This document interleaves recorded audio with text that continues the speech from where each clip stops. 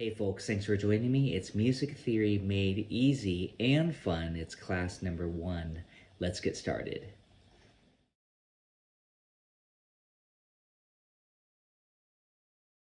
To Music Theory Made Easy and Fun, of course. Has to be fun, otherwise it'll be boring if we just talk shop and not apply it. So definitely have your instruments ready to try out these ideas, because that's the only way, is that you apply it immediately. But that's why you're here, so that you can ask lots of questions, so I don't go too fast. But I want to clarify, hopefully, most of your questions that you may have, and also introduce you to some new topics that you may not have thought about. That's the goal. And to inspire you, give you some names for a lot of things you already do. You might say, oh, I always play 1, 4, 5. I didn't know that that's a chord progression, things like that. Some basic things that you can apply for improvisation or songwriting. Or if you've never improvised, you're going to learn how to improvise, starting with today's session. So we're going to kind of mix it all up. Today is fairly straightforward as far as just being a really, hopefully, good, solid overview of what we're going to be doing. I've even got my guitar hooked up to a loop pedal, so I can go ahead and strum a chord, a G chord, and I can loop it like this. 1, 2, 3, 4, 1. And then it plays back, and then I can jam on some scales, which is what we're going to do.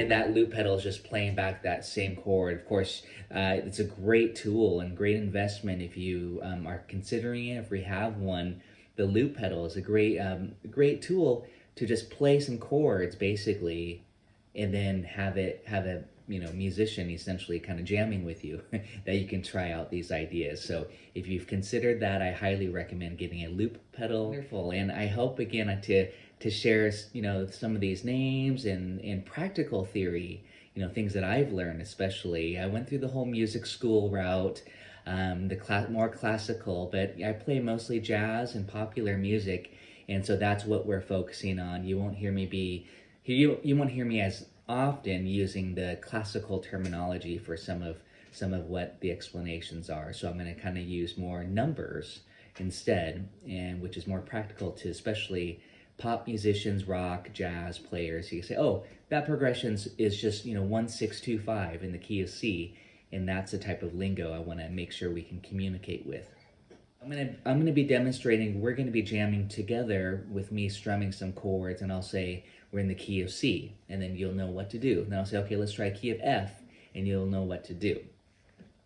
Okay, well, great. Again, we'll get started. I know you guys are all excited and anxious, and I'm going to start with really the foundation of what we're going to be looking at with music theory, and that's the chromatic scale. I'm going to be saying some terms that are some of it might not be written out, so you might want to take some notes. I'd like to see hands, however. How many of you play the piano or have a keyboard or piano that you can mess around with? Okay, that's half, about roughly half. It's a good thing to have, The thing is, you could even get this app, a piano app, which is what I'm going to share with you here, and that's a really good tool to have just to mess around. But keyboards are relatively inexpensive.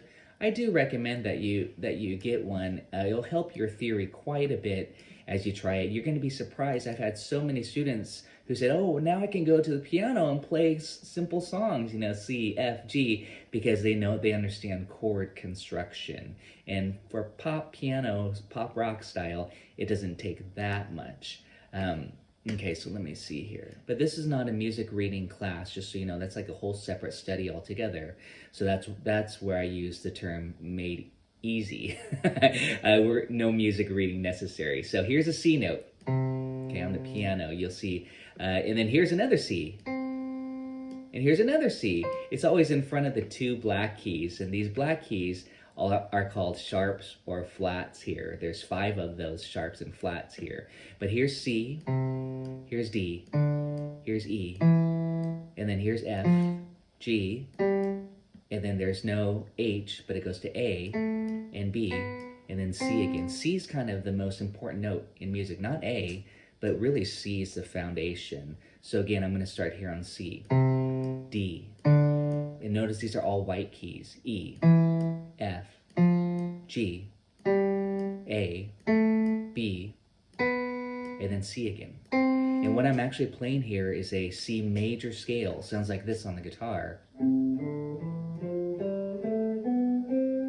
Okay, and I wrote that out, actually sent an updated PDF for both guitar and ukulele. They're on the same worksheet. They just got sent out a few minutes prior. That shows this.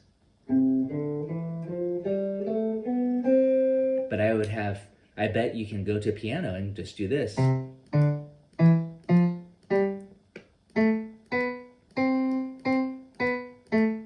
for all the clicking noise. My mouse, don't have a quiet mouse. Do, re, mi, fa, sol, la, ti, do. But anyways, that's a C major scale. But that's not the scale we're going to start with. We're going to actually discuss the chromatic scale, not the major scale. The major scale can be derived from the chromatic scale. So the chromatic scale is every note, okay? It's going to be C, C sharp, or this can also have two different names, C sharp or D flat, D, D sharp or E flat, E, F. Notice there's no black key between E and F, okay?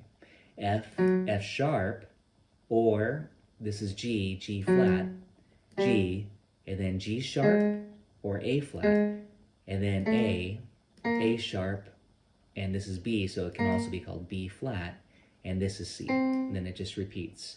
So that's 12 different notes. 1, 2, 3, 4, 5, 6, 7, 8, 9, 10, 11, 12, then it repeats.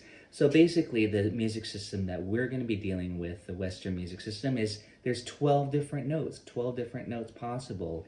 And the black keys can have two different names. I'm going to talk about that there is such thing as an E sharp. If this is E, E sharp would be here, which is F. And sometimes in sheet music, you'll actually see that. Just like sometimes in sheet music, you'll actually see a C flat chord. Here's C. C flat is here, which is really just a B note. Again, it would be nice for you to go to the keyboard and give that a try if you have one. But notice how they have both names written on those black keys. And of course, the pound symbol, or now the hashtag symbol, is the sharp. And then, of course, a flat is a little b. Hopefully you all knew that. Again, this might be a big review for many of you, but just in case, okay? So what I was saying was, even though there's no black key between E and F, there is such thing as an E sharp. Some of your musical friends might think you're crazy, but if you said E sharp, but it's really just sounding as an F. Just like there's an F flat, it's really going to be sounding as an E. But don't be surprised if you see that in some sheet music. I'll show you why later when we look at major scales. Same thing with B to C. So notice there's a half step between E and F and B and C here. Oh, I got to talk about that. That's the next topic. Okay, the distances. We need to measure these distances. From C to C sharp here, that's called a half a step. Okay, just the next adjacent note. On our instruments here, if you were to play a C, we can do this now, and this is the revised version if you have that PDF I just sent you, if you're clicking around for it. This is a C note here. That would be equivalent to just playing C here on the piano. And I'm going to leave this screen up so that you can see the notes with the letter names written on there. So if you go up a half step, that's just one fret on the guitar or ukulele. Okay, that's a half a step. A whole step, of course, is two frets or two keys here, two adjacent notes. So a whole step above C is D. Okay, that's two frets on the guitar. So again, C to D, that's a whole step. D to D sharp or E flat, depending on what name we call it, that's a half step. Guitar, ukulele, mandolin, any fretted instrument, the distance between one fret to the next is always a half a step. Okay, so 2 frets would be a whole step. 3 frets would be a whole and a half. Okay, we're going to have names for those too coming up here soon. But right now we're just strictly dealing with half steps and whole steps today. So C to D is a whole step. D to E is a whole step.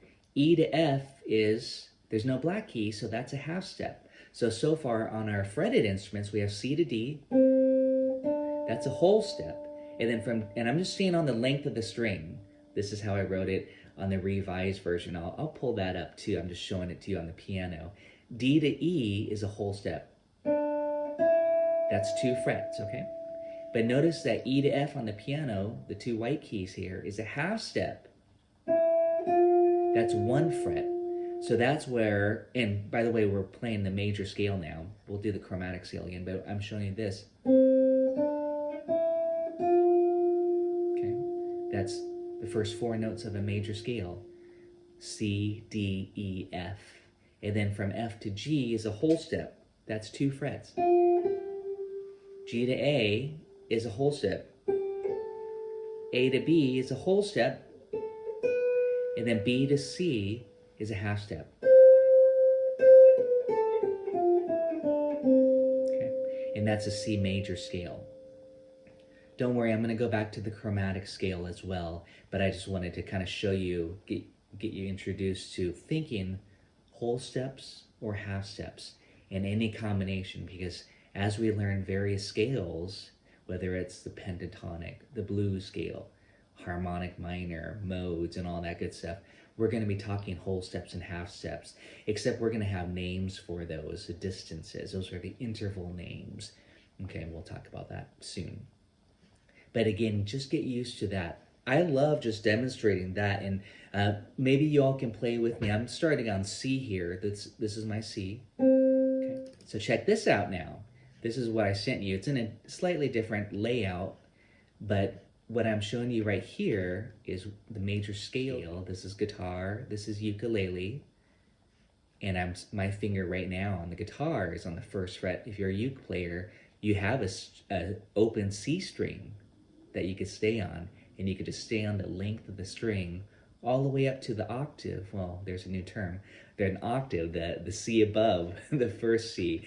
We'll get to those terms in a second. And then same thing on the guitar. And notice that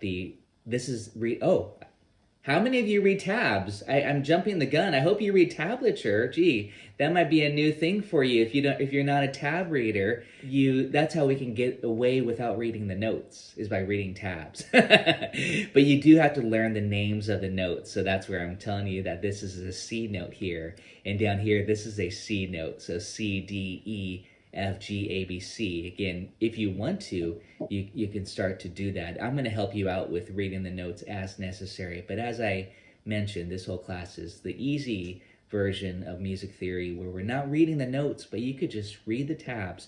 But you do need to know that this is a C note. You got to find your C on your instrument, respectively, what other instrument. So here's a crash course on reading tabs, you guys. You'll always see it. This is notation here with the treble clef. You might see a bass clef as well, but we're not going to worry about the notation part. But what we're looking at here is tab. We want to find the word tab. Whether you're on the guitar, you'll have 6 lines, or the ukulele, you'll have 4 lines. For guitar, we have 6 lines because we have 6 strings, okay? So this is, again, just a quick primer on reading tabs, which may be new for some of you as well. These lines represent the strings. Not these numbers, those are the frets, but the lines represent the strings. So down here, the lowest string, that's actually this 6th string here, the E string, down here. It's not a mirror image. This is what confuses a lot of people for reading tabs, is the orientation of it, is that it's kind of upside down. So this is E6, and this is A5. D4, G3, B2, and E1. And now I'm assuming, and I hope this is the case, that you know the open string names. Yes, I do feel like that's very important. You don't know that already. But because you'll hear me say, play it on the E string, or I might say E6, and now you know that this is the 6th string. Okay, so that's very important.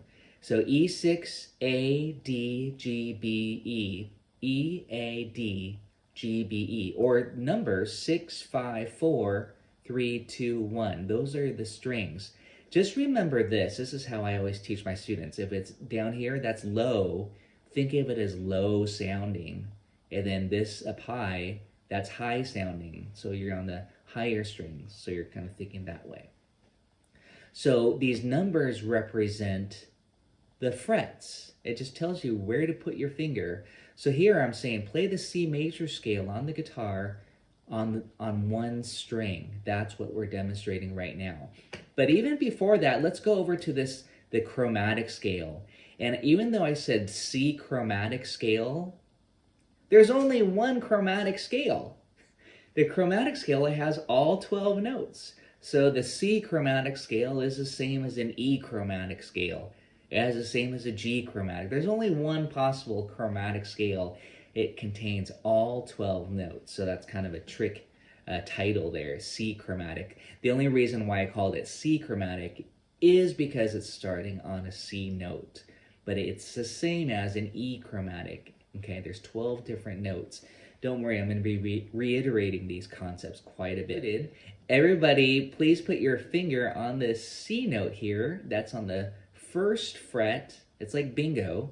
First fret, second string. Or I might say second string, first fret. Either way, here's the second string. That's the B string, and here's C. And if you're on ukulele, you can do this open string. That's your C string there. Or you might find a C note here on the third fret on the first string. That's also a C for the uke. Just please feel free to experiment.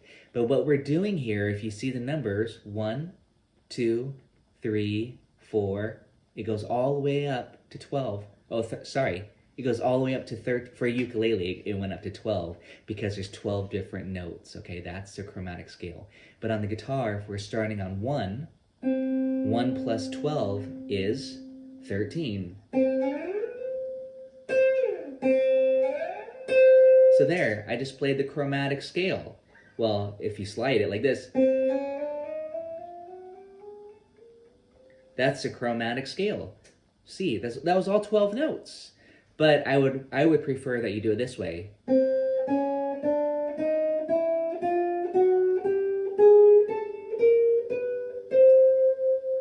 And then we can stop once we reach the C above. And that is called an octave there. We'll talk about that. That's very important to know the octave.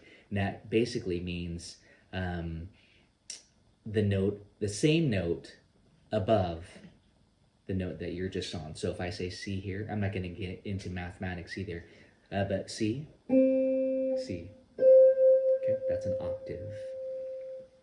Can everybody try that at your own leisure? And I'm going to show you what you can do, because you're going to have access to this file. Is that you say, okay, I want to play along with this, and you just push play. It doesn't go backwards, but you can say, oh, that was fast. Let's slow that down. If you guys want to watch me here, I'm just demonstrating the sound slice. You might say, that was too fast. I'll slow it down here, and that's BPM, beats per minute here. Do that again, but I'm kind of, actually I should do it to the view that you'll be seeing it, like this. And you might say, oh, okay, I'm going to start right here. And I'm going to just push play. Sorry, I have this opened up pretty big file here. You can even see the piano below. And that was the C chromatic scale. Again, there's only one chromatic scale, but that's just starting on C. If I said play an E chromatic scale, on the guitar we have an E string, and that's open. I don't know, can you see me over here? I'm just playing the E open, first string, and you'd go up from 0 to 12, like this.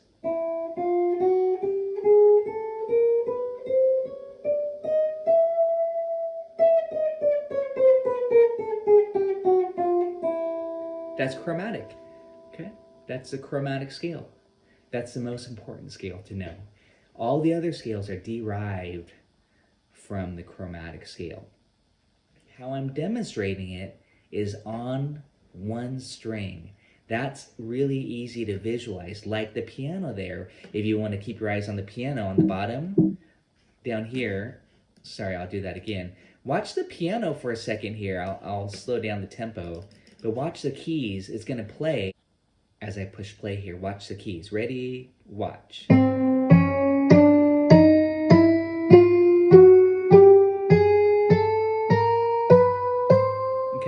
It was just every note, including the black keys. So, and then it would be the same going descending, ascending, and descending. Okay, now that's again the foundation, because now we're going to extract notes from the chromatic scale to make the major scale, to make the pentatonic scale, the blues scale, harmonic minor. There's all these fancy scales we're going to talk about. So don't be nervous. Okay, so now we're going to go ahead and do the C major scale. I know I already started you on it, but now, and don't worry about these formulas here. I know that gets a little confusing as well. But what we're going to do to create a major scale, that's the whole point of the rest of the lesson today, is the major scale is it's an 8-note scale from where you begin to where you end, but there's only 7 different notes. So the formula for it, I'll probably load it up here, but if you all can do this with me, start on C. C is going to be the important note today. Right here, if you're on guitar, just like we did on the chromatic scale, you're going to learn how to read tabs if you're not a tab reader. I should have put that as a disclaimer. Reading notes is not necessary, but definitely we're going to read tabs. So here we go. From C, there's a formula. There's a formula. It goes whole, whole, half, whole, whole, whole, half. And if you forget, you'll have that piano to look at, but check it out. See these 2 black keys, and then see the 3 black keys? So it always repeats. 2 black keys, 3 black keys, 2 black keys, 3 black keys. And it just keeps repeating up the different octaves. So the formula for major scale is going to be 2 whole steps, just like the 2 black keys, and then half step. 3 whole steps, and then a half step. And then that's it. That's a major scale. That's the formula. And you'll see that when we look back at the major scale sheet that I passed out. And we're going to do some of them together. Generally, I don't pass that sheet out with all of them on there.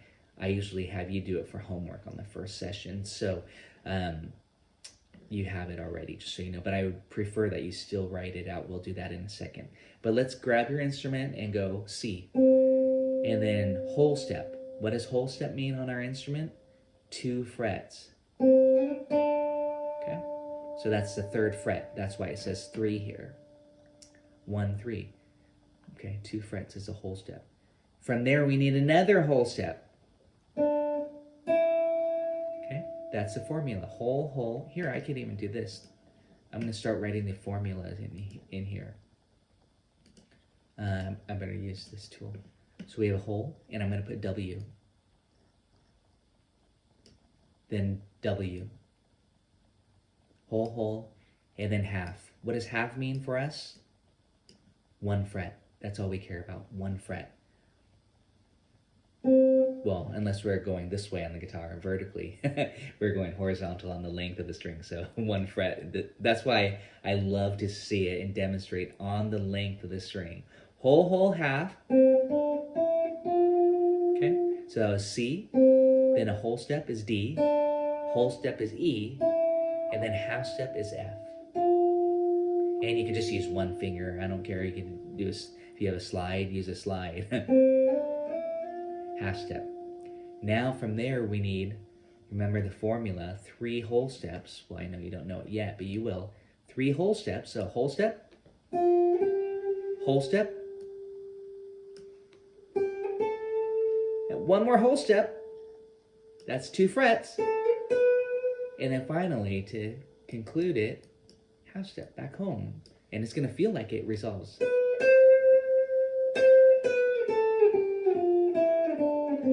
And you can memorize that. Ideally, you'd think about it. I know many of you will just kind of go for it and use your ear. But there is a formula, whole step, from the note you started on. We're going to do different scales next. But on C, it's start on C and just say whole step. And when you say whole step, that means 2 frets. If I said half, that means 1 fret. So whole step, half, whole, whole, whole, and half. And that's C again. We ended on C. The notes, by the way, we're not even really talking about notes, see? We're just talking about the formula. Whole, whole, half. Whole, whole, whole, half. So C, D, E, F, G, A, B, and then C again. Okay. And that's where you can look at that piano and you'll look at your major scale sheet. It's going to be reinforced. Of course, again, that's notated here in the notes, but I guess what I can do here also is to, do this, C, D, that would be the next level, E, so that you know you're playing those notes, F, G, A, B, and C to end it. That's a C major scale. C is very special and the most important scale, and if you play ukulele, if any of you have taken my beginning ukulele class, the whole first 6 weeks is just completely in the key of C. We learn songs in the key of C, which on the piano, it's all white keys. It's kind of the easiest key for musicians. It's nice to learn things in the key of C. There's not one black key in the key of C, meaning there is no F sharp, there is no B flat, there's none of that on the key of C, okay? So if you wrote a song in the key of C and said, hey, I just wrote a song in the key of C, I would assume again that I could just play all the white keys on the piano and, the chords would be contained in there, the melody too. More than right. Okay, so I'm just going to do this. We're going to start with a big piano, and I'll probably erase this. Let me know if you cannot hear me. I'm speaking up with my full voice here. And of course, these will be black keys, but they're blue today. Maybe close to actual size. Okay, no, a lot bigger, I think. More like the movie Big. You can step on these notes. Okay, so when you look at a piano, I am going to use a piano because I feel like the piano is the most important visual tool to learn chords and notes. When you look at a piano, you'll see 2 black keys, 3 black keys, 2 black keys, 3 black keys, and that's always true. 2 black keys, 3. That's how you know where you're at, what note. If you saw all black keys and white keys, you would have no idea unless you had perfect pitch. So in front of the 2 black keys is C, okay? And that's the most important musical note in our alphabet, C. Not A, but C. So actually, I could just kind of show you here, and then I'll write it on the board. We have C, then it goes D, E, F, G, A, B, C. And of course, that may be review for many of you, but just in case, I'm going to write it down.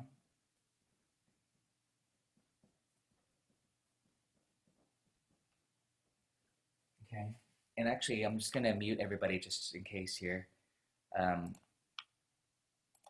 But if you have a comment, I'm just going to keep eyeing the chat section here. Okay, so now I'm going to go on. The black keys here, the black keys can have 2 different names.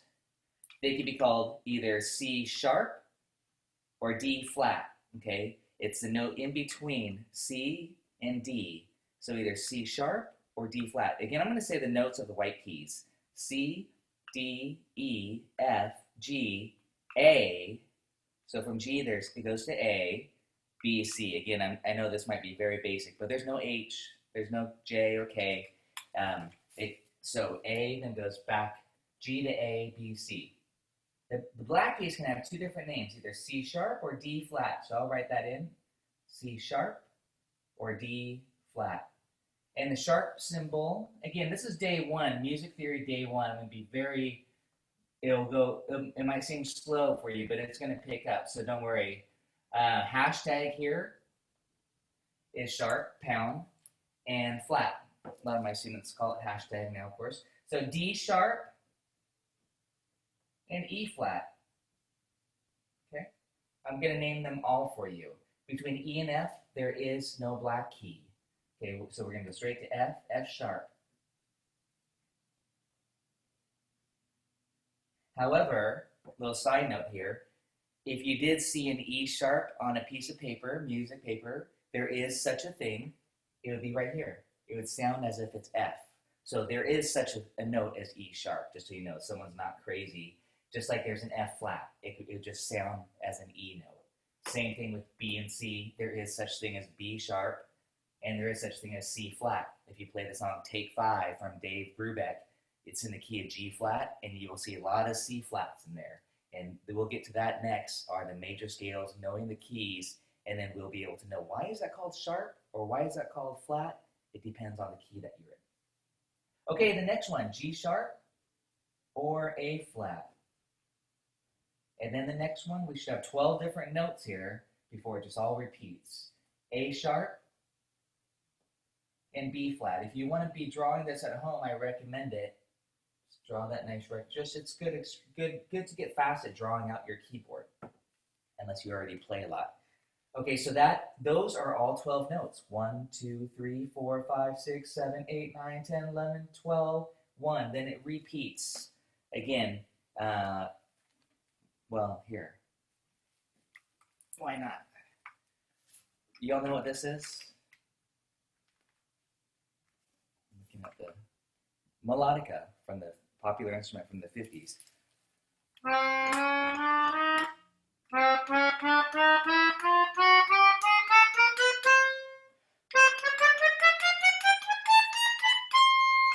So again, that's the chromatic scale. I just started on C and I went to C, okay?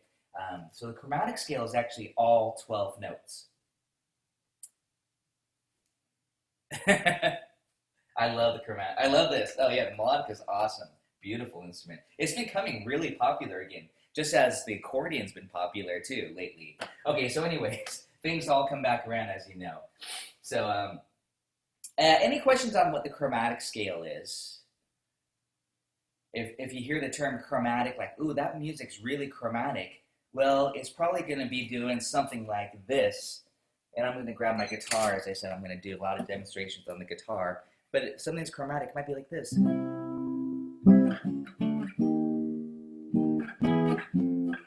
It might move 1/2 step at a time. Or like this. You know, that'd be like a chromatic line, chromatic melody. So you'll hear that term chromatic. The chromatic harmonica. It has every pitch. Okay, it can play every 1/2 step. And now I'm already talking about 1/2 steps. I should definitely talk about that. A 1/2 step means from here to here. That's also called a semitone. And then here's the next one, versus a whole step. Okay? So a whole step would be from C to D.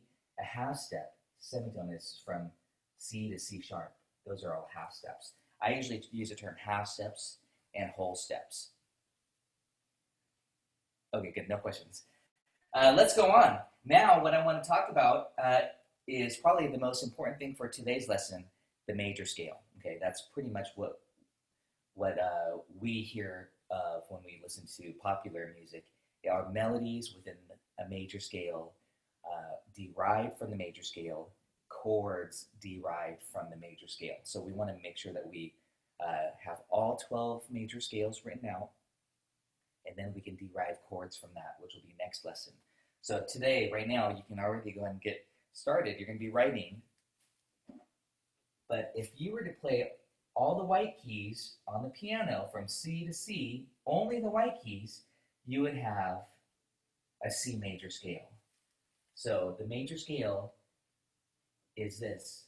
Whole step, there's a formula. Whole step, 1/2 step. And you can see it right on the piano, whole step. And I'm putting W's and H's. Whole step, and then finally a 1/2 step back home. And we're going to put numbers to these as well. But this is the formula. Whole, 1/2, whole, 1/2. 2 wholes and a half, 3 wholes and a half. And that's how you write out your major scales when we do that next. And again, I hope you grab a piece of paper and we're going to write out all 12 major scales. I think usually that's the first session for me as far as the class, but I think we're going to move kind of quickly because it's kind of one-sided here. So I just there's not going to, unless you have questions here. So, but I don't want to rush through anything. So if you have questions, please feel free and just type it in. Okay, so again, we have to go to your instrument, and you should play a major scale. So if you're a guitar player, oh, by the way, I'll do it on the piano since I have my melodica handy right here. If I were to do that on the white keys only,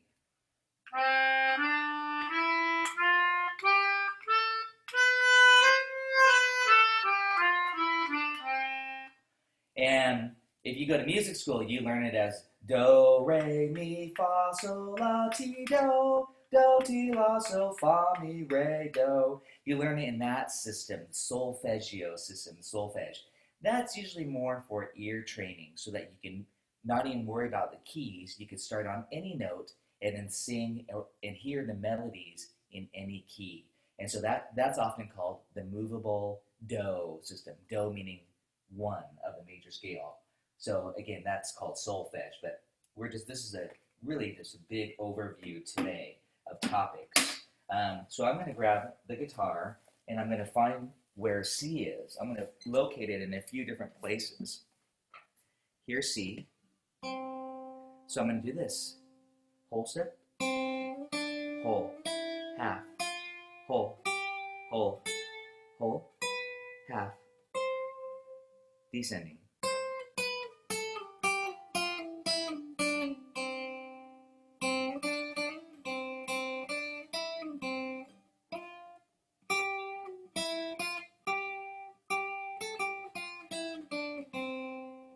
Etc.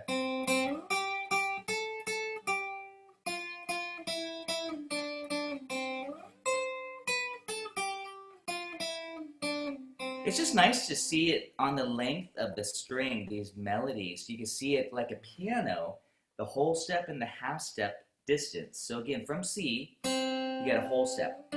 Sorry, I'll do this slowly. I hope you do this with me with your instrument.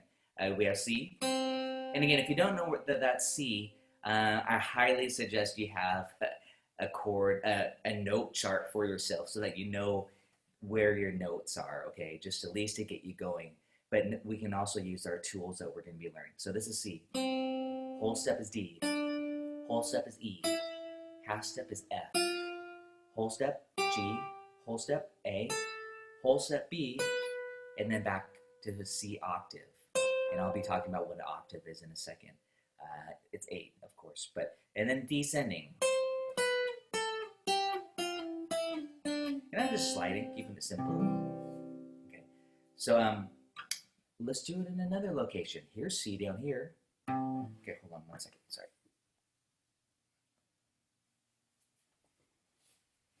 C's down here. Okay, you all know that from the C chord. Hopefully. So here's C. Whole step. Whole step. Half step. Whole. Whole. Whole. Half. So there's 2 wholes, then half, 3 wholes and a half. Always true. And descending. Half, whole, whole, whole, half, whole, and a whole. Okay.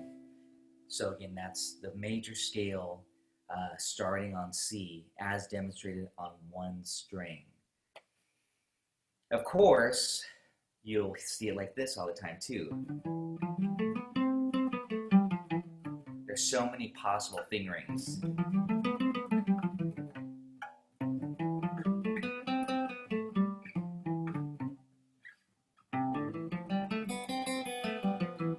Isn't that crazy that the guitar can play that same scale so many ways while on the piano it's just one way to play one location?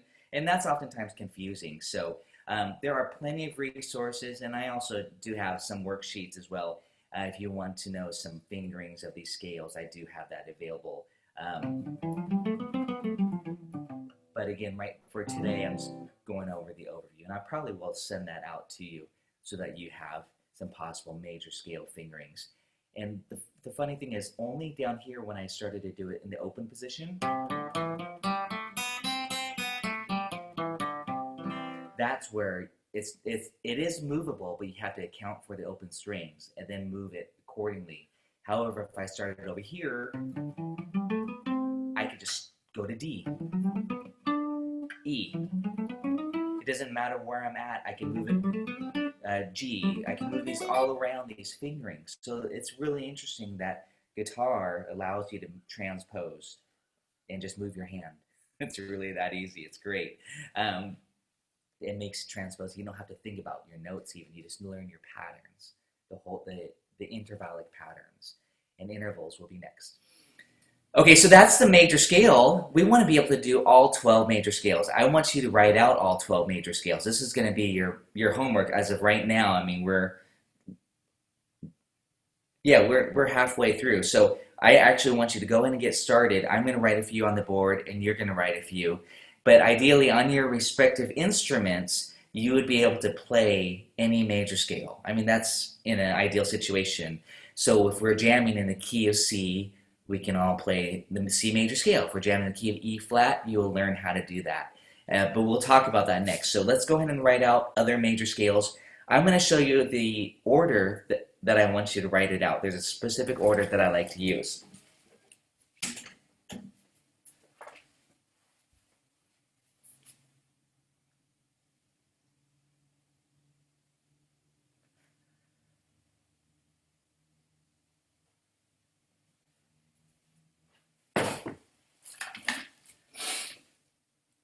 I'm going to leave the piano up there. So C was the first one.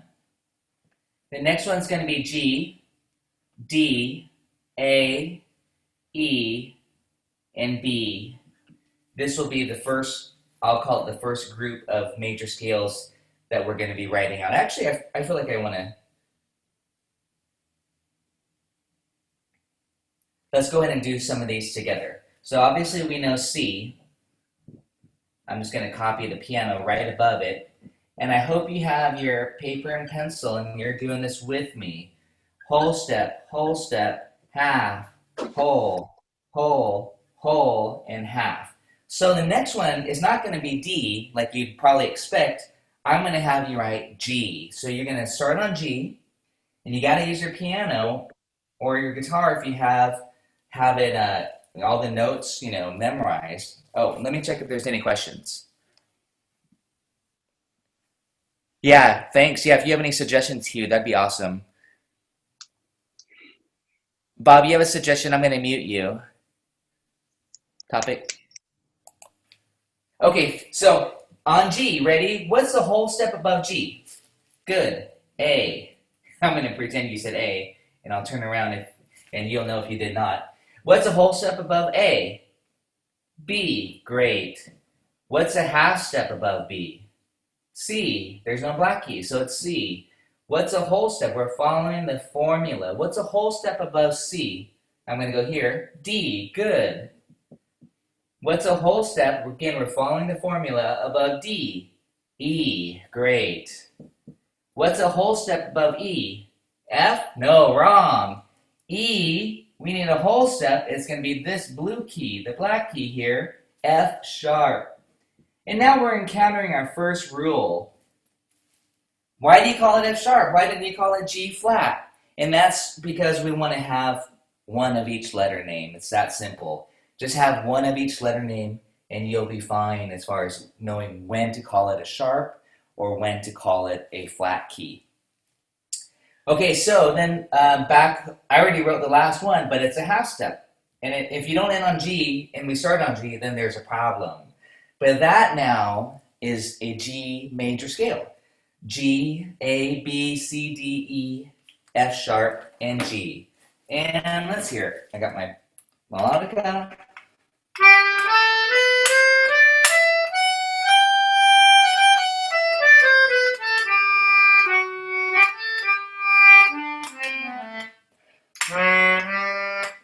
So that was a G major scale there, just noodling around a little bit, going up, going down, etc. Yes, you want to be able to do that on the guitar.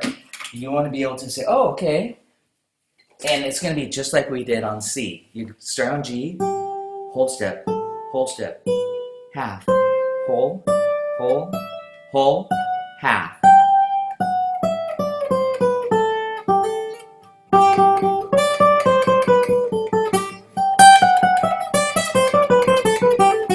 And you can just noodle around and have fun just doing that. I'm going to hit a G string.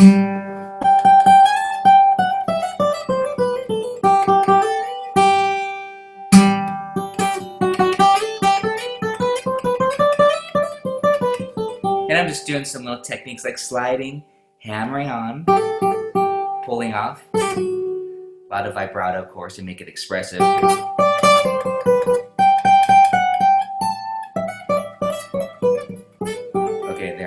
few wrong notes that are not in the key of G, but hey, it's super fun just to noodle around, I call it, in the key. Just, you know, hit that open string if you happen to have them. And of course, you can do that on the piano. Just play a G and then run your major scale and have fun. Okay, don't worry, I'm not going to do the demonstration on every key, all 12 keys. But I want, again, hopefully you're doing that right now. Say, hey, oh, that sounds nice. Going up the scale, down the scale. Okay, let's go on to D, and then we'll go to the next set. But we're not going to do all of these. I think I want to go on to the next topic today. We're going to cruise through this. Again, I know there's not that many questions. Okay, D, here's D. What's a whole step? We got to follow the formula. What's a whole step above D? E. Good. We need another whole step now because we're going whole, whole. Well, we're on E. Has to be F sharp. And again, not G flat because we're on E. We need to have the letter F. What's after F sharp? We need a half step. G. Good. Oops. G. Okay, what's a whole step above G? A. And I'm just writing the formula to keep track of it. What's a whole step above A?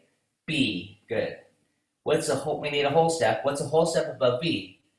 Not C, but C sharp. Okay, you have to imagine there's a C sharp here. Has to be called C sharp. And then we need a half step to finish. Half step from C sharp is back to D. Good. We did good because we completed we got from D to D, okay?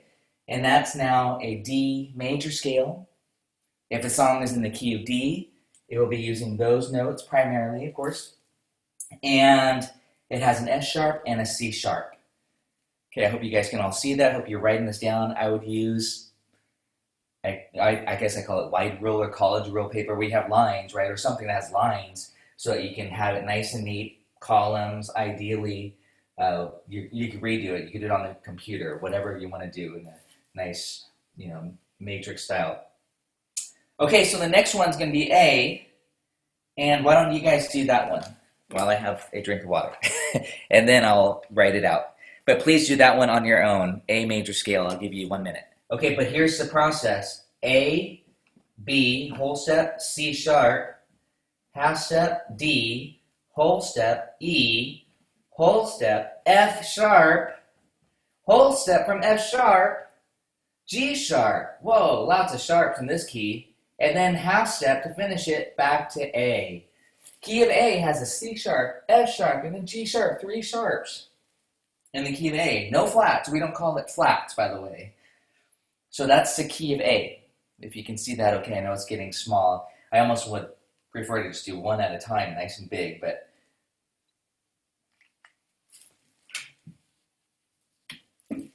okay, we're going to do all of these together, I decided, because I'd rather not wait till next week to see if you got them right.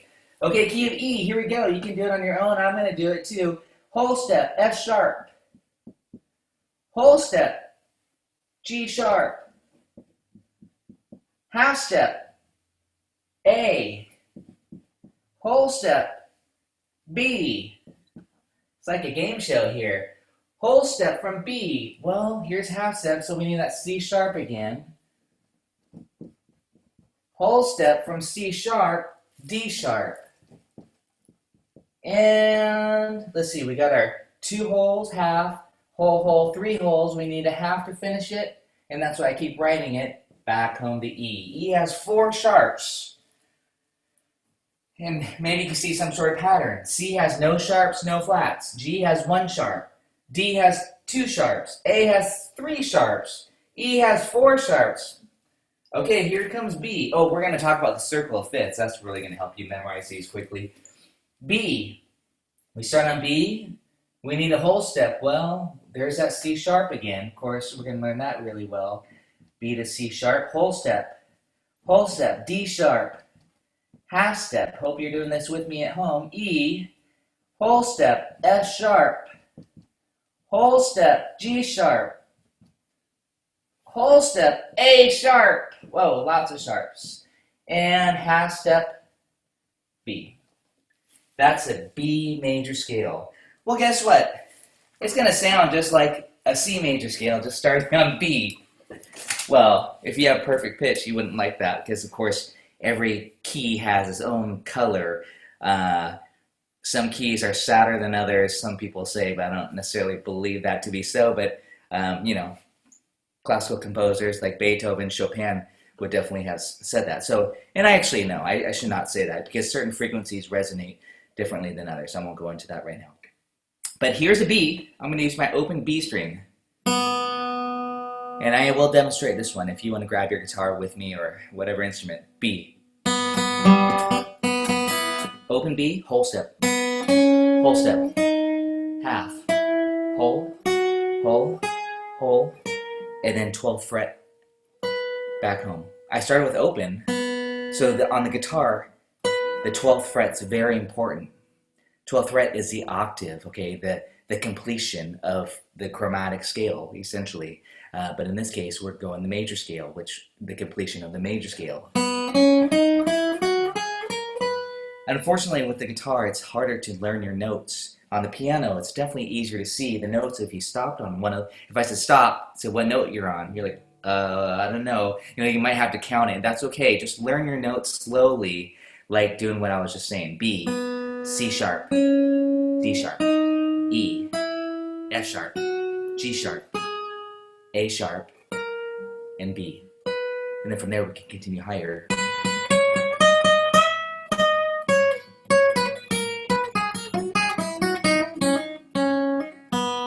Okay, and that's, again, the noodling aspect of it. This is kind of fun for guitar players. Like I said, use that open string. So I'm going to hit this open B, and I'm going to start on this B here.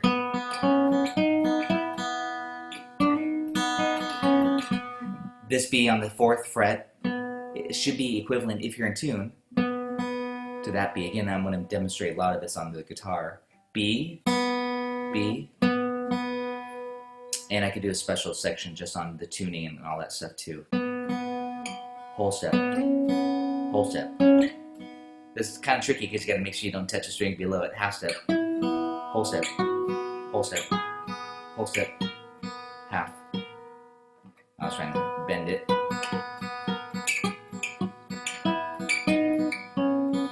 That's a really nice effect. You've heard a lot in pop music. The open string ringing, this stuff.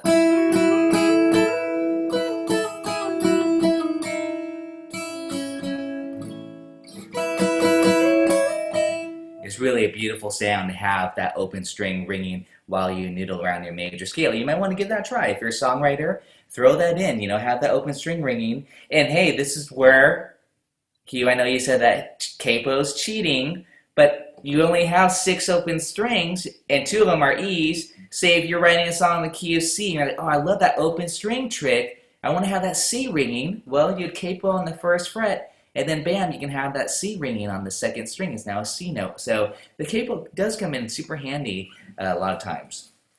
Let's go on. I'm looking to see if there's any questions. Magic buttons? I didn't Irving Berlin write everything in the key of C or something? Do you guys know about that? He can only play in the key of C. Maybe that was a story, I have a rumor. Everything that he composed in the key of C. I'm going to erase this. Does anybody have any objections to me erasing the first batch of scales? By the way, this is really good. Good job. 1, 2, 3, 4, 5, 6. We have 6 major scales. That means we have 6 left to go. Anybody want me to keep that up? Are you copying that down? I have this all written. I'm going to send it to you as a PDF. You can double check your homework later. Okay, just in case. But this is how I like to write it out. I know it's a little bit messy right now as I'm doing it live and bending over and stuff, but gone. Okay, let's go on. The next batch, we're going to start on F. B flat, E flat, A flat, D flat, and G flat on the bottom here. Okay, key of F, here we go. Oh, by the way, I'm using the term key. When a song is in a key of something, that means that the notes are going to be from this major scale, whatever key you're in. If we're in the key of F, the notes are going to be from F blank blank blank through F. Key of C, C, D, E, F, G, A, B, C. C is the easiest key, of course. So all the white keys on the piano. Okay, here we go. So that's the key, the word key. And yes, a song could be in a minor key if you're wanting to say that. We'll talk about that later. Oh, all the nice. Okay, yeah, yeah, exactly. Pentatonic scale. We'll talk about that too. Okay, here we go. Start on F. Whole step. I'll race you. Just kidding. Whole step is G. Whole step A. Half step. Sorry, I'm off from my piano here. Let me try to get back on a little bit. Whole step from G, or F is G. Whole step is A. Half step is B flat. If you said A sharp, we just came from A, so you have to call it a B flat, not an A sharp. You don't want to duplicate the same letter name. That's why now we finally have a flat note. Okay, that's F, G, A, B flat. We're in the key of F. Whole step from B flat, C. Whole step from C, D. Whole step, E. And half step back home to F. That's an F major scale. I'll bypass playing it. Let's go to B flat. What's a whole step above B flat? Right here is our start note, B flat, the black key here. Whole step is C. Whole step, D. Half step, is it D sharp or E flat? Good, E flat, because we're on D, so now it's going to be called E flat. Whole step, F. Whole step, G. Whole step, A. Half step, oops, I started to write it. Half step from A is B flat, back home, okay? And yes, it's all going to sound the same, essentially, like the major scale, like we've just been demonstrating and you've been playing around, just in a new key. Okay, here we go, E flat. Again, we are going to go through all 12 of these. Usually I have people do it as homework, but we'll just do this today, get it all done with. Whole step from E flat. E flat's here. Whole step is F. Okay, and again, review. Whole step, half step is one note, adjacent note. Whole step is two, so you got to go E flat to F. On the guitar, it's 2 frets. Whole step from F, G, good. Half step from G, A flat. Okay, again, I'm going to point there. G, half step is not G sharp. Well, it is, but we have to call it A flat because of that rule of having one of each letter name within the major scale. Whole step from A flat, B flat. Whole step from B flat, C. Whole step from C, we're still following our formula. Got to keep track of that formula, don't get confused, D. And then finally, half step back home to E flat. Okay, we're almost done. Whole step from A flat, I'll just kind of go through it. B flat, now you know how to do it. Whole step from B flat, C. Half step from C, D flat.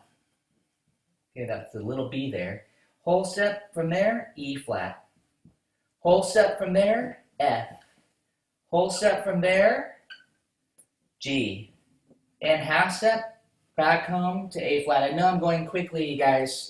And if you're not caught up, you can do it at home to finish in that. And I will send out a sheet that has it already all written out. And of course, this is on the internet too. Okay, so D flat. The whole step, E flat, that's why I'm just going through it quickly now, because I think you guys get the idea. Whole step, F. Half step, well, F.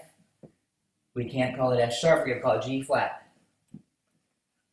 Whole step from G flat, A flat. Whole step from A flat, B flat. Whole step, C. Where are we at here? Half step, D flat. Woo! We're almost done. The last of all 12 major scales. You would ideally have them all written out from C. It'd be your order would be C, G, D, A, C, G, D, A, E, B, F, B flat, E flat, A flat, D flat, and the last one, G flat. Ready? Here we go. Whole step above G flat is A flat. Whole step above A flat, B flat. Ready for this one? Half step above B flat. What's your answer? Half step above B flat. Well, here's B flat. I know you want to say B, but resist it. You just said B flat, so instead you gotta call it C flat. That's what I was talking about. If you look at the sheet music for take 5, you're gonna see that on there. C flat, lots of C flats. You'll see a C flat major 7 chord. And you know it really sounds like a B note, but it's called C flat because of this reason. Okay, whole step above C flat, D flat. Whole step above D flat, E flat. Whole step above E flat, F. And half step above F is back home to G flat. So notice that last one, G flat, A flat, B flat, C flat, D flat, E flat. And then only F is natural. And that's the term natural is when it's not sharp or flat. And then back to G flat. Well, if you looked at the top of your list there, G, it's G, A, B, C, D, E, F sharp, G. It has that F sharp. So that's kind of easy to keep track of I think it is, if you could think like that too, of when a key, like key of G has 1 sharp, but in this case, they're all flats and that one's natural. I won't confuse you more by saying that. Woo! Good job. That was all 12 major scales. By the way, let's do G flat. Why not? Don't be afraid of G flat. Here's G, so here's G flat. And yeah, you might call that an F sharp, but we're going to call it G flat. So, whole step, half step, whole step, whole step, whole step, and half. If you wanted to say the notes, it'd be G flat, A flat, B flat. Ready for this? C flat in the key of G flat. This is again Y now. D flat, E flat, F, and G flat. Okay, that was a key of G flat major there. Okay, are there any questions? When you look at it, as I kind of talked about earlier about how C has 0 sharps, 0 flats, G has 1 sharp, F sharp, D has 2, it's progressive that way. You keep adding more sharps. And then when you start on F, was the first key that had a flat note, B flat. And then you look at B flat has 2, E flat has 3, A flat has 4, D flat has 5, and exactly what you just said, making that connection of how these all relate. And actually when you're reading sheet music too, you will see it actually go in that order. And when you look at the key signature at the beginning of a piece of sheet music, which I'll show you next time, you'll see it say B flat, you'll see those little flats there, 3 of them. But it's going to be right on those notes, B flat, E flat, and A flat. I know I marketed this class as reading notes is not necessary, and we're going to be doing it more like this. But if you were to look at the sheet music, which I'm sure all of you have sheet music laying around, you would see the very beginning, the treble clef and the key signature, meaning those little flats or those little sharps, that kind of tells you generally what key you're in, okay, in a very general way, what scale or what major key you're in general. So if I saw 1 sharp, I'd say, oh, it could be in the key, most likely it'll be in the key of G. I say that loosely now because, and not with a definite term, because sometimes you might think it'll be in the minor key, and we'll talk about that soon as well. But today is just, again, hopefully a good overview of what I want to be talking about, just so that you know, like next time we're going to go right into chord construction. What are the chords in the key of C? And that's going to hold true for all 12 keys. So once you learn the chords in the key of C, we then will take that knowledge and be able to apply it to the other keys. And then I want to talk about some special chords. I'll just kind of give you a demonstration since we're pretty low on time here. But I'll give you a special demonstration. Once you know like a D major chord, I'll say, okay, you can make it minor. You can make it diminished. You can make it major. Again, I'm just using the fancy names right now. You can make it a D sus4. You make it a D sus2. Okay, just different ways that you can add these into just your basic chord that are very quite common. You could do D add 9. You know, what are those chords? Again, this is popular music. You're going to hear these sounds all the time, and I want you to be aware of what they mean when you see a sus. And sometimes it's ambiguous, but you'll hear it all the time. But the person who's writing out the chart will just say C sus. What does that mean? You know, but sometimes it's actually could be 2 options. So anyways, I'm just kind of giving you a little quick preview of that whole topic of First of all, you'll learn next time you'll learn major chords, minor chords, diminished, augmented. There's a lot of stuff. Sus chords, sus2, sus4, added chords, add 4, add 9, or add 2. So again, these are all formulas. I think what I want to leave you with is the concept of, please think of this in terms of numbers. And I know, like, if I said G flat, are you thinking in terms of the letter names? Or are you thinking in terms of the intervals or the distance? Or are you thinking in terms of numbers? I think of everything in numbers. Again, I demonstrated the do, re, mi thing too. But I think 1, 2, 3, 4, 5, just kind of hearing the numbers. And that way, it translates to any key. So I often use numbers. A jazz musician often uses the numbers as well too. Just to say, oh yeah, well that song starts on the 6th degree, it goes 6, 5, 4, 3, just numbers. I'm going to really promote the number system as far as melodies go. So what I mean by that is when you have a C scale, C is 1, D is 2, E is 3, F is a 4, G is 5, A is 6, B is 7, and C is 8 again, or 1, okay, for any key that you're in. So that's really just all I want you to do for this week, is just to really think about those major scales. I know it's, we covered it, and I hope we covered it pretty thoroughly, and as we wrote them all out together. But I want you to rewrite it, and make sure that when you rewrite it, as I'll have on my piece of paper, it's still handwritten, it's not perfect, but try to line them up so that when I do say, what is the 4 of C, you can look over and say, oh, it's F. Then I say, okay, well, what's the 4 of G? Then you look right underneath it, you say C. What's the 5 of G? Then you look over, you say D. You want to have it so it's all really nice and clean. And again, I like the term the numbers. We're going to number the major scale, 1, 2, 3, 4, 5, 6, 7, 8. And that's actually the next topic too. We've got a lot to cover next week, good stuff.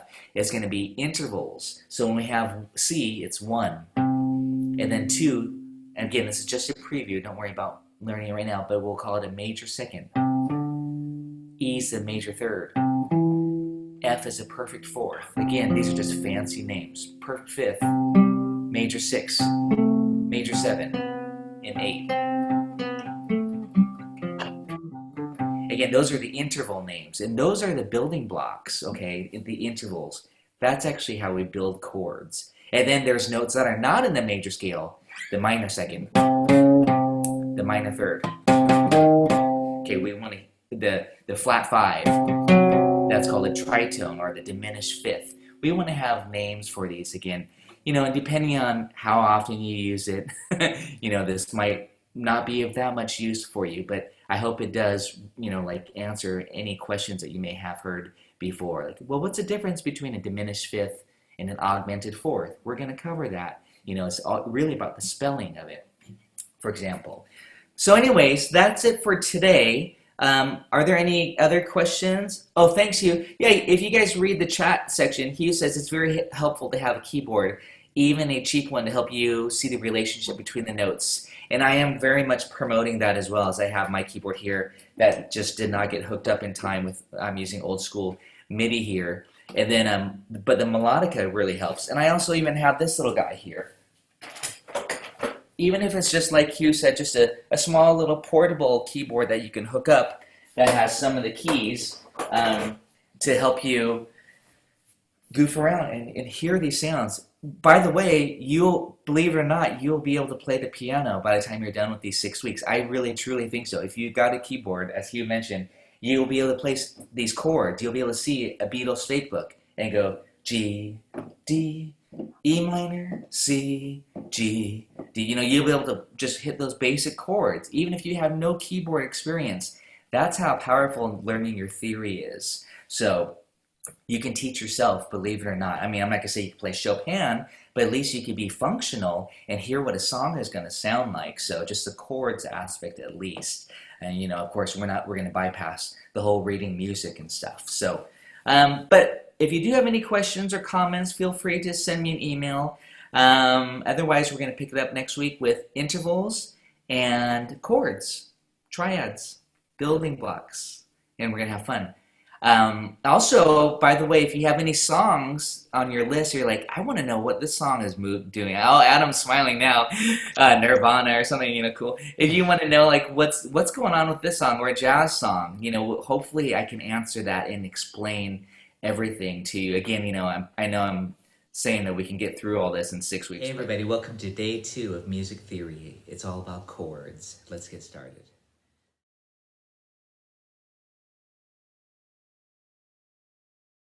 Sorry, here's the formula for the major scale. Here are the formulas for the chords.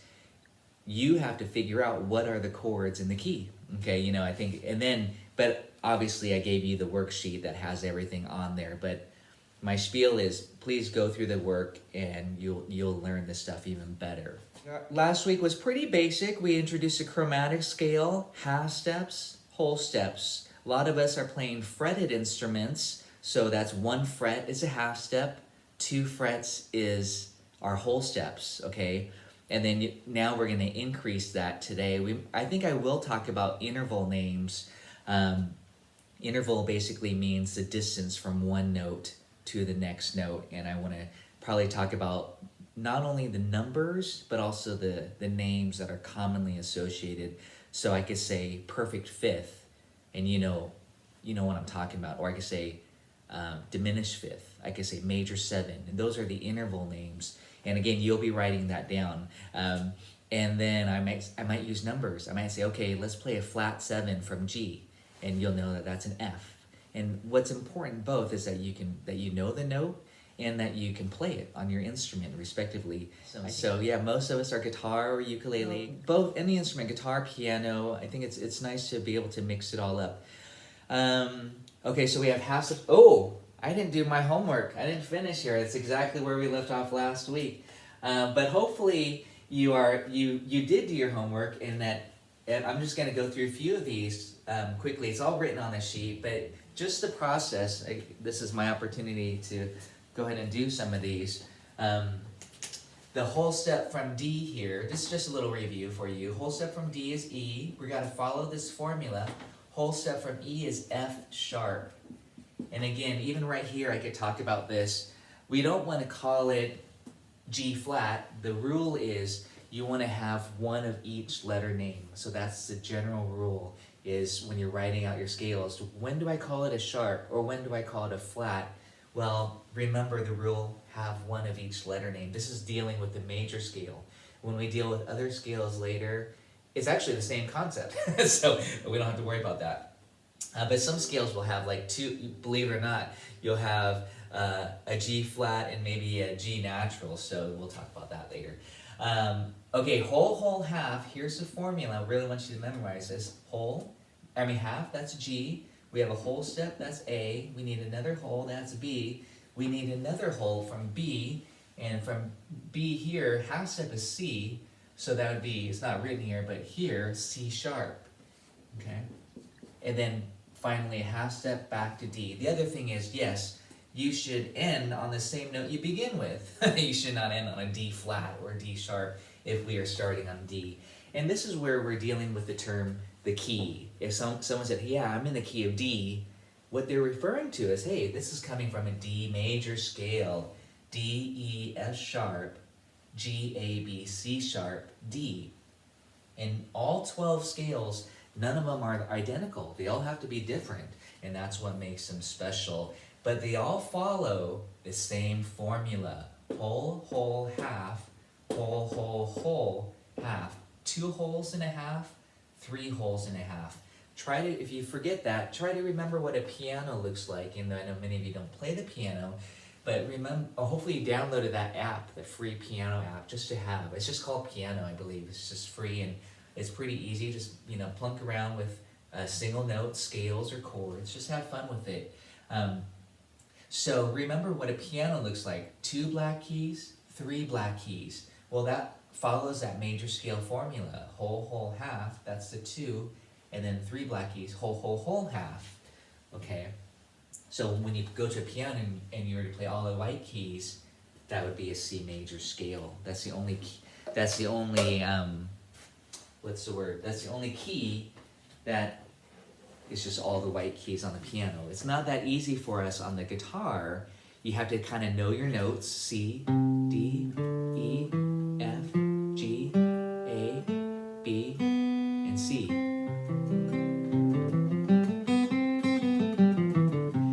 I'm playing it this way, vertically going down across the strings. It's a little bit trickier. What we demonstrated last time was to play it on the length of the string. I like it that way, laterally, kind of linear. You can see it like a piano, or maybe a flute, hopefully. You have C. And of course, you gotta know your notes to some degree. That's a given, is that you gotta know your open strings, and I know we're all still working on that perhaps. E, A, D, G, B, E, but we have a B note here, and then this is C. So if you were to follow this formula, play this all with me, please. C, whole step, whole step, half step, whole step, whole step, whole step, and half. I could do it that way faster than thinking about each letter name. You know, you can start on any note. You can start on F. And for me, it's kind of a series of whole steps and half steps versus necessarily thinking about each letter name. So I'm thinking about the interval combination. And again, the interval is the distance from one note to the next. Sorry, I don't know if I got off the camera here. C, D, E, F, G, A, B, and C. And what we did last time, I might have to grab my guitar, my jazz guitar here, but what we did was just noodle around. We just kind of noodle, meaning...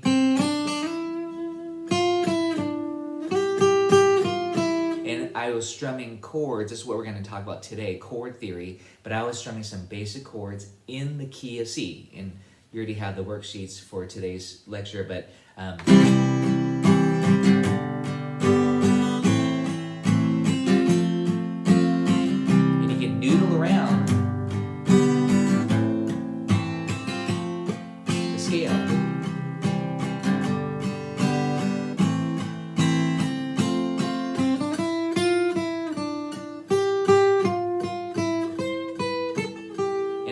going by ear, by feel, trying to create some sort of melody. That's improvisation, by the way. Or you can start with the pre-existing melody, Twinkle Twinkle Little Star, or whatever, just whatever it takes to get you inspired. Let me grab my other guitar. I'm going to start off and do a little bit of jamming here in a few different keys. But that, I have to talk about G flat though too. Let's just do one more of these. I know you have these all written and you checked it with your worksheet. Because, yes, G flat contains a C flat note. C flat, which really sounds as if it's B. But theoretically, you're supposed to call it a C flat. If you follow the formula, you have A flat, whole step, B flat. And then right here, this half step, instead of calling it B with that rule of one of each letter name, it needs to be called C flat. And then a whole step, D flat, whole step, E flat, one more whole step, and that's F, and then finally the last half step back home to G flat. So that's the G flat major scale. It has a C flat there. Let me grab my other guitar that's already plugged in.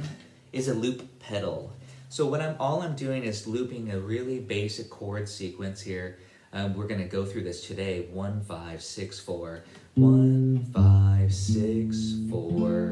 And this is kind of the next topic, our common chord progressions after we get through the chord theory. But basically, in the key of C, we want to translate these to numbers. C is the 1, because we're in the key of C. G is the 5, A is the 6, and D is the 4. As if we were assigning these, or you can see that on that major scale sheet. 1, 2, 3, 4, 5, 6, 7, 8. C, G, A to F. So I'm going to loop that. But how do we know what chords? How do we know if the chord's major, minor, diminished, augmented? We're going to go through that in a second. But let's just do a little jamming in a few different keys just to warm up and have fun. 3, 4. Kind of folk rock.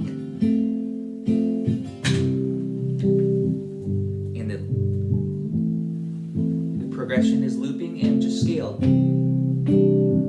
Major scale.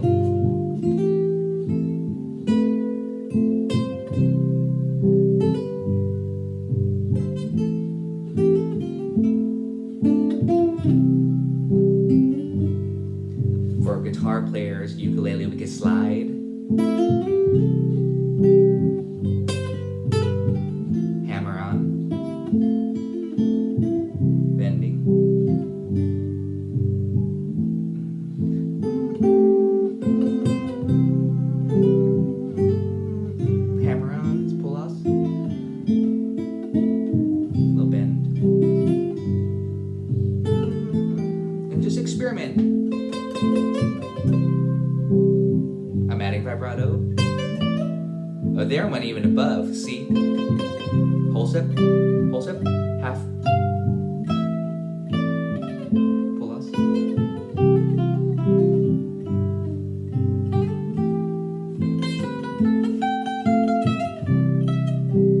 And for guitar players, we want to open up the whole fretboard, so we can do it here. C's here.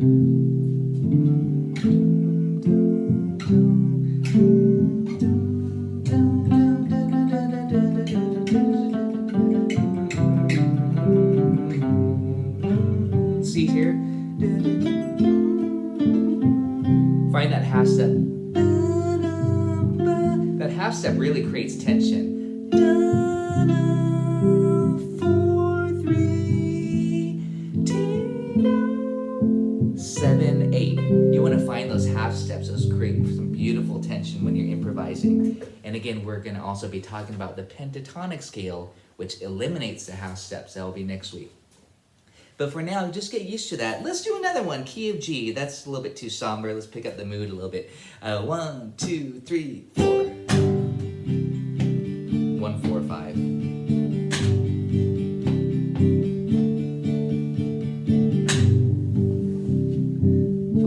And that's how I'm thinking, just to give you, again,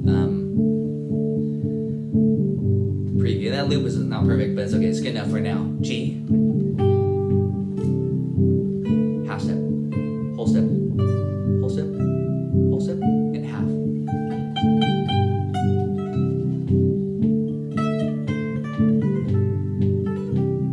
I'm not worrying about which, honestly, I'm just going completely by ear. I'm not thinking, oh, that's the root of the chord, that's the fifth, none of that right now. So just,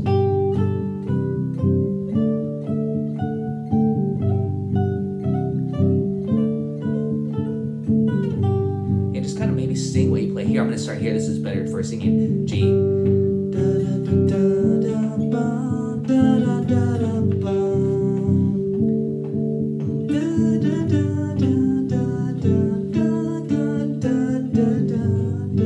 Don't be afraid to sing what you play.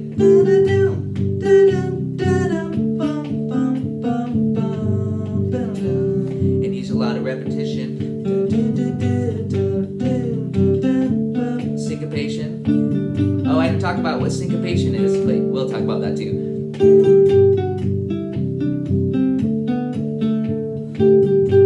Write down the scale. So simple.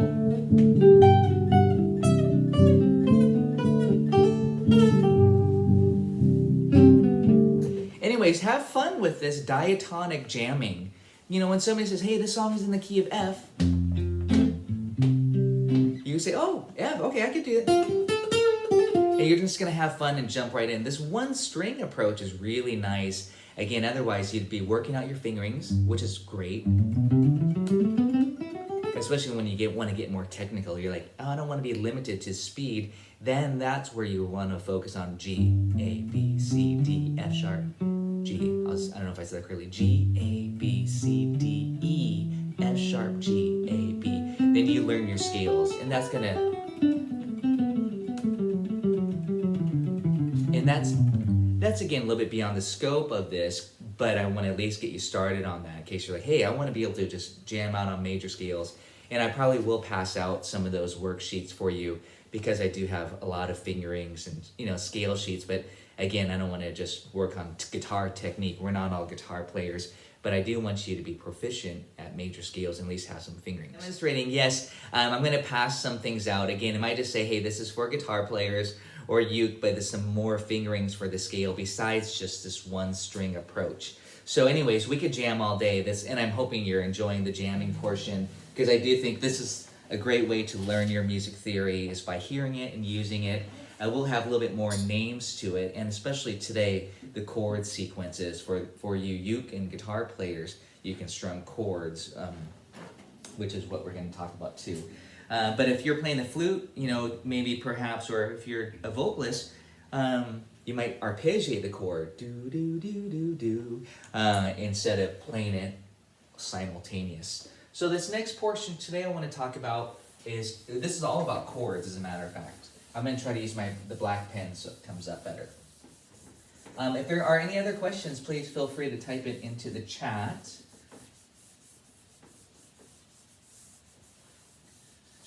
Okay, we know the major scale. I'll just leave that up here. So here, and this is on the sheet, but I am going to walk you through it. This is the chord theory or chords in the key of C. But first of all, we should probably have some formulas. And these chords that we're dealing with today are called triads. And this might be erased from the board, but it should all be on the sheet. Triads are 3-note chords. Typically, the triads we're going to deal with are called Tertian triads, which means built on thirds, stacked thirds. So we're going to have a major, minor, diminished, usually I just put dim, because I can't spell diminish, and augmented, usually I put aug.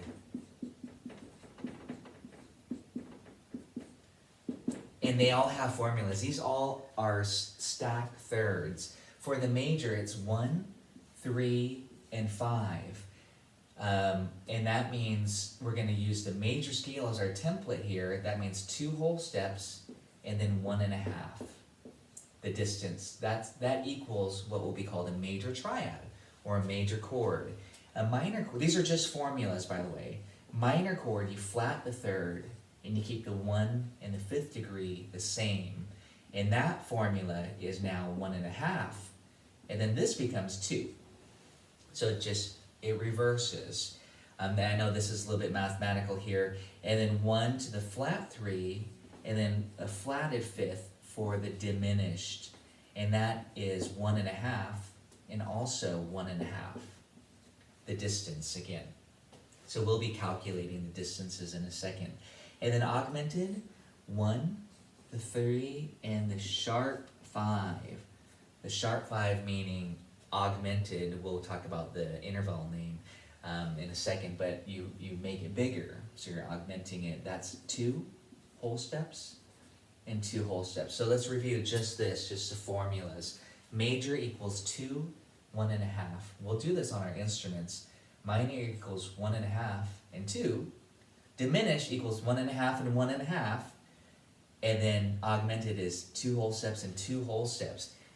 The numbers here are typically how we speak. 1, 3, 5. 1 flat 3, 5. So that's how I'm going over it. Let's grab it on the instrument so that you can actually do this right away here with me. Let's take G. So start on G. You start on this G. Start on this G. But I'm going to start here. If I want to know what a G major chord is, or if I want to be able to play it, this is thinking again like a flute or saxophone or linearly here. We're thinking G, or the root, the 1. We go up 2 whole steps. That's okay. So we got fret wise, it's 3rd fret and then 7th fret. Because remember, a whole step is 2 frets, so that's a total of 4 frets, 3 to the 7. So that's, if you want to know your letter names, G to B. But right now I'm actually just talking the distance, okay? 1 to the 3. And then now we need that 5th degree. And that's 1.5 steps from the 3. So we have, okay? And then go backwards.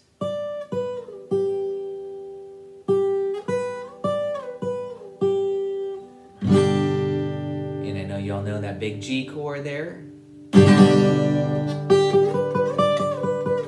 And that's it broken up into single notes, believe it or not. And you're probably wondering, wait, why is this G then? That's 6 notes. That's not 3 notes. But when you examine it, and a lot of guitar players don't examine it, they just like, hey, I know that's G. My teacher told me. They said it on YouTube. But it's actually G, B, D, G, D, and G again. You have 3 G's in here, believe it or not. 3 G's, 2 D's, ooh, I'm out of tune. Sorry, and 1/3, 1 B. So you have G, B, D, G, D, and G. I should grab my other guitar here. But that's why sometimes you'll play a G chord like this, G like this. Well, I'm like, well, hey, that's okay. It's still G because now you're doubling the third instead of doubling the fifth. So as long as you have the same 3 notes, you can have many different possible fingerings for the chord, especially on the guitar, because we have the option of doubling the same note or tripling the same note, the root. So that's why. Anyways, please take this week, if you're a guitar or uke player, take some of those chords that you already know really well. Like that's D. Well, I have D, A, D, F sharp, and then you'll see why they are. Then you'll learn. Oh, the next step, of course, would be, oh, I could flat the third to make it minor,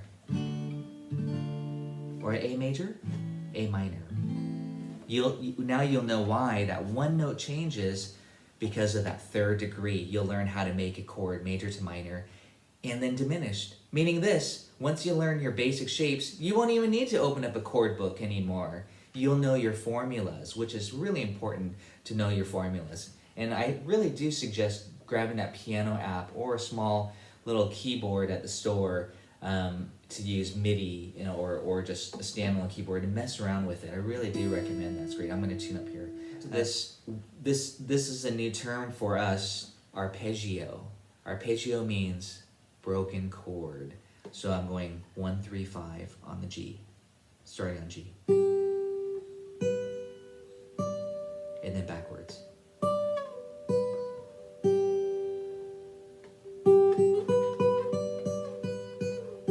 And that's G major. I'm just, again, breaking it up into single notes versus building the chord right now.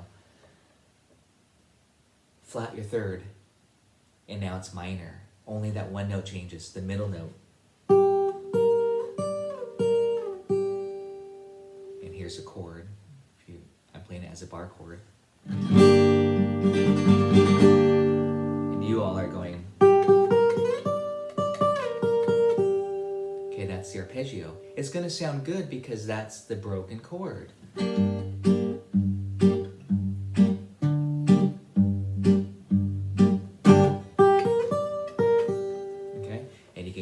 With your G minor. Now let's go on. I want you to hear these colors. Diminished, 1 flat 3 flat 5. So again, I think of it like the minor, but take that 5th degree and flat it, meaning go down 1 fret. It's pretty spooky, pretty haunting, that diminished 1, flat a 3, and notice that's 3 frets, 1.5 steps. And then from the flat 3 to the flat 5, 1.5 steps again. It's the same distance. Here's a diminished chord.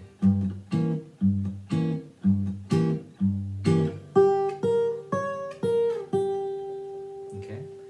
And then augmented, I want to show you the augmented triad from the starting with the major. So let's go back to 1, 3, 5. And that was, the frets were 3, 7, and 10. Again, the distance was 2 whole steps, 1.5 steps. But now we have to take that 5th degree and sharp it. We have to make it bigger.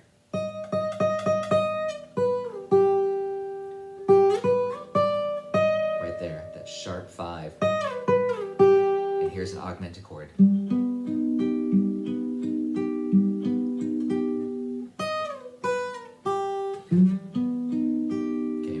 What we know as a G major chord and sharp the 5th. Okay, so here I'm just showing you G, B, D,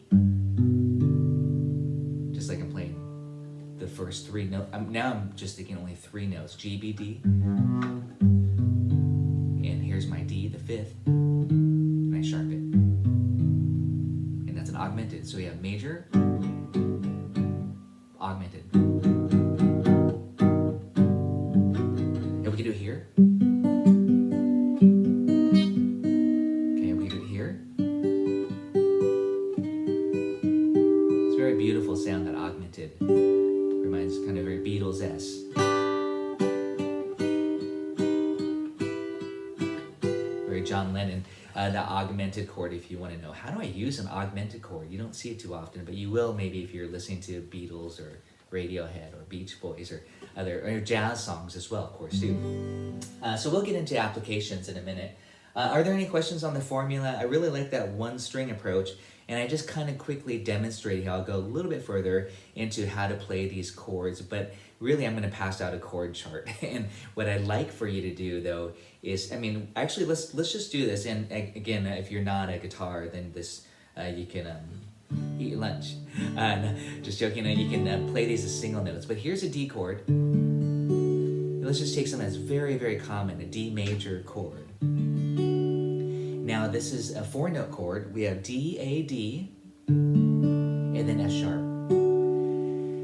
I guess I'm just going to tell you at this point, D is the root, A is the 5th degree. Actually, I erased it. You're going to have to look at your scale sheet. D is your D major scale. D is the 1, A is the 5, and F sharp is your 3 of the D major chord. Okay, those are your 3 notes. So if I said, let's make it minor, you'll say, okay, flat that 3. By the way, if you're on a non-chordal instrument, polyphonic, you would go,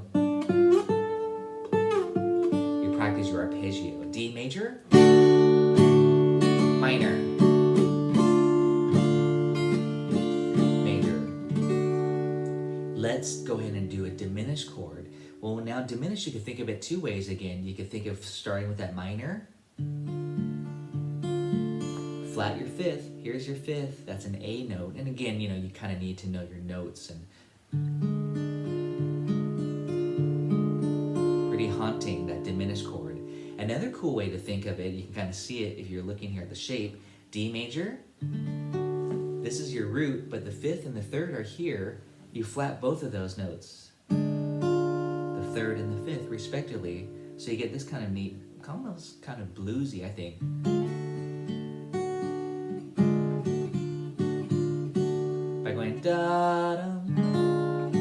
I'm just kind of sliding, but I'm keeping the root where it is. It's very kind of old school sound, and I'm just barring, by the way. But of course, we want to do that. This will just again foreshadow. That's very bluesy. Is that you can play a diminished triad and then go to major. In a lot of these old songs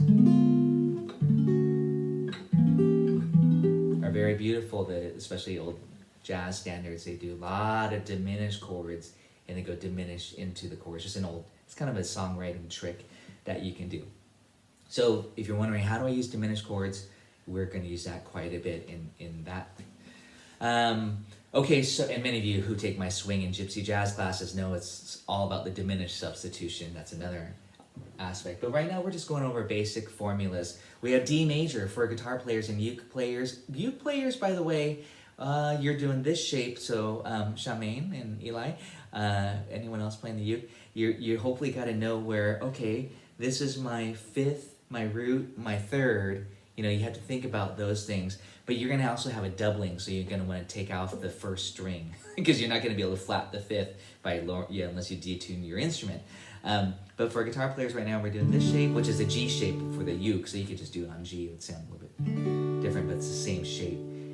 We didn't do the augmented. Here's major. We want to augment it by sharpening this 5th degree. Okay, that's how you do it. That's how, again, you can take any chord that you already know and start thinking about these shapes and formulas. And no longer will you have to go through YouTube. What's a D augmented chord? You'll just know. By the way, the symbol for augmented is D plus. Plus means augmented. Circle, these are symbols, abbreviation, shorthand. Symbol, or the circle, means diminished. Again, you'll see that quite often in fake books or chart. Instead of writing D, D-I-M as abbreviation, you'll see circle. Or aug, you just augmented, or aug, A-U-G, you'll just see a plus. Those are the symbols. I could write that down there. Any questions on those formulas? Again, I just wanted to show the application on the guitar. We're not going to go through all those chords. We'll go through a couple more of these fancier chords here in a second now, because now there's actually some chords that are used quite a bit in popular music that I want to discuss. We'll just stay on that D chord, why not? But I'm going to write this on the board, and it's on that worksheet, by the way. It's on the PDF, and that's the term sus2 and sus4, and that's short for suspended. You'll just see sus, and a sus2 equals the formula, the 1, 2, and the 5, and a sus4 equals 1 in the 4th degree in the 5. And you might have to just, if we are just spelling it in the key of C, a sus2, and a sus means you basically no longer have the third. These are not what I call tertian triads anymore because they're not stacked thirds. So this is a whole step, right? 2, and then now, before 3 to 5 was 1.5, but we're adding, so it's 2.5 steps, okay? And this is this is one step here.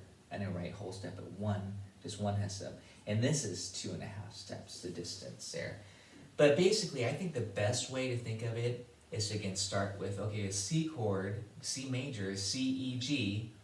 So a sus2 chord, these are just special chords, I'll talk very briefly about this. A sus2 is you replace the 3 with the 2. So on a C chord, it'd be C, D, G. And a sus4 would be C, F, and G. So again, this idea of a suspended chord is that you replace the third. The third, by the way, again, will tell you whether it's major or minor. And the word, if you're writing these down in your glossary here, the word is quality, the chord quality. If someone says, yeah, what quality of chord? And you just said D, that's not good enough. Well, D, that probably means major, but you're going to want to say D minor, D diminished. That tells you the quality of the chord. It's not how good or bad it is. It's not that type of quality, unless you associate diminished as being bad. But here's a D chord. Here's our 3rd degree. I'm going to show you the sus2. From the 3, you go down a whole step. You hear this all the time in popular music, this. When you hear stuff like that. So I had that sus2, that open E here on the D chord, it was replacing the 3rd. So the 2 is a whole step below the 3rd. That's a good way to remember it. Major, sus2, minor, major. Here's sus4, right here. Sus4 replaces the 3rd with the 4th, which is, as you know in your major scale formula, 3 to 4 is the half step, okay? That's where the half step is. So you just grab your 3rd.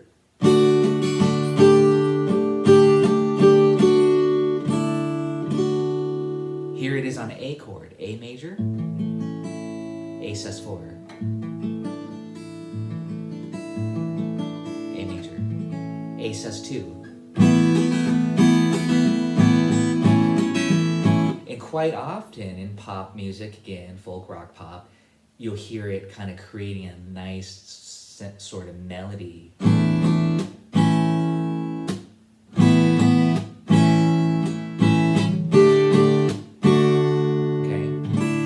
It's just a little bit of movement, voice leading, which is nice. But if you're wondering, if you see a chord chart and it says sus4, sus2, that's what it's referring to. It's just kind of creating a nice variation off of either major or minor.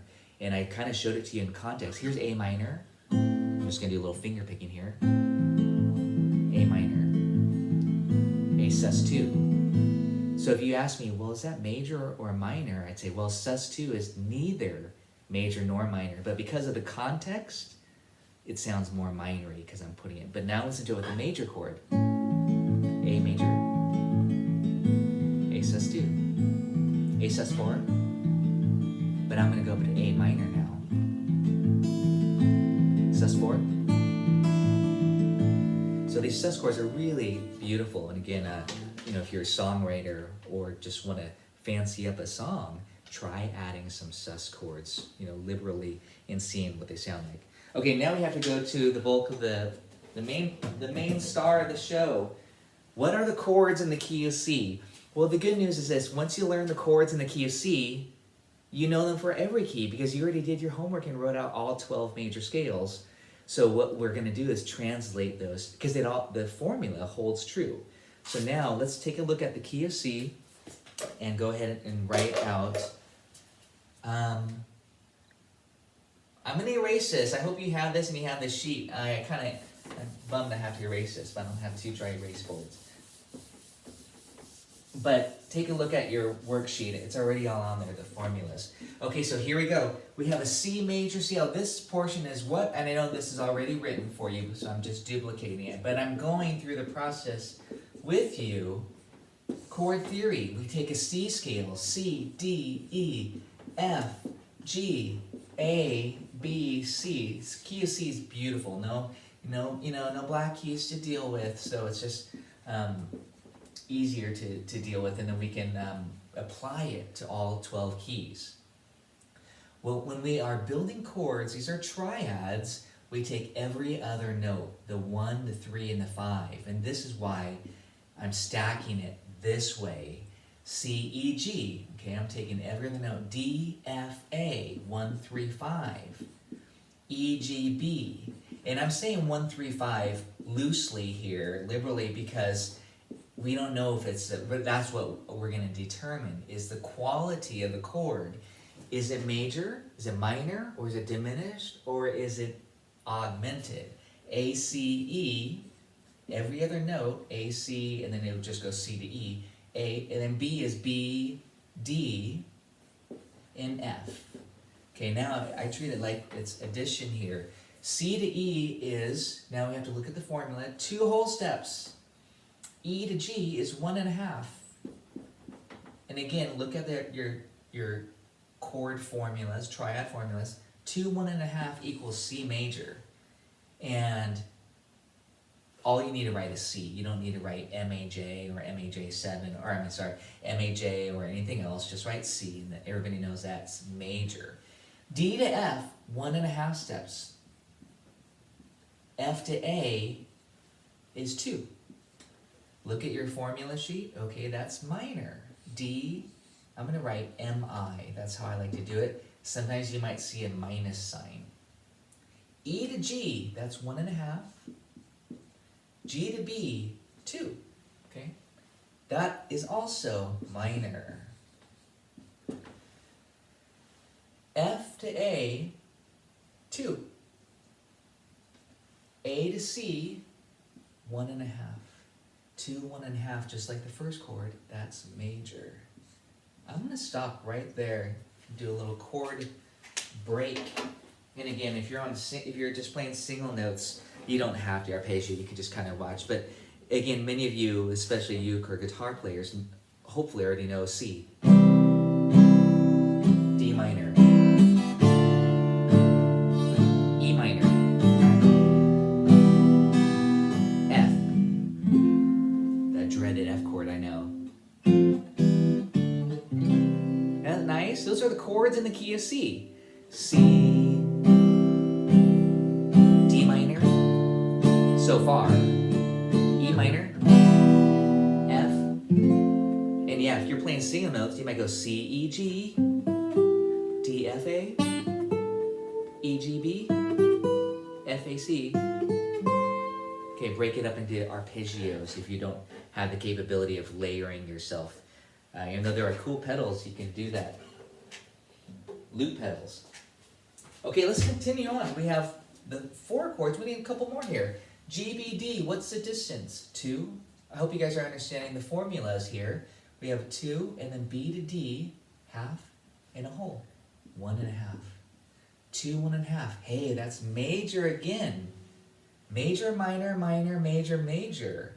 Okay, A to C is 1.5. And again, I'm just looking right there. The distance from C to E is 2. 1.5 to 2, minor. We're almost done. Oops. Sorry, let me make that.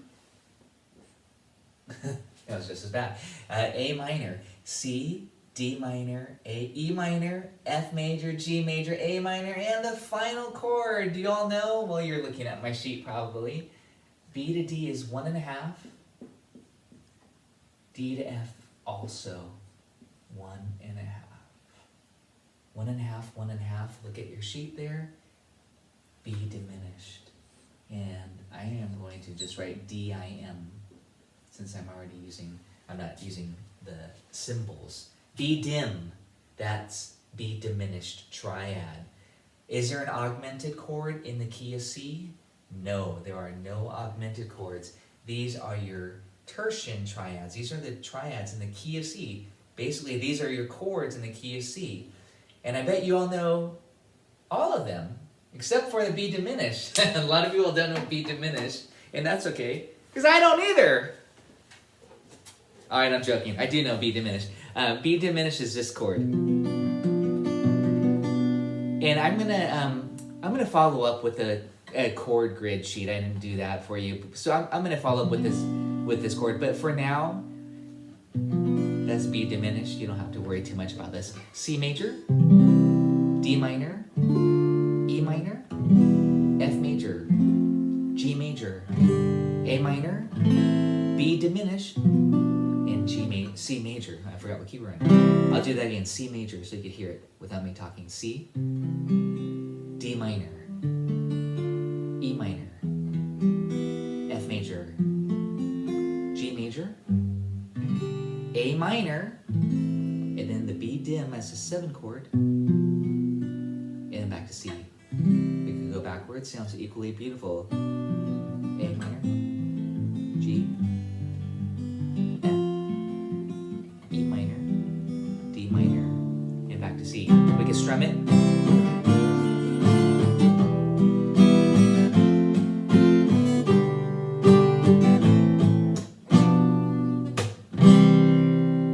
And we go right down the scale.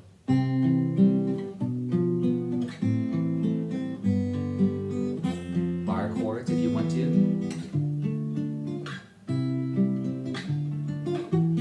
Now I'm getting fancy. And now I just went on the length of the string. So again, you can see this could be a pretty big study as far as chord studies go. But the theory is here for you. That's what's important for now. I do have other PDFs I'm happy to send out that has more information. But I hope now that you all know this is what's important.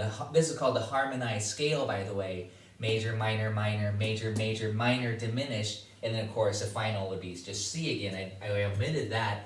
But that's called the harmonized scale. But in order to get the E and the G, the F and the A, in order to get these, basically we're just starting on the 3rd degree here. I mean, but it's easier just to say, let's take every other note. So C to E, and I wrote E, and then E to G, so I wrote G. And then we start on D, D to F, and then F to A. And so we wrote all those out first. And notice also that it just goes E, F, G, A, B, C, D, G, A, it just goes in order still. But then we stack them, and vertically, the structures, we determine the distance with what we know from whole steps and half steps to finally, and looking at the chord formula sheet, to come up with this harmonized scale. Here's what we have to do now. We have to label these. The 1, the 2 chord, the 3, and now I'm using the Roman numeral system, capital and lowercase essentially, to help show with the numbers. Oh, this one does get that symbol there, to help show the quality of the chord. So the summary here, the 1, the 4, and the 5, and again, this is all on that PDF. The summary here, the 1, the 4, and the 5 are major, happy chords. So if you want to write a happy song, play with 1, 4, 5. In the key of C, it'd be C, F, G. I have to make it more happy than that. Let me grab a pick.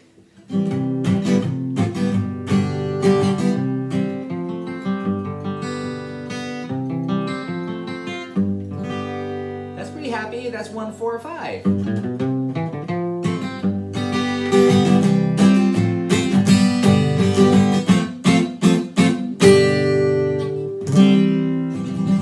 You already know what to do. You can have fun playing in the key of C. The scale would match these chords, the harmonized scale. And that was the summary here. 1, 4, 5 are major. 2, 3, 6 are minor. D minor is a 2, E minor is a 3, A minor is a 6. Listen to those together. And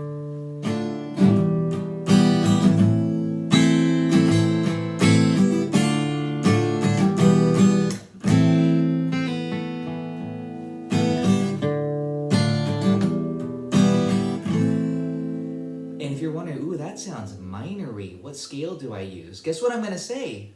The C major scale, because you're still in the key of C. I wish I don't have my. Well, actually, I might be a little. Oh, here.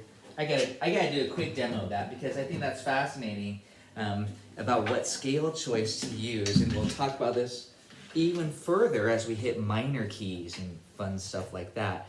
But check it out. I'm still gonna just play D minor, E minor, A minor in that order. Let's see. 3, 4.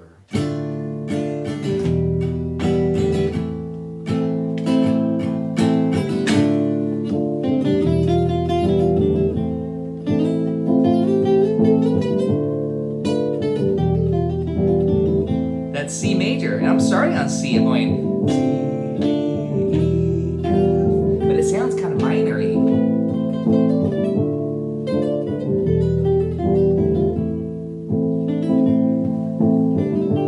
Isn't that great? So again, music theory is so amazing how that works. So like before that scale sounded happy because I was playing major chords. So what I'm talking about is how things can kind of take color and shape the sound of it because of the background. You know, the background is minor. Guess what? Your melody, your scale is going to sound more minor even though we're still using this. Just like I'm looking at the gray sky today. You know, the background is darker and gray. So even if I played a major scale, it might be the major scale might be nice. That might sound pretty and kind of major. But when you hear it against the minor chord, it sounds more minor-y. And we're going to talk more about minor scales in upcoming lessons. Harmonic minor, even melodic minor, pentatonic, blues, all these different flavors. But really right now, this is the foundation. Today's one of the most important lessons that I think you'll find is just understanding the harmonized scale. How to take a major scale, come up with major, minor, minor, major, major, minor, diminished. And of course, for those interested in jazz, we can add the jazz notes, the 6th degree, the 7th degree. But still, this is the foundation. These are the triads. I'm really big on triads. Triads are the building blocks. I have to put that in the summary. But there's just the diminished chord. The diminished chord is just the note. I always say nobody plays with the diminished chord. It's just by itself as a standalone chord. But we'll talk about the function of that, especially in jazz, a little bit later. But really, when you look at pop songs, and I'll pass out a whole bunch of songs for next week as we analyze chord progressions. As you look at pop songs, folk rock songs, you won't see a diminished chord too often, unless it's Beatles or Radiohead or Bowie, or these are songwriters that were influenced by kind of jazz progressions, and that's how they used it. So again, just to do a quick summary here, 2, 3, 6 are minor. You have a beautiful balance of major and minor. You have 3 of each, and there's actually a term we'll use called the relative, and that comes into this category, the relative minor. I'm not going to worry about that today, but we'll talk about that next week. And that loner out here, unfortunately, that 7 is diminished.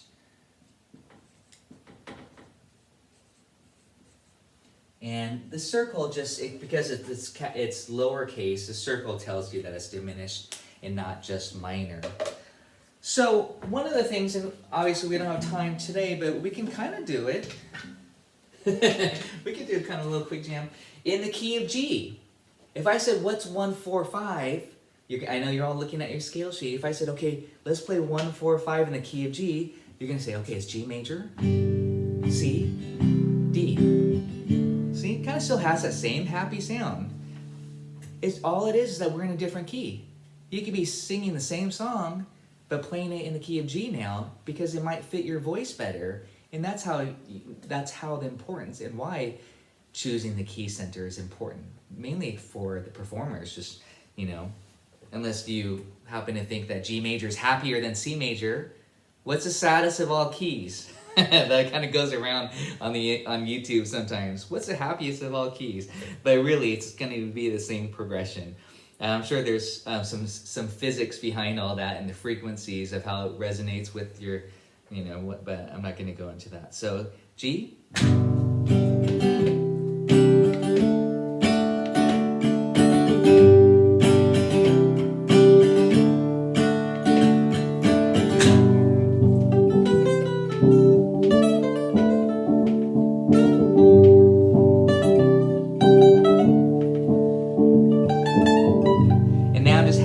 Again, noodling, but now that was 1, 4, 5. But now key of A. What's the key of A? Please look at your sheets. A major. I'm just doing 1, 4, 5.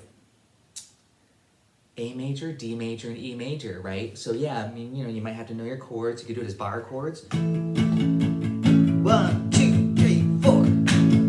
4, 5, 4.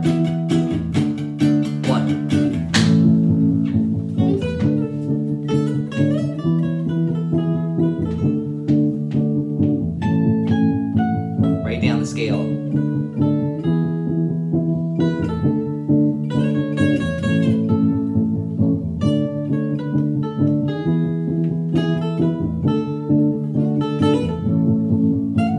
Again, you know, just have fun noodling. That's 1, 4, 5, kind of more with the rock feel. I was going.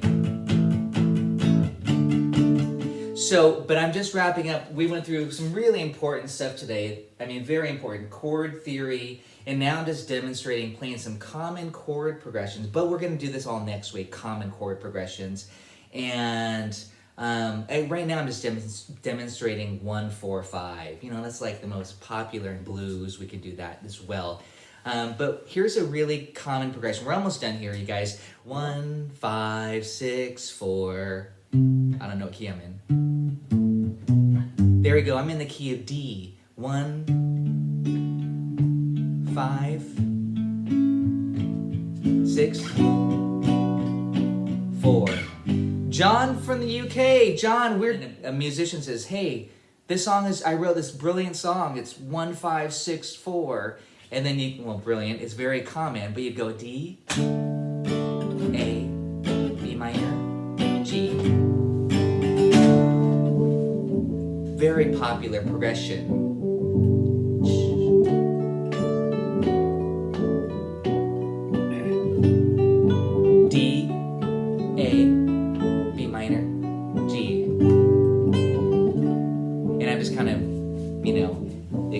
But that's a very common progression.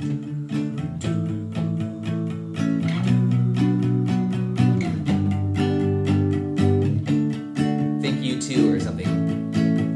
Without you. But then later on we can jazz it up.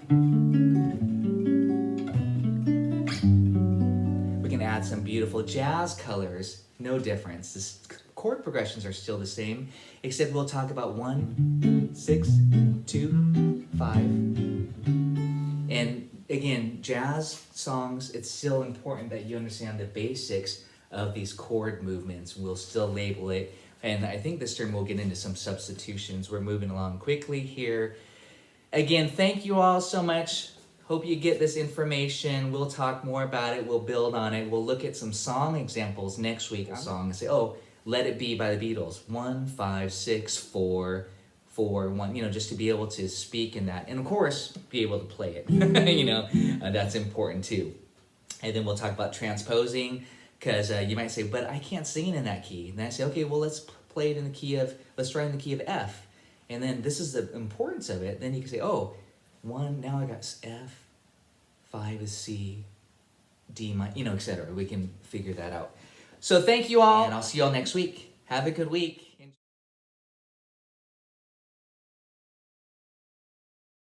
Have it printed, hopefully, or accessible, so when I just refer to it. But last week, we were going through all those major scales, etc., so we don't need to recover that today.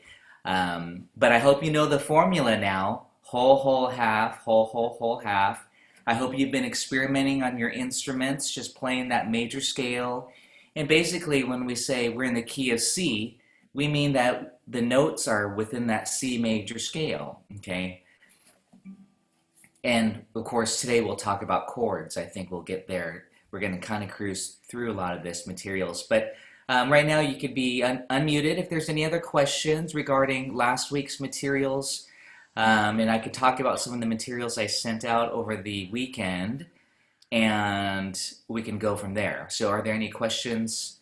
Everybody has all 12 major scales memorized? Good. Yeah? No? Backwards and forward. I remember last night studying. Yeah, like I said, that's not really a requirement. You know, that's why I sent out that paper, the major scales, all 12 of them written out, how I like to think about it. C, G, D, A, E, B, and then F, B flat, E flat, A flat, D flat, and then G flat. That's all 12 major scales. And notice also that we call those other keys that are not, well, the black note keys, we call them flat keys. We don't call them sharp keys. We don't call it A sharp major. It's called B flat major. So that's, and again, we're just going to kind of cruise through some of this material, hopefully getting into playing some progressions, analyzing songs. That's kind of the main goal. But also, I want to make sure I answer any questions. And again, this is my music theory made easy class, so I'm not even requiring note reading, but I love to touch upon that as far as you knowing how to figure out what note, you know, is on the treble clef. Is that an E or is that an A? You know, you all know the 12 notes now. There's no J, there's no K, and you probably already knew that. So, but anyways, I want to make sure that you know that. And then you have all your major scales written.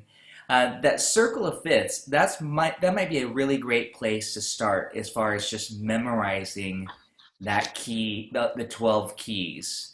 So if you can pull out that sheet that just has that circle, it's just a photocopy PDF of a circle of fifths. And you'll notice it goes C, G, D, A, E, B clockwise, and then counterclockwise, C's on the top, and then it goes C, F, B flat, E flat, A flat, D flat, G flat. And then at the bottom down there, G flat is where F sharp are the same notes. Now I might actually have to take a look at this too, just in case there's any discrepancies to what I'm talking about and what's on the worksheet. Let's see.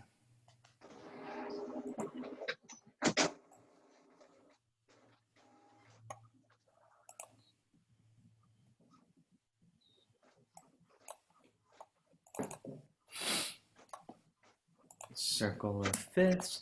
This is, and you know, I don't even expect you to know what a fifth is yet. We'll talk about that today. So again, we're kind of a few steps ahead of ourselves, and hopefully you print it out so your neck doesn't have to do this. C, G, D, A, E, B, and then F sharp, G flat down there at the bottom, and then backwards, C, F. So I even wrote fifths going clockwise, fourths going counterclockwise. And of course, that's dealing with intervals, which is going to be the main and first topic, I guess, after this. For the circle of fifths, though, it's interesting. If you look inside the dial there, 1 sharp, 2 sharp, 3 sharp, 4 sharp, 5 sharp, it's just kind of that's just a quick reference for you to, and that's why I wrote it that way, because it goes progressively in that order. And again, that would be the interval of a fifth, which we'll hit in a minute. And then the opposite direction, counterclockwise, 1 flat, 2 flat, 3 flat. So it's kind of progressively adding flats, and that's going in the interval of a fourth. And I think I will just go ahead and jot this down on the board. I'll try to do this big, but it's already there in front of you. But this is kind of how I often think of the circle. Let me grab my blue pen here. So if you kind of cut the circle there at the bottom, it kind of flares out, and I think of it like this: C, G, D, all right, nice and big, hopefully, A, E, B, and then going this direction, and this is fifths, going that way. This has 1 sharp, 2 sharps, 3 sharps, 4 sharps, 5 sharps, and then going this direction is F, B flat, E flat, A flat, D flat, and then G flat, the key of G flat there. And this is now going 1 flat, 2 flat, 3 flats, 4 flats, 5 flats, 6 flats. And these are your flat keys, and these are your sharp keys. That's kind of how I usually think of it, C's being in the center. So again, if you cut it there, it kind of flare out, C, G, D, A, E, B, and that's again how I had you write your scales. And then we went F, B flat, A flat. If you guys can see that there, hopefully, Judy. Yeah. So again, I like to think of it that way, just for memorizing it, the keys. So Tracy, Yes. is there any common way to memorize it? You know, like in terms of the strings on the guitar, you know. That's a great question. Yeah, you know, what's really cool is that the guitar is actually tuned in fourths. So we have, if you look at your circle there, we have E, A, D, G. But right here, and again, I'm talking already intervals. We need to cover that first, I guess. But then after that is B, and that's actually a third. And then from B to E is a fourth. So it's actually, we're actually covering that, the counterclockwise. We're going this way for tuning. And mandolin goes in fifths. Violin, cello, they're all tuned in fifths as well. But the guitar is tuned in fourths. And that's actually, as a guitar player, that's really important, especially once we start to map out common chord progressions. And that's going to be next week, is that, well, I'll say, hey, let's play 1, 4, 5 in the key of A. And you'll go 1, 4, 5. Key of G, 1, 4, 5. You'll map out these intervals and know where those bass notes are. And of course, you'll know what kind of chord, because that's what we're going to talk about today. Major, major. You know, we'll be able to really figure out these intervals on the guitar. Most of you are guitar players. All of you are guitar players, I think, right? Is that not true? The guitar is tuned in fourths, right? Say that again. The guitar is tuned in fourths. All the way except for the third and second string, the guitar is tuned in fourths. Okay. That's where there's this pattern. You put your finger here on the 5th fret. They call it the 5th fret method. And you check this, A to the A here. Okay. And that's the interval of the fourth. And again, I think we should go ahead and just start covering what is a fourth, what is a fifth, what's a third. That's the next topic, our intervals. But again, I'm just kind of giving you a quick demonstration. If we said, hey, this song is, 1, 6, 2, 5, you'd be able to go 1, 6, 2, 5, and start to know these intervals. And of course, the ear, we want to train your ear too. That might be beyond the scope of this class, but to hear those chord progressions, especially next week when I talk about common chord progressions, so that you can hear a recording and know, oh, that's 1, 5, 6, 4. Really common chord progressions, you'll be able to know, identify what it is, even without your instrument. And you don't have to have what they call perfect pitch. You don't have to know that that's C, G. You'll just hear the movement, and that's more important, I think, than just having perfect pitch, having relative pitch, but also using your theory of trying to hear and associate it. So we can do some singing next week too, basic ear training. I mean, really just very, very simple exercises. I'm talking about just singing those bass lines. I think that's kind of important. But also singing melodies will help you hear that. So believe it or not, that helps me a lot. So, and again, just a quick demonstration of a, say for example, of a jazz song. These autumn leaves drift by my window. These autumn leaves, red and gold. So that song, Autumn Leaves, which I'm hoping you guys know that tune, just goes like this: A, D, G, C, F. F sharp, B, E. It actually goes right around that circle. A, D, G, C. And then it cuts down F sharp, B, E. Then it repeats A, D, G. So again, we want to use our theory to memorize songs quickly so that there's some relationship. I actually look at it this way. A, D, G, C, F sharp, B, E.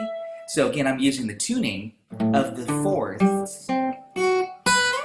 And that's the root progression.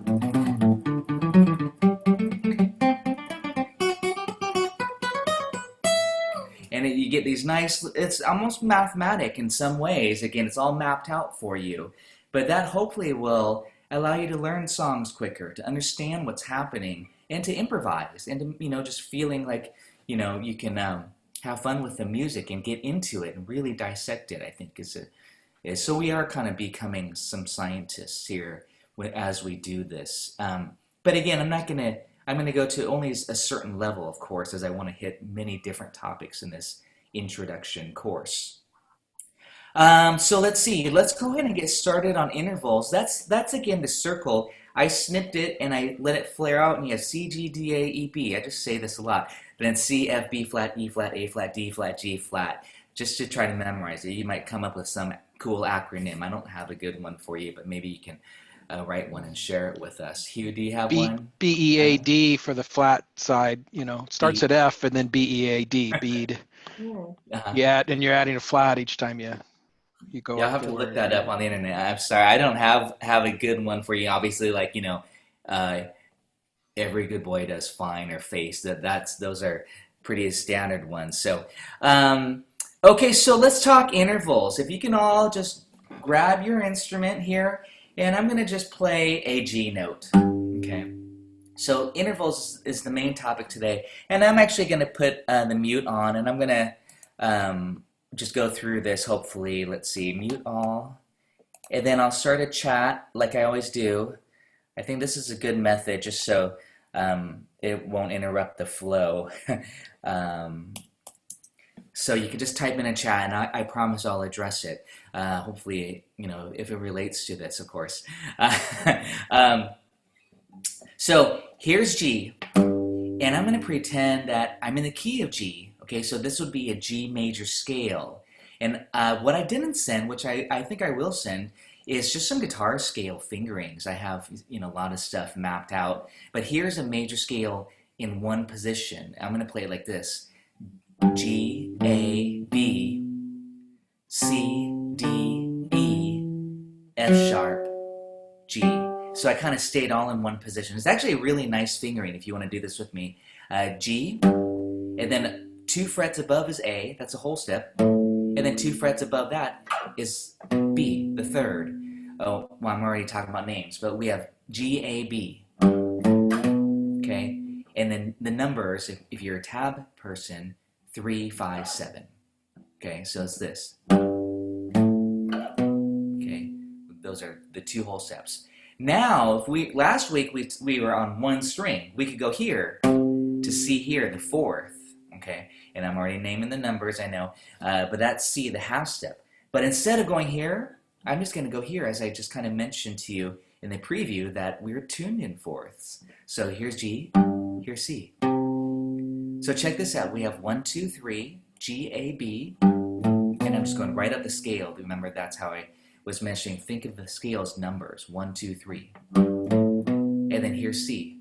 And then here's D, whole step. And here's E, whole step. So you're going to see kind of a nice pattern. You can just slide it. And that's 6 notes of the scale. And then finally, we need that F sharp. When I was singing it last week in Solfish, Ti, do, do, ti, la, so, fa, mi, re, do. Do, ti, la, so, fa, mi, re, do.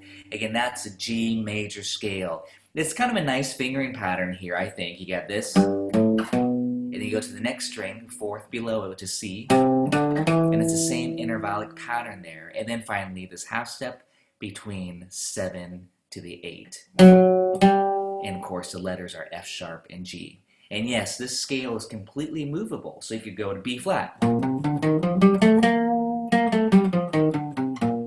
And you know, you can even start on the 5th string. So again, these are just some major scale fingering ideas. And this is just 1 octave, but we could, you know, move these around. The guitar, it's really nice because we can instantly transpose, as I talked about last week as well, just by shifting our hand up or down, as long as we're not using any open strings and not accounting for the open strings. So these are all just fretted. Just like I was talking about the capo, how you can just take some chords and move it around and then all of a sudden, but this is, when you don't have open strings, you can just move your fingerings around. Anyways, that was just 1 octave. Let's go back and now call these, the names of these intervals within the major scale. This one from G to G on the same note, that's called a unison, okay? That's the first one, unison. And you can write this down too. Usually I write the whole scale, G. Actually, I kind of do it like this. I won't take too long on this part, but just to get you started. And I'll use green, but I'll do this, G. G to G, the same note, is like 1-1, is called the unison. Okay? And then G to A, next note, this, you can always look at your major scale if you're, and that's called a major, you can abbreviate too, just MAJ, major second. Some people use just a capital M. I don't like to do that. I don't like to get confused or confuse my students if it's a capital M or a small m. Sometimes the M's could be messy. So I just say major or MAJ second. So let's go through these together. And of course, we're going to go through all of them in the major scale. So G to G, the same note, is just called the unison. We didn't go anywhere. In a musical term, you might say, let's have the flute and the violin play in unison. That means they're gonna play the exact same note in that same octave. They're not gonna be an octave apart. Okay, where the cello and the flute might be an octave apart or more.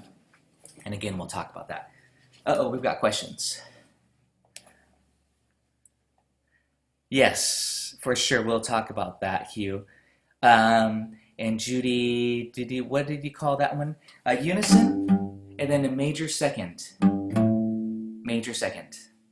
And you could, if you want to unmute yourself, you can. Major second, major 2.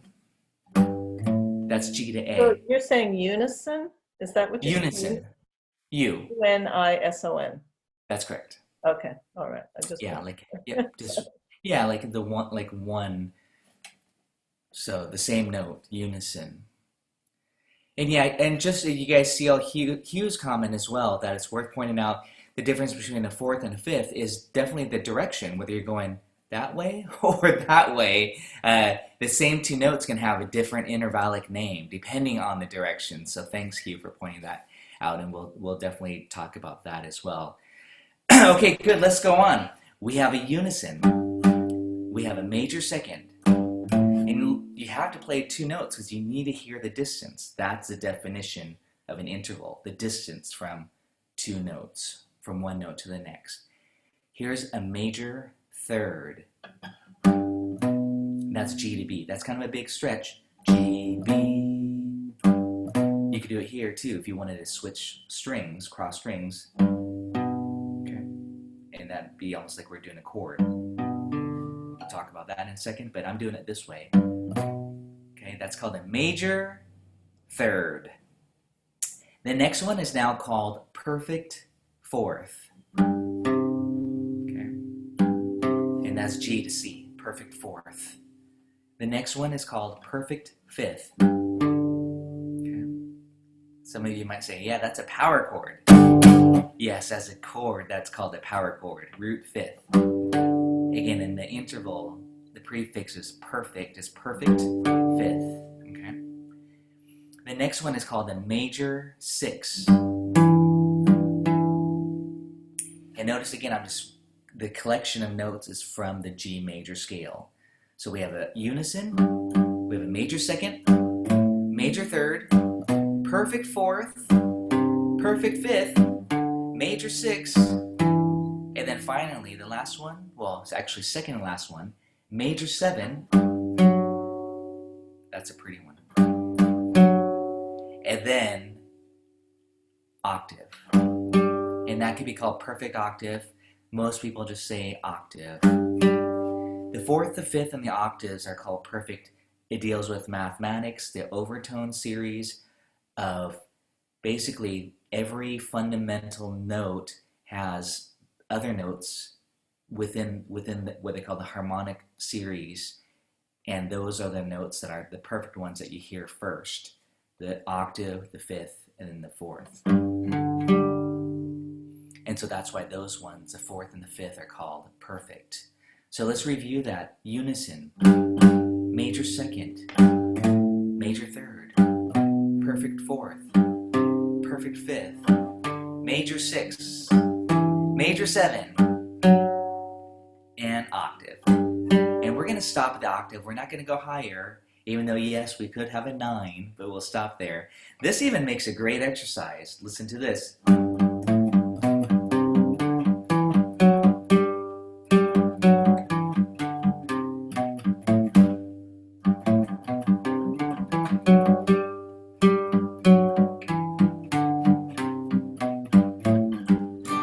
Again, I'm just going through that scale, bouncing off that root, G, the tonic in this case. And this holds true, these interval names hold true for any key, any distance. Now you have those interval names associated with it. Okay, so, but now we have to talk about the intervals. Oh, actually, are there any questions with those ones within the major scale? We should do a quick review. You have your instruments? I know you guys are writing it down. I can see you in the little gallery view. I'm going to quiz you. Ready? Octave. Okay. These are the important ones. Fifth. I'm going to name those ones first. The octave, the fifth. Okay. The fourth. And remember, we're tuned in fourths, as I mentioned earlier. Now you know that. Interval. You just bar across if you wanted to, or just do this. You can lift up and just move. But I want you to hear that. The third, the major third. And already, I start to lose the prefix. A lot of people say just the third. They won't say major third, minor third, unless they're being specific. But usually, again, it's gonna. If they say third, it's gonna actually be assumed it's major third. I'm gonna tell you what a minor third is in a second, if you can already guess. Okay, the major second. Okay, that's just a whole step above whatever note. So I might go up here, G to A, and that's a major second interval. Just a whole step. That means a whole step, okay? No matter where you're at, of course. Major six. Okay, that's a nice sound. Here's fifth. I'll be specific. Perfect fifth. Major six.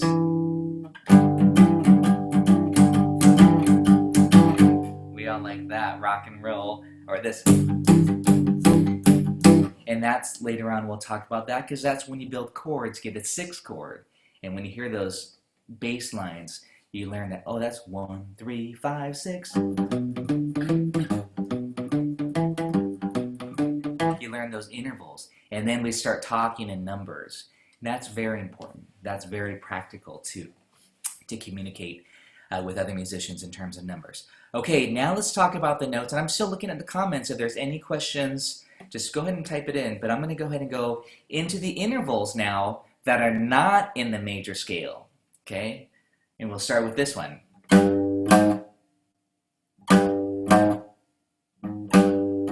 Yep, like Jaws, right? Actually, it's in a different key. That's called a minor second. Okay? We want to take the 2, the major second, and we flat it. It's now called a minor second interval. That's a half step. So here's a minor second. Anytime you do a half step, that's called a minor second, okay? Of course, it's going to be called a half step as well. Major second. Major third. Minor third. Okay? Again, I'm kind of giving you some examples. Like that to me is a blues type of a riff. So you can feel free to play that with me. That's G to B flat, by the way. I'm calling it B flat because the G to B is a major third, so G to B flat is a minor third. And also that this one can also be called an augmented second. I'm not going to go into that today because a lot of these intervals, like the names of the notes on the piano, the black keys, they all can have different names. I'm going to go through modifying the major scale. So again, if we flat that one, it's going to be called the minor second. These will just be kind of more of the commonly used intervals. But just so that you know, that one can also be called an A sharp, which now it's called an augmented second. And I'll briefly hit those, but I'm not going to focus on those as much, so I'm going to call this a minor third. And it kind of depends on the spelling. So G to B flat, minor third. Let's go on. G to B is a major third. G to C is a fourth, perfect fourth. G to C sharp. Okay, we like that sound. That's called a sharp fourth or an augmented fourth. I call it sharp fourth, but it's called an augmented fourth, technically. If you guys want to do this with me, here's perfect fourth. Here's augmented fourth. We're raising it. Okay, and the name that you should be spelling, if you're being technical, C sharp. Because G to C is a perfect fourth, G to C sharp is a augmented fourth. Now let's go on to the next one, G to D. That's called a perfect fifth. But I'm going to show you something. If we go backwards and call that a D flat, we now have to call that a diminished fifth. So G to D, so these are the ones again that can have two different names depending on the spelling. G to D is a perfect fifth. And if you saw on the paper G to C sharp, or D, sorry, I'll say it again. If you saw on the paper G to D flat, then you would call it a diminished fifth. And again, that's when and how you call those intervals the different names. It kind of depends on the spelling.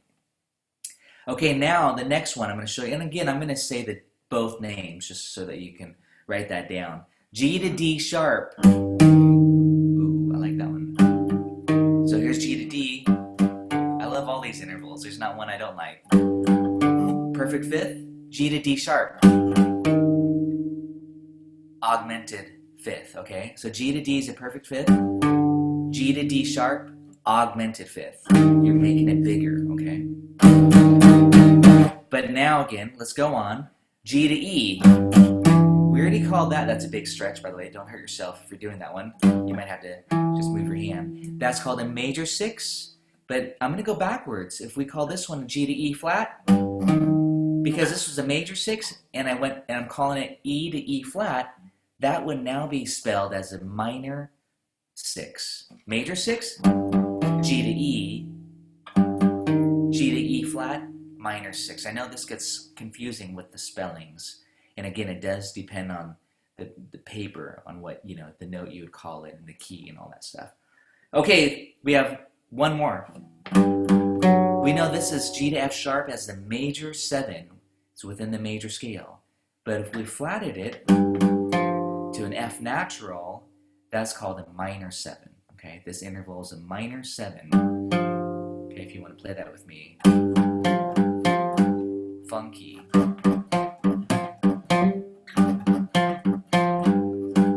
That minor seven. And again, it's hard for me not to call that a flat seven. I'm so used to calling these by numbers, and that's why you'll often hear me say the number first before the interval. I've, again, trained myself to think in numbers as a flat seven, but we'll call it minor seven. And again, for abbreviation, MIN7, if you don't want to write out. Now, this is not a chord, so don't get confused if you already know minor seven chords. It's not a chord, it's just an interval from one note to the next. A minor seventh chord will have 4 notes, and we'll talk about that in 2 weeks. Okay, so major 7, G to F sharp. Minor 7, G to F. And then we're back to our octave. Okay, and again, we can have some other different interval names as well, but those are definitely the most commonly used ones. Give your hand a rest if you're playing those. There's some big stretches there. And I like demonstrating it how I'm showing you, where I'm playing the G to G, the octave, G to D, the fifth, and then we got the 6, the 4, the 7, the 2. Okay, I'm just kind of going through those different intervals. And again, notice how I just started to go straight into numbers. I said the 2. I didn't say the major second. So let's go ahead and translate some of these now into numbers. If you just want to put in parentheses next to those the spelling of the full interval name, that'd be great. So G to G is just a 1. I'm going to go chromatically to what I was just saying then. G to A flat, that's called a flat 2. G to A is a 2. G to B flat, notice I'm spelling it how I'm thinking of it. That way you know that, oh, G to B is a 3rd. So if I call it G to B flat, that's a flat 3. So you just put a little small B and then a 3. That's a flat 3. No, don't worry about it. You'll get it. We'll reinforce it. There's a lot of stuff I know I'm talking about, and the problem is I don't have a good sheet for this, so I'll go ahead and make one this week. I think that's an important aspect of this, the intervals. I'll have to dig around on YouTube too to see. I'm sure there's some good tutorials too. So G to B flat is a flat 3, because you know G to B is going to be your 3. So G to B flat's a flat 3. And again, I just told you it's a minor 3, but I'm just already converting this into numbers. G to B, we just said it, 3. So again, 1, 2, 3 of your major scale. G to B flat, flat 3. And again, I'm always bouncing off of G for reference. G to C, we just call that a 4th. We don't need to say perfect 4th. We're going to assume that it's perfect. But listen to my spelling here. G to C sharp. Now that's called an augmented 4th. You would write sharp 4. G to C sharp. Okay. G to C is just 4. And then G to C sharp is sharp 4. So you don't put that sharp pound symbol. G to D is a 5th. You just write 5.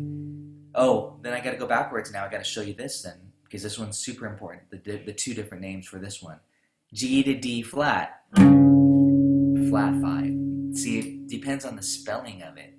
That's what's really interesting, is the spelling. Same G to D flat or G to C sharp, they sound the same if you just heard it. Somebody might say, oh, that's an augmented 4th. And another person might say, that's a diminished 5th. They're the same sound. Okay? All that matters is the spelling, the letter names. I know it's kind of silly, but it makes a difference. Okay, G to D sharp. We called that earlier an augmented 5th. I just put sharp 5. Okay? We're just sharpening the 5th. And in this case, it could also be called a minor 6 if I called it E flat. So the G to E flat is now called minor 6, and we put flat 6. Yeah, here I can do that. Major 6, minor 6, and we just put flat 6. Again, if it's major 6, we don't need to put any prefix in front of it. It's just 6. Okay. G to F sharp, we know that's a 7, major 7, so it's just 7. But G to F, or I'm sorry if I said that incorrectly. G to F sharp, we know that's major 7 or just 7. But G to F without the sharp is called flat 7. Okay. I know this is a lot of stuff. And then finally 8. So if you have your guitar, let's do some of these slowly. Hugh, you can play it on piano, you can play it on your instruments respectively, all in relationship to the root note. So I usually like to start with just simple. I say, play me a 5th. There's your perfect 5th, just a 5. Flat 5. Okay, you gotta flat that 5th that we just did. Octave. 8. 7, major 7. Flat 7. Okay. You want to get quick at this no matter where. This is now, again, application to your instrument. Very important. 4th. right underneath it. From again, we're starting on G, and then sharp 4. That means above it. You want to raise that interval. Okay, 6. That's a big stretch there. The major 6 is always a whole step above the 5th, as you know from your major scale. 5th, 6. Now give me a flat 6. Okay. And perfect 5th again. How about a sharp 5? Okay, so I'm not dealing with the letter names, but it can have 2 different names. That one that we just did, we just called it a minor 6, but now we're calling it an augmented 5th or a sharp 5. That sound. Minor 2nd, flat 2. Okay, it's a half step. Okay, flat 3. That's kind of like we're gonna be playing some blues there, especially with a little swing feel. And 3. Okay, 7. And that 7 is within that major scale, so you got to go 1, 2, 3, 4, 5, 6, 7, and 5th. Okay, perfect 5th. Flat 5. Okay, you got to keep bouncing off the root note. Major 3rd, and that's just going 1, 2, 3. Flat 3. Flat 6. You might find your regular 6 first, meaning your major 6, and then flat it. How you guys doing on this? Good? Sharp 4. See, I'm going to the ones that are not in the major scale, but you got to find where the 4 is first, and then you sharp your 4. That's what I recommend, is stay within the major scale, and maybe just do this exercise. 1 unit, 2, 3, 4, 5, 6, 7, 8. And then you can alter those and give your hand a rest. That's a lot of playing there. And not only that, you can do it in a different octave. I'm just demonstrating on this low G. And it unfortunately though, if you start on the 3rd string, the pattern changes. So you got to be really careful.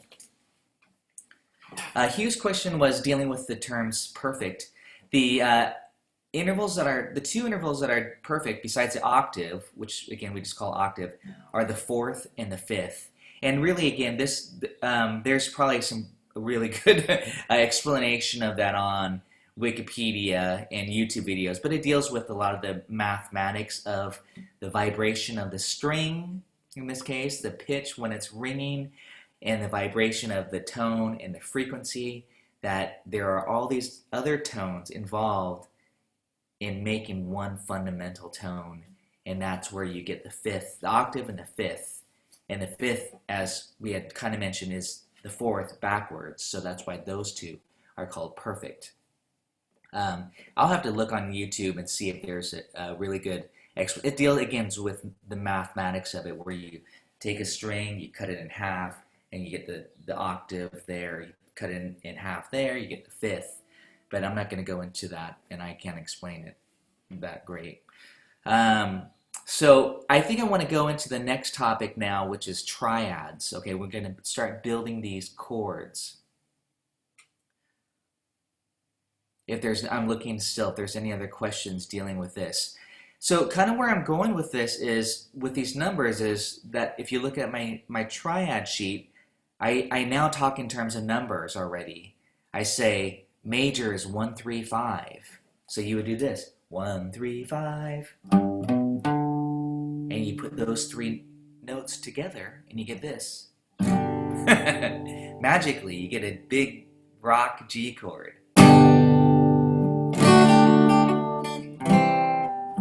So this is a G chord.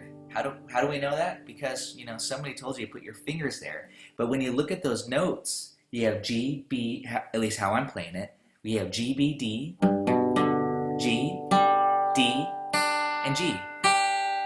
I'll say that again. You have G, B, D, that's 1, 3, 5 of your scale, And then you have G again. That's 8, the 1 basically, an octave higher. And then D again, your 5th. And then G again.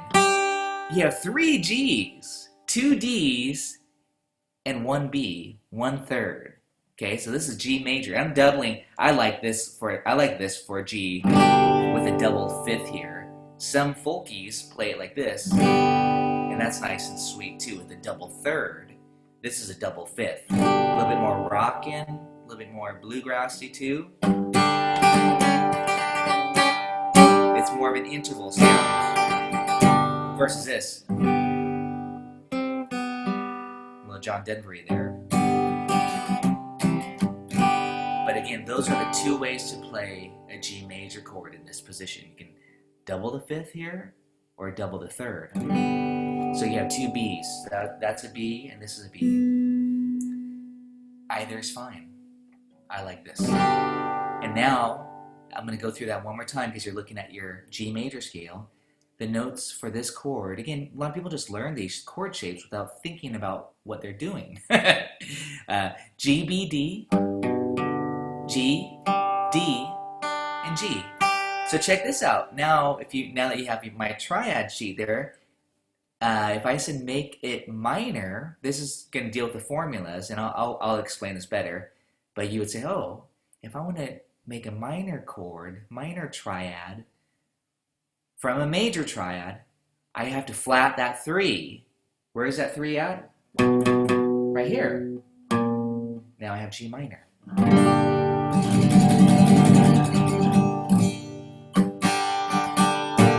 Major, minor. Flatted that 3. That's kind of a big stretch down there. Most people just end up doing a bar chord. But let's go ahead and now talk about triad formulas, since I've already kind of given you a preview. Major equals 1, 3, 5.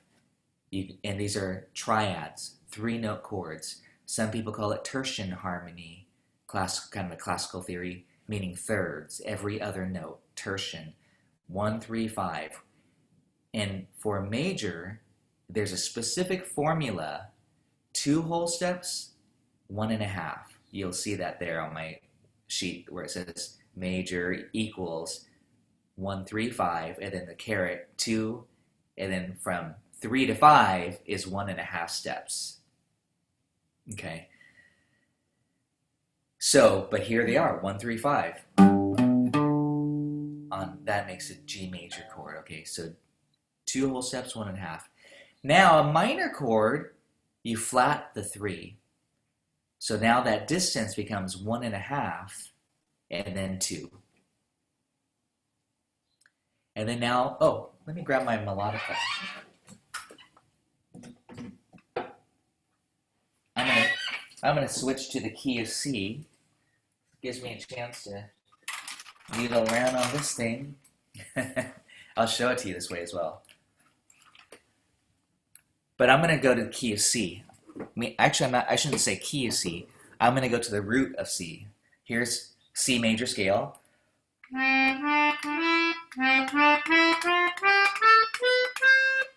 Now that C, the formula for a major triad is 2 whole steps, 1.5. So off of the letter C, 2 whole steps, 1.5 is this.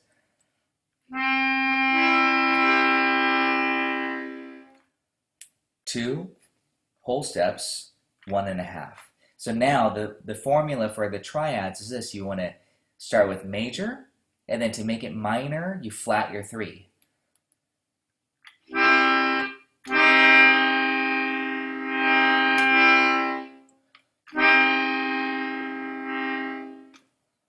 Now to make it diminished, you flat your 5th.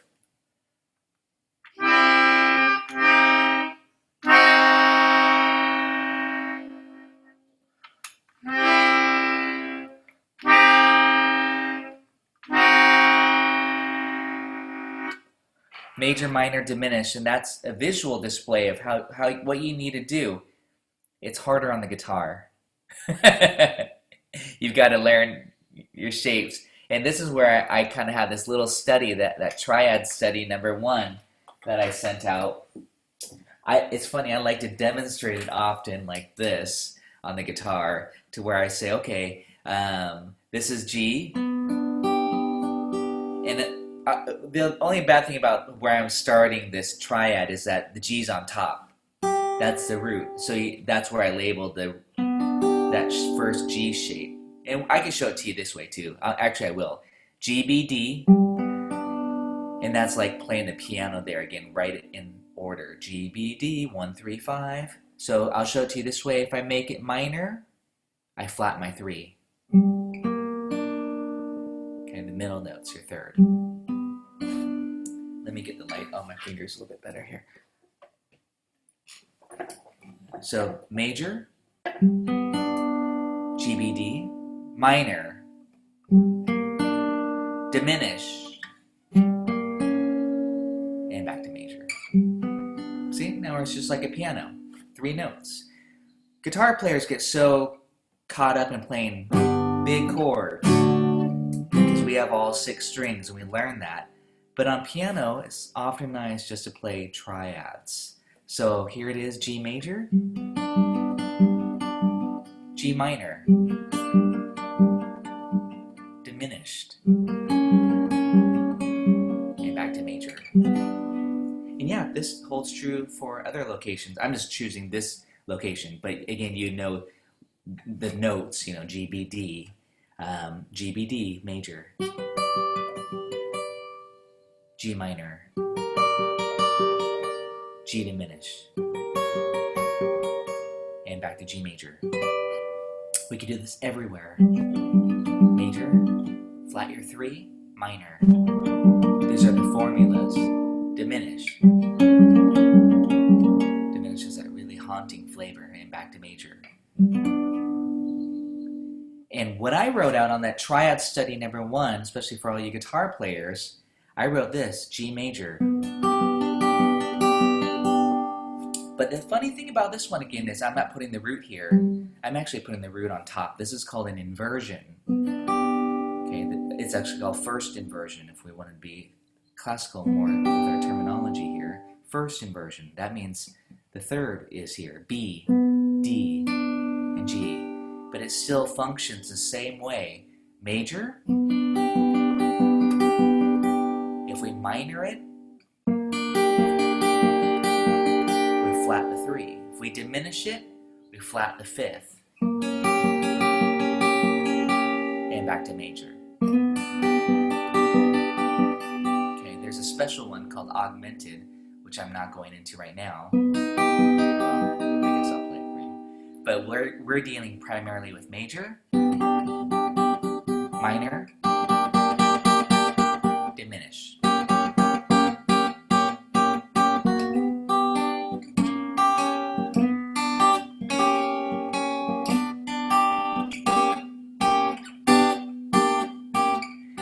Want to get these under your fingertips. I'm just showing you on the top 3 strings. I like that a lot. When I'm playing a lot of these little fills and licks on the guitar, I'm often thinking like a right hand of a piano player just playing triadically instead of these big bar chords. That's more just for rhythm. But if I'm kind of, I think more like a right hand of a piano player so I can move around quickly. So that's why I like the top 3 strings and that demonstration on that Triad Study number 1 worksheet. And I think I sent out a video link because I actually have some good videos on this material already that you can refer back to on YouTube. G major, G minor, and G diminished. And yes, you know what? These are shapes, just like someone said, here's a G chord, here's D, D, C. You know, you'll memorize these shapes. That's G. This is A. This is C. And this is D. You're like, oh, the root is on top. You'll memorize that. That's how I think of it, as a top note, okay? So the next shape, I'm going to kind of just go through this a little bit quickly, but hopefully you have that worksheet, is this, especially again for guitar players.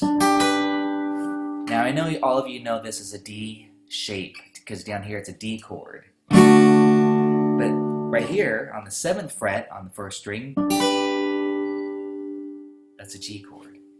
And the notes are, well, I'm going to start here on the 3rd string. D, G, which is the root, and the 3rd, B. So listen to this, G major.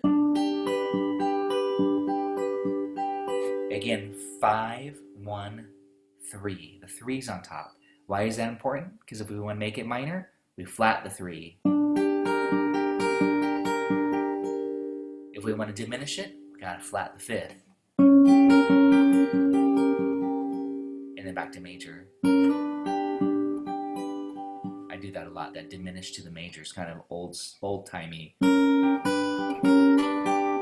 swingy, kind of bluesy. Again, I'm walking you through your inversions on the top 3 strings. This is just a demonstration as far as like application goes. And then here's G major here. By the way, this one is called second inversion, when the 5th is in the lower note. And now the root is in the lower note. That's just called root position. Just plain old G major, root position. And this one goes right up in order, 1, 3, 5, just like on the piano. If you were to start going G, B, D, 1, 3, 5. Now make it minor, you flat your 3. And now to make it diminish, you flat your 5th. And back to major. So some of the applications I like to do, if I'm jamming with somebody and they're just hanging on the G chord, I might go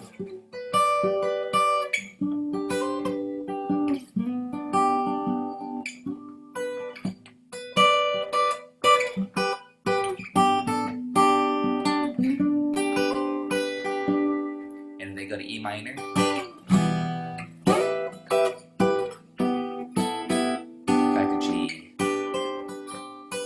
D, and back to G. Again, I can quickly kind of add little ad-libs and fills by just playing those triads and navigating through whatever the chord progression happens to be. It's really fun. And I have studies, different studies for that, to where you can just take a nice simple song like that. Sometimes I demonstrate the Beatles song In My Life, if you guys know that one.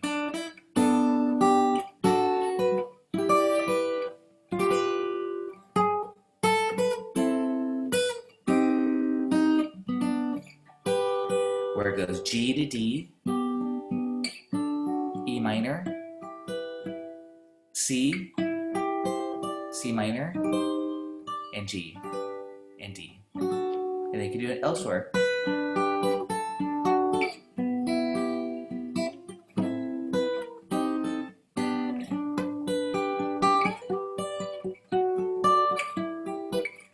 Etc. You can have a lot of fun just with playing those chords, and I wasn't doing this way.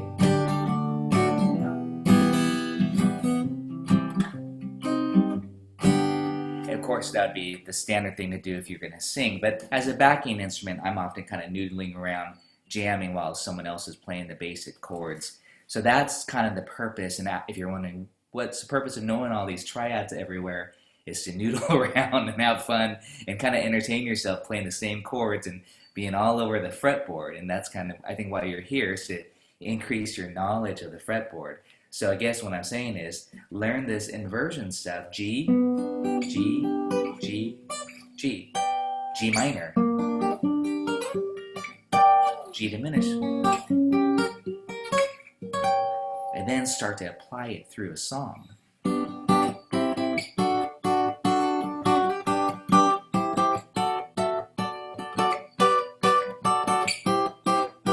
And you'll have a lot of fun. And I'm just goofing around on the top 3 strings, playing around with inversions. I know I talked a lot about that today.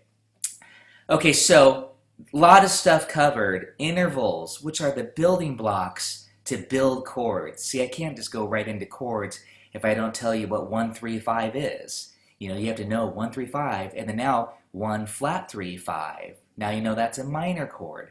1 flat 3, flat 5, that's diminished. And on that worksheet, you can probably see that augmented chord, AUG, or the plus.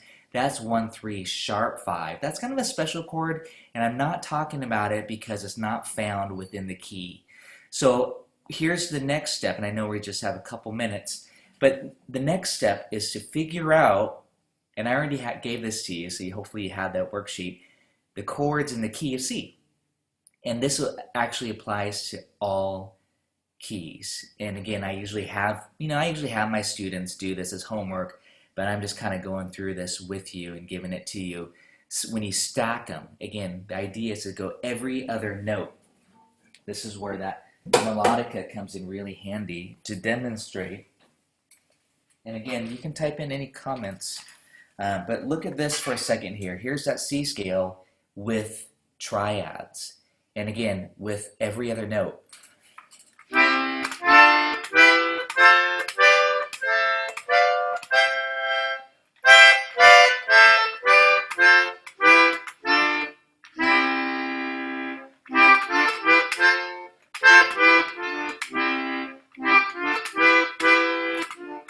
Those are just chords in the key of C in this case. And I already gave it to you on the piece of paper. I said triads in the key of C. That can also be called the harmonized scale, where you're taking the scale and you're harmonizing it with the third and fifth. But the trick is, and again, you can look at those formulas, the trick is to know that every time you switch to the new key and staying on these keys here, the chord changes. They're not all major. The first one is major. But because of the distance, the whole half, how that changes constantly, the next one's minor. And this may not mean anything to you, because you might not know that's even a D. But that's D, F, A, and that's D minor. And then again, I already wrote this out. So the summary of this, I'm just going to kind of tell you so we can start here next week with some chord progressions. The summary is this. The 1 is major. And I will grab my guitar for this. I hope you do this with me as well. C major. C, then that's C, E, G. Next one is D, F, A. Again, we're going up the scale. We're harmonizing the C major scale every other note. D, F, A is this. That's minor. Okay. Why? Because D to F, when you look at the distance, D to F is 1.5, and then F to A is 2. The formula for minor is 1.5, 2. And again, this will just be stuff that you'll just have and memorize. 1 is major, 2 is minor. Next one, E, G, B. E to G is 1.5, G to B is 2. That's also minor. And I'm actually kind of playing it this way, like a piano player. I'm going like this. It's just these little interval shapes, 1, flat, 3, 5. The next one is F, A, C. Oh, first one's major. 1 is major, C major. 2, D minor. I'm going to give these numbers. 3, E minor. Again, it's because of the distance from one note to the next. Next one is F. And if you stack every other note from F, again, tertian, thirds, harmonizing it, F, A, C. You can probably use your ear and say, oh, that's major. Minor, by the way, would be this. Diminished would be this. Back to major. Again, I'm staying within the key of C. So now we have 1, 2, 3, 4. And then the next one on G is G, B, D. I'm kind of going through this quickly. Don't worry, we'll pick up here next week with this. G, B, D. G to B is 2 whole steps. Again, the only thing is I'm giving this to you. I would, if we were in the classroom, I would have you do this on a piece of paper and go, G to B, that's 2. You got to look at your scale. G to B, okay, that's hole in a hole, that's 2. And then B to D, that's 1.5. That must be major. Okay? So again, I'm just kind of giving this all to you. I do want you to spend time this week, writing this out, because it holds true for any key. This is just a summary. Next one is A, C, E. Okay, do you see how I'm just stacking those triads in the key of C? Judy. And then B, D, F. That's the special one. B, D, F. B to D is 1.5. Again, yeah, I'm looking at the degrees from D to F. Oh, sorry, B to D is 1.5. And then D to F is also 1.5. Well, finally, we get the one that's diminished. And by the way, if you don't know these shapes, don't worry. I'll write this out. This is good. I like writing things out. And then finally, back home to C major. But you guys might know it like this.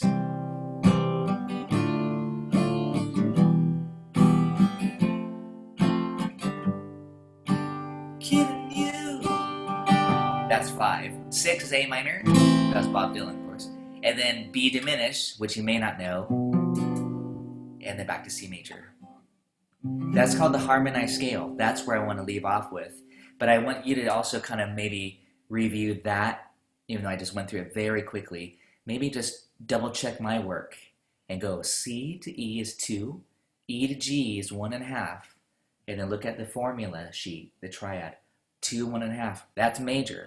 And I know you already know major.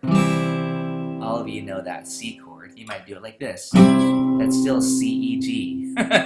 Different configuration of the same 3 notes. It's funny again how we learn this stuff first, and then we learn the theory. So this is C major, D minor, E minor, F major, G major, A minor, B diminished, and then back to C. And yes, I'll write out that B diminished for you because it's important to know that B dim, even though you rarely see it like that, a triad.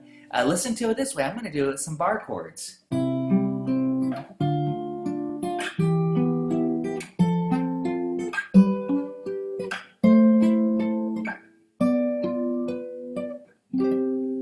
And then backwards.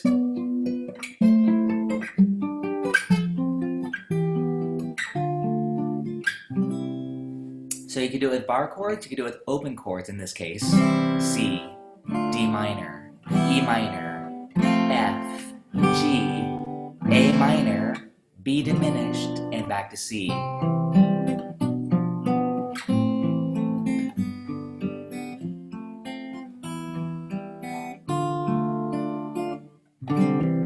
Isn't that nice? Just a major scale going up and down in chords. Now if I said, okay, do it in the key of D flat, you would just grab the capo and stick it on and do the same thing.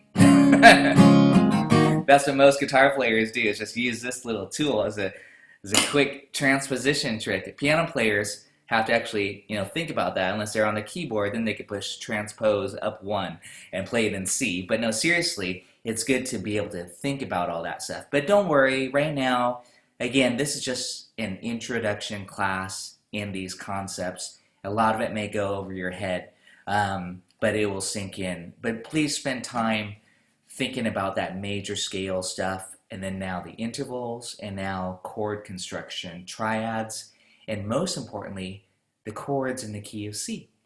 Okay? And Judy's question, I don't want to leave you out there too. Suggestion on how we can approach practicing to make. I honestly think that you should just grab that piece of paper and write these out. I was almost gonna say find songs in the key of C, but that we haven't got there yet. So maybe start to. I have a good idea. Grab your favorite song, maybe a Joni Mitchell. Oh no, stay away from Joni Mitchell. She's too complex. Grab Bob Dylan. There you go, and you'll see F minor.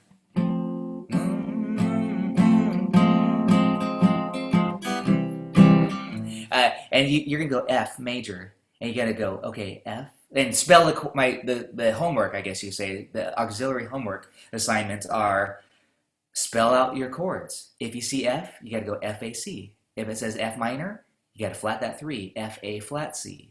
If it says A minor, A C E. So what I'm saying is, just try to do as much extra spelling as you can, even away from the instrument. Of course, I want you to be able to play it because that's really the most important thing. But we're kind of on this more theoretical level right now. So again, spelling is very important. Another good tip: take your chords that you already know. You say, "Oh, I know my D chord." But if I said, "Where's the third?" you might not know where that is. But now you know that's the 3. Why is that important? Because now you can minor it and make it a minor. You can flat your 3 and make it minor. If I said, what's diminished, you flat your 5th. See, so that's what I'd like for you to do, really. You go D, A, D, S sharp. Okay? 1, 5, 1, 3. Okay? And then next week, we'll go over some fancy ones like sus4, sus2. Those are always beautiful sounds that you hear all the time, these sus chords. So anyways, I don't mean to start a whole new topic here, of course, but knowing your formulas and knowing your chords like this. Why is that E? You gotta just write the shape out and go E, B. You might have to think about it. E, B, E, G sharp, B, E. I'll say that again. E, B, E. That's 1, 5, 1. G sharp, that's your 3, especially if you're looking at your E scale right now. And then B, that's your 5 again, your 5th, and then E again. So this is another good example again, where you have 3 roots, 2 fifths, and only 1/3. So when and usually the third is reserved, just one. You don't want to have more than 1/3. It changes the color a lot of the chord. I'll talk about that later. But here's major. You flat your 3. And yeah, I know you knew that. That was E minor. But that's why you flat your 3. And then next week, if you want to sus it, you raise it to a 4th degree. Okay, everyone, I'm going to let you go. I've got another class to teach in 5 minutes. That's a lot of good stuff. I know there's going to be a lot of questions. And just, again, try out some of those little tips I just mentioned there at the very, very end that will help reinforce it. And thanks, Colin. Have a good week. I'll see you next week. And I'm going to keep my eye here. I don't want anybody to be excluded. I seem to have done that before, so I got to keep my eye on the participants here. So are there any questions? You got the major scales. How was everybody as far as getting the answers to all 12? Did everybody get them correct, or did you have to make some adjustments? I did. Good, you got it all. Just remember those rules. You need to have one of each letter name, and you should not have sharps and flats in the same key. If you in the major scale, that is. If you do, then there's definitely a problem that you have to check. And you just have to follow that formula. And then also, we talked about last week, just a little review, because we talked about a lot of things, and of course, not all of it's written on paper, but we talked about this.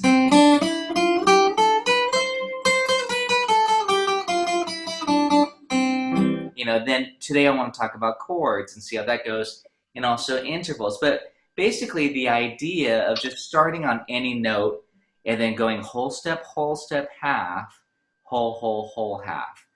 2 wholes, half, 3 wholes and a half, and that will give you a major scale. And again, I kind of showed it to you on the melodic or the piano here. You have, well, this helps for those that know the notes. The notes I think were written here, but on a dry erase. But this would be C, and then you have 2 sharps and then 3 sharps in front of F. So that's where I think it's easy to remember. Okay, 2 wholes and a half, 3 wholes and a half. And also, you guys all have a great ear, I'm sure, that you can just start on a note and, figure out what a major scale is versus what's not a major scale. I think everybody's here. So yeah, are there any, yeah. Why don't you guys warm up with me? How about that? Let's just do some playing. I like this because I want it to be an applied class. I think it's not just all paper. That's not what I want to offer you. But hopefully, again, there will be some light bulbs that go off and things that will click for you and give you some new ideas. That's my goal. Here's a D note on the guitar. On the ukulele, you don't have a D string, so your best bet is to start on C string, maybe go a whole step above C. So you're going to be, sorry, I'm going to mute. It seems like there's no questions, so I'm just going to mute all. Welcome everybody again who are just joining in from New Zealand and elsewhere around the world. Hawaii. Here's a D on the guitar. And if I were just to go, again, this is important, this is interesting also, because I'm not thinking about every letter name. I'm really not. I'm just going, okay, whole step, half, whole, half. I could think, okay, whole step above D is E, S sharp, but by that time, the music's already gone by. So again, this is where it's important that you just can do it, in a practical sense that, hey, I'm in the key of D.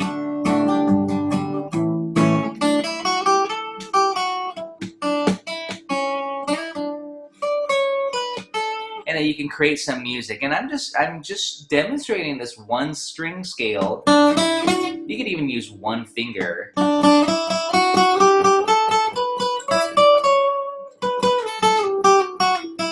again, on the ukulele, you could be on the 3rd string, on the C string, starting on your 2nd fret. So again, it would sound like this: whole, whole, half, whole, whole, whole, half, and then descending.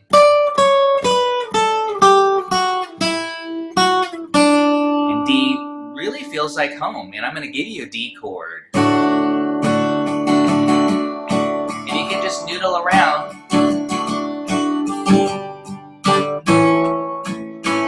on that D scale. And you don't know what chord I'm going to play, but I'm going to tell you that I'm in the key of G. Key of G. That'd be mean, key of G if I was in a different key. I'm going to be in the key of D with you. And that's, again, what our next topic is to make sure you know what chords are in the key of D so that it makes, it goes together. The chords are derived, extracted from the major scale. So here you are, you're noodling around that D scale.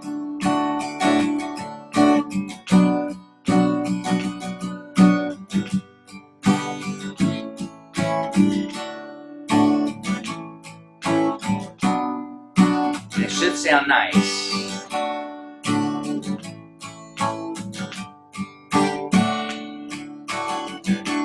I guess I'm kind of playing Let It Be a little bit in the key of D.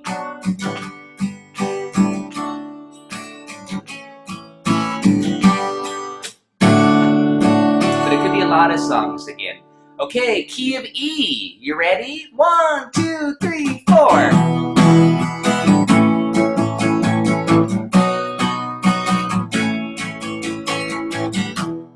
Just to help you out, here's the E string on the guitar. And you should be on the 12th fret. Remember that, and this is a little bit of a review, there's 12 notes in our music system, 12 semitones, so you're back to E here. And again, I'm not thinking of every letter. You could be looking at your scale, and some of you may, I'm not going to say don't do it, but you may want to know E, F sharp, G sharp, A, B, C sharp, D sharp, E. But again, in practical, I'm just playing the scale, and right now I'm demonstrating on one string. And I like to do a lot of that stuff, just in, again, when I'm playing some melodies.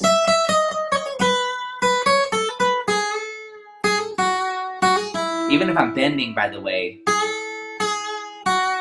you want to make sure you're bending in tune. So if you want to bend where the half steps are,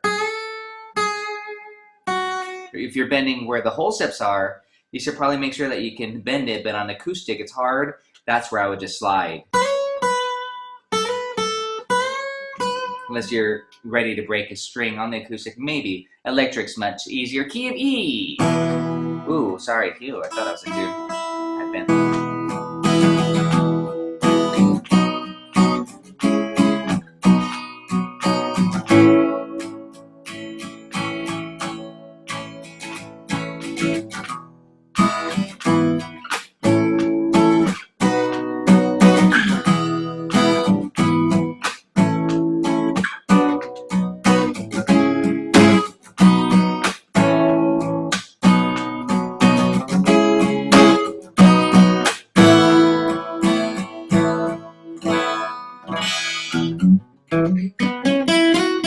And of course, you can play it all over the fretboard and all that stuff too. Right now, I'm avoiding that just to kind of put us all on the same page, no matter what instrument you play. Just a really simple layout of like where an E scale might be. Not doing any fancy fingerings. I do have scale sheets too.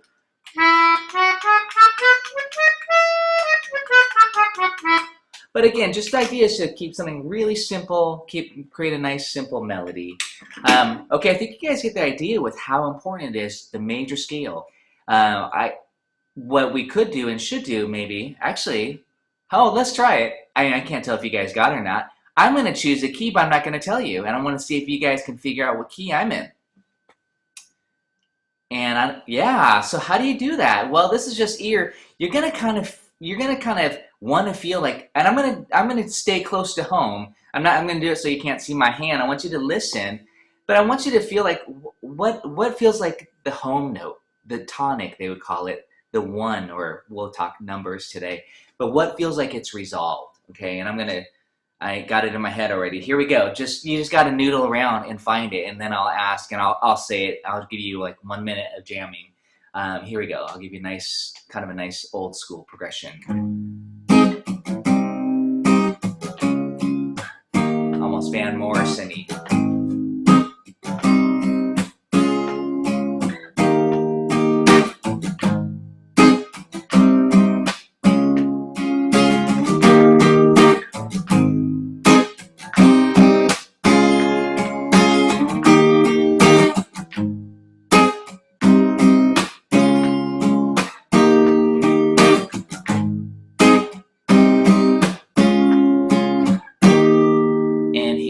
That does not feel resolved, but here's home.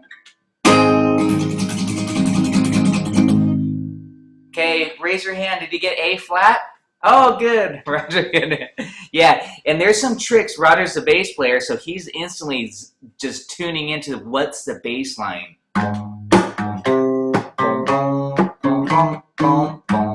Ukulele players might be at a disadvantage because you're so high up. You don't have bass strings, you know. Harmonica maybe too, but you know, you're an octave higher, so you have to find what feels like it's resolved. A flat. Okay, that feels like home. And that's something, you know, that's a pretty popular progression there. And that's coming up in the next few lessons, common chord progressions. We all love common chord progressions, especially if you're a songwriter too. Okay, so new stuff. Any questions about that? Was that fun jamming? I don't know if you guys jam a lot, but hey, like I said, I want you to feel like you can just jump in and play along with recordings. It's really that simple. Find what key the song is in and then noodle around. I mean, you know, noodle meaning find some melodies or find the melody for the song. Okay, I think we should go on today. The next big topic, last week, you know, we talked about this stuff, the major scales and how to do that, but the next kind of big topic is intervals. And I did not pass out a worksheet for that. That one I want to kind of walk you through. But the intervals are the building blocks. Those are the names before we could even hit chords. Before I could say a major chord is 1, 3, 5, minor is 1 flat 3 5. I need to kind of just go over with you what intervals are. And I think in the past it's easy to kind of confuse. So I'm going to keep it simple today. First, I'm going to start with intervals within the major scale. And on the guitar here, I'm going to start on G. Okay. So if this is a G here, you can look at your G scale. Okay. So we have a G scale here. We have G, A, B, C, D, E, F sharp, G, like this. And I'm going to finger it like this if you want to try it with me.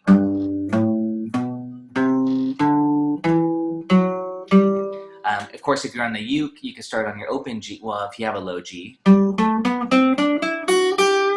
And again, you can even stay on one string. But if you're a guitar player, I kind of recommend what I'm going to do here right now, just lower. This will especially help you figuring out those chord progression and those bass lines. So start on the lower register for uke players as well. Hopefully you have a low G in this case. Low G would be your open string, by the way. So it'd be G string, then it'd be like this. Assuming that's your 5th fret there. Open 2, 4, open 2, 4. Okay, so here we go. G, A, B, C, D, E, F sharp, and G. That's a G major scale. But so what we want to do now is we're going to assign these both numbers and names. I find that numbers work best in a working situation versus names. I feel like not everybody is up to par with the names, and it can be kind of confusing. So musicians, I'm talking about just working musicians. So I find it better to say, hey, it's a flat 5 or it's a 7. And also, if you say like major 7, sometimes that can be a chord quality. So you don't want to necessarily confuse with a major 7 chord or a major 7 interval. So the interval, by the way, is the distance from one note to the next. So I'm going to show you this. The first one you should know is an octave, this.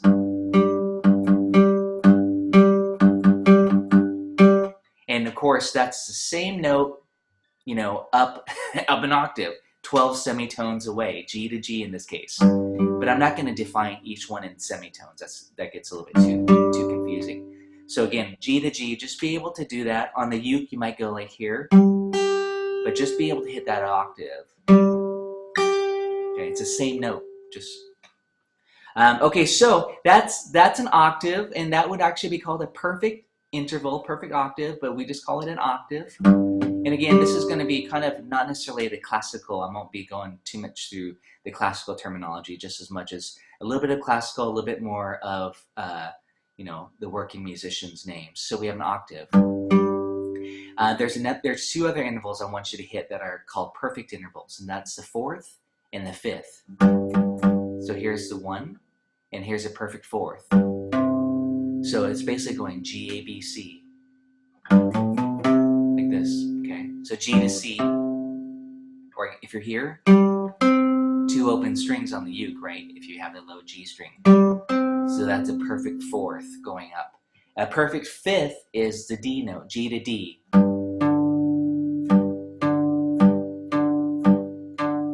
Okay, so those 3 intervals are called perfect, and that's why I wanted to start with them. The octave is the most perfect interval. It's very stable, and it deals with some mathematics of the overtone series, which I'm definitely not going to talk about today. You could look it up on Google, the overtone series. But that's the octave. Here's the perfect fifth. And if you're a guitar player, you know this interval very well if you do stuff like this.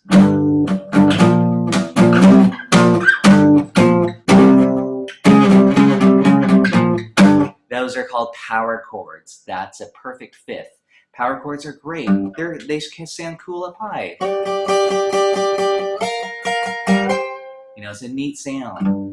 But on the piano, that's very common to do too. Just listen to any Joni Mitchell. She would always go root fifth, and it's always done in classical. It's the perfect fifth is a very stable interval. It's the next stable, it's the next, let's see, how can I say it? It's the next more stable interval besides the octave, which is the same note. So you'd have stuff like this. And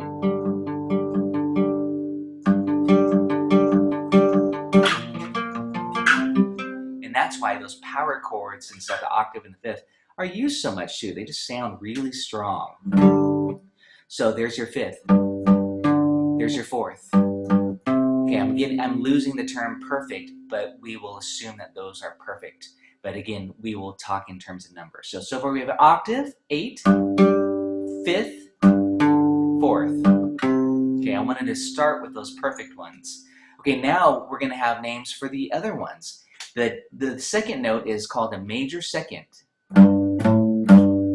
Okay, that's G. In this case, G, A, G, and again, I had to play both notes because that's the distance, that's the interval. Major second. Okay, and if you wanted to lose the word major, you could just say that's a second. Okay, for now, but major would be the correct term. Major third. That's G, B, G. Here it is up high. That interval is a major third. And again, I'm just demonstrating on G, but a major third can be defined as 2 whole steps. Okay, the distance from 2 whole steps. Okay, so far, I gotta tell you this one, no distant change, the same note. Do you guys know what that's called? Sometimes you'll hear that, you know, terminology. If in classical music, you might say, hey, the flutes and the violins, they're playing in unison. They're the same note, in the same register. They're not an octave apart.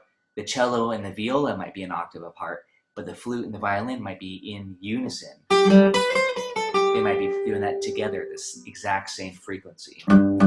Unison. Major second. Major third. Perfect 4. Perfect fifth. Okay, now the next one is the 6. We're giving these numbers major 6. This is all from the major scale. Okay, and I know that's kind of a stretch on the guitar. Sorry about that. If you need to play an octave higher, you could do it here. but I'm doing it here. And you might just bounce. So yeah, give your hand a rest if you're not used to these big stretches. But again, unison, major second, major third, perfect fourth, and that's just G to C, G to D, perfect fifth, G to E, major six. This is all within the major scale, by the way. And then last one, if you want to guess it, major seven. I'm playing it very slowly so you can kind of hear that sound in your head to the interval. And then the octave. Now I'm going to go backwards. Octave. Major seven. And that, oh, by the way, if you're writing this, the abbreviation is just MAJ. Some people just write a capital M for even shorthand there. Versus small m, which would be minor. So we have this. Major seven.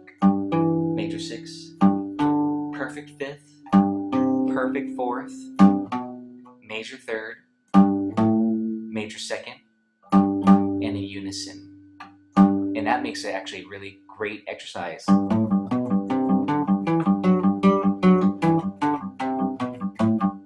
Okay, just something as simple as that. And this is a major scale, you can't go wrong. That'd be in the key of G.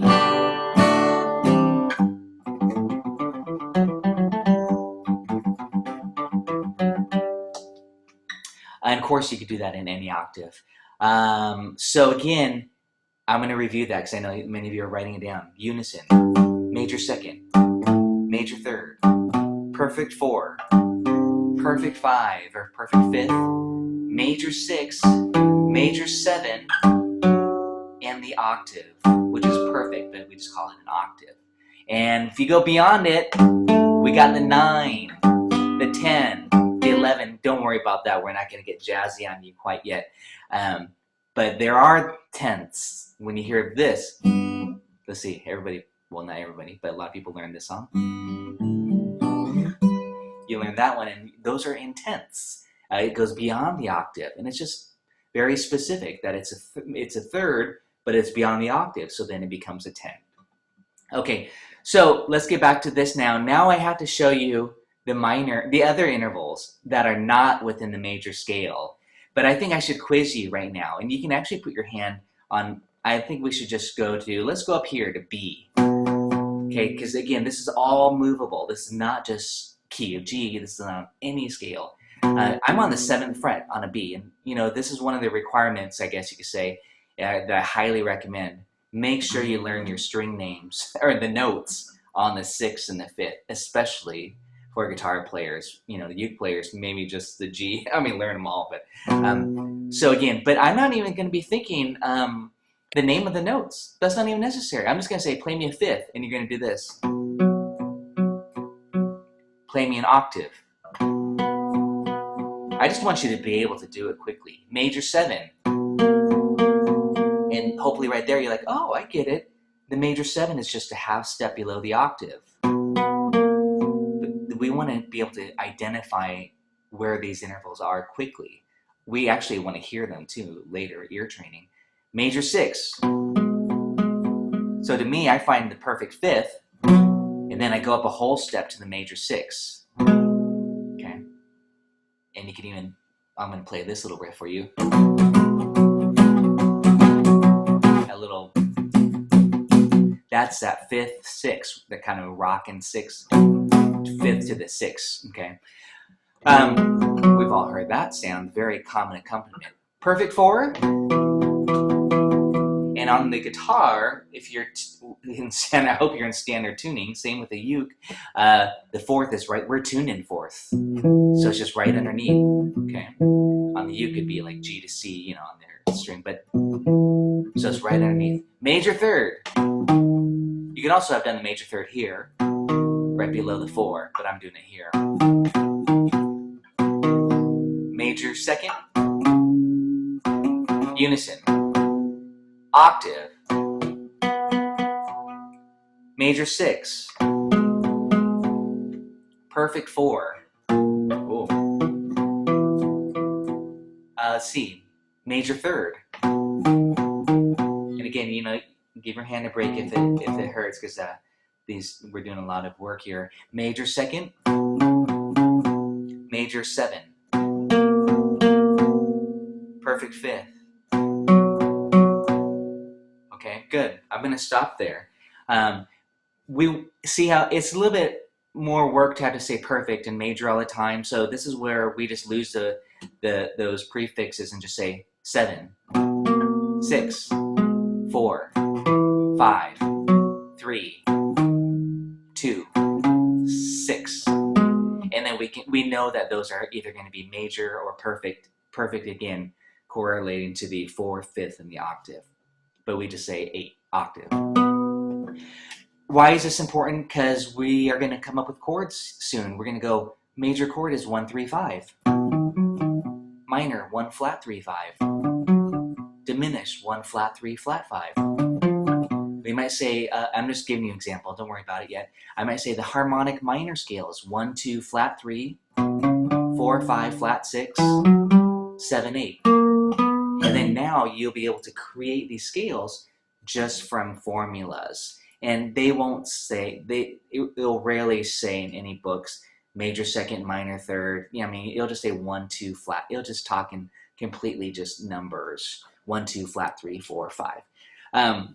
Did I lose anybody there with so far? I know I'm just kind of giving you a little preview of how it's applied, but just on the major scale so far, the intervals, we're all good.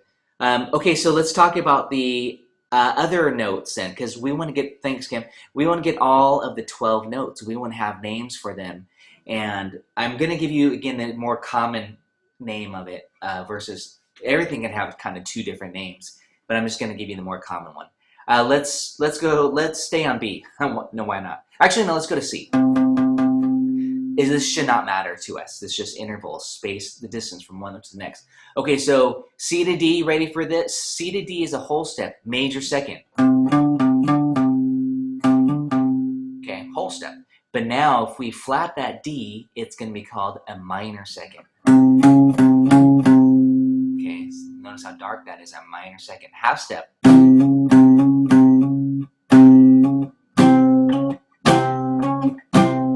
Just reinforcing it. Sounds better with the keyboard really low, so I can always demonstrate jaws with strings, of course. But that's that half step motif there. Okay, that's a minor second, M-I-N second. But what we're going to do is just convert it into numbers and say flat second, flat 2, and that's going to be the easiest. I'll write this on the board behind me. Maybe flat 2. I'll just say it actually, because then that'll save time. We have 1 flat 2, 1 flat, or 1 3. It's 1 2 major second, 1 3. That's a major third. Now, if we flat that third, it's called a minor third. Okay, sounds like a bluesy riff almost.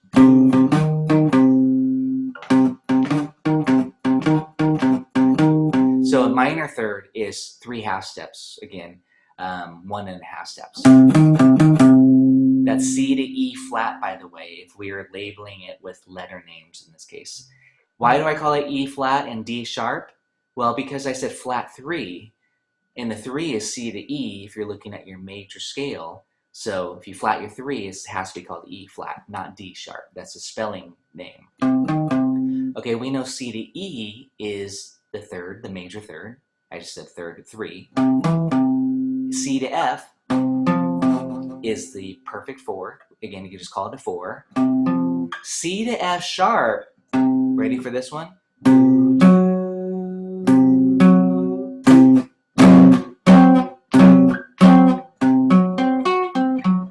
Purple haze, yeah, Tim, I saw it. We got a little there. Actually, it's down here.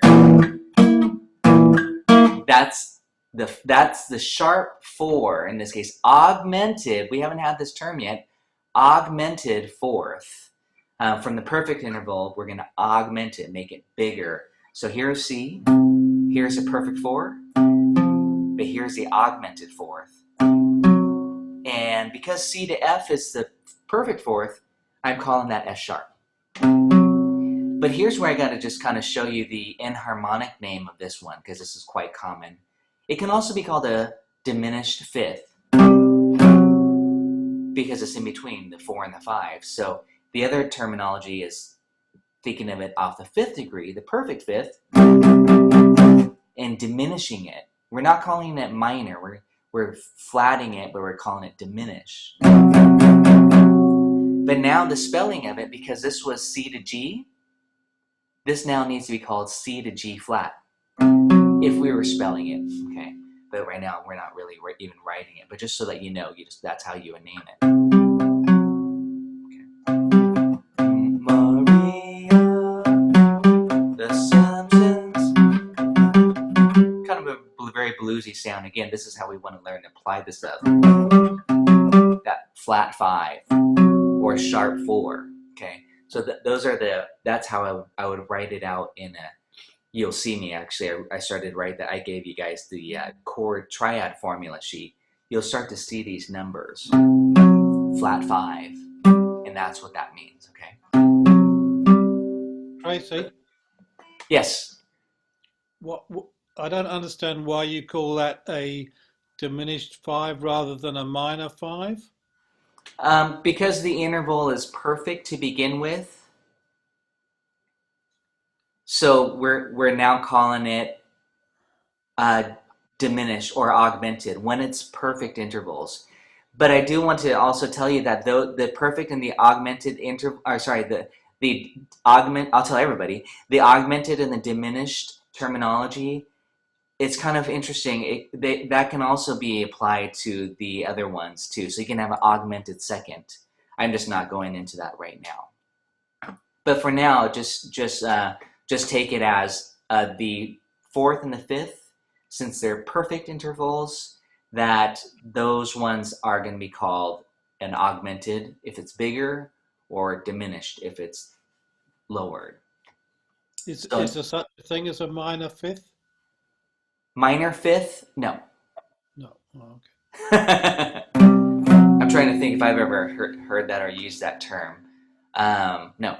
It'd be called a diminished 5th. So here's a perfect 5th. And here's and I'm going to give you 2 names for this next one. Here's the augmented 5th.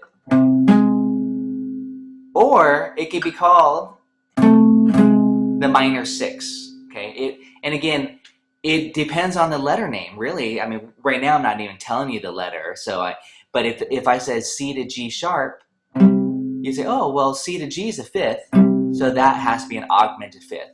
But if I said, hey, this is C to A flat, then you say, oh, well, C to A is a 6, so that's a flat 6, a minor 6. This is where also the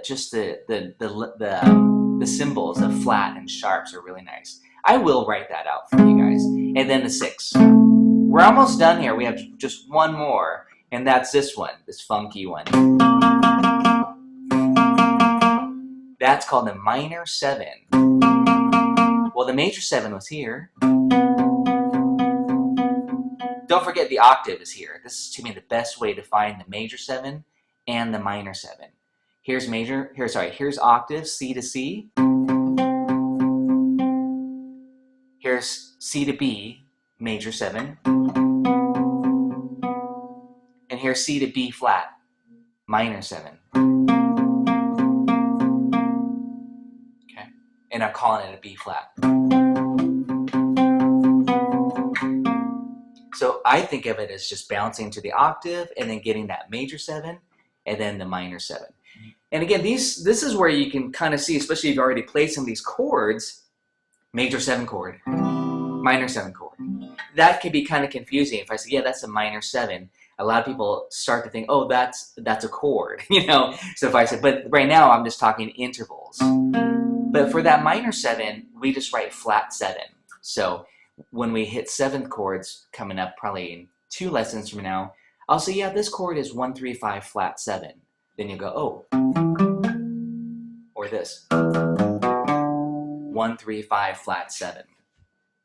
Okay, listen to this. I know this part's tricky, the interval business. So, and I'm going to review it, but this is just an exercise like we did with the major scale. It's a kind of a chromatic exercise. And then next string.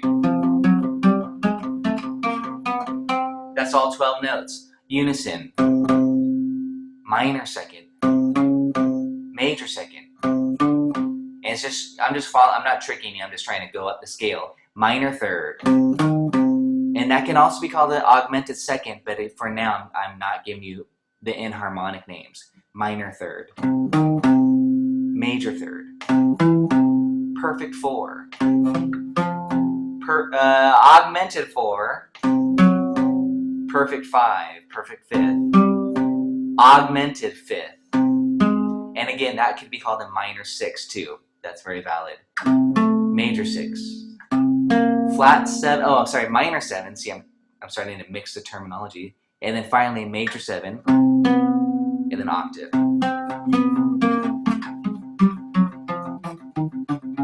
And that's just a little chromatic style exercise. Any questions? Are you guys giving this a try? And you could just do that on one string, like, or your C string if you have a uke. Just start on that open string. Actually, look how fun this is on the guitar. You could just do this. I'm just using that. That's kind of almost called a pedal tone. If I'm going E, in this case I'm on E now. Uke players have the E string. And then you go minor second. That's just one fret. Major second. Minor third. I bent that a little bit to make it bluesy. Major third. Perfect four. This is just all on one string. Augmented fourth. I'm kind of hitting it just so you can kind of really listen to it carefully too. Perfect fifth. I always have my students learn this song when they're just learning. So I always say, you know, can you guys sing me a fifth and just sing Twinkle Twinkle? And that's a perfect fifth. So from there, sharp five, that can also be called a minor six. Six, major six. Minor seven. Major seven, feel that tension. And then finally back home to the octave. And that's all 12 intervals now that you have. Of course, some of them we can have two different names, but I don't want to confuse you too much because there's actually more names than that, but I think that gets you started. Again, I can't, give you everything at once. How you guys doing? I'm trying to read you a little bit. Okay, good, Eric. Thank you. I like thumbs up, but really feel free to have any questions. Oh, yeah, thanks. That's a good question, Roger. When does a diminished fifth, it's almost like a joke, become a tritone? It is a tritone. A diminished fifth is a tritone. So that just means three whole tones, if you were to add them up. The tritone is called three whole tones. And remember, there's six, let me say this correctly. So three whole tones is six semitones, six half steps. So the tritone equally divides up the major, or this chromatic scale, or the major scale for that matter. But it's not, that tritone is not in the major scale. So, you guys don't believe me? E. Does whole tone mean whole step? Was that, Roger? Does whole tone mean whole step? Yes, exactly. A whole tone means versus semitone. Okay. Whole tone semitone means half step. Yes, exactly. Okay. So Roger's question was the terminology of a tritone, which you'll often hear, ooh, that's a tritone, the devil's tone. And that whole tone, or sorry, the tritone is three whole steps, three whole tones like this. And then if you went up three more, you'd be at the octave. So it equally divides up the octave, that tritone. Okay, so that's called the tritone. If you wanted to know that special one, six semitones away, that equally divides the octave. Okay, so we're done. No, I'm just joking. We need to make chords now. I don't know how we're doing on time, but I don't want to wear you guys out too. No questions. Okay. So basically now, we want to I want to actually convert to numbers, and I want to have you guys do some playing with me. I know you guys are kind of looking at me, but I want you to actually do some playing. And I want to say numbers again like we did within the major scale, but this one I'll give you more time. And you can start anywhere on your instrument. This is actually great practice for you to know your intervals, the distance. But there's some intervals that I said I like to really help locate. The fifth, the octave. You know, those two really help me. If I could find the octave or the fifth, those two really stable intervals, which sound like this collectively, well, it sounds better when you're in tune.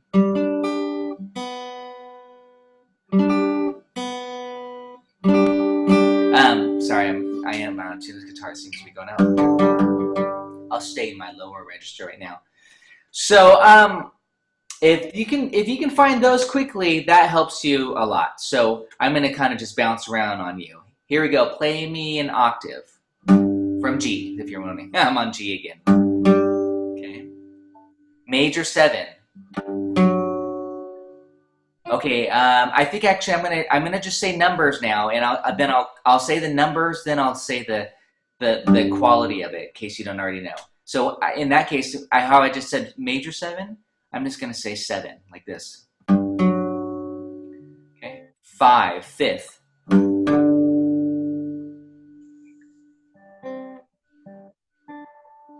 Good. I do hear some people. I'm going to just mute everybody at this point. And then flat 2. That's a minor 2nd, and I'll rename it for you as well. Flat 7. I'll let you see me too. Okay, it can also sound like this. That's a flat 7. Okay. Minor 7, that is. Sharp 4. So you might think, wait, what's my 4? Here's my sharp 4. It's getting bigger. Okay, that's augmented 4. But again, I want you to start to think in terms of just the number name, sharp 4. Okay, flat 6. Well, here's the major 6. Here's the flat 6, the minor 6. And yes, that could be called the augmented 5th. Okay, minor 3rd or flat 3. Sorry, again, I'm not going to be. I apologize if I'm not 100% consistent with this. Flat 3. 2. 4. And again, that would be called a perfect 4th. I'm just yelling just a number. 7. Do, do. And you know, you're all muted, so you can feel free to sing it. Use your voice. Try to hear these colors, these intervals. Do, do, do, do. Okay, this is good for your ear training. Okay, flat 2. Do, do, do, do. And again, I'm just bouncing off of G.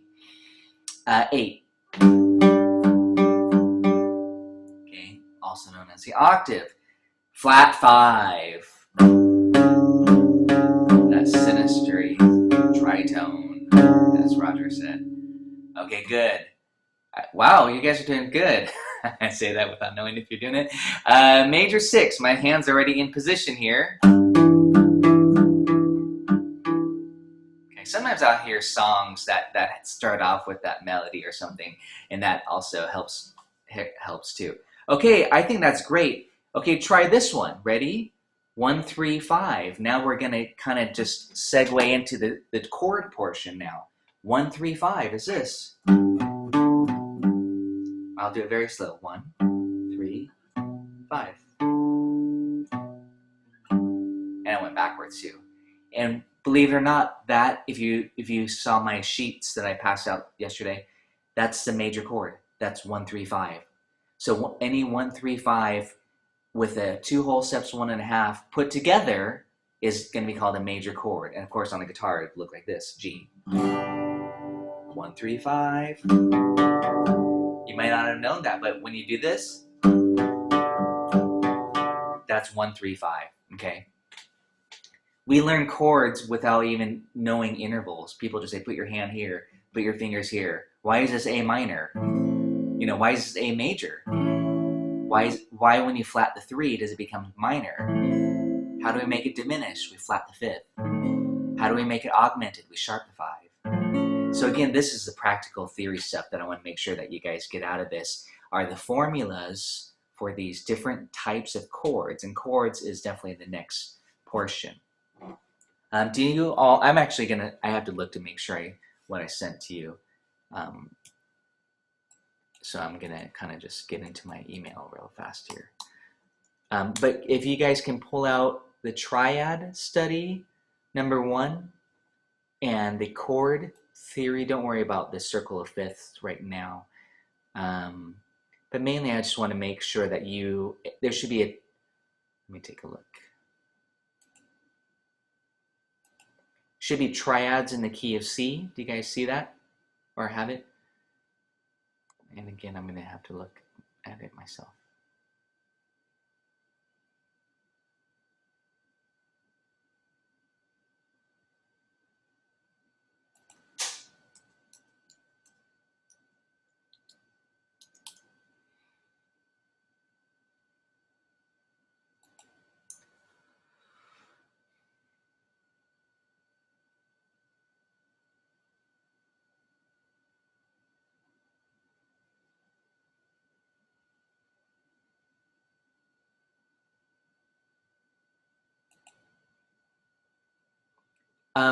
Okay, so chord theory formulas is what the name of the PDF is. And then there's another one, theory triads in the key of C. And then the triad study. I think right now I want you to look at the theory triads in the key of C. I'm going to open that up so I can look at it with you. This is really, however, you're gonna need the other one next. You're gonna need the other one too. Chord theory formulas. Okay, you're gonna need that next to it. You have to have both of them opened up. So basically, and this is what we're gonna leave you with today, is what are the chords in the key? This is really just like the most important stuff for the topic today. After all that interval stuff, the most important thing is that you walk away. You know. In the key of C, you have a C major, D minor, E minor, F major, G major, A minor, B diminished, and C major. And then, of course, that could be applied to all 12 keys. It always follows that same pattern. Usually, if I was doing a private lesson, I would have my students, you know, or actually even in class, but it's different when I just kind of give it to you. That's why I often don't want to give you things too early. I want to explain it a little bit, and usually I would actually try to do it on the board, but I'm being a little bit lazy. So what I'm saying is, if you look at the triads in the key of C, and I wrote out the C major scale on top, C, D, E, F, G, A, B, C. You can see the whole half, whole half. And then this is where it gets kind of tricky, like what is all this stuff underneath it? Well, now I'm stacking them. I'm kind of stacking down like it's addition here. C, E, G. D, F, A, I'm going column by column, E, G, B, F, A, C, G, B, D, etc. All 7 before it repeats to C, E, G.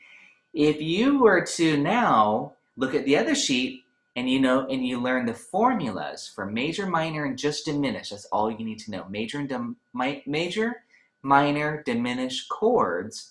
Now, if we were to actually do the homework and look at the intervals, to know what chords we have in the key of C, you would say, well, C to E, see how we're stacking it downwards, C to E is 2 whole steps. E to G is 1.5 steps. You have to count the distances. Okay, C to E is 2 wholes, E to G is 1.5. That equals major. So the first chord in the key of C is C major. And I know all of you know C major on the uke, guitar, harmonica, piano. Okay, so that's the first chord, C, E, G, C major. The next chord in the key of C, you got to start on the D, D, F, A. Well, I bet you guys can even hear it without even analyzing it.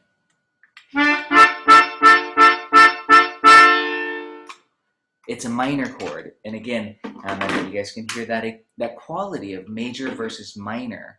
But if you were to analyze it, you'd say, okay, let's see, D to F, and again, we're stacking downward. D to F is 1.5 steps. F to A is 2. Then you can look at the formula sheet. Again, these are just the formulas.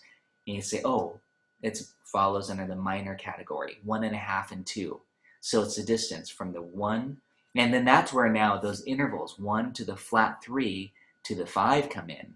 Okay, those are the distances there. And then E to G, same thing. If we went through all of these, which again, we're just kind of zipping through this. The E to G is 1.5.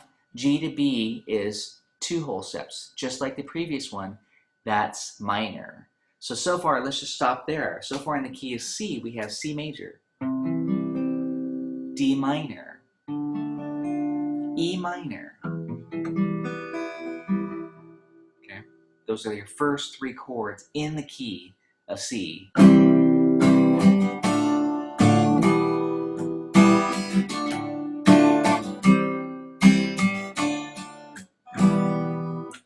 The next one off the 4, F to A is 2. You can go just look at the scale again, 2 whole steps. A to C is 1.5 steps. And again, you might just look at, A, B, C, get, 1.5. So that's why I put the little caret there and say 2, 1.5. And that falls under the major category. So the 4 chord is major.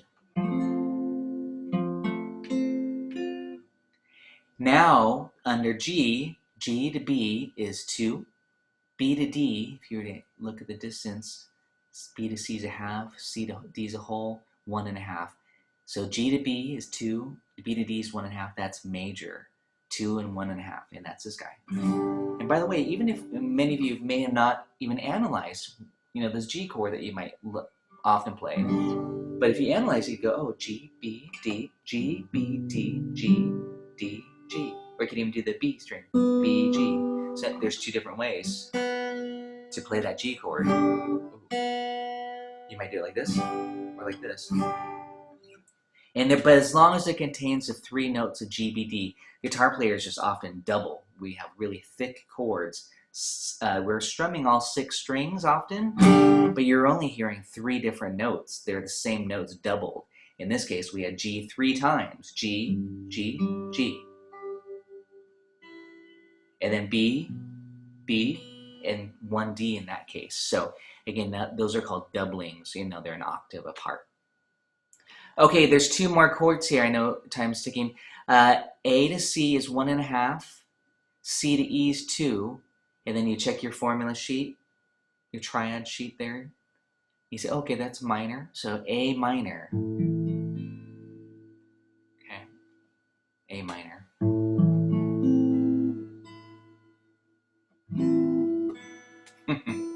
Sorry about this. Okay, B, the last one, B to D is 1.5. D to F is 1.5. You look at the sheet. Well, we haven't had that one yet. That equals diminished. And I wrote underneath there, B dim. It's an abbreviation, B dim. You might say, hey, I don't know that chord. And that's okay. A lot of people don't know this B diminished. But I'm going like this, B, F, B, and D. And that's okay, again, if you don't know right now, that's totally fine. And then back to C. So here are the chords in the key of C. C, D minor, without that, hold on, this is bothering me. Thank you. C, D minor, E minor, F major, G major, A minor, B diminished, and back to C. I'm going to go backwards.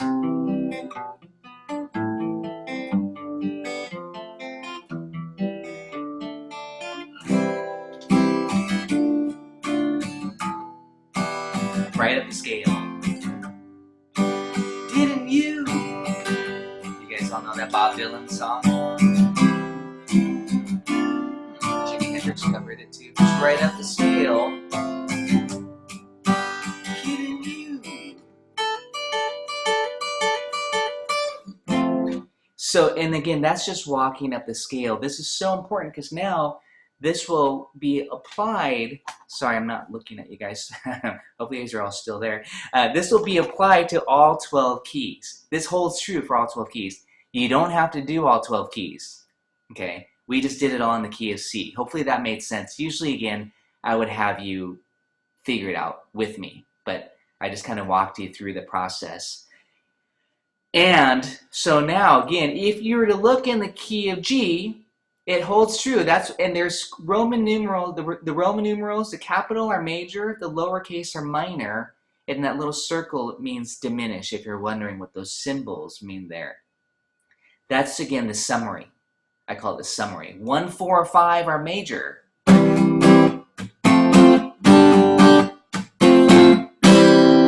Okay, we hear that all the time. 1, 4, 5.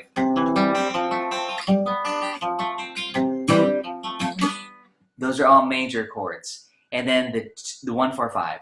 The 2, 3, 6 are the minor chords in the key.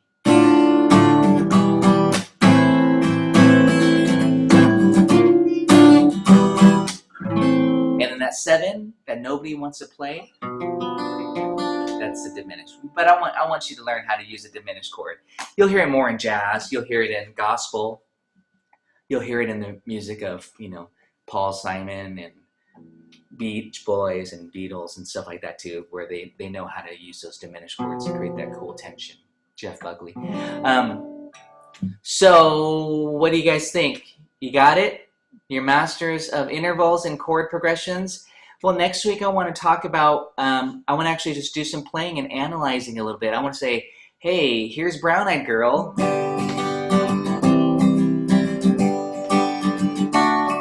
What's the chord progression? You'll say, oh, that's 1, 4, 1, 5 in the key of G. Then I'll say, okay, great, now let's play it in the key of C. And you'll go, key of A. And that's called transposing, when you take a chord progression and you move it to a different key. And you might, at that point, I'm going to have to talk about the capo, because some of you might say, oh, hey, can I just use the capo? Absolutely. You don't have to do bar chords, you know, if you don't want to. The capo is a really great tool. But we're already moving along quickly into chord progressions.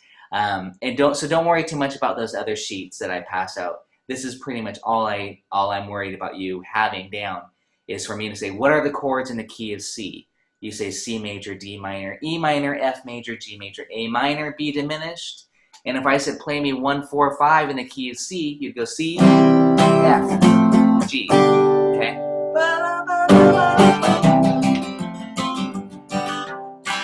Okay, so that's, to me, kind of right now, a really good place to be at for us. Any last questions? So you have no homework. You have the whole week free.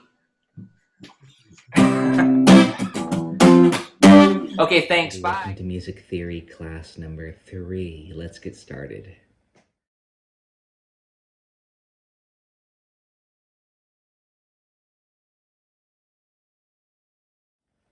All right, where do we begin today? Good to see you all. Let's start with questions that you may have from anything we've talked about so far. To get through a lot of materials in a very short period of time, relatively speaking, and that's because I want us to actually play through this material. I know I could cut out the jamming, but that's part of the fun part. I say, hey, let's play in the key of D, and you go, oh, okay, here's the method. I start on D, whole step, whole, half, whole, half. Like assuming someone says we're in the key of.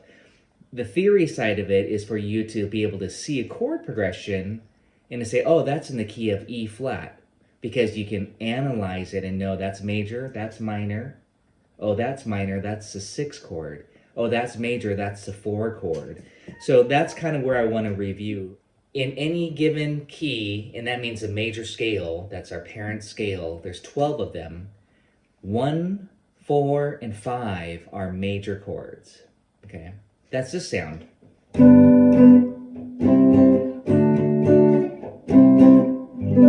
You know, that's what we know is just the classic pop rock and roll sound, 1-4-5, very happy. They're all major chords, and that could be in any key. You might say, oh, can we do that song? Assuming that was Louie Louie or something. Can we do that in B flat? Sure.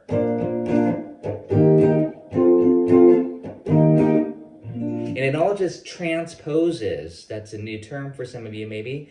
That means to switch keys, change keys, to transpose it, the exact same chord progression. That was 1-4-5. Again, 1-4-5 are major chords when you're using the major scale as your foundation, your parent scale. So there are 3 major chords and there are 3 minor chords. 2, 3, 6 are minor chords. In the key of C, they were D minor, E minor, and then the 6 would be A minor, D minor, E minor, and A minor. So if you're a songwriter and you're writing a song, maybe you want to write a minor key style song, and those would be the chords that you would kind of gravitate towards. Most popular songs, well, I shouldn't even say, I'm generalizing here, but it's nice to have kind of a balance between major and minor. Of course, more major, you have more of a happier song. A little bit more minor, you have a minor key song. That's just, again, generalizing. And then there's one diminished chord, and that is the 7th degree of the scale. So in the key of C, B is the 7th, and here's a B dim. It's kind of just a haunting chord, and there's a formula, 1 flat 3 flat 5 for it. But I'm just going to do a quick review here of the chords in the key of C. And you can just listen and maybe just watch. These are just kind of cowboy chords. C major, D minor, E minor, F major, G major, A minor, B diminished, and back to C. And I know many of you probably have never played B diminished. Instead of B diminished, what you'll see, and we'll talk about this, if not today, next week to begin with, you'll see G7 instead. G7 is a 4-note chord, G, B, D, F, and it actually contains the B diminished in there. So you might not have known that when you play G7, that it actually contains B diminished. Okay, so you actually are playing it, but G's in the bass usually, but there is that B, D, F note. Those 3 notes are in the G7 chord. So, but those are 7th chords. And next time I want to hit 6th chords and 7th chords, and that will kind of get us into some of the jazzier side of chord progressions. Today I want to play through just those basic chord progressions that I passed out the worksheet. Common chord progressions is what it's called. And I'll just say, play me 1, 6, 4, 5 in the key of G, and you go, okay, you'll look at your G scale, 1. The 6 is E minor. The 4 is C. And the 5 is D. Then you'll rock out. 1, 6, 4, 5. And you already know what to do with the scale. You play G major scale. You can improvise on that, or depending on your skill level and how well you know the fretboard. But what I'm going to do is pass out my master scale sheet. Or maybe I already did that. Did you guys get that on the... I don't think I passed out the master scale sheet. That's a big one. It has every single scale on it, starting on 1 note. Kind of geared toward guitar players, but I should have a version for uke players as well.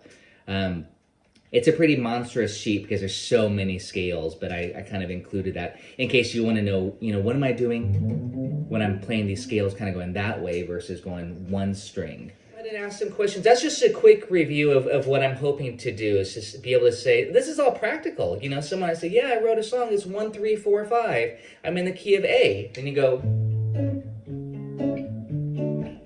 you'll quickly be able to play the chord progression. You'll know 1 is major. You'll know 3 is minor, 4 is major, and 5 is major. You just got to know where those notes are, and that's where we're going to deal more with intervals, that where these location are of the notes and numbers on your instrument, respectively. And for guitar players, actually uke players too, we want to be able to map out, if I want to say 1 to 5, and you can go 1, 5, 1, 1/6, 1/6. You want to know those interval names, and that's a big part of today's lesson. The pentatonic scale, penta meaning 5, it's a 5-note scale, which is actually very common. I don't want to say it's more common than the major scale, mainly because it's derived from the major scale. The major scale is 7 notes, 8 if you're including the octave, but it's 7 different notes. And then the penta scale, the pentatonic, is a 5-note scale that is a subset essentially of the major scale. So, and that is actually for rock and roll and popular music, folk music too, that is probably more common as far as jamming and improvising goes.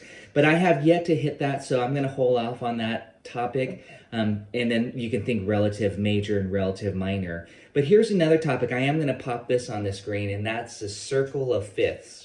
I'm sure all of you are wondering, what is that circle good for? Why did I pass it out? Why is everybody so say it's so important? And I'm just going to talk about a few things on why I think it's important. Let me go ahead and load that up on the screen share. And then we'll hit intervals. We'll hit a little bit more on the chords too, because we're often taught these chord shapes like, hey, here's an A chord, without knowing, what notes are those. We're just taught that's an A chord. On the piano, if you're a piano player, you actually can really see those notes, assuming you know your keys. You say, oh, that's C, E, and G. On the guitar, it's kind of, or ukulele for that matter, it's kind of just blind. You're just saying, put your finger on 2, 2, 2. But you don't know what notes those are often. But this A chord, A, E, A, C sharp, and E, you'll learn like, oh, that's the root, the fifth, the root, the third, and the fifth. You'll learn the formulas. And I'm not going to write them all out for you. There probably is a resource for that.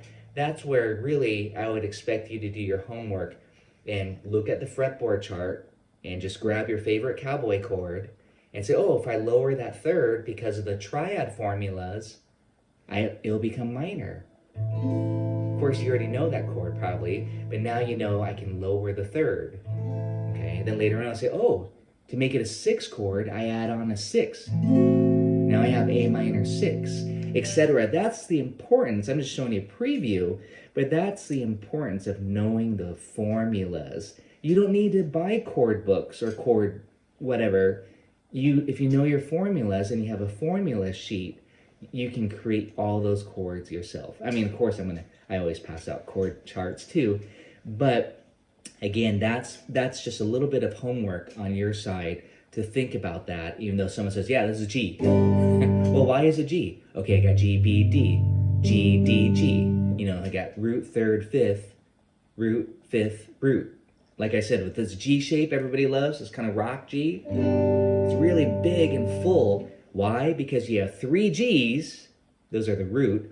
You have 2 D's, that's the fifth, and you have 1 B, which is the third. That's what makes it major. So if I wanted to make it minor, and a lot of guitar players don't know this, you just flat the 3, but check it out. How often do you see this? Minor. I just flatted the 3. Major, minor. Okay, that's a cool trick. Again, just by knowing your formulas, you can start to create new chords or chords. But of course, everybody plays this as a bar chord, minor. Which is coming from the E minor shape. And again, I'm going to talk about the transposing concept. And if you all have a capo, that's very useful too. That's a big part of the transposing. Really, again, very important basic music theory that's extremely practical.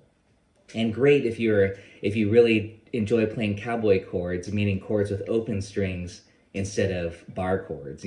Having a capo is kind of essential also for the ukulele too.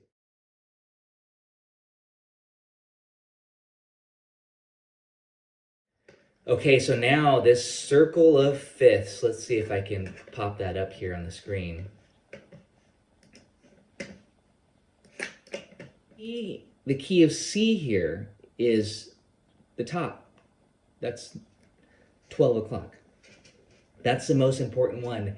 And it even says there's no sharps or no flats. Well, we already learned that in the first day when we, played the C major scale. Well, at least I told you that it has no sharps and no flats, because when we follow the formula for the major scale, whole, whole, half, whole half, C has no sharps and no flats, okay?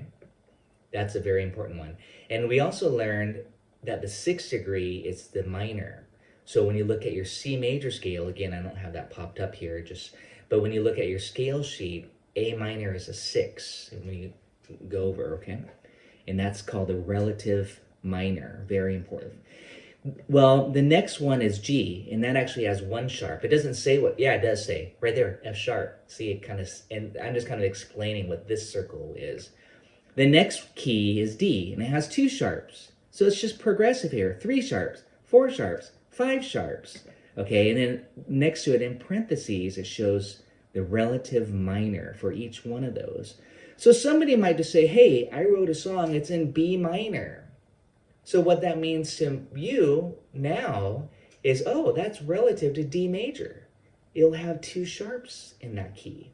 And then now you'll know the chords of the key of D major, which is D, it doesn't show it on this, but D, E, F sharp, G, A, B, C sharp, and D. Those weren't the chords, that was just a scale, but you'd go major, minor, minor, major, major, minor, diminished, major. And that would be the key of D major or B minor.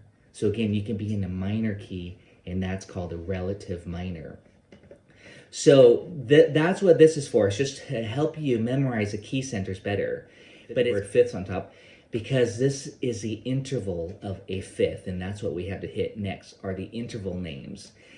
Meaning if you took a C scale and you counted over from C to G, that's 5. C, D, E, F, G. That's a fifth. If you started on G and you look at your G scale, G, A, B, C, D. Okay, those are the circle of fifths. Going this way, clockwise. Going counterclockwise, however, it's a fourth. It's backwards. It's 4-3. C to F is a fourth.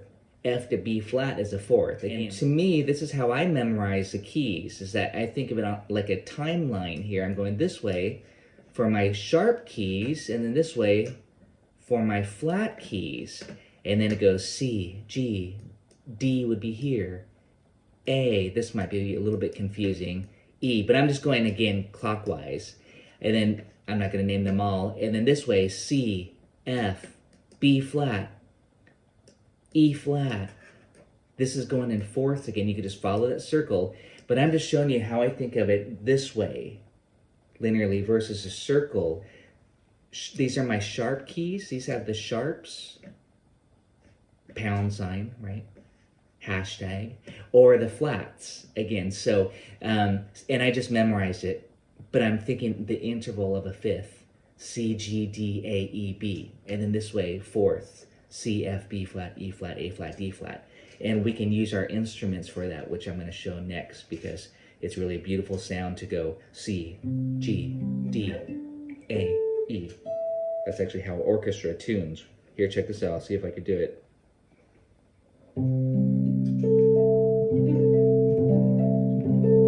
That was going in fifths, just to show you, you want to learn to think intervallically. The distance, that was the 5th degree, just stacked. So that's the importance of that. For now, the circle. You're going to discover, however, as you dive further into theory and chord progressions, that a lot of songs follow the movement of a 4th and a 5th. Again, this is 4th, and this is the 5th direction. Let me show you. I'll show you 2 examples really quickly here. This song.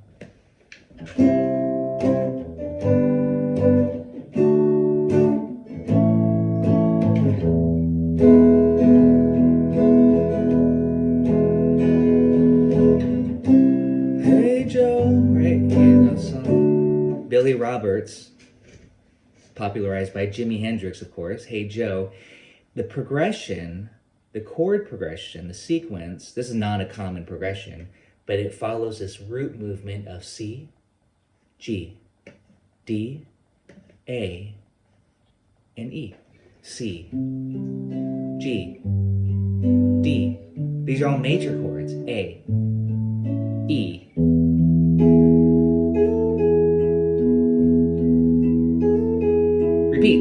that's the whole song. C, G, D. And I'm following. It's easy to play on the guitar once you know your intervals and you just map out. So again, it's beautiful to understand the intervallic relationships and those bass line movements. I'm going to play one other song. It's a jazz song here, and it goes this direction. It's Autumn Leaves. It goes A minor, D. I'm just going to say the bass. A, D, G, C. Then it goes to F sharp, B, E. A, D, G, C. Then it goes down here, crosses over, F sharp, B, E minor. Has a very classical, I'll just play without talking.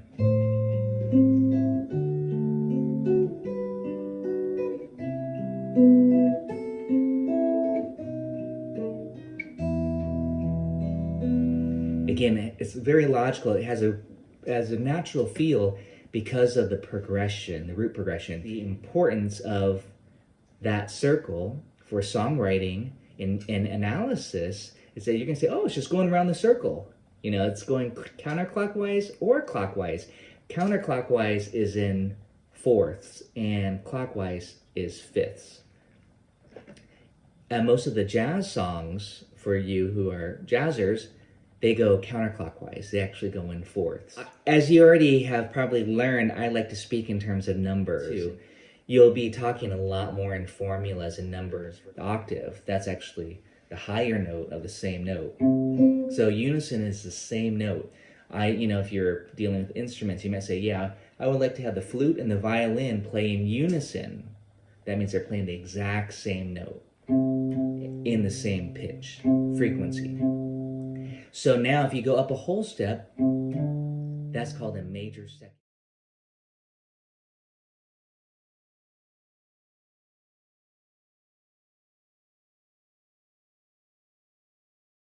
Hey everybody, welcome to Music Theory class number 3. Let's get started. In today's PDF, these are the interval names. And I'm glad that you'll have this. I don't expect you to memorize it right away. As you already have probably learned, I like to speak in terms of numbers, and a lot of popular musicians, like jazz musicians mainly, or whatever, pop music in general too, you'll be talking a lot more in formulas and numbers. The C major scale.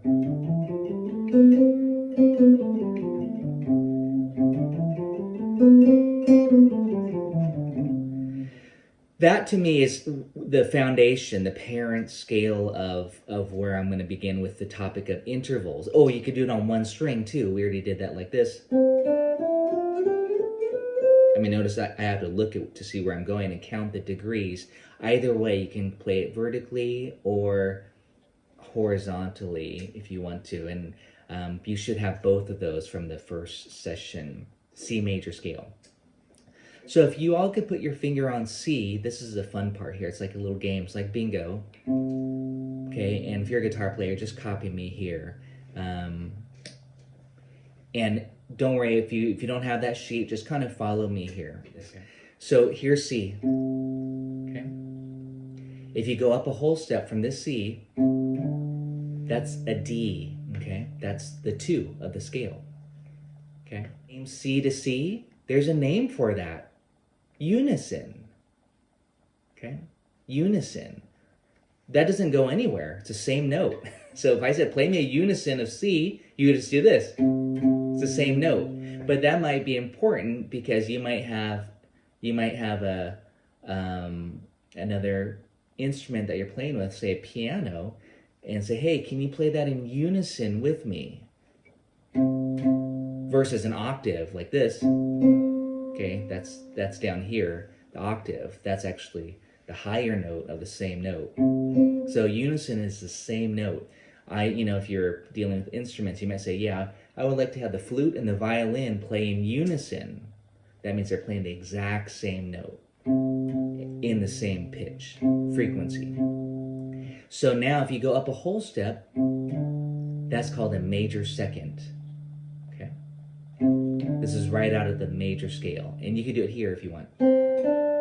Okay, it doesn't matter as long as you get the right distance, C to D. Whole step. That's called a major second. I'm going to just put the cursor where I'm at here. Now, if you go up another whole step, that's called a major third. The 3.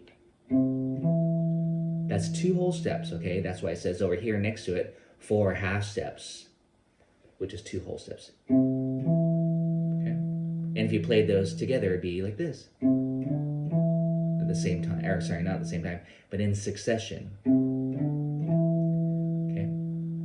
So 1, 2, 3. That's what I would like for you to be thinking now. The next one is a perfect fourth, or 4, we just call it, and that's here. Okay, it's right underneath because the guitar is tuned in fourths, and that's F. So just go right underneath the next string. Okay, so far we have 1, 2, 3, 4.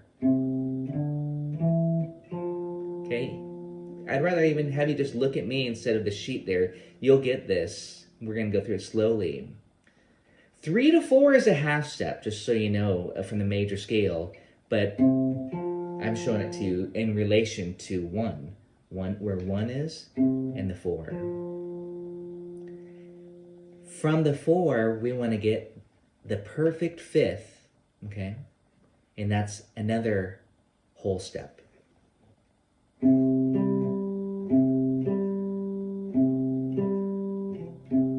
So it's a whole step above the 4th. So if you knew where the 4th is, here's the perfect fifth. Okay.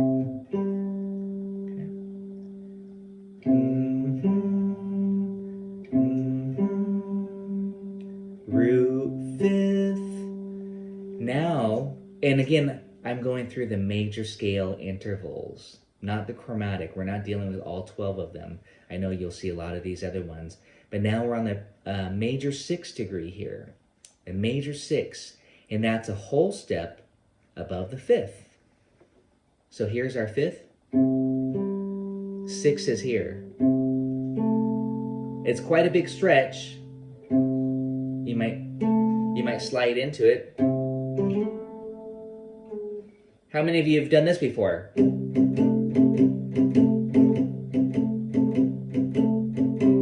You know, that rock and roll riff, like Johnny B. Good.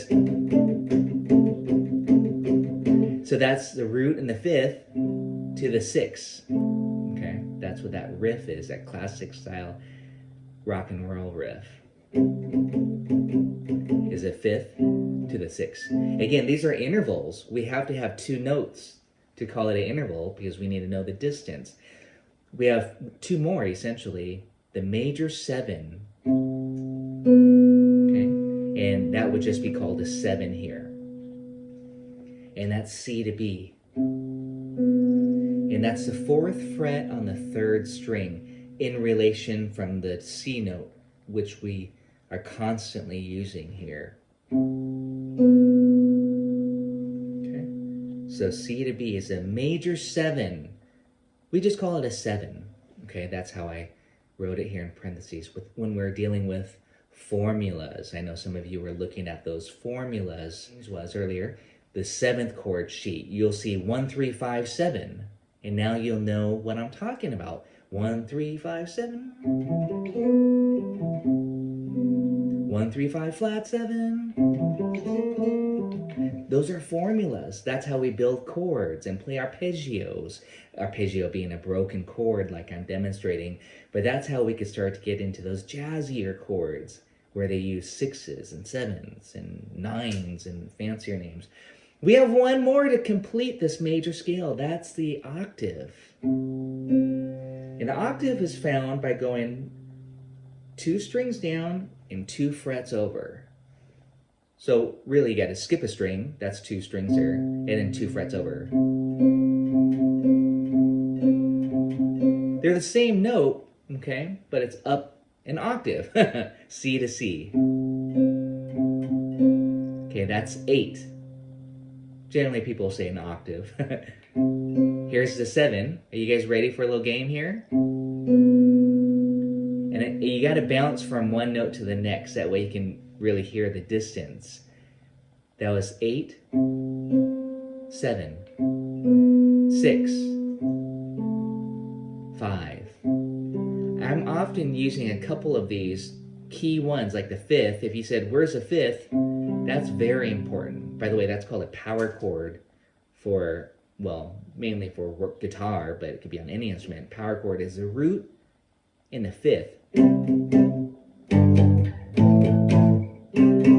But just those two notes only, root and 5th. On the chart, the music will say C5.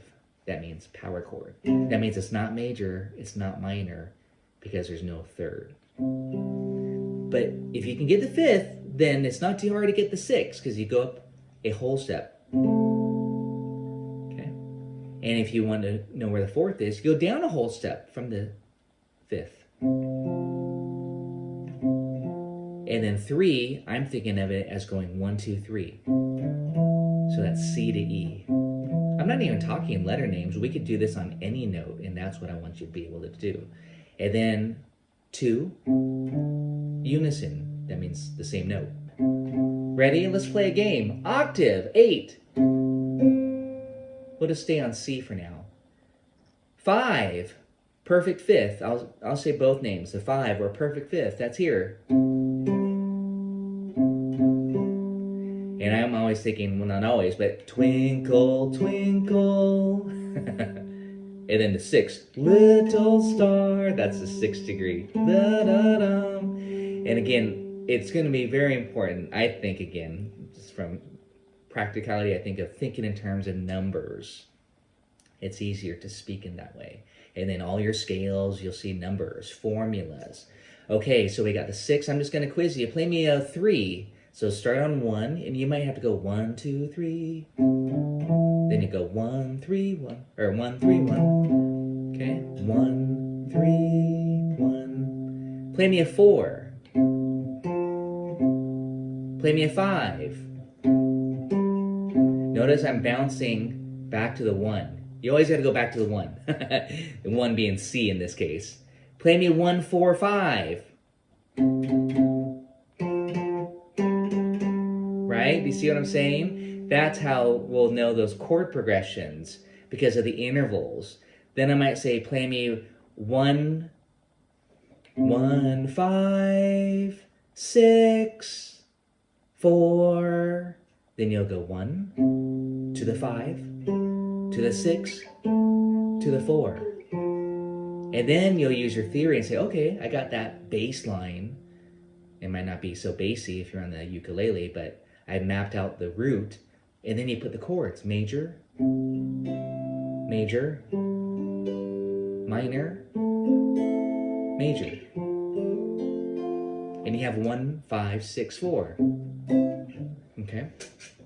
So that's again how I'm trying to get you to think or learn your intervals. So when we hit those chord progressions and I say, this chord progression is 1, 3, 4, 5, you got to know where 1 is. 3, 4, 5. Again. 1, 3, 4, 5. Repeat. 1, 3, 4, 5. 1, 3, 4, 5. 1, 3. And again, we're jamming on it. Sounds like a Van Morrison song or something, 1, 3, 4, 5. But that's, again, common chord progressions. You got to map it out. There, actually, because I'm a guitar player, I stayed on the 5th string, and then I went to the 6th string. And that's because that's where we use bar chords quite often, so that we can move these chords around quickly. But so either way, it doesn't really matter too much. I just want you to be able to kind of identify where those intervals are. Okay, those were intervals from the major scale. We can go on, and we will go on later as we hit other chords. But let me talk about some of these notes that are in the chromatic scale, and I'll just spend a few minutes on this. So again, when you're dealing with the intervals of a major scale, it's 1, 2, 3, 4, 5, 6, 7, 8. 1, 2, 3, 4, 5, 6, 7, 8. The octave there. But there are other intervals in between, and that's again from the chromatic scale. but there will be other cool scales that have different funky formulas. The flat 2, that's called the minor second. Well, you know where the 2 is. 1, 2, 1. So the flat 2, so you flat that 2. 1, flat 2, 1. It's kind of dark. That's just a half step. There's a name for that, minor second. Okay? And then there's a minor third. Well, I usually say play me a major third first, and then flat it. There's your flat 3. Kind of sounds like a blues scale almost, or pentatonic. Do, do, do, do, do. 1, flat 3, 1. I really suggest that you kind of sing it, get it in your head. Do, do, do, do, do, ear train. You'll say, oh, that's a flat 3, a minor third. Okay, let's go on. We already did the 3, we did the 4. I'm going through the other ones that we have not done. This one can have 2 different names. Is it called an augmented 4th or diminished 5th? And it kind of depends on what letter name we use. It sounds the same, but let's play the perfect 5th. And that's really one of the important ones, the octave being the most important, the 5th being the next. Do, do, do. If you know your solfege system, you go do, so, do, do, so, do. But flat the 5th, diminish it, da.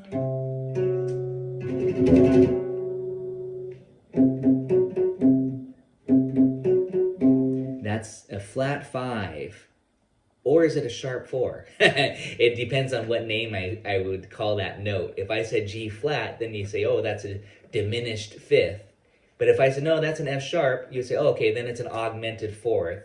It's just terms. It still sounds the same if you close your eyes and open your ears and you heard this. Say, oh, that's a sharp 4 or flat 5. Again, it kind of doesn't matter too much as long as you know that it can have 2 different names. Let's keep going. There's 2 more of these special ones. Well, the ones that are not in the major scale. Then we have names for all 12, essentially. Okay, C to A is a major 6. That's this. I'll show it to you by going to the 5th first. It's going to sound like Twinkle, Twinkle, Little Star. Okay, if you just want to do that, you can even do it on 1 string.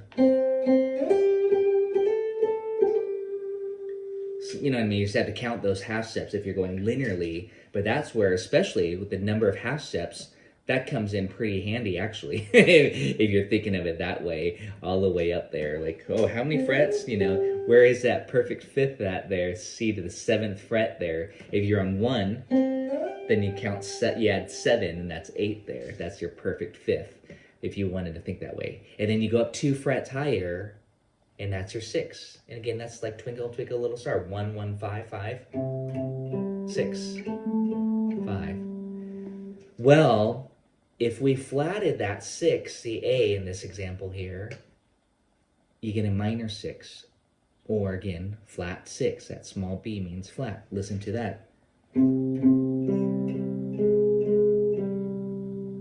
Quite a different Twinkle, Twinkle, Little Star. It's a darker night now.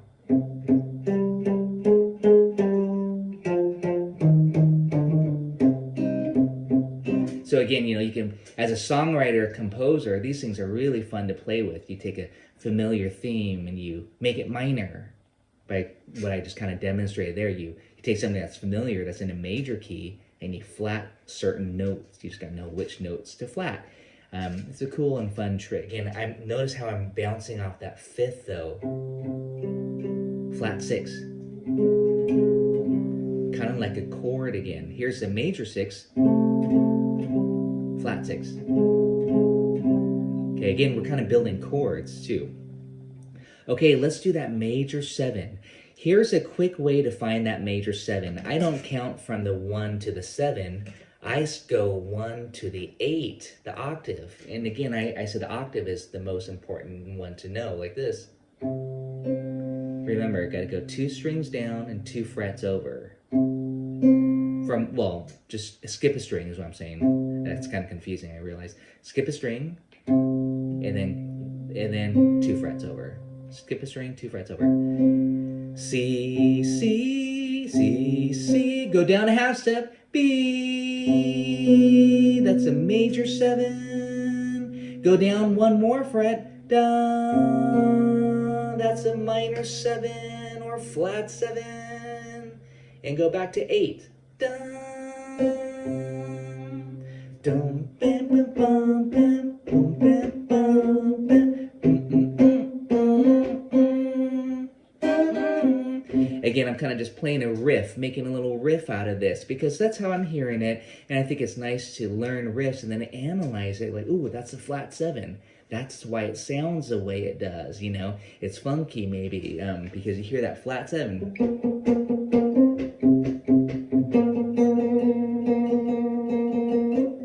And you start to lean on those notes. This is great for improvisers, because you want to be able to hear and you want to be able to play what you hear. That's one of the main goals, you know, not just to let your fingers do all the noodling, but to kind of play what you're really hearing in your head, assuming you hear something.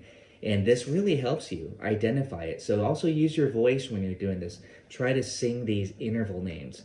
That, I know that was a big lesson there on intervals, but that will take us into fancier scales. That will take us into fancier chords. When I say, oh, a major 6 chord is 1, 3, 5, 6, and you'll say, oh, 1, 3, 5, 6. But you'll be like, how do I play that as a chord? Then you have to think about, okay, here's my major chord, and I have to add a 6th degree, and you know, where is that 6 at? Okay, so again, that's a deeper study. Obviously, I'm going to pass out my chord grids for you, especially for the next round. Next week, that is, when we get into the jazz chords. We're moving quite quickly, but we need to hit common chord progressions. I'm looking at the chat. That's a pretty tricky subject in intervals, mainly because of all the various possibilities of names with those notes. So what I did was create a little PDF worksheet that has the major scale, which is kind of the main scale that we're using, that you'll be using, and then also the chromatic scale, which is the parent scale kind of everything. So, and then from there I just wrote the formulas underneath, because I feel like that's ultimately what I want to make sure that you feel the most comfortable with, is naming intervals using the number system. Let me let a few others in here. But I'm really, right now, I like to just answer any questions that you may have regarding, you know, what we've talked about so far, which is chromatic. Welcome, Jim and Darlene. Hi, welcome. We're talking about just reviewing the intervals, the interval names from last week, or even the chromatic scale, the formulas for the major scale. Everybody knows it's whole, whole, half. Whole, whole, whole, half. I always say try to visualize that piano, okay? And then, you know, you could play it on 1 string, and then I don't know if any of you tried playing it across the strings. I did write out one shape, and on that PDF that I sent out about an hour ago, it has both guitar and ukulele. It's just 1 octave, so on the guitar it would sound like this. And that's the major scale. That's just 1 fingering. That's starting on the 6th string. For the uke, you're starting on the 4th string and doing essentially the same pattern. So you're still kind of just running that. What we did initially was just play that major scale going up the length of the string, which is really nice to see. Again, I kind of related in it to see how the piano works. So you can just go whole step, half.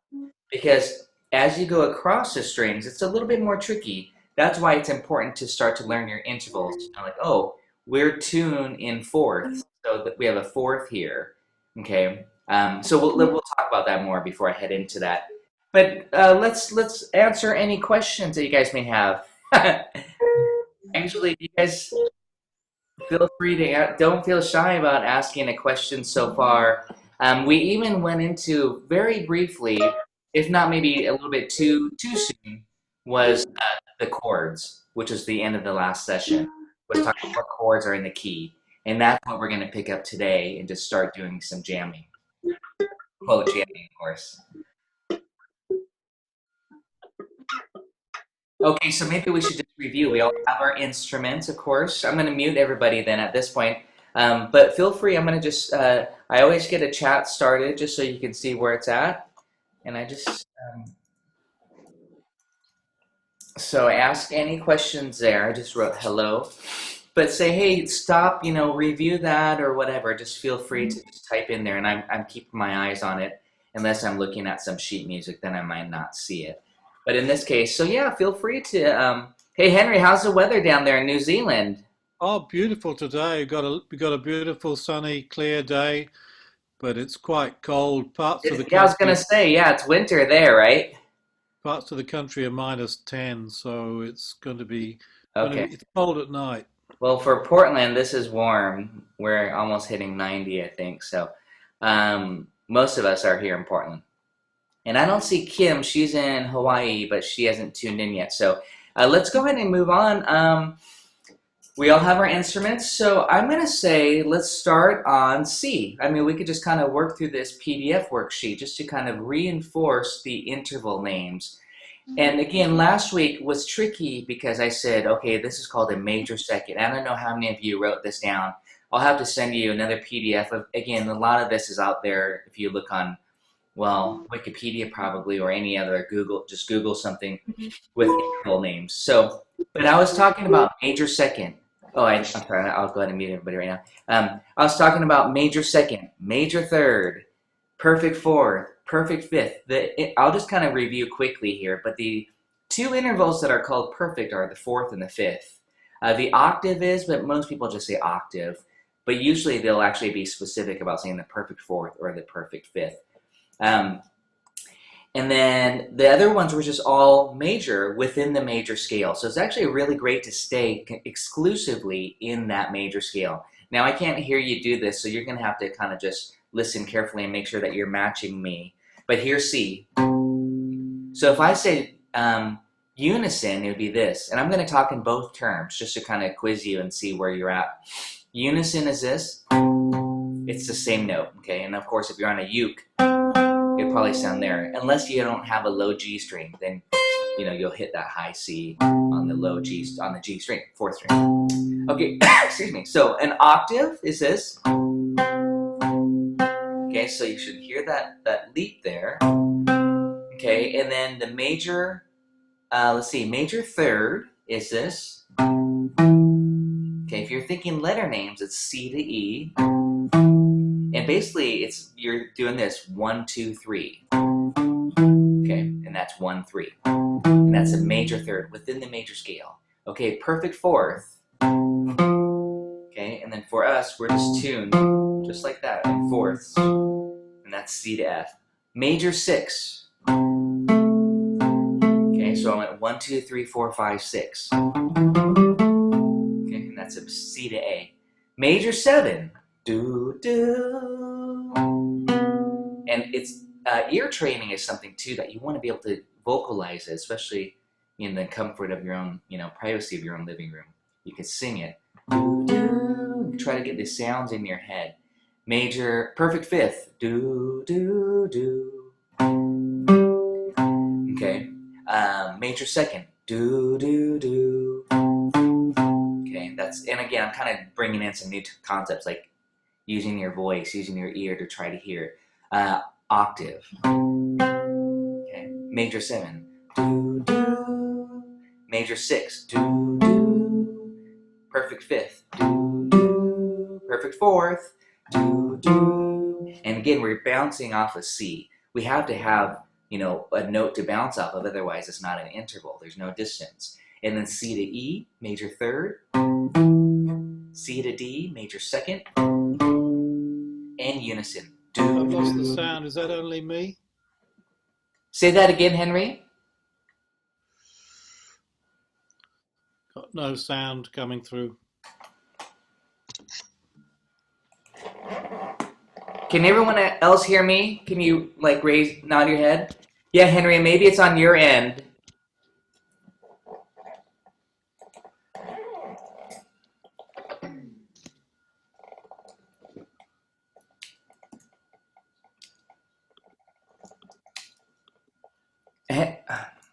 Sorry, everybody, hold on a second.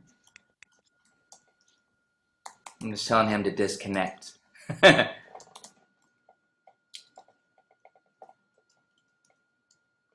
This usually works. Just to disconnect and then retry. Okay, major 7. Do, do, do, do. That's pretty jazzy color. Do, do. Pretty dissonant. Do, do, do. That's a 5th. That's probably the most common one. Do, do, do, do, do, do, do. So if you sang Twinkle, Twinkle, Little Star, that's 1, 1, 5, 5, 6, 6, 5, 4, 4, 3, 3, 2, 2, 1. And again, we're talking numbers, and that's what I want you to learn to communicate if you already have not started that process. That's a great way to ear train yourself and to hear these. Okay, but now let's do some intervals that are not in the major scale. You've got to know those ones first. Okay, but I'll kind of, but now I'm going to just yell numbers. Okay, let me let Henry back in. 1, 5. 1 sharp 5. Okay, that can have 2 different names. You can see this on the chromatic scale sheet. Hi, Henry. Welcome back. Can you hear me okay, Henry? Henry, can you hear me? Yes, no? Okay, good. 1 sharp 5 can also be called 1 flat 6. It totally depends on the spelling of the letter name of how you're saying it. Otherwise, it sounds exactly the same. It could have 2 different names. Again, this is where it's a little bit tricky. Okay, 1 to the 4. And again, that's a perfect 4. I'm going to bypass and just say 4. 1 sharp 4. Do, do. And then 1, 5. Do. And a flat 5. Do, do. So again, that one too can have 2 different names. Very common to call it a sharp 4 or a flat 5. 1 to 7. Okay, and the quickest way to find the 7, by the way, is to go to the octave and go a half step below. Okay, that's 7 to 8 of the major scale. Whole, whole, half, whole, whole, whole, half. So just that last half is 7, 8. So if you're wondering a quick way to find the 7, always, I'm just going to start on any note. Just do an octave and just lower that octave a half step. Then you have the major 7. You can find it very quickly. And it's a very cool note. I call it kind of jazzy. Okay, it's very sweet. So here it is on C. That's a 7. Now I'll go to the flat 7. And I always think of that as being very bluesy. You'll hear these riffs.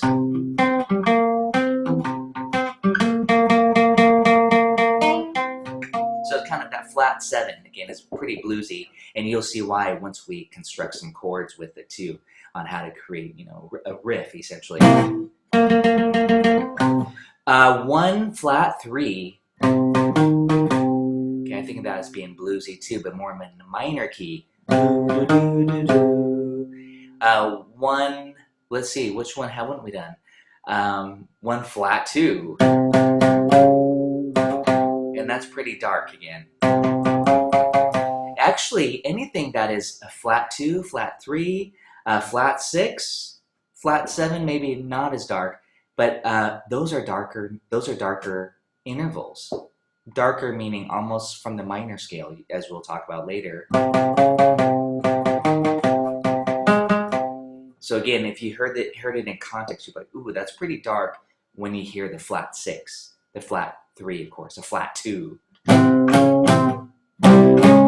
And we can put chords. Okay, great. So that was the interval review, basically, the naming of it. Because the next step, not quite yet, well, actually, yeah, is chords. We talk about 1, 3, 5, and then we play the chord. Then we go, you know, 1, 3, 1, 3, 5, 7, and you play the chord. Jazzy, major 7. We'll get to the jazz chords probably next week or the following week, but today we're just going to do easy folk popular songs still. And then there's, of course, fancier scales. The fancier scales might be like, actually, I'm going to teach it to you right now. Why not? Let's all, if maybe you guys haven't done it, let's play the blues scale. Okay, the blues scale is defined as 1, and this is not written, so I'm going to help tell you can write it down, the formula. The formula for a blues scale is 1 flat 3, 4, flat 5, 5, flat 7, da, and then 8. Or, well, really that's it, but I'll just say 8. 8's the same as 1, so you don't have to do that. It's a 6-note scale. 1 flat 3, 4, sharp 4, flat 5. See how you could have 2 different names? 5, flat 7, 8.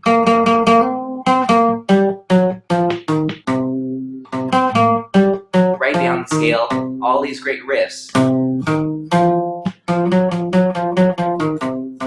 Classic rock riffs. That's how they came up with these classic rock riffs. They just take the blues scale and you put chords, or you just play them as single notes. So whatever riff you may have, like right out of this is called, actually, to be a little bit more specific, it's called the minor blues scale. But if you said the blues scale, it's pretty much a given that it's minor. 1 flat 3, 4, sharp 4, flat 5. I tend to think of it as a flat 5, 5, flat 7, 8. So again, I might say this riff is the Smoke on the Water, 1 flat 3, 4, and then flat 5, 4. So it might be, then you put chords to it, you know, and we can start to talk in those terms. And again, I think that's very important. So a lot of these classic rock riffs, like I played Iron Man 2, or I played this one.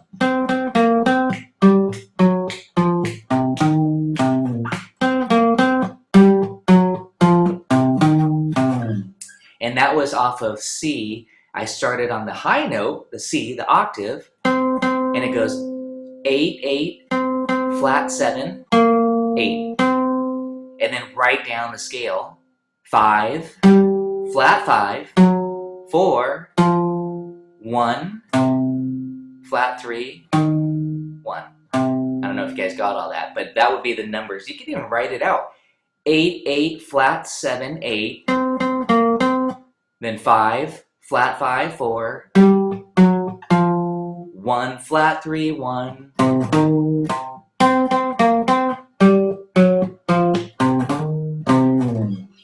And then, of course, they move it up to the, well, this is getting a little bit more advanced, but then they move it to the 4 chord, which if we're in the key of C, the 4 chord is what? You go C, D, F. Good. Then you go to F. And you do exactly the same thing. That's so common in rock. Actually, it's just a common technique. You do whatever you do in the 1 chord, especially in the blues too, you do it the same thing in the 4 chord. It's a riff. Okay, so that's quite common. Another really common example, before I get too sidetracked with this technique, is this. And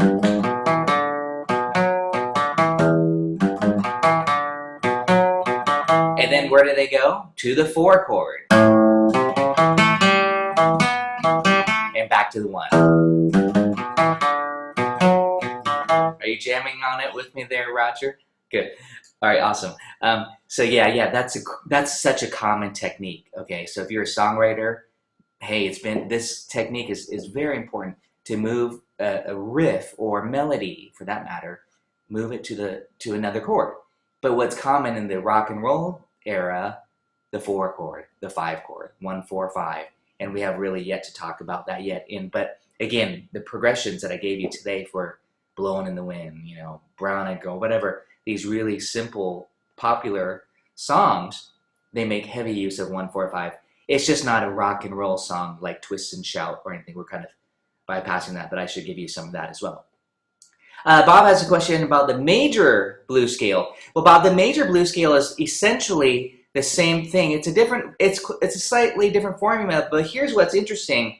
And I'm not going to talk too much. I have a worksheet that I should just send you, but I don't want to confuse everybody right now because most people think of it as a minor blues scale. But you basically, I don't know if I should even go into I might just want to save it. Yeah, I don't want to do this right now, Bob. I will send you something special. I just don't want to confuse everyone else at this point. But I have a little worksheet that shows the formula, and I think that would help explain it.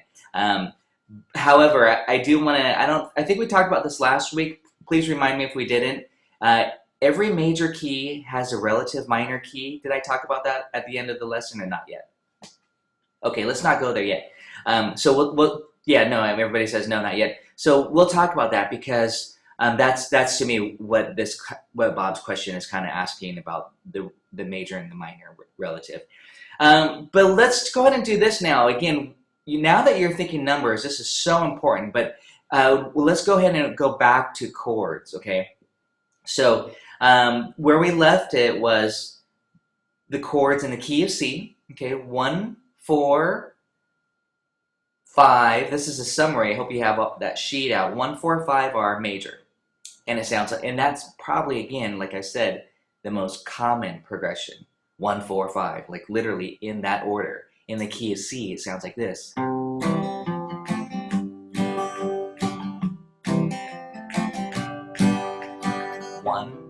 and that's C, if you're wondering what chord that is. 4, F, and 5 is G. And actually that's, again, so shake it up, baby, right? 1, 4, 5. 1, 4, 5. 1. So folk music uses that rock and roll, early rock and roll again. 1, 4, 5. So now I'm kind of talking a little bit more about common chord progressions. Anything with 1, 4, 5 is popular. I mean, it sounds great. And of course, you can even go the opposite direction. 5, 4, 1. So let's listen to probably one of the most popular songs I could think of that has 5, 4, 1.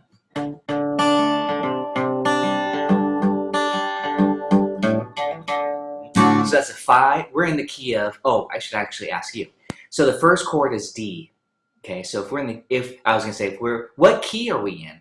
If the first chord is D and the progression is 5, 4, 1. So hopefully you're looking at your major scale sheet and you're starting on the 5th column. You're going, okay, D is 5. I found that. C is 4. Good. Darlene said it. Yeah, G. Thank you. Yeah, G. Letters. Yeah, G. We're in the key of G, but it starts on the 5. Big wheels keep on running. 5, 4, 1. Okay, so it's good to get that sound in your head.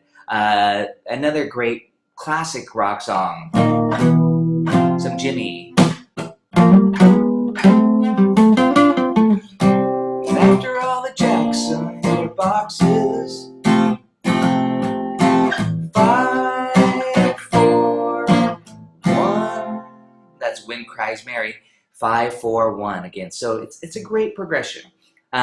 That's really important. I'm talking about ear training. It's important to hear examples because you may be, oh, it sounds like that song, and we want to be able to hear and know, associate numbers. So another really common progression is 1, 4, 1, 5, and actually that's what I sent you with Brown Eyed Girl. 1, 4, 1, 5. So why don't you guys grab your instruments and play this with me? I sent you a ukulele chart, so it's in the key of C. Everything, all the easy uke books, they always put everything in C, just so you know. But let's do it in C, as written on that ukulele chart I sent today. Just the basic verse or chorus, whatever, Or sorry, yeah, it's actually the, well, yeah, it actually is the verse. So that would be key of C. We got C, F, like this. C, okay, where we go, F, C, days when the rains came. C, down in the hollow, that's F. C, G. And again, C, F, C, G. One more time. C, slipping and sliding, F, C, all along the waterfall with you. And then it goes to the 4 chord, to the 5 chord, my brown-eyed girl, to the 1. And then to the 6. We have yet to have this one. Tell me what's the 6 in the key of, maybe you're not looking at the chart. Maybe you're just listening to me. What's the 6 in the key of C? You could either go backwards from the octave, 8, go C, B, A. And it's A minor, okay? If you guys got it. A minor is a 6. And again, this is where we left off. We kind of quickly went through this last week. I hope you got a chance this week to not take my word for it, but to figure out those formulas. Minor equals 1.5 and 2. Anyways, what the summary came out to be was 2, 3, 6 are minor. Okay? 2, 3, 6. And the 6 is going to have a special, very special, important context for us. It's called a relative minor. That's going to be the one that's used the most. Okay? With you. So, with you, it's F. I'm going to talk numbers. 4, 5, see if you can hang. My brown-eyed 1. 6, and then 4. You my 5. Brown-eyed girl 1. And then 5 as what they would call a turnaround to pull us back into the 1. Whatever happened? Back to the 4. 1, 5. Tuesday so slow. Going down the old line with the transistor radio.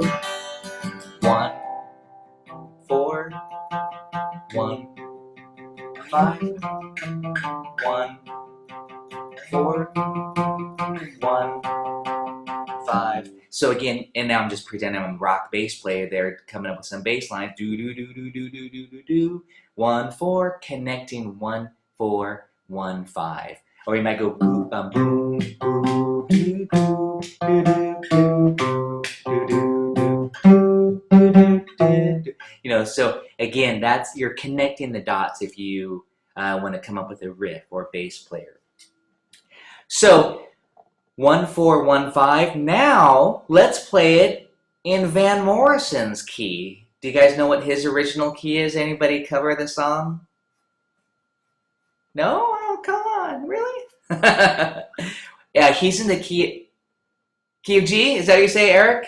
Good, yeah, key of G, the original version.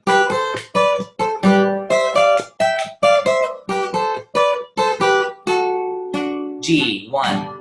Hey, where do we go? 4, 1. Days when the rains came, that's 5. 1. Down in the hollow, that's 4. 1. Playing a new game, that's 5. Same thing over and over. 1, 4, 1, 5. Flipping and sliding, hey, hey. Or whatever the words are. 4, 5. My brown-eyed 1. To the 6. That's that minor. 4, you my 5 brown-eyed girl. Now hang on the 5. Do you remember when? Build it. We used to sing sha la la la la la la la la la da, just like that. Sha la la la la la la la la la da. Again. Sha la la la la la la la la da. Sha la la la la la la la la la da. A la dee da. And then there's a scale that would go with it. And there is a special scale I was choosing to noodle around. I always say noodle. Not in a bad sense, just kind of making it up essentially. That was a G major pentatonic scale. I'm going to talk about that probably next week as we get through. Today our focus is chords, common chord progressions, even how to transpose a song like you guys just did. You took the key of C from what's written on the paper. I hope you guys did. Some of you, I'm trying to keep an eye. You transpose it. You said, okay, 1 4 1 5, and the key of C is C F C G, and the key of G is G C G D. It works for any key. You're going to find your key. Let me choose somebody who knows this. Let's see. Who wants? Oh, I don't know. I'm not going to make anybody sing. Who wants to sing it? And who wants to sing it in their key? Anybody want to give it a shot? Darlene, Freya, you want to sing it? The verse? Anybody? Darlene, you wants to? The verse for Sally? the Brown Eyed Girl? Yeah, Brown Eyed Girl. Hey, where do we go? Days. But don't play your guitar. Just sing it. I'm kind of curious. Maybe you might sing it in a. Here, let me confuse you.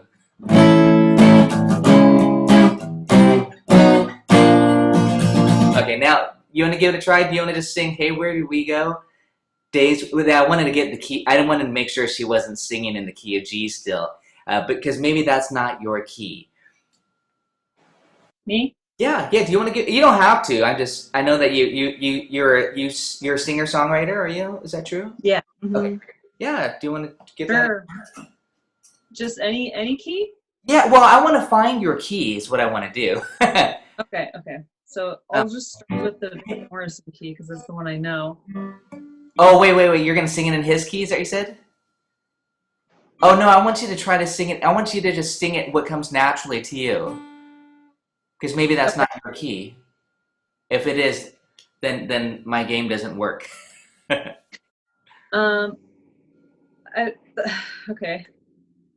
Hey, where did we go? Days when the rain came. I don't know the lyrics though. Oh no, that's okay. No, well, you're singing it perfectly in the Van Morrison key. So my experiment was sometimes I'll try to have somebody which I think, oh, maybe they're not going to sing it in that key. So but you were singing it in the Van Morrison key. So I guess what I was hoping for is maybe you would sing it up higher, probably most likely higher.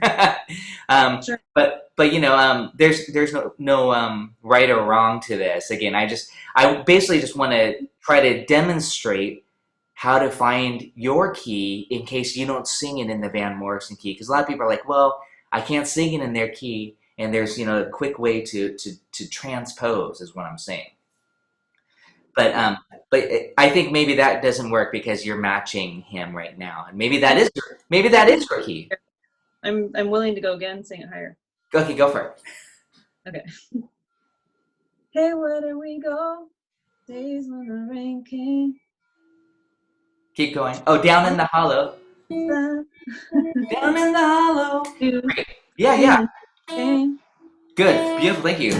So now, I'm just going to, again, what I did was I compared where the previous melody was, which was this. Hey, where do we go? And then she was, hey, where do we go? So up a whole step. Okay, so basically I want everybody to kind of jam along, and you could, well, I was going to say if you know the words, you can sing it with us too, or you can be the leader, and we can jam along with you to experiment with this. I mean, it's different as if we were in a classroom, of course, but I would mute myself. But now we're in the key of A.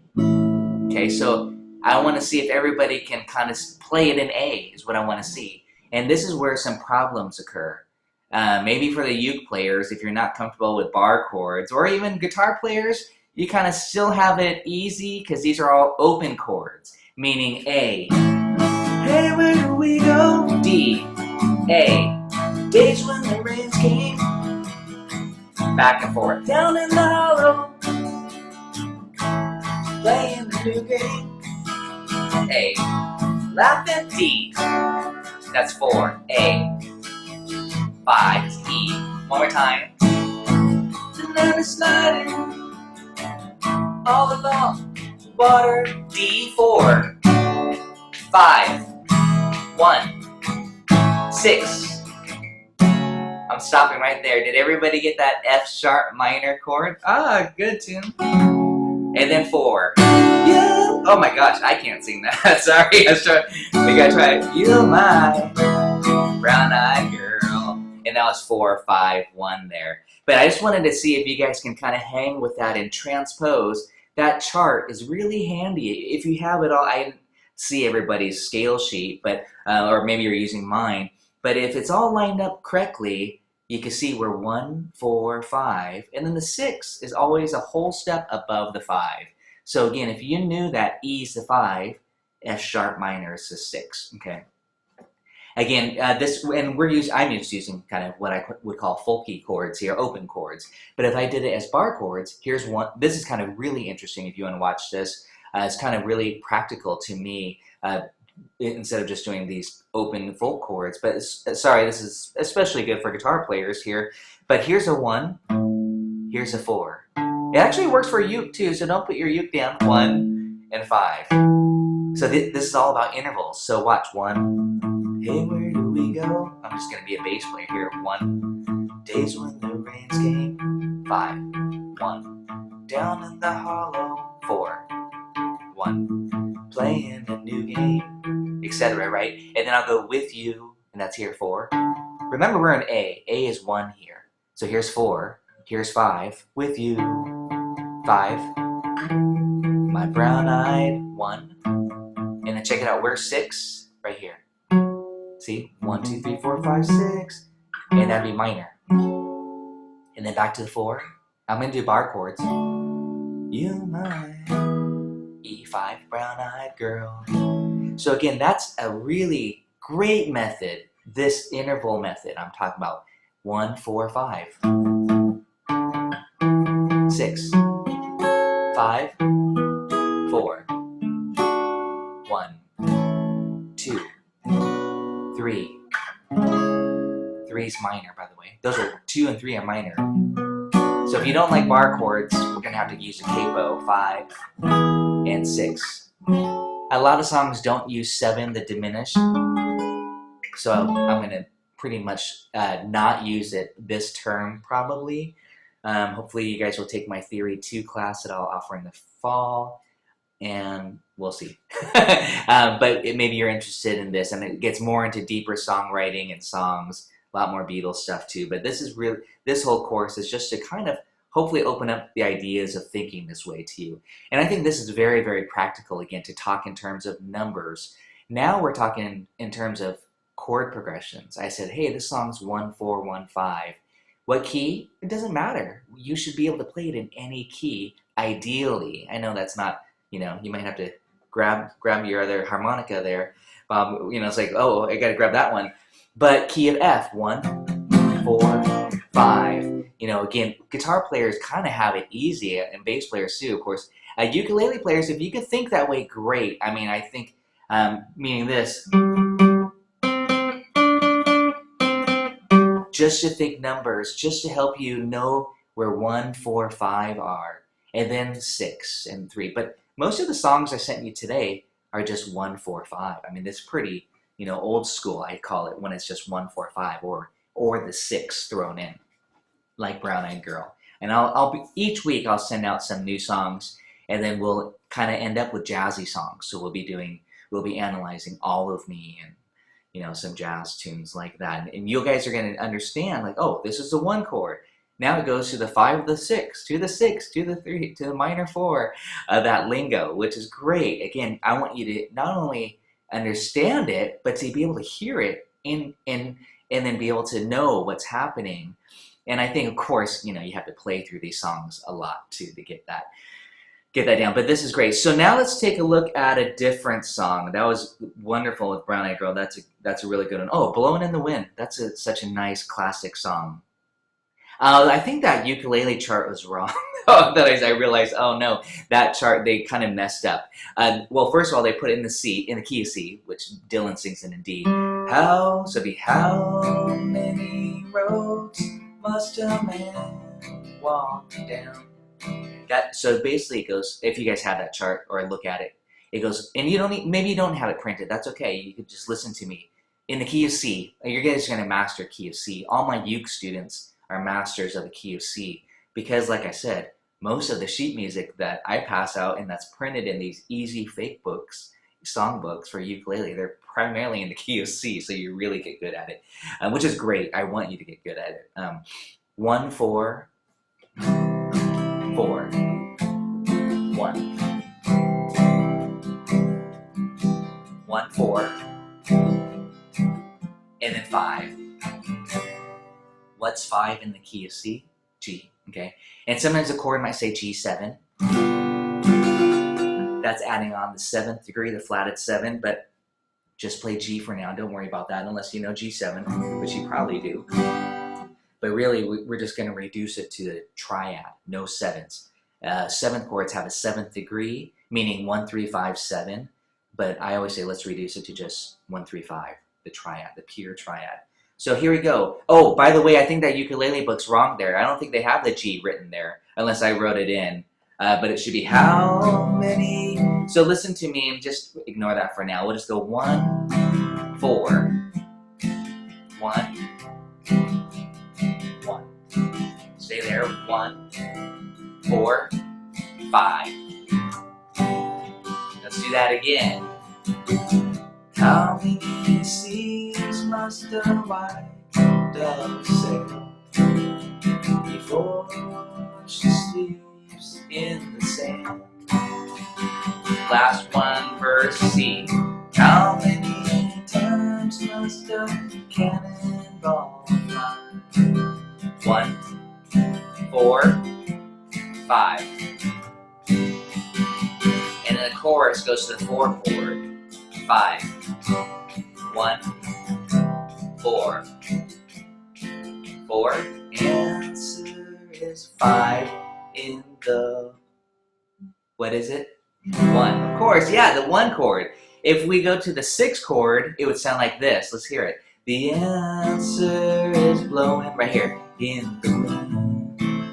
And that's a nice little songwriting trick, is you don't resolve it to the 1, you go to that minor 6 chord. And again, that's what I had mentioned. The 6th chord is called a relative minor. It's very important. It's very related to that C chord. They share 2 notes, by the way. The C and the E are common. What's different is C major has C, E, G. A minor has A, C, E. But those 2 important notes are common, which, again, if you went to A minor, it's kind of a false resolution. So we'd have like F. And you can do this all the time, and then go to A minor. But now I'm in the key. Now it feels like what would be called the key of A minor. The answer is blowing in the wind. But maybe you might do it one more time. The answer is blowing in the wind. So again, that would be the key of C there. 1, 4, 5. A song heavily around 1, 4, 5. But to me, what's also important is that, because I know you guys have heard that song, and you can hear, even if you don't listen to it that often or haven't listened that often, your intuition is going to kick in. And that's what's important, that you feel where 1, 4, and 5 are in popular music, that you can hear that. Any questions so far? I know I'm just kind of zooming along with common chord progressions, but hopefully you're jamming with me and us and playing along with these simple songs. Okay, so in that case, let's play it in Dylan's key, the key of D. Here we go. You guys ready? 1, 4, 1, 1, 1, 4, 5, 5.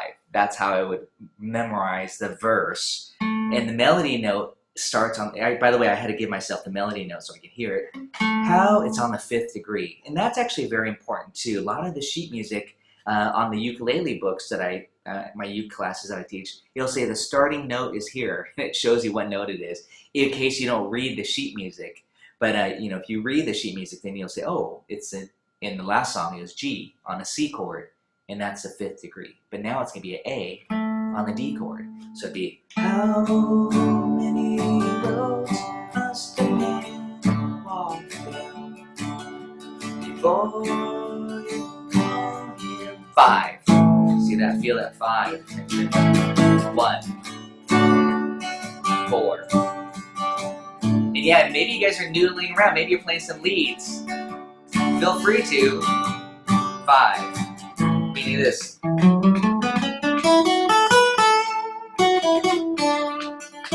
So again, you can say, I don't want to play those chords. I know those chords. I know the song. So noodle around filling in. What scale do you use? D major. know, because why? We're in the key of D, so it matches the chords. Well, I'm out of tune, but hopefully we're in the key of D. Excuse me.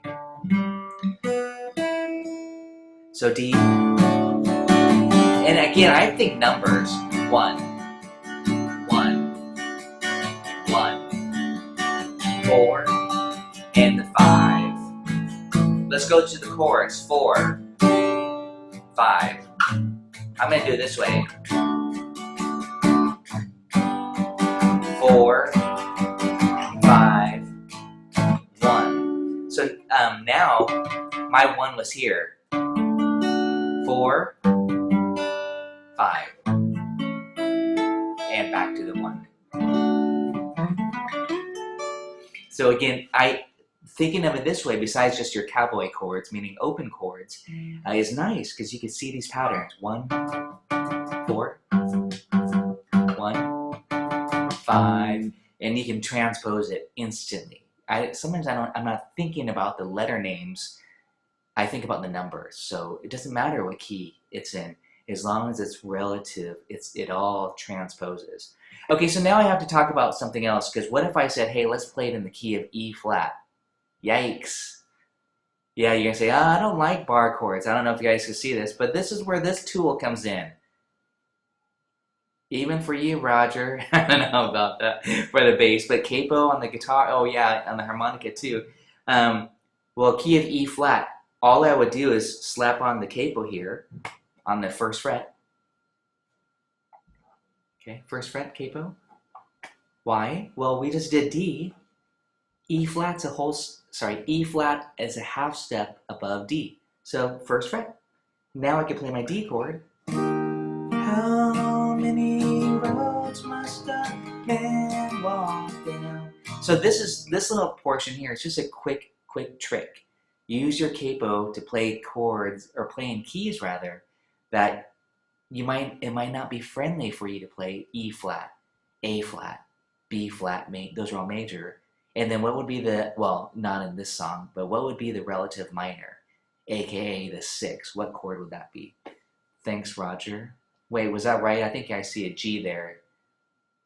Oh, C. Okay, good. Yeah, C minor, the 6. Okay, and that would be a bar chord for guitar players generally. But E flat would be a bar chord too. So again, if you're not a bar chord player, the capo is going to be a really useful tool for you to know. And I actually, even though I'm on D right now, I'm playing D shapes, I usually tell my guitar students, learn the key of C and learn the key of G really, really well. And then that way you can pretty much exclusively play in those 2 keys with the capo, then you can play in all 12 keys. So basically, here, if I put it up 2 more frets, and I play the key of C,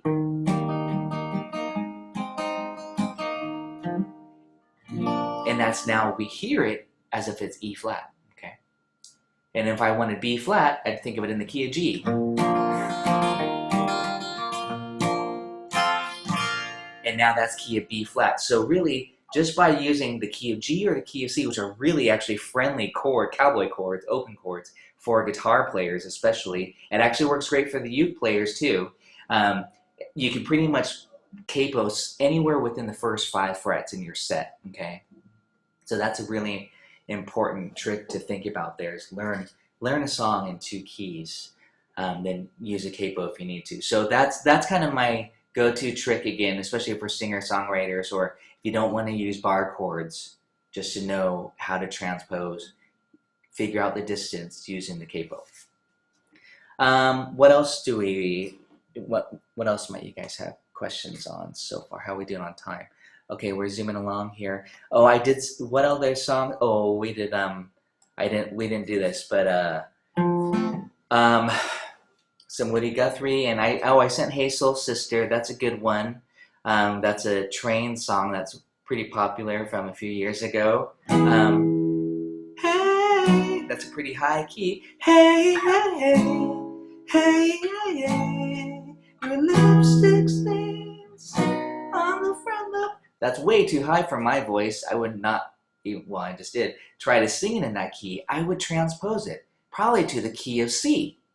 So this, but how do you know what key you're in? So this is what I want to use this song for. I know you guys might be, I'm looking at it like this on my computer. Sorry about that. It's, but the basic progression is E, B, C sharp minor, and A. Who can tell me what key we're in? Or who can tell me what key it's written? This is the original key if you were to play with the recording, by the way. What key are we in, and who can, or it's not a race, but who can tell me what key we're in and what the Roman numerals are? Oh, I said Roman numerals. I like to think, oh, I kind of talked about this on my worksheet, but I didn't really go into too far. Roman numerals are nice because you have capital for major, lowercase for minor. That way when you see the one capital, it's major, and the lowercase is minor. Key of E, yeah. Good. Major, relative, yeah, exactly. 1, 4, 5, and 6, just like Brown Eyed Girl.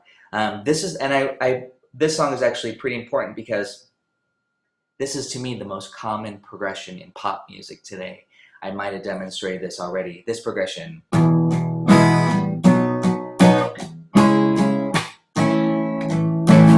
Tell me you haven't heard that before, unless you only listen to classical music. But yeah, that's such a common progression. 1, 5, 6, 4. Okay, that's just a key of E. And that's what they're doing. 5, 6. Okay. Beatles use it when I find myself in times of trouble. So Mother Mary comes to me. That's kind of what I usually call the Let It Be progression. 1, 5, 6, 4. 1, 5, 6, 4. Take me home. What's up? I always sing this. Home to a place I can. Country Roads, Take Me Home. That's the chorus. I didn't do a good job singing there. But again, so many songs. The U2 song, if you guys are U2 fans. Oh, actually, they're in the key of E flat. The bass lines are so important to hear. E flat, try it with me. 1, 5, 6, 4, the most common chord progression in pop music. 6.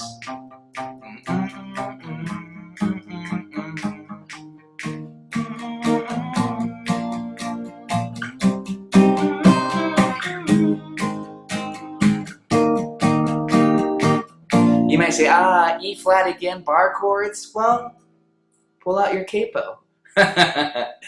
Where would you capo? I would capo on the 3rd fret. See, now I'm thinking key of C. Easy. 1.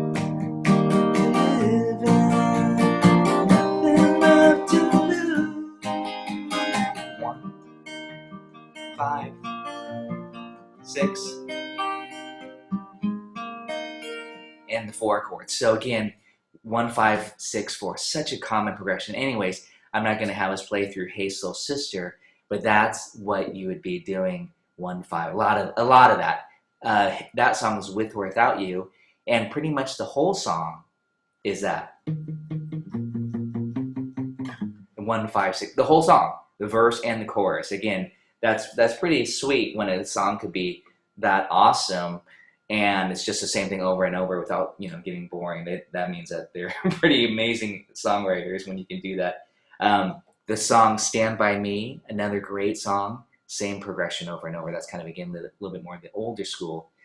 So it's really interesting, again, how some songs can just have that same chord pattern for like 4 chords over and over and be a great song without getting too monotonous.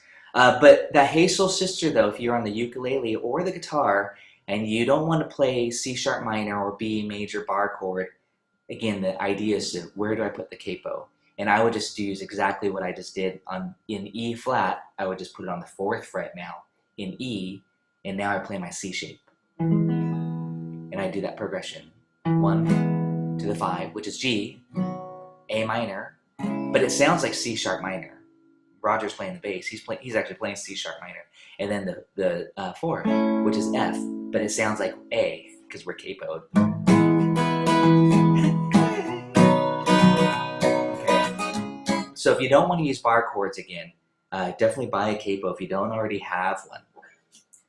1, 5, 6, 4, and try to be able to hear it. Try to be able to sing it. Here's 1, do, do, do, do, do. Again, try to be able to hum the bass line. Try to hear that progression.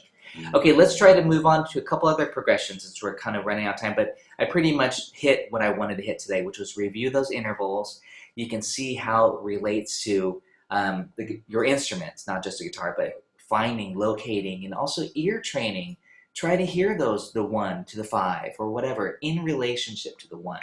Okay, here's another common progression. It's not written on it's not on these songs, but I'll write it on a sheet. I have it somewhere. It's just called common chord progressions. 1, 3, 4, 5. That's a really nice progression. This might be another Van Morrison song. Key of A, 1, 3, 4, 5.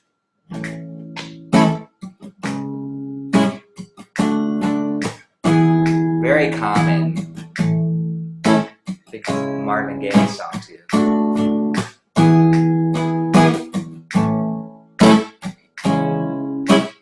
And the 3 is minor. Okay, you got to know 3 is minor. You don't.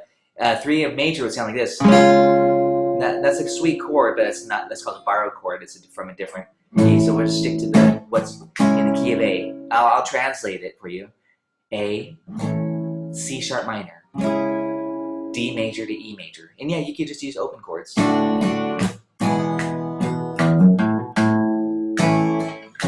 Well, C sharp minor, I'm doing it as a bar chord. 1,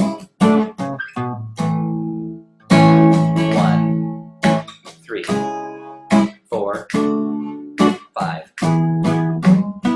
1, 3, 4, 5. Okay, that's a really sweet progression. 1, 3, 4, 5. That kind of walk up. Here it is, just the bass, so you can hear it. 1, 3. Just so you get the ear training yourself. Okay, so the last progression I want to talk about, it might be the most common, commonly used progression in a minor key. And this kind of brings in the new topic of the relative minor. Every major key has a relative minor key. So a song can kind of be in the minor key, meaning like when it ends, it feels like it's a minor chord. Let's see.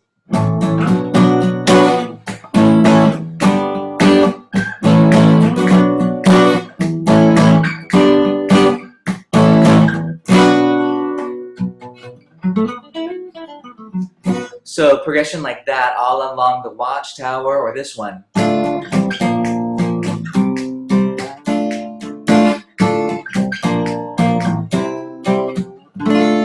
Layla, you know, got me on my knees, Layla. That's a minor key song too. Let's see, one more for you.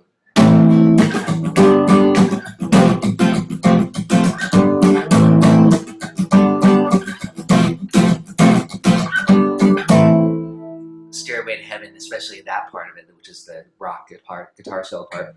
But that same common chord movement, this. Oh, I got no. Let's see. That same progression. Now it's 6, 5, 4, 5. Okay, it starts on the 6. 6 is the relative minor. Very important. But what's really interesting is how that first progression I showed you, the most common one, is 1, 1, 4, 5, 1, 5, 4, anything with 1, 4, 5. Well, if you replace the 1, this great, it's a songwriting trick. If you're wondering, I should go somewhere else here, well, don't go to the 1 chord, go to the 6 chord. That's like the most common substitution, but it brings in a minor flavor. So again, you can, what's happening here, instead of going 4, 5, 1, we're going 6.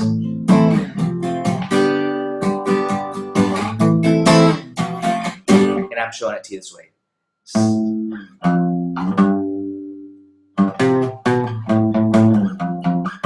And that we're in the key of C, by the way. But the C chord might not even be played in the song. It's more of a rock song, something like A minor, G, F, G, A minor, F, G. And then, but guess what? This is really interesting. You can still noodle in the C major scale. I don't have my loop pedal on, but if you have a loop pedal, record or jam with your partner there. A minor, G, F, G. And then the other person can just play the key of C, C scale. I mean this. You might say, I don't know how to improvise on it. I bet you do. Just play a C major scale.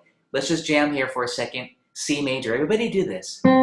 C. So it's going to be this. And hopefully you know the scale now. I'm just going to stay on one string. And then half. Hold, hold, hold, and half. But I'm going to play A minor, F, G. But you're still thinking, I'm in the key of C. Again, this is very powerful. That a song could be in the key of C, but not even have a C chord in the song.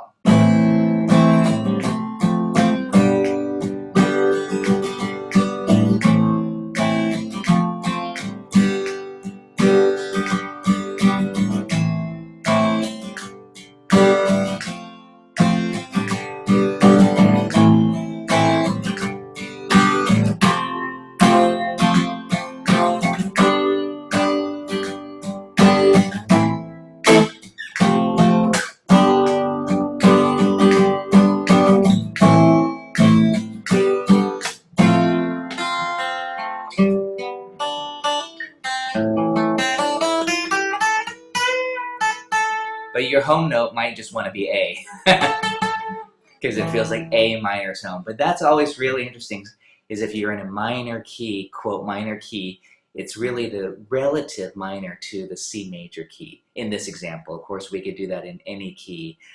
So think about that. Next week, we're going to go on to some more chord construction, because I'm hoping you already know those chords. Next week, I want to talk about some beautiful chords that are from that triad sheet, and then some added chords, some sus chords like this, major, sus 4, sus 2. Don't worry if you don't know this yet, but these are really pretty chords. So if you're wanting to find some new sounds or modern, I call them newer sounds, besides just your triads, try some sus chords. Of course, you guys probably know this song.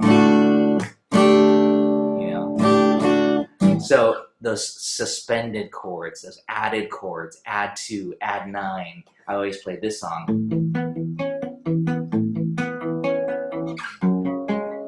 Which is, of course, The Police, Every Breath You Take. But they're taking a very common progression. 1, 6, 4, 5. But they decorate it with some really cool colors that are not necessarily easy to do, but those are add chords. So that's what I want to talk about next week. Some special chord colors, some 6 chords, more progressions. Maybe just try to find your sheet music, or if you're a songwriter, analyze your own songs for that matter, and see, hey, oh, I'm in this key. You can start to try out and mess around with different things. Okay, thanks guys. Have a good week. We'll see you next 4, 4, 1, 5, 6, 4.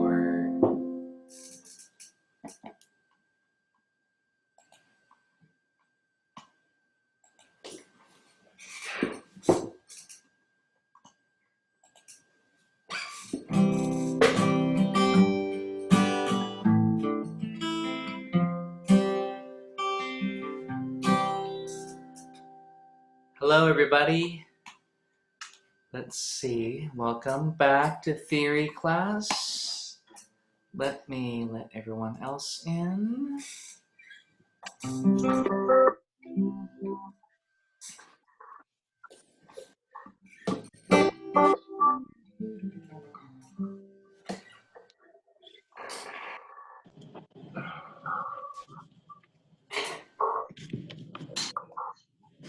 Welcome. Hello. We all tuned up, ready to jam? Good. Sounding good.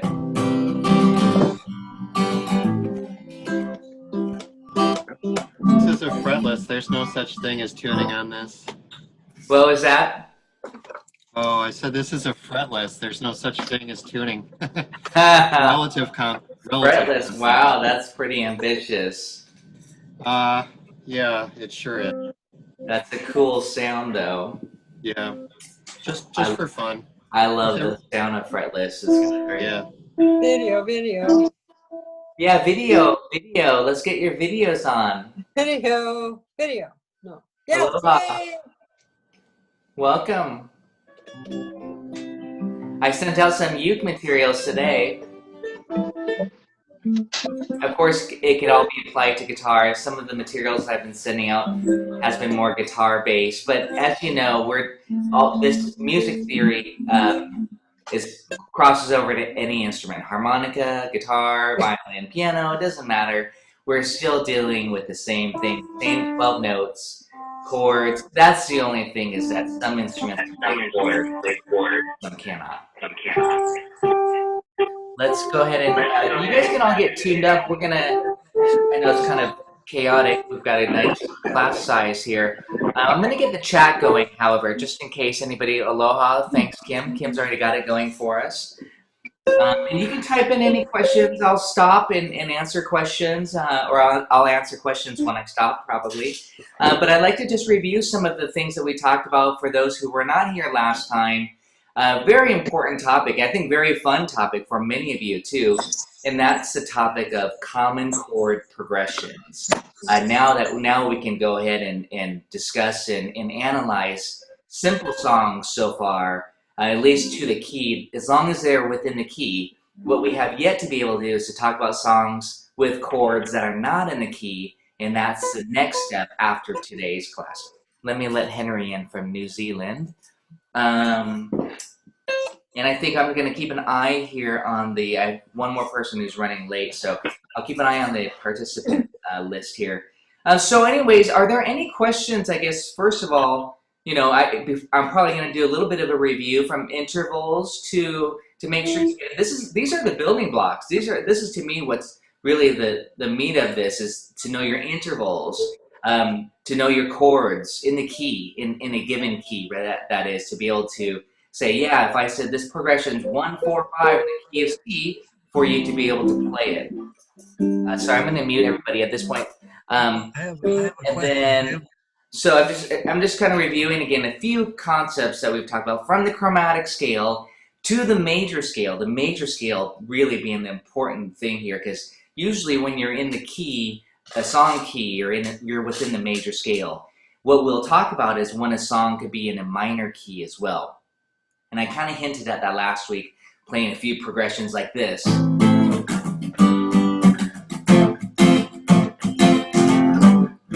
A song can kind of be focused around, and I said the 6th degree, the relative minor is what I called that. If you didn't catch that, that's very, very important. The 6th degree is the relative minor. And so if someone says, yeah, this is in the key of D minor, you would go over to your major scale sheet and find where the 6th row column over is D, and that would be the key of F major, and that's called the relative minor. So F major would be the parent key, but D minor is the relative key to that. So again, that's how that will work. And then we're going to kind of dive into it further next week when we actually look at a few more progressions in minor keys. We'll kind of dedicate more to minor keys. And then also secondary dominance is another topic, which we have to hit 7th chords next week too. So we kind of have, next week will be a big week for us because I want to cover a lot of stuff. And then the harmonic minor scale. So I'm not going to worry about the harmonic minor scale right now, but today I do want to talk about the pentatonic scale, which is, in popular music, the pentatonic scale is probably the most commonly used scale. It's derived from the major scale, at least you could think of it as being derived from the major scale, but it's just 5 notes of the major scale. So maybe we should actually just talk about that right now before we review the chord progression, so that we can actually use this when jamming, because I was jamming last week on some chords, and hopefully some of you were playing along with me with scales, and I said noodling around which is great. Noodling is really important to just try things out. So let me talk to you about what a pentatonic scale is, and I'll follow this up by sending out a worksheet, but I'd rather have you just kind of do it yourself, the process, and try it out. So we already talked about what the major scale is. The major scale is whole, whole, half, whole, whole, whole, half, but we also just labeled it with numbers, which is actually easier. The major scale is now just 1, 2, 3, 4, 5, 6, 7, 8. I wrote it out for you on C. I'll play it on guitar. You can play it on the ukulele or whatever instrument. So that's, and we could even do it on one string. So you can see really nicely that whole, whole, half, whole, whole, whole, half. You know, that formula for the major scale. But we also assigned it numbers. 1, 2, 3, 4, 5, 6, 7, 8. And notice I'm not talking major second, major third, perfect fourth. That's just too much to say and think about. It's just easier now after we've gone through the intervals to just say 1, 2, 3, 4, 5, 6, 7, 8. And that's coming right out of the major scale. We can move it to any key. Key of D. Key of F. So you may say, oh, I can't do that yet. Well, that's something that's to put on your list to be able to play the major scale in any of the 12 keys. Okay, but it follows the same formula. And lucky for us stringed instruments, most of us are stringed instruments, it's a pattern. If you're fretted, hit there, you just follow the pattern. Once you learn one version of it, that was F, well here's G, B flat. I'm just moving my hand around and moving it. So again, in order to make music, it doesn't have to be too much theory. You just got to know, what key am I in? What's the major scale? But right now I want to show you a beautiful scale, so common. So many melodies are derived from the pentatonic scale. Specifically, we're talking about the major pentatonic scale. So let me just tell you the formula. I'm going to have you try it out. 1, 2, 3. I'm going to play it on one string. 1, 2, 3 on C, of course. So that's C, D, E if you're thinking about the letter names. 5, 6. That's it. 1, 2, 3, 5, 6. I'm gonna do that. Yeah, please write it down. 1, 2, 3, 5, 6. So we skipped over the 4, this note. And we didn't do the 7. We skipped this 4 and the 7. We omitted the 4 and the 7. And we have 1, 2, 3, 5, 6. I'm going to play at this position.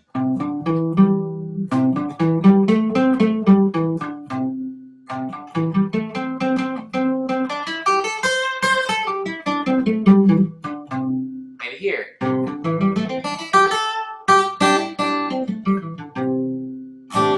Let me let Darlene in. Welcome, Darlene. Welcome, Darlene. Glad you can join us. We're talking about the major pentatonic scale.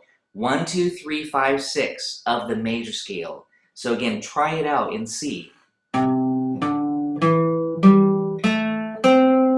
And again, it's nice to know those intervals. 1, 2, 3, 5, 6, and 8. Then you can even start there. 1, 2, 3, 5, 6, 8.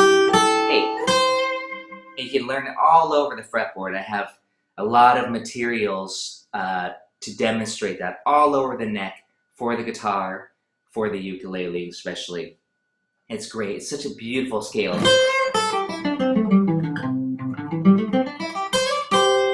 Again, you'll hear that as a lot of rock songs, a lot of folk songs will use that pentatonic scale. It sounds very, it just kind of floats. You're gonna have to try it out in a second. It floats. It has almost like no tension because you eliminate the half steps. You eliminate the 4 and the 7. Remember, I like to sing it in solfege. Fa, mi, ti, do. Don't get me wrong, those notes are beautiful. The 4, 3, 7, 8. But by omitting those, you get this beautiful tensionless scale.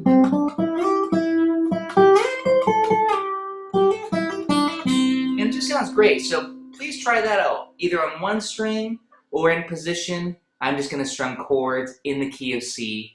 I'm not sure what I'm going to play yet, but I know I'm going to stay in the key of C.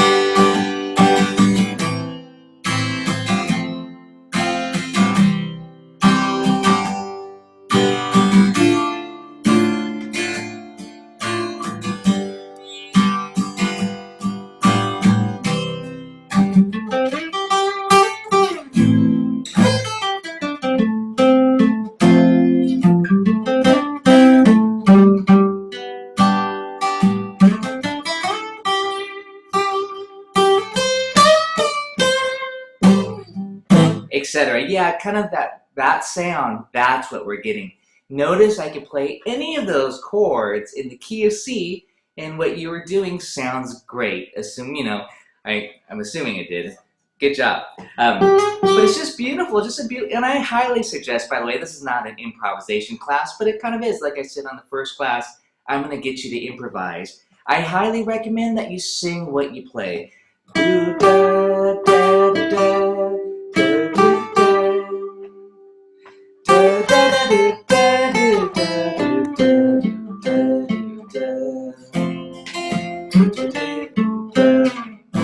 That way, again, you can really make your playing lyrical. Again, sing what you play. Of course, you might just at first noodle around and think about it, but once you start to vocalize it, then you're really starting to get connected to the music. That's so important. Okay, so don't be shy. No one can hear you, except for Diane. Okay, so I've heard the blues scale is the same as a major pentatonic scale. That's a great question. Oh, sorry, you guys can't see the question. But that's a great question. The major, and this ties into, and I kind of want to, I think you asked the same question last week. Okay, so the major pentatonic is equivalent to the relative minor pentatonic. So I will say that much. C major pentatonic equals A minor pentatonic. So they're the same scale. You're just starting either on C or you start on A. They're the same 5 notes. But of course now, if you start on A, and we called A the 1, then we have a different formula. And I guess I could go into that. If you start on A, and you went A to C, that's 1, flat 3. Okay, I'm talking about those numbers again. Then A to D is 4. A to E is 5. A to G is a flat 7, and then the A, the octave. So that's the minor pentatonic formula. Again, I have this all on a worksheet with the numbers written out like I did last week for you with the chromatic scale and the major scale. But again, this is very common. So if you started on the A, in this case, key of C, A minor, the formula for minor penta, 1, flat 3, 4, 5, flat 7.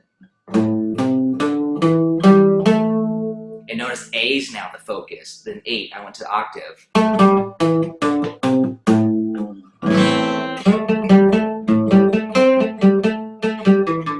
It sounds pretty bluesy, but this is not the blues scale. The blues scale adds 1 more note. And since I'm on this topic and we're running out of time with this workshop class, I want to talk about the blues scale. The blues scale adds one more note to the minor pentatonic scale. Okay, we think of it more to the minor penta, and that's the flat 5. Okay, so we have 1 flat 3, if you're writing this down, but I also have a worksheet I'll send to you. 1 flat 3, 4, flat 5, 5, flat 7, 8. So what I think of it as the minor pentatonic with including the flat 5.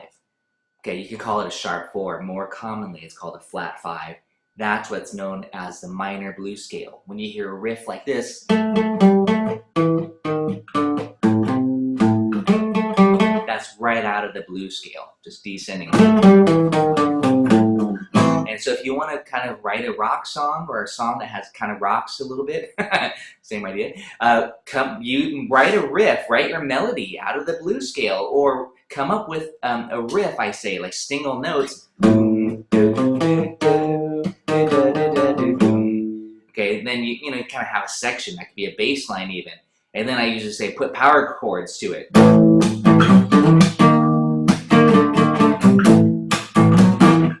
And I don't think we talked about power chords yet, but I'll have to talk about that. That's more kind of just rock power chord, pop rock style. But then you can kind of thicken it up and make it sound more rockin' if you guys are into that. If you want a pretty rockin' section, use the blues scale as your harmonic language, your scale, your alphabet, I'll say, and then come up with a riff, and then put chords to it. Okay, so anyways, that's the blues scale, that's the minor pentatonic, and that we'll have to do some more jamming next time, but I just want to get you started with that special scale in the major pentatonic. Let's do one more. G major pentatonic. I'm going to play the 1, 5, 6, 4, let it be progression, but let's go ahead and do this together to make sure you got this down. G is 1, 2, 3, skip to 4, right there, skip it, go to 5, 6, and octave. I like to stay on one string a lot. Like I said, it's very lyrical.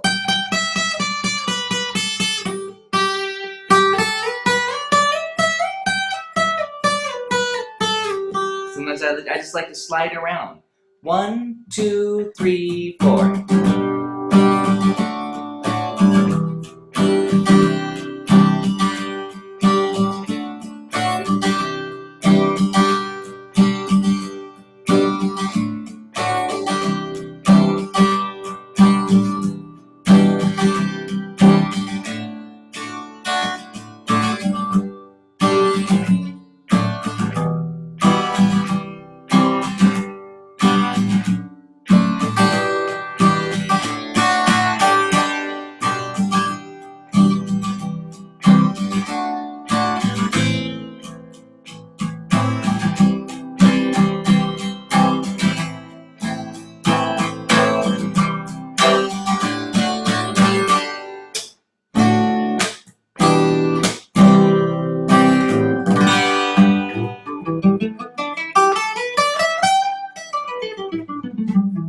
And again, I'm just running up that scale and playing around with that. So who can tell me what is the minor pentatonic that would go with the major pentatonic for G major? What is the relative minor? Type it in. Who's first? Who's going to be the winner? Roger, E minor. That is correct. Good. So again, you can use your sheet if you need it. Or here is the trick. You just go to the 6th degree from what you did from the major penta. If I'm going to play it like this, and there it is. That's the 6th degree. I went 1, 2, 3, 5, 6, E. So E minor. Or you can look at the sheet again and count over to the 6th degree. Another quick trick: go down 3 frets if you're a fretted instrument. 3 half steps like this. I did a big E minor chord there, going G, and then, so it's a minor third interval. It's always 3 frets down. To me, this is a very important trick. I'll say it a couple times. For the major key, major, I think of it as major as being happy, and it's above. Minor as being sad or down. Major's above, so you go down 3 to find the minor key. But 3 frets or 3 half steps, minor third. But if you're in a minor key, you'll know what's the relative major, just go up 3 frets, okay? So just remember, down and up. If you're wondering, what direction do I go? Okay, so anyways, so yeah, what the funny thing and the really cool thing is you can play E minor penta, or, as I mentioned, the blues scale. I'll do it here. And that's E minor blues, but you could apply it, or this. Again, we'll have to do this next week when everybody has the worksheets in front of them too, if you are not used to running that scale. But I could have been playing the same exact chord progression. You go. And it sounds great. That's kind of that classic flavor, that bluesy rock flavor. Okay, so that's enough improvisation for today, but I think you definitely get the idea of the use of the pentatonic scale. And you had a chance to do it in 1 or 2 keys there. Make sure you can do it in any key. You have to know your major scale first, and then just remember it's 1, 2, 3, 5, 6. And then you can go to the 6th degree, and then you have your relative minor, and that gives you, then you can turn it into the blues scale, and there you can definitely improvise over many, many songs, and hopefully we'll get more of an opportunity to do that. And check out my other classes that I offer too if you want more improvisation, because that's what I focus a lot on. Okay, so we hit pentatonic scales. Are there any questions regarding chord progressions? I think I want you guys to be able to play some of these chord progressions that I was doing and that I mentioned last week. You could type it in. If not, I'm just going to say them right now and have you guys try it. Or actually, I should quiz you and ask you what progression it is. Dum da dum da dum da dum dum dum ba bum ba bum ba bum bum.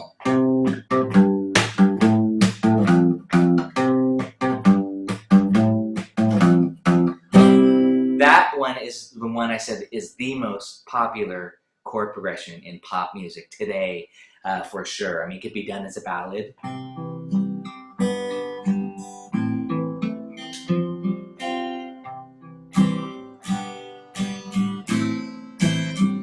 That's 1, 5, 6, 4. It could be done more in a rock style.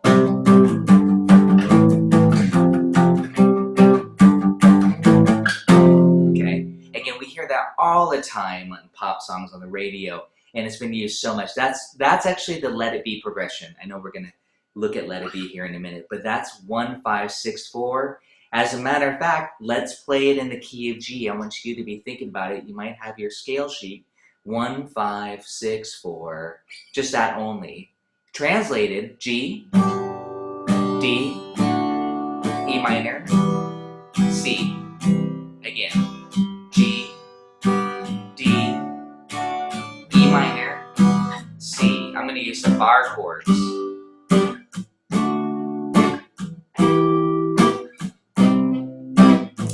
1, 5, 6, 4, 1, 5, 6, 4, 1.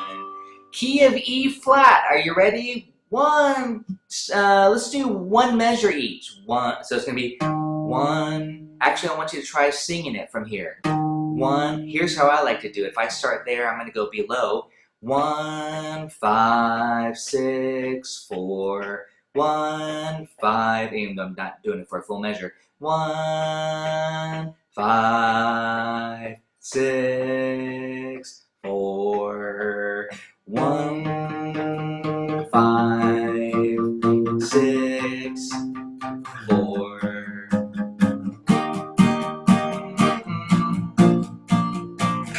My body's bruised, she left me with nothing to live in, nothing left to lose. I'm trying to be bum here.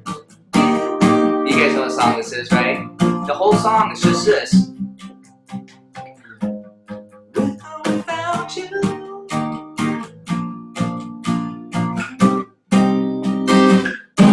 Great song. And yeah, you know, the whole song. 1, 5, 6, 4. sometimes I'm like, oh, pop music's too simple or whatever, but it's, you can write a really great song. That's actually the trick. How do you write a great song with just 4 chords or the same repeating progression? Well, you have to really come up with a good story, I hope, but also great melody. I mean, you have to, make it interesting. You have to build it up, etc. And that also kind of, to me, bleeds into improvisation. You want to build it up. You want to tell a story, essentially.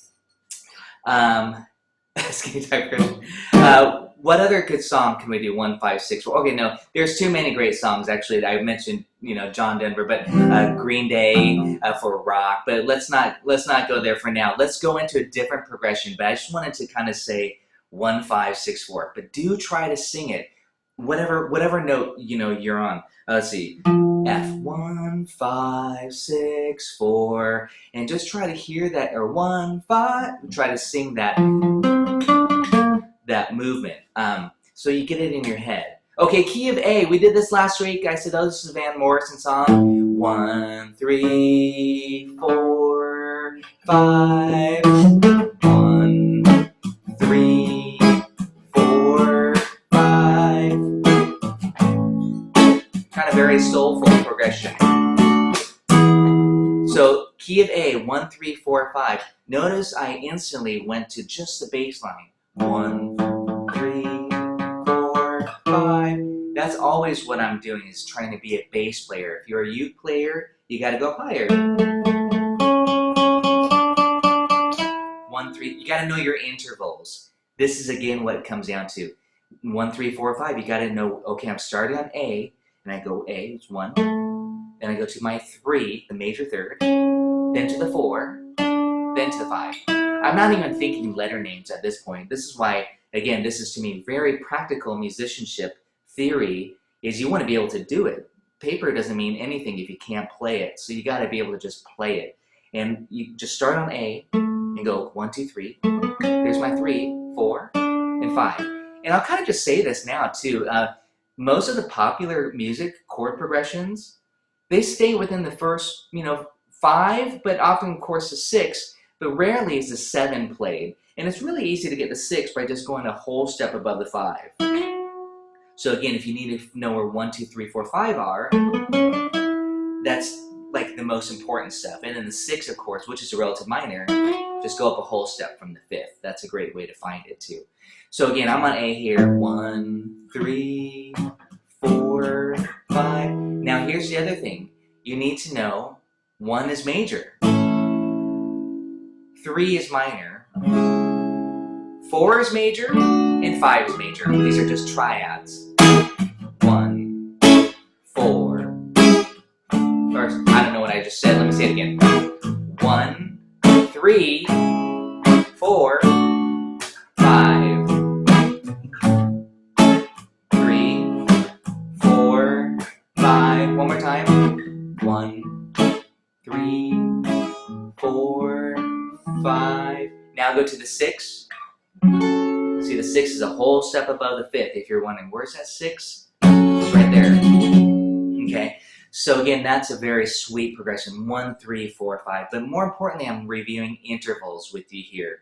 And here's a, we didn't do this one last week. Let's do this one now. It's a classical progression. Well, really, it's a Baroque progression.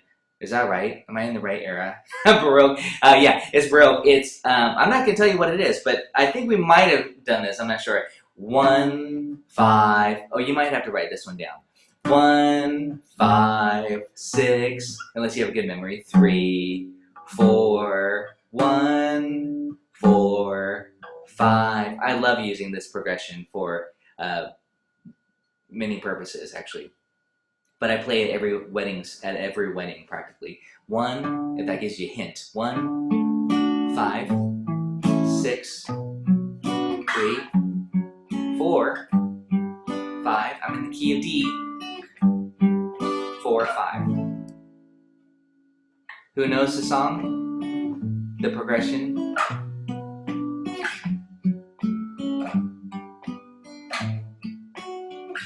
I messed that up. So it's Pachelbel's canon. In D. Canon in D. But I'm gonna rock out on it. This one's longer, so try to get it. 1, 5, 6, 3, 4, 1, 4, 5, 1, 5, 6, 3, 4 to the 1, and it just repeats over and over. Over and over. Usually I'm backing up a violin and cello. Okay, so anyways, that's Pocket Bell's canon. And how I like to use it for my studies when I show students is I show them how to do it up high like this.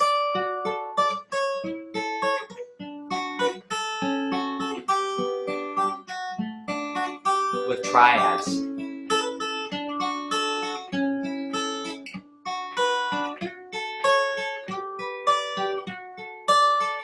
And it makes a great triad study. To learn your triads, your chords, essentially, all over the neck instead of just bar chords. And at this point, maybe some of you are using a capo too if you need to, because there's bar chords involved on the guitar. You might say, oh, you remember the trick also I mentioned, maybe I have to do it in the key of C or the key of G and use that capo. You know, those are the two keys you really want to use a lot if you're going to use a capo, key of C and key of G. And I would just do key of C probably and capo on the 2nd fret. And then I'm playing 1, 5, 6, 3, 4, 1, 4, 5. So I'm transposing it in my head, if that makes sense. I can demonstrate that if we need to, or we can go on. But again, this is all very just practical musicianship materials that I'm trying to pass on. Okay, so one more progression. I know I kind of jumped out of the pop rock category there, but you'll hear that. That kind of reminded me of an Oasis song, actually, too. I forgot what song that was, that they used that progression. Let's see. This.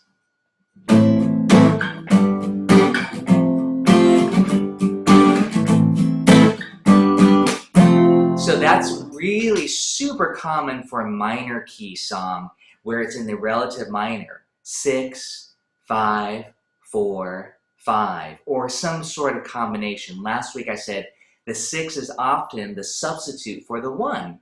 So if you have a song that goes 1, 4, 5, sounds like La Bamba a little bit, but here's 6, 4, 5. See how nice of a sub it is? Substitution. A minor, F, G. A minor, F, G. Now I'm going to go to C, F, G.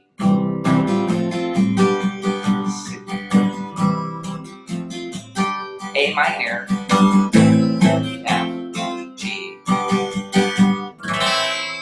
Again, that's a really, but a minor key song doesn't even need to have that major chord in there, the 1 chord, sorry, doesn't even need to have a 1 chord in order for it to be, in that minor key. The A minor, that's what I was playing, like all along the Watchtower. A minor, G, F, G. There must be some kind of way out of it.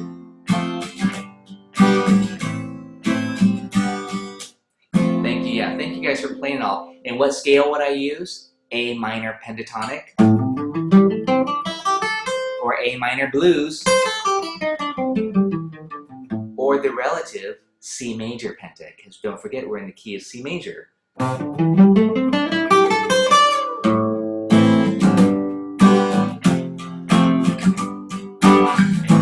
minor, G, F, G, and A minor. Yeah, sounds so good. So if you're new to improvising, these are the scales you really want to get down and really learn really well. Fingerings. And I'm going to send you a worksheet both for guitar and ukulele. I'll just send it as a separate email follow-up. Okay, so here's the next little topic. I'm kind of just hitting a few things. The next topic is I passed this out, I think on the 2nd lesson, but I didn't talk about it, the circle of fifths. Why the circle of fifths is important. This is just going to be a pretty brief topic. C, G, D, A, E, B, C, F, B flat, E flat, A flat, D flat, and G flat there. Those are all 12 keys. If you go clockwise, It goes C, F. If you guys, do you guys have it with me? I'll say it correct with you. If you go clockwise, C, G, D, A, E, B, and then it has F sharp on the bottom down there. But if you go counterclockwise, C's on the top, and it goes C, F, B flat, E flat, A flat, D flat, G flat. They meet down there, right at the bottom, F sharp and G flat. Why is this important? Well, basically, now if you look at that, and you look at your major scale sheet that you've already written out, that's the reason why I wrote it out in that order, because it's progressive. C has 0 sharps, G has 1 sharp, D has 2, A has 3 sharps, etc. It just goes right down.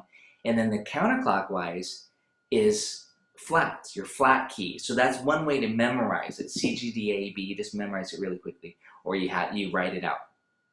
And then backwards again, C, F, but it's called the circle of fifths, because C to G, D, A, E, those are all perfect fifths. I'll play it for you. C to G, G to D, D to A to E, and E to B.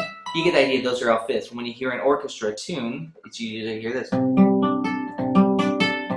Because they're all tuning there. And they're all in tune in fifths, the cellos, violins. Okay, so that's fifth, but if the backwards of a fifth is a fourth, perfect fourth. So that's why C to F, B flat, E flat, that would be the 4th degree, the backwards interval. So if I went from G to C, that's really a 4th degree, even though C to G is a 5th. I know this is a little bit confusing because you got to know which direction you're going. There's a little rule of 9 that I'll probably talk about in a minute here too, the rule of 9. Okay, 9 being an important number. But what I want to talk about is how important this is for analysis, memorizing your keys, and also for songwriting, basically. So, first of all, I'm going to play you a song that just follows the circle of fifths. You're going to hear it, and actually, maybe you can play it with me too. But it goes like this. If you start on C, it goes C, G, D, A. These are all major chords, and E. You can stop there. I'm going to repeat it. C, G, D, A, and E. Freya, your question is, do you guys, I should have asked you first, does everybody have the circle of fifths? It was on the 2nd lesson. Nobody has it? Oh, maybe I should save this topic then. I thought I had attached it on I thought it was the 2nd lesson when I gave the major scale sheets. I thought I attached the circle. Can you guys raise your hands if you have it? I'm just kind of curious to see if anybody has the circle. You guys got it? So it would have been on in lesson number 2, right before the lesson. But I ended up not talking about it at that time.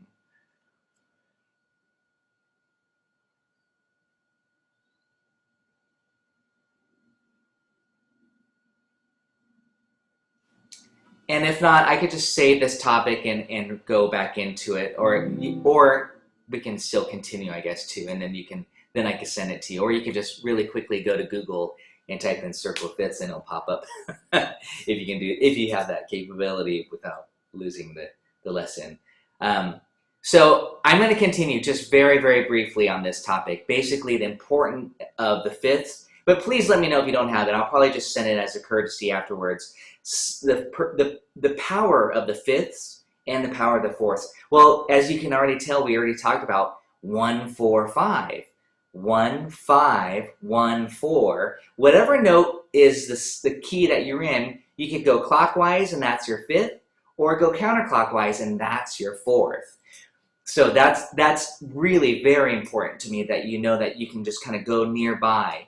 But many songs actually follow the circle, either this way or the opposite way. So if we're in the key of, well, I'm not even going to say key of C. This is a very special song made famous by Jimi Hendrix. C, G, all major chords, D, A, and then E.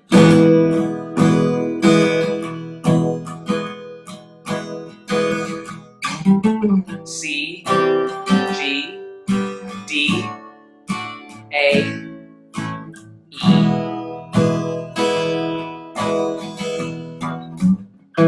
And that's Hey Joe, of course, written by, thanks Kim. Hey Joe, written by Billy Roberts, made famous by Jimi Hendrix, of course. I don't know if anybody knows the Billy Roberts version. But anyway, somehow it got into the hands of Jimmy. Hey Joe, D, A, where you going with that gun?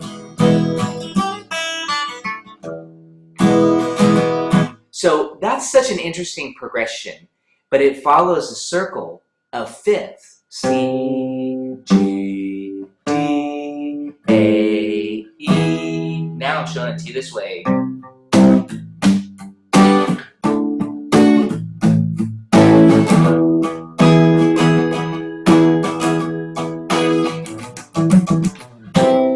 And again, that circle is that and also the fact that it's all major chords, this breaks the rule of what key are we in. It's not in a particular key because they're all major chords and it just follows a circle. So it has a very unique flavor, and that's kind of just an introduction to say, hey, we can bend the rules. Well, I could justify it for you, but I'm not going to, not yet. We'll kind of hopefully talk about that next time when we get into some other progressions. Okay, now to go the opposite way is very, very important. This is most commonly used in jazz songs. You'll see a song that might go, well, actually, I think I sent one to you. Flap, did I send you Autumn Leaves or Fly Me to the Moon? I think this was last week.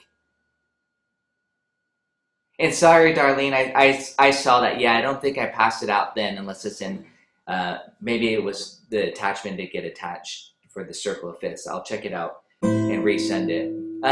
Did I send out Fly Me to the Moon or, oh, Fly Me to the Moon, thanks, Kim. This song.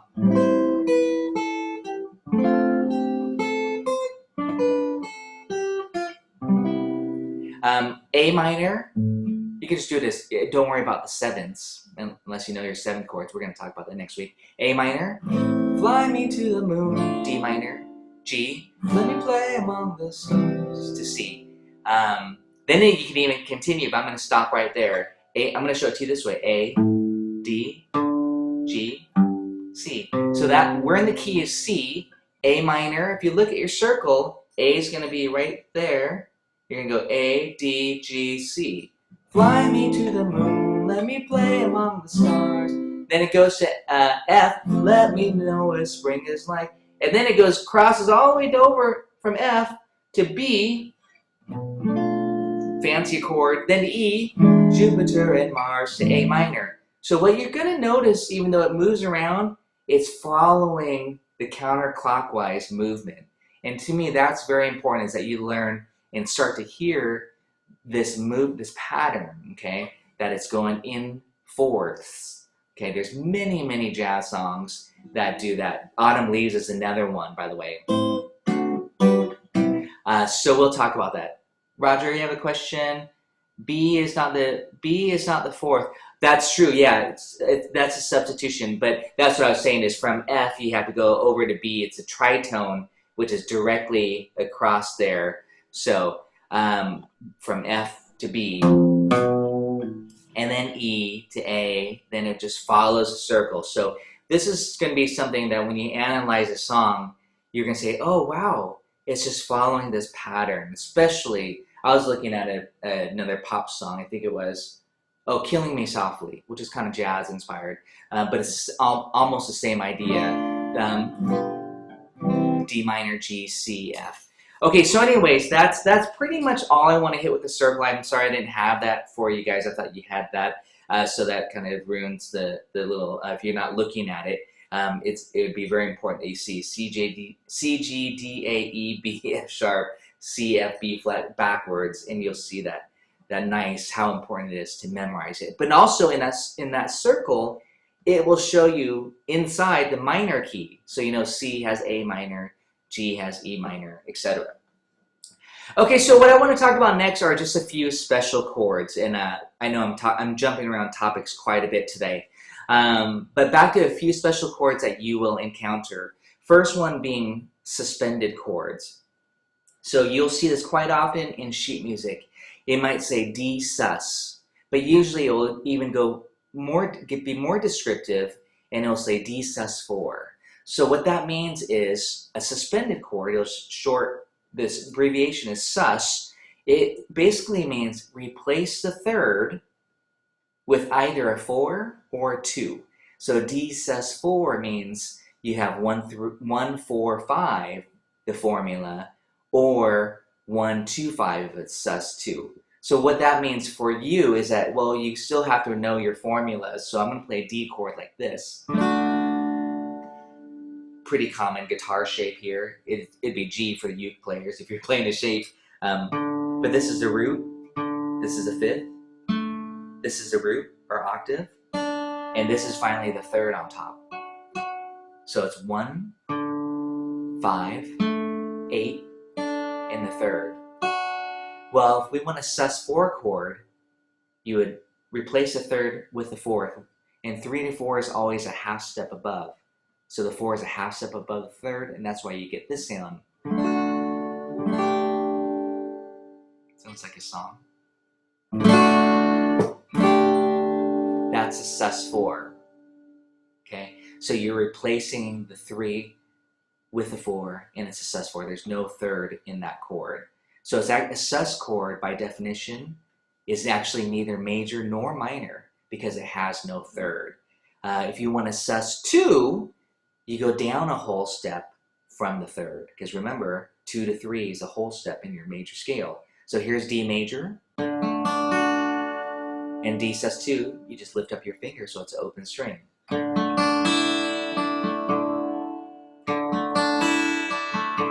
Is that major or minor? Neither. It's suspended. It's a sus2 chord. So you can have a sus4, sus2, D major. You can write riffs. You can come up with nice melodies using these colors. But the thing is, a sus4 or sus2 is neither major nor minor. I'm going to put it into a different context. I'm going to play D minor. Flatted that third, now it's minor. Now listen to that same little rhythmic or melodic motif. I still went 4, flat 3, which is minor now, 2. So the 2 and the 4 do not change. That's what's important. And then back to the flat 3 to make it minor. You might hear stuff like this.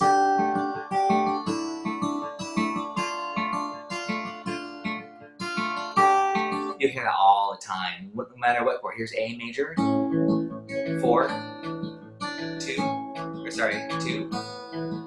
major. So A major, A sus4, you gotta find your third. This is what's important. Again, this goes way beyond just one lesson. You need to spend time with your favorite chord shapes and actually jot down, okay, this is my root, this is my fifth, this is my octave, or root again, and here's my third. Okay, and then the fifth. So that A major shape has root, fifth root, third, and then the fifth on top. So the sus4 would be this.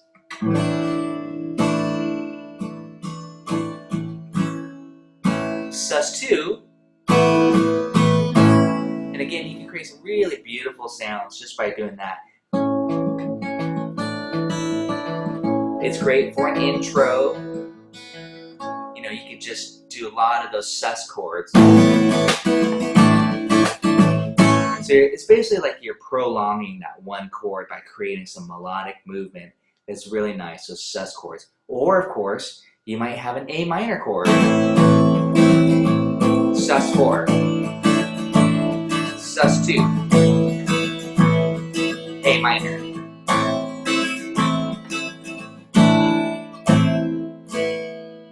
So again, for a songwriter, this is really important. This will add a lot of color. It might give you some melodic ideas for your melodies, or just for accompaniment, you could be singing something in A minor, but your chords are moving around, just giving it some movement, some color. Okay, or you might even choose, you might have a melodic melody, but you're playing a sus2. You might be singing that third. and have a minor melody, but again, come up with some sus chords. This is very useful. Popular music, again, you hear this all the time.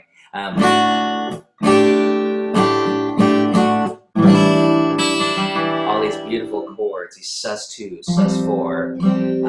It's used quite a bit in rock and pop music. And TV, film music too. Okay, so yeah, it just gives it a lot of color. The other chord I want to talk about are added chords.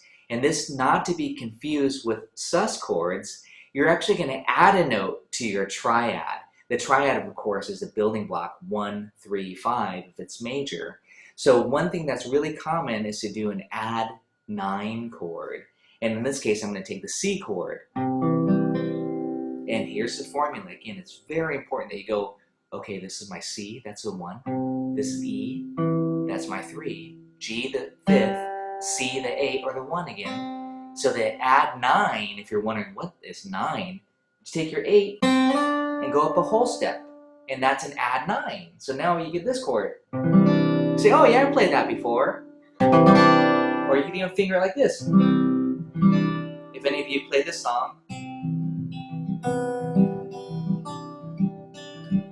So again, that's an example of the add 9. Or this. That's C add 9. And you'll see it, and there's different ways to finger it, obviously. But it's a nice color. That's an add 9. But the 9 is also the same as a 2. So sometimes you might see it say add 2. A 2 generally means it's not above the octave. That's the difference. So, but really, ultimately, a lot of books, sheet music, they're not very clear on that. They might just say add 9. Sometimes it will say add 2. You just have to be prepared and know. Let's do another one. I'm going to show you a really cool epic chord here. E minor. We all know that big E minor chord. It'd be A minor if you're on the uke, by the way. It's just this shape. Actually, you guys would be up here. Just a triad, but I'm just adding it. But the concept still is the same. It doesn't matter what instrument you're on. So here's E minor. What I want to do is add the 9 on. So I'm going to go from the, I want to add the 9 by finding the octave. Oh, by the way, let's go through this in case you haven't done this. E, B, E. That's 1, 5, 8. By the way, that's called a power chord. I think I mentioned that earlier, but just in case, the 1 and the 5 and 8. Without a third, it's just a power chord. Neither major nor minor. There's our third, because that's minor. That's why this is major, and this is minor. And then we have the 5, and we have the 1 again. So this E chord has 3 roots. I know, pretty thick. 2/5 and 1/3 in the middle here, the flat 3. If you want major, you can have this, minor. Remember, to make a chord minor from a major triad, you have to find the 3rd and you flat the 3rd. That's pretty important. Okay, but let's get back to this cool E minor add 9. Here's E minor. There's 2 different ways to do it. I'm going to show you both ways. I just took the octave here and I raised it up whole step. It's kind of a big stretch, but now you get this. Beautiful.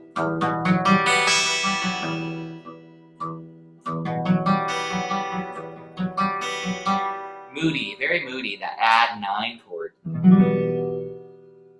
For the uke players, if you're doing that, you'd have A minor. You say, oh, I just take that root and move it up a whole step. That'd be for the uke players, if you're doing this shape here, 2 open, open, open.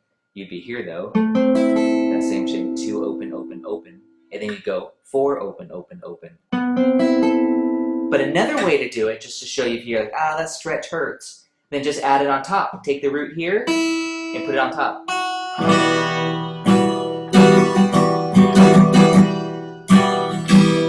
That would be an E minor add 9. Okay, so that's just one way to do it. But again, you can come up and figure out a lot of different cool chord voicings. These are beautiful colors. Let's see, key of C, the 9 is D, yeah, up an octave. The 9 is the same as a 2, okay? Here's E major add 9. I'm going to start off with the E major chord. And I can either add it on here, like I mentioned, this one's pretty big stretch. Or I can add it up on high end. That's much more manageable.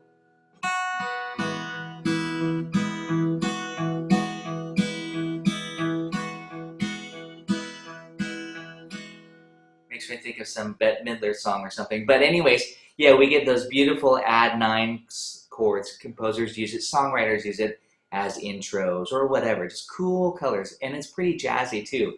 I use it quite a bit, so it sounds like this. A lot of Latin jazz, bossa nova. That's an add 9 arpeggio. Okay, I'm just breaking up the chord into single notes. It's very cool. And here's a famous, famous rock song from the 80s.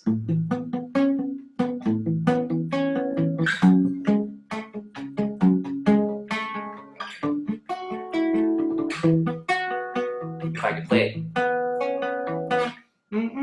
You guys know this song. So that's a great progression where it's just 1, 6, 4, 5, but it's disguised with these add 9 chords. They're pretty challenging to play, but it's a beautiful riff where they're using add 9 chords. The Police are using add 9 chords for every chord. You know, again.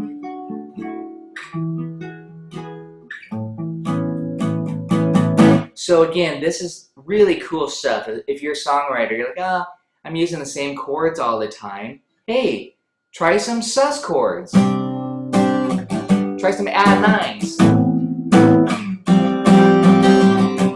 You know, mix it up. Add some different colors. Next week, we're going to talk about 6th chords and 7th chords, which is going to get us into some jazzier chords, what I call jazz chords, because they're extending above the 1, 3, 5, the triad.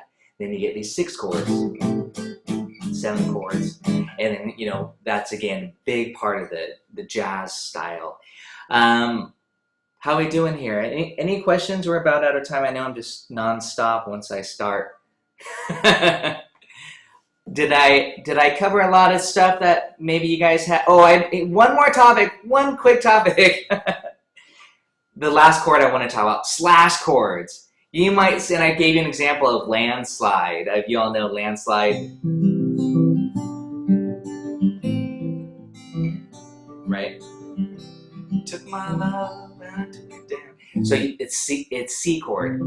I wrote this out for the uke, but of course you can play it on the guitar. It's C, G/B, A minor, then back to G/B. There's even more slash chords later. Slash chords are beautiful. They allow you to get a specific bass note. So for the uke players, you know, you might be out of luck with some of those slash chords because you're so high up. But you can still get it. That's why I wrote out that version of landslide for the uke. But just remember what a slash chord is if you're wondering. It's being very specific with the bass note. So G/B, for example, means, hey, play a G chord, but put B in the bass. Okay, you might have to say, hey, I know this G chord. That is G chord. Well, don't play the G in the bass, put the B in the bass. So you just stop right there. That's your chord, G/B. So you go, okay, so I go C, G/B, A minor, back to G/B. And now you get this bass line. 2, 3, 4, 2, 3, 4, 2, 3, 4, 2, 3, 4. You get that beautiful bass line. Of course, you can see this in jazz too. A lot of bass line movement. It might be another great song to look at is While My Guitar Gently Weeps.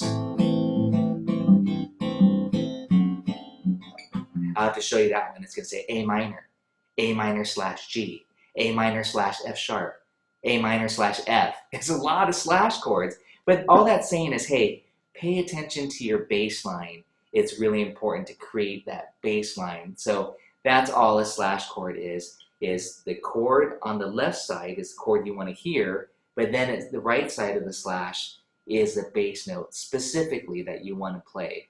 And trust me, it's really a beautiful thing. Try to pay attention to that. Some people ask, well, do I have to do it? The answer is no, you don't have to. You can play just the chord. Here's a D chord, for example. And a very common chord is D/F sharp. So you would take this note and put it in the bass. And it kind of changes the color of it. This sounds very resolved, just a plain old D. But when you put the third in the bass, that's what it ends up being. The F sharp sounds like this. Doesn't feel as resolved. Usually it's used in passing.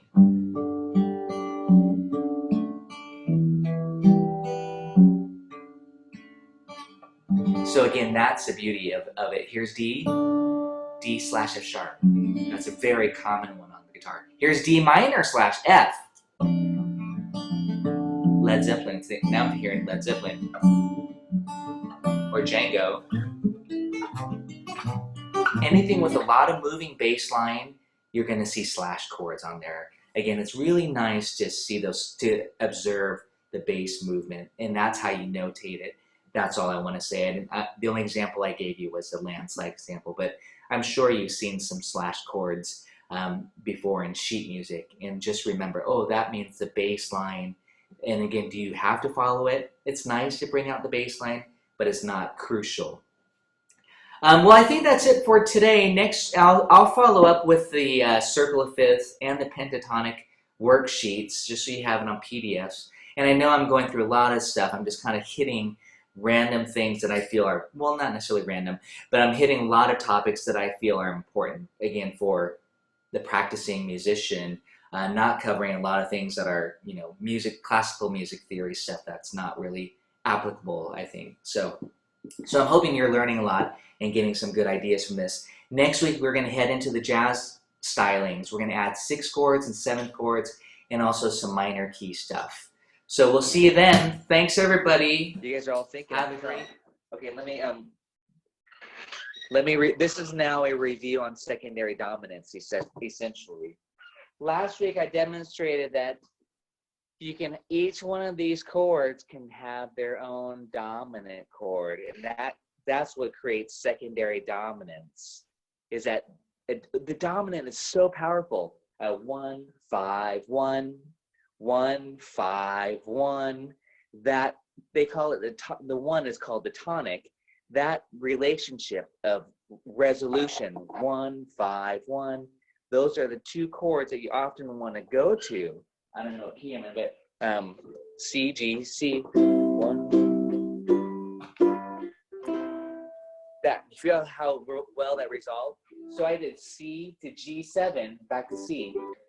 It's actually, I like muting yourselves. That way you can hear, and you only hear yourself. You don't hear your neighbor next to you. So I like that aspect of Zoom. That's 1, 5, 1. See how I'm giving each one of these chords, the 1, the 2, the 3, the 4, the 5, and the 6. They each get their own dominant chord. The only one that doesn't get a secondary dominant or their own dominant is the B diminished, because it's diminished, and diminished is unstable. It has a flat 5 interval. So D, what's the 5th of D? A7, good. I'll pretend you guys said it. So what's the 5 of E? B, so you put B7. What's the 5 of F? Good, C7. And I'm calling it a 7 chord, because that's the type of chord usually that would be played as the 5 chord. If we went through the 7th chord theory, the 5 chord is dominant, 7. G, the 5 is D. E, A, the 5th is E. So in this song, Hallelujah, we have that E7 chord. That's the 5 of the 6. That's a secondary dominant. If you're wondering, if you're saying to yourself, well, in the key of C, E is supposed to be minor. That's true. But in this case, it has a very powerful feel to the songs, you know, the emotional feel, when he throws it in as a secondary dominant chord, as a dominant that goes to A minor, that pulls you to A minor, this kind of tension and release. When you hear that part of the song, you'll know what I'm talking about at that point of the song. in Hallelujah when you have this. Where are we at here? You see it there? So on that part here, where are we at? Oh, C goes like this: the fourth, the fifth, the minor fall, the major lift, the baffled king. Right here. Composing hallelujah. That E7 is the 5 of A minor. And it pulls you there, gives you that nice, beautiful release. E7 is not in the key of C, but it's a secondary dominant of A minor. So it's a 5 of A minor. So you can use it. That's how these are used. This has been around, I mean, you know, since Bach, all the way through to great songwriters. They know how to use secondary dominants to pull your, tug your emotions beautifully when you hear these little secondary dominant movements to those structural chords.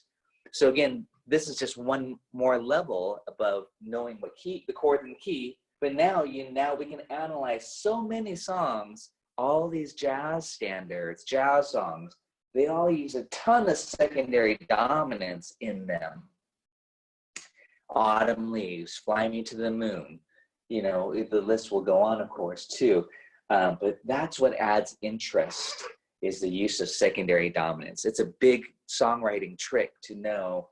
And now it also answers your question on, wait, that's not in the key of C, B7. You have C, B7. Yeah, no, it's not in the key of C, but it belongs to E minor. And maybe you'll go to E minor, maybe you'll go to E7, and then it'll go to A minor. Sometimes songwriters are really crafty with that. They might start on C, well, All of Me, for example. They go C, E7, A7, D minor, if you recall. So you can have, okay, all of me. Why not take all of me? Can't you see? I'm no good without you. See, finally, they arrive at that D minor chord. I passed out All of Me to you guys, right? You all have All of Me a couple weeks ago. The chart for All of Me. I have the ukulele chart too, the tabs. Oh, we did it like this.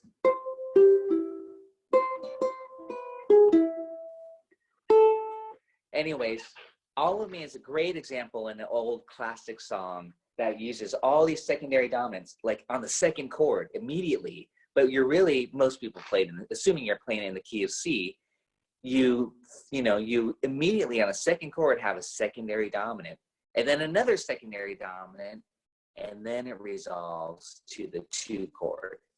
So again, that's how we use these and analyze those. And when you analyze like a song like All of Me, I don't know if you have it in front of you, but it goes C, all of me. Why not take E7, the 5 of the 6? That's how you label it. And then it goes to A7, the 5 of the 2. And then it goes to the 2. So again, these secondary dominants are called the 5 of the chord that it's the dominant of in the big picture. And then it goes back to E7.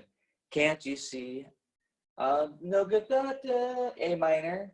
Take my lips, that's D7, the 5 of the 5. I'll never use them, your goodbye, etc. Thank you. Are you playing along with me there? Great song. And I'm just doing it kind of cowboy style, how Willie Nelson might do it. Why not take all of me? Can't you see? I'm no good without you. E7, take my lips, A minor. I want to lose them. I'm just doing really basic chords. Take my arms, so I'll never use them.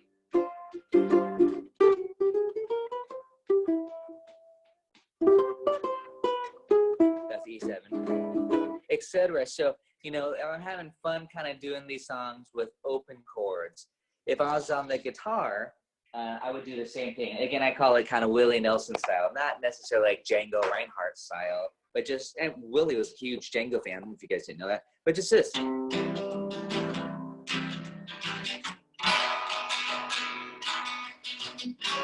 know, just open chord, cowboy chords.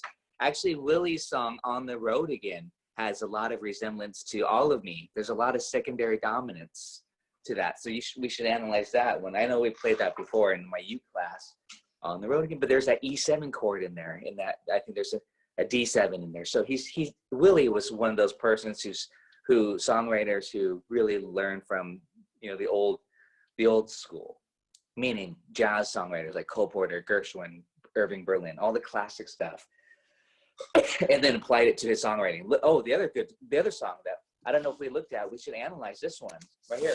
Got it right in front of me. Crazy for feeling. So you have A, you have what key? You have C to A7, D minor. A7's not in the key of C. A7's not in the key of C, but it's the 5 of the 2, see? If you see it on my board. So when you look at it, does it go there? Yeah, it does. And notice in the melody it has that C sharp. Da, da, da, da, da, da, da, da. So that C sharp adds that really cool quality that's not in the key. So again, you know, I'm not trying to be like, what's the word, and elitist or anything, but it's just nice to have some notes that are not always just in the key, but to have some musical interest by throwing in those colors. And that's really, to me, a nice, I mean, don't get me wrong, I like music too that just, you know, stays on a few chords over and over, but I find myself tend to really gravitate toward these type of songs that have these color or notes not in the key often at the right time, as opposed to new age music. If any of you know any new age composers, you know, it's like one key for a long time. It's just, they call it kind of drone, and I have nothing against that. It creates a certain mood. We should actually be hitting modes, but I'm kind of bypassing that right now. But modes and moods, you're just creating what's the word? You know, an ambiance, a feel, just by repeating meaning. And it's not meaning. If I were to just do something like this, this is just going to be key of a C.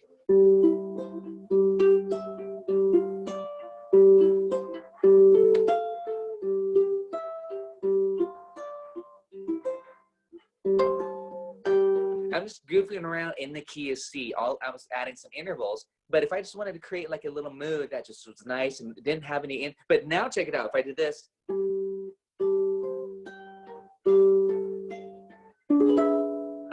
see, that's where the interest is. Then it goes, then back to this.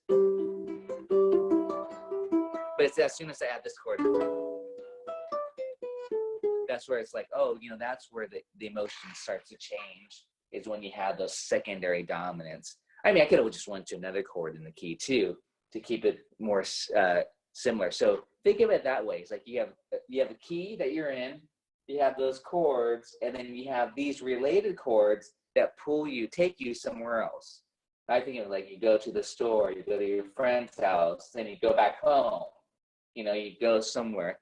And it takes you on a little journey, a little story with chords, just with the harmony. So that's why what I'm saying is, have some of these songs. I have, you know, always have a bunch of sheet music floating around.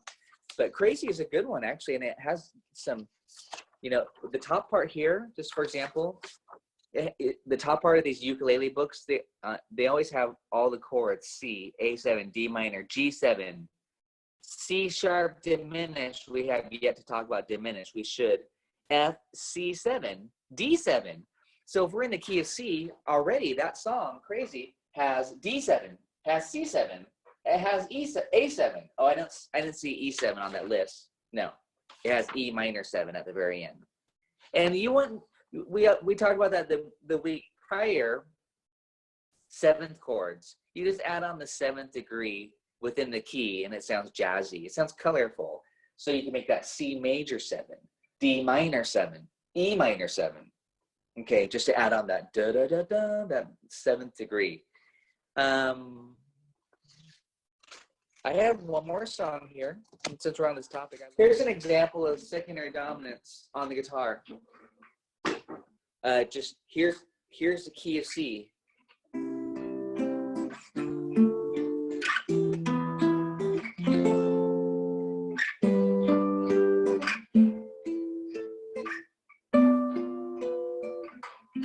I added a 7 chord just to make it pretty at the end there. But now if I gave each one of those chords, except for the last one, a secondary dominant, and I'm going to do this. Bum, bum, beep, bum, beep, bum, beep, bum, beep, bum. I'm just going to make it go where they want to go. It's going to sound like this now.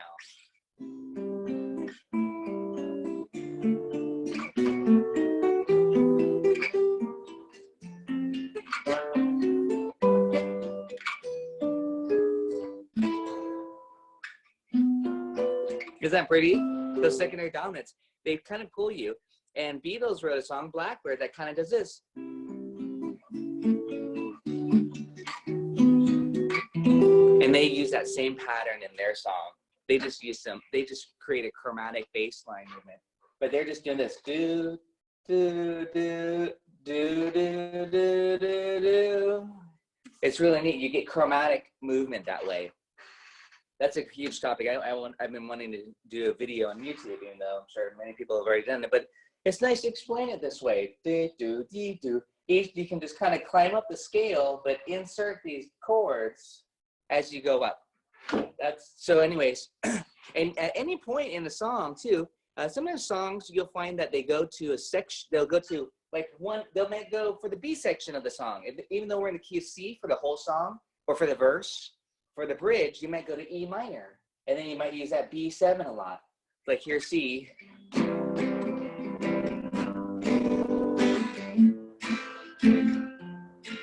Same thing. 1, 5, 6, 4. And then ready?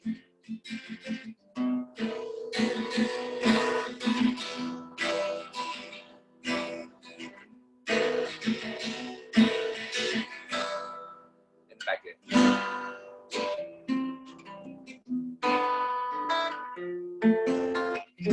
Etc. So again, it's fun to mess around with those. I mean, I'm just, doing it on a theoretical level, but I think you'll hear those each one of these secondary dominants has a nice chromatic note that's not in the key that you started with. All of these. This one has a C sharp. This one has a D sharp and F sharp. Remember, key of C has no sharps or flats. That's why I'm just yelling out the notes that are not in the key of C. This one has a B flat. This one has an F sharp. This one has a G sharp. Okay, so that those are you basically have the whole chromatic scale at your fingertips. So if you're hearing the melody, for example, if you're a songwriter, you hear a tune, and you're like, I hear this note that's not in the key. Well, maybe that's a secondary dominant chord. You want to figure out, oh, the G sharp is part of my E7 chord. So, etc. There's a lot of different ways you can use this. And to explain it, everything can pretty much be explained, I think, or justified. Okay, good. So look at this song, Mr. Sandman. Not Enter Sandman by Metallica, but Mr. Sandman. What key are we in? Did you send that to us this week? I thought you were supposed to. No, not yet. Okay. I was supposed to, but I didn't yet. I will. So let's just analyze just the beginning part together. And I do want to, I promise. I'm sorry. I have to scan it. Or actually, I can take a picture and send it to you. How about that? I'll do it right. I'll end the lesson in a few minutes. But look at the first part. C, and forget about the sevenths. Just look at the chord structure. C, A minor, D minor, G. C, A minor, D minor, G. Yeah. 1, 6, 2, 5. Boo boo boo boo boo boo doo boo doo boo doo boo doo. Mr. 1, 6. We're in the key of C. 1, 6, 2, 5 key of C. Okay, now check it out. Mr. Sandman. We have a C chord. And now look at the next chord. The B7. Is that in the key of C? Well, no, it's not supposed to be. I wonder if it's a secondary dominant. Yeah. See, so there it is. Mr. Sandman C. Bring me a drink. What's next? I'm helping. E7. Secondary dominant. Making the cutest that I've ever seen. A7. So we have this, Mr. Sandman, B7, E7, A7. It's using these secondary dominants, and it's actually just going around that circle. If you ever circle this, if you started on B, you'd see B, E, A. Well, what's after A? D. Does it go there? Yes. C, B, E, A, D7, G7. The composer is just going around the circle. It's already like all of his work's done. So you start on C, you go straight to that first secondary dominant B7, and then it goes to E7, A7, D7, G7. Where's it gonna go there? Back to C. Ta-da! So there you get the whole song memorized. Well, first half. Mr. Sandman, B7, E7, ba da da da da, A7, da da da da, D7, ba ba ba ba, G7, and then da da da da da da da, and then it's tricky. There's a cool little chord here. A flat 7 to G7. That's kind of a bluesy sound. This sound. This. So it's just kind of what they call a half step. It's actually kind of what's called a borrowed chord from C minor, but I'm not going to go to the minor key topic today. I'll wait. I'll say that for next week. Today's just a pretty good review. But listen to it now, Mr. G. Or sorry, I'm in guitar land. 1, 2, C. B7. E7. A7. D7, G7, C, A flat 7, G7, and then bam, that's the first half of the song. There's something a little bit different on the second half toward the end. There's another borrowed chord from the parallel minor key, but we'll talk about that next week. Hopefully others will join in.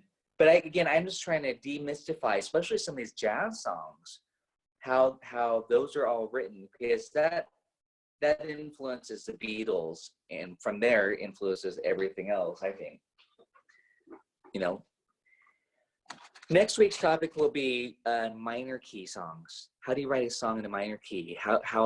What's the harmonic minor scale when you hear this sound?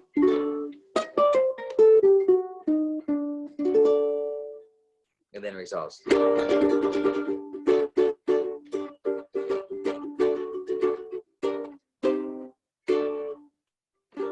the song could be in a minor key where you don't even have any major chords, and it focuses a lot on the 6th chord. But again, we'll talk about that. We'll look at a song, Besame Mucho. We'll look at the song Dark Eyes. Okay, so that's my recommendation. Like, you know, again, I was teaching this earlier today. Piano classic, you know, old school song, but yeah. You know, like, look at those chords and say, what key are we in? Look at those dominants at the end, E7 and D7. But guess what? This is actually written in the key of F. How can you get an E7 and a D7 if you're in the key of F? You know, think about stuff like that. This is another good one I should send to you to analyze, for you guys to analyze. But yeah, I agree with you. Theory is best applied. It's just on paper otherwise, and it doesn't mean anything until you hear it and can actually use it. That's why it's very important that you have your instruments, that you try it out. You do this little sequence that I just did, you know, on the guitar, that you try it out. I like to just take a song that has no secondary dominance, and then I put the secondary dominance in there. I think I did that with Brown Eyed Girl the other day. I was like, oh, that sounds cool. When you don't have the secondary dominants, but then you insert them in front of, like you're gonna go, like Van Morrison forgot about to use secondary dominants, and it actually hipped it up a little bit, jazzed it up. I don't know about hipped it up, but you know, jazzed it up for sure. I think it sounded really great. But I was doing that. You can do that with any folk song where it's just 1, 4, 5. Try to throw in those secondary dominants, meaning like if you're going C, F, G, go C, C7, F, D7, G, you know, throw these in.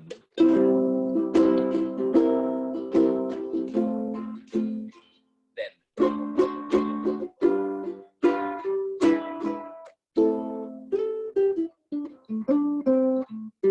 you almost have a new song. But I started with something really simple in my head: C, F, pretty much the most basic progression. G, A minor, 1, 4, 5, 6. Those are the most 1, 4, 5, and then the 6th chord. Those some combination. That's the most common. Again, it doesn't have to be key of C. It can be any key. But 1, 5, 6. Those are the most commonly used chords.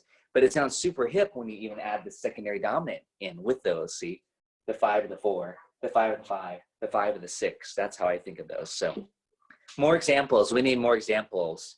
But we'll do that next time. I'll send you a few things. I'm going to make a note. I'm going to send you Crazy. I think it's nice for you guys to actually have some fun songs to play besides all of me. Yeah, Crazy, Can't Help Falling in Love, and Mr. Sandman. How about those 3? Next week's topic will be on the minor key. Maybe I'll just send out like a packet of songs, 6 songs, and then we can, that way you have it in front of you and you can analyze it. But next week's topic will probably be new for many of you. Oh, this one too. We always do this around the holidays. Green sleeves, right? These are all the 5th of these chords, right? But it's also a dominant 7th type of, it's also the type of a chord, a 4-note chord. So E7, A7, D7, G7. Those are and C7 and B7. Those are your secondary dominants. But the thing is, they don't have to be a dominant 7th chord. It could be a triad. It could just be major. So listen to this. I'm gonna play all of me with just major, no dominance, 7th chords.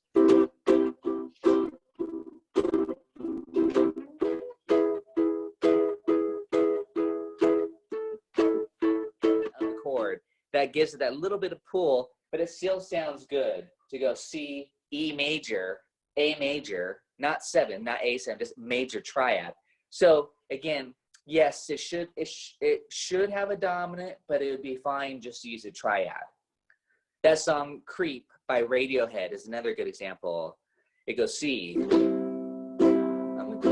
it goes E, not E7. Sometimes people will add that 7th chord on just to make it a little bit, then the F major, and then F minor. And that's what I want to talk about next week, these those borrowed minor chords. But we have to talk about minor key next week again. But again, that's another example, Andrew and everyone, that the chord doesn't, that's a great question, Andrew, by the way. The chord does not have to be a dominant 7th chord. It could just be a major triad. So remember, a dominant 7th chord is defined as 1, 3, 5, flat 7. I always say, play Pretty Woman. Boom, boom, boom, boom, boom. That's a dominant 7th chord. Almost sound like With It too by Diva. But you have but the triad is 1, 3, 5. 1, 3, 5 is major. 1, 3, 5, flat 7 is dominant. So you could just make it major triad. I'm talking way too much about this. But anyways, hope that clarifies. Okay, I'm going to get to my Gypsy Jazz class. I'll see you guys next week. Have a great week.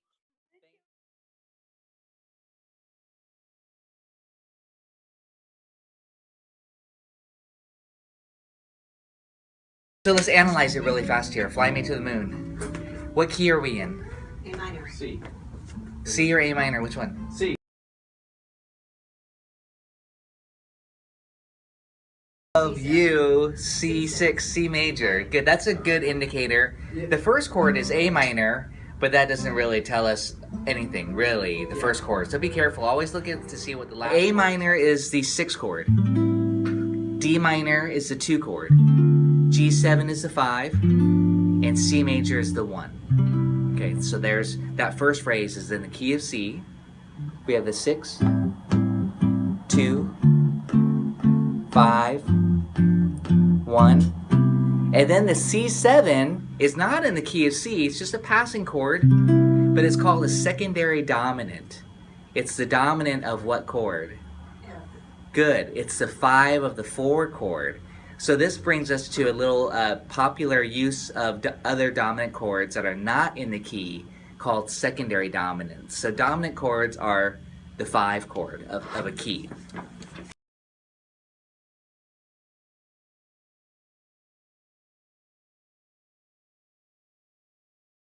5-minute chord analysis of the song. But we have to start with, what are the chords in the key of C? First chord is what? C major. C major. Second chord is what? D minor. Third chord is what? E minor. Anybody else besides us know the stuff? Fourth chord. Fourth chord is what? F major. The F major. Diminished. And the five chord is what? G dominant. G, and good. G7. We'll just stick to just triads for now. It's G major. And the sixth chord is what? A minor. Good. And then the seventh chord is what?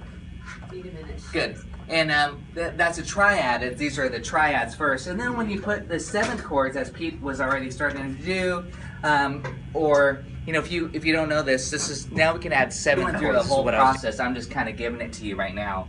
C major 7. If you're to do the full chord as seventh chords, we want to do seventh chords because they sound jazzy. D minor 7.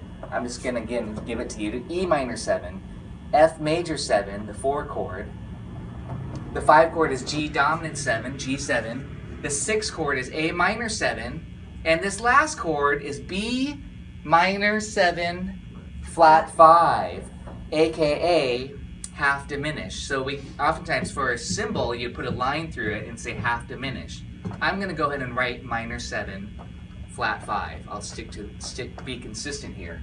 So there are your chords in the key of C as seventh chords. C major 7, the 1 chord, the 2 chord, D minor 7, the 3 chord, E minor 7. Not just triads, but seventh chords, again, to add that jazzy note to it. The major 7. In this case, dominant 7, the 5. I'm putting Roman numerals, the 6, and the 7 is half diminished, so that's where I put that symbol there.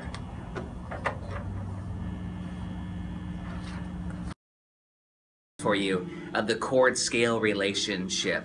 So the 1 chord is major 7. This is true for any major key. The 2 chord is minor 7. The 3 chord is minor 7. The 4 chord is major 7. The 5 chord is a dominant 7 chord, G7 in this case. The 6 chord is A minor 7, minor 7. The 7 chord is half diminished, also known as minor 7 flat 5. And this is because it has to conform to the C scale. And then back to C major 7. All those notes in this chord scale that I just did those are all completely in the key of C. Every note on that chord scale is staying within the key of C. But one composition aspect of these songs, these jazz standards, is the heavy use of secondary dominants, and that's what I'm talking about here. And that means the dominant is the 5 chord. Not only is it the 5 chord of the key, but the secondary means it could be the 5 chord of the chords of any of these chords can have their own dominant chord, and that's the term secondary dominant.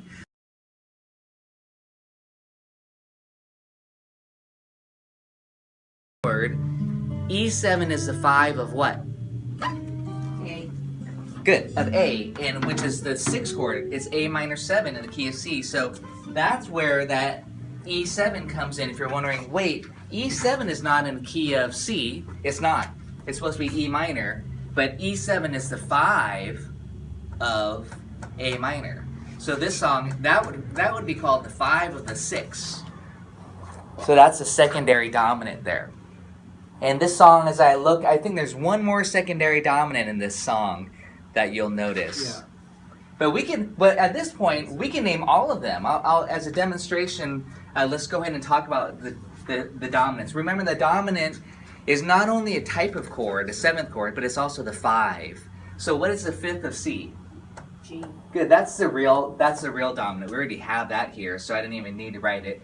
But what's the 5th of D? A. Good, and see, this is just knowing your spelling of the chord is very important to know your intervals. That A, so I put A7 quickly. These are all going to be 7th chords. And what's the 5th of E? B. Good. So that's a B7 chord. Again, that's the dominant of the 3 chord. So if you were to label it as an analysis, it'd be the 5 of the 3. This is the 5 of the 2. This is the real 5. That's just a 5 of the 1. So it's just a 5. A lot of people put 5, 7. I just putting 5. And then G7, what's the 5th of G? D. Good, so that's now the 5 of the 5. This explains so many, so many movements in the jazz style of writing, songwriting. And then that's just a scale. Sounds like this. But now listen to this with the secondary dominants. You're gonna go, ooh, wow, that sounds really sweet and very pretty. C major 7, A7, D minor 7, B7, E minor 7, C7, F major 7, D7, G7, E7, A minor 7. Is that nice? So I kind of zigzagged. I went like this: C major 7, A7, D minor 7, B7. So the dominant chords, the secondary dominants in classical music and most music in general, functional music they call it, the 5 wants to resolve to the 1. It wants to pull you there, the 5-1 relationship. So that's why I placed the 5 chord in front of the chord that we wanted to go to. So instead of just walking up the scale like I just did, I went like this.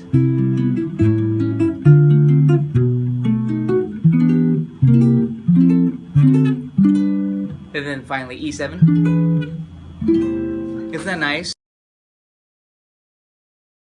We have this 6, 2, 5, 1, 5 of the 4, 4, 7, the 5 of the 6, 6, 5 of the 2, 2, 5, C major 1, the 3, the 5 of the 2, 2, the 5, and kiss me, the 1. And then the turnaround, the 7, and then the 5 of the 6, which then pulls us back to the 6. Fill my heart with song, let me sing forevermore. C7, 5 of the 4, you are all I. B minor 7, flat 5 of the 7, E7, the 5 of the 6, 6, 5 of the 2, 2 in other words. G7, hold my hand. E minor 7, the 3, then the A7, the 5 of the 2, in other words. G7, the 5, I love you.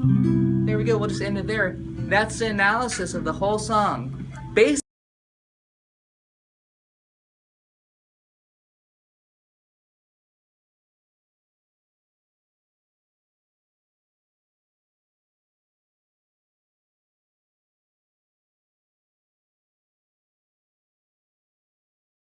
of this 3, 3, 3, 3. So again, as you guys are starting to think like, I think like more like a composer, that'll add a sense of melodicism to your soloing.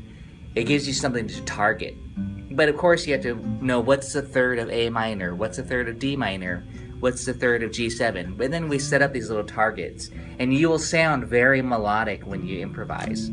So that combined with the easy swing style, which I call pentatonic and blues, which is more, down-homey sounding, bluesy for lack of a better description, that's a nice combination to get bluesy and then also to be ultra melodic and target thirds or other tones for that matter. Why does it sound like that? Because it's all about the thirds. Third, third, third, third. What I mean by that is when you analyze it, it's a third of the chord. C is a third of A minor. F is a third of D minor. B is a third of G7. E is a third. So it's a pattern. The composer is just following the pattern, which makes a great chord study on the guitar, because you just learn where the thirds are.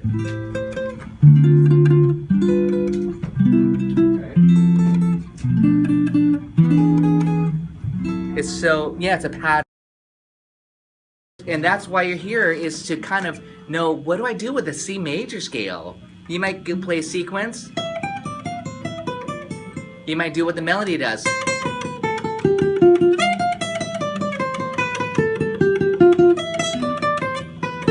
You might do the melody design, targeting. The melody is just right down the scale. It's just this.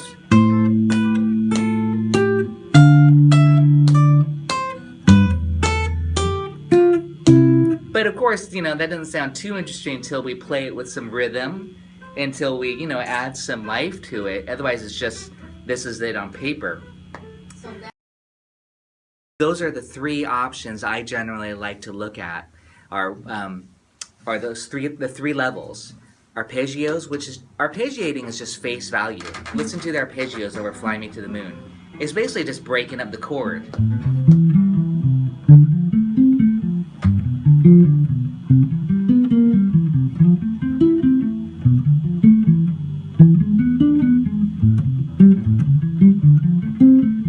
Now I'm just breaking up the chord. You'd go A, C, E, G, D, F, A, C.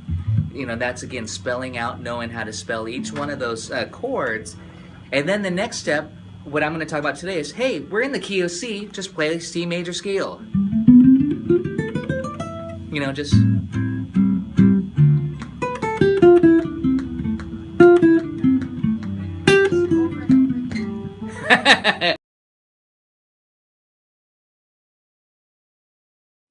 Such as something like this.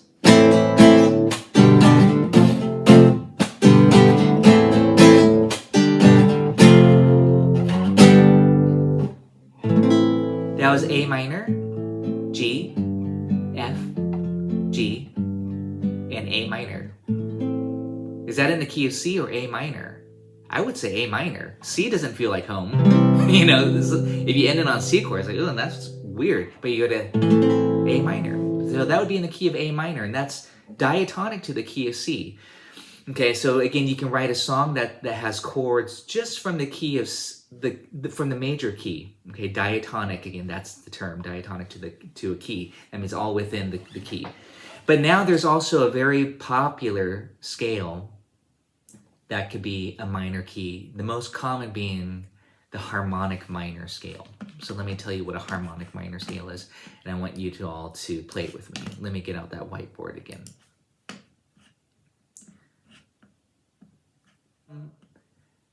This is all based off of A being the 1, the root, and then E is the 5. And that's a whole step there. This is all about intervals. And then from E to F is a half step, so that's called the flatted 6. But let's not even go that far. Let's just go up to the E. So check it out. I love showing it on one string. 1, 2, flat 3, whole step 4, and then 5. That's E. Those are the most important 5 notes. The first 5 notes of any scale are the most important.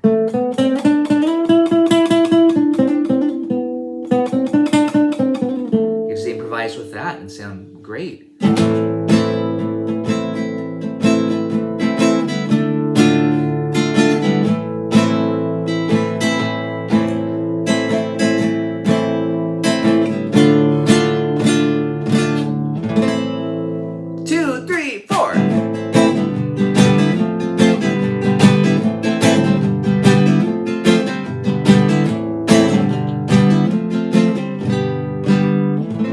There again, I'm making sure my chords are coming out of the scale. Don't forget, this is just a C major scale. If you're wondering, what chords are those? It's just from the C major scale. C major, D minor, E minor, F major, G major, A minor, and B diminished, which I didn't use a diminished chord, don't worry. I stuck to major and minor, which is, again, more popular. But I just want you to know that this scale, even though it's called fancy name, A minor Aeolian, it's just a C major scale starting on A. But let's finish it out. We had 1, 2, flat 3, 4, 5, and then the flat 6 is a half step above. And to me, that's a little bit darker, that flat 6. Notice it kind of wants to go to the 5. Okay. And then we have a G note that's a whole step above the F. That's called a flat 7. And then to finish it, you got to go to your octave, the 8. And we need a whole step above. Flat 7 to the 8 is a whole step.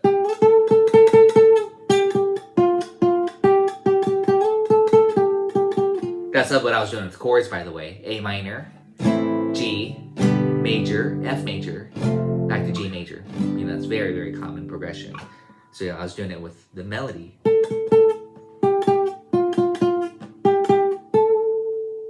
But now you can improvise this A minor or natural minor or Aeolian mode if you want to get fancy with the Greek church mode name. You have to keep track of it, you know, and there's positions like this.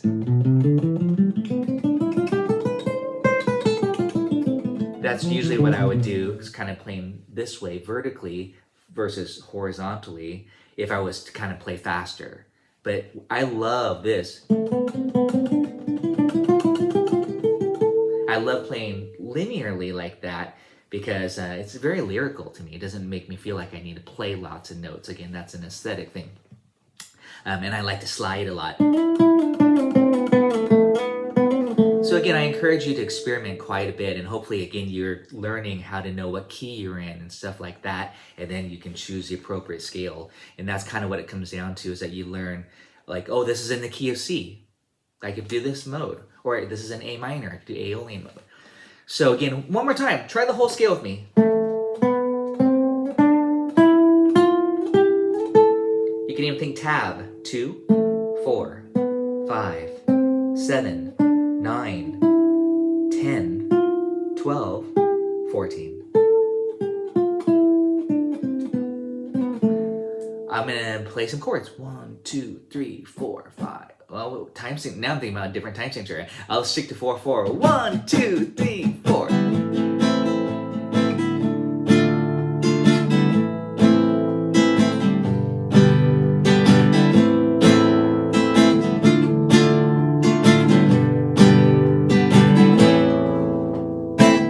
Okay, now do the same scale, all right? But check this out. 1, 2, 3, 4.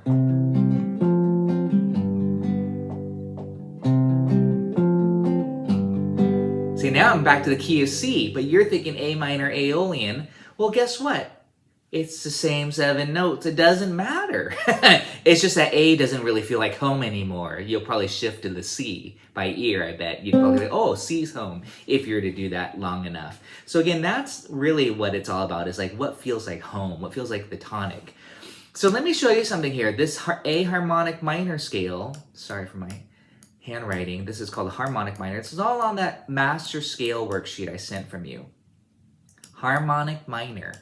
All we do to create a harmonic minor scale is we do one thing. Oh, gee. Sorry, I should have texted this instead of handwriting. But we do one thing. Actually, I'm going to do it here. Let me get in text mode here.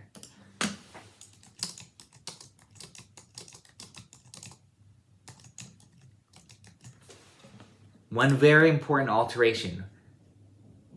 Instead of a flat 7, we have a major 7, okay? So it's one. The formula is 1, 2, flat 3, 4, 5, flat 6, 7, not flat 7, and 8. So just be careful. You're gonna raise that note, and this is a half step. So that's a good way to learn that. I'm always talking about a good way to know what kind of 7th you have is to jump to the octave and then go a half step below to get that major 7. So here's A on 2. The octave is 14. It's, you're adding 12 chromatic notes. And then go down 1 fret, 13. And there's your G sharp, your major 7. So again, the method is start on A, 2 in this case, on the 3rd string.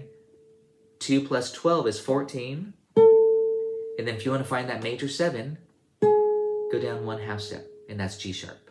If you wanted the flat 7, you'd go to the octave and go down a whole step, and that's your flat 7. The 7th is very important to know how to find it quickly. Let me demonstrate what the harmonic minor scale sounds like, just going through it.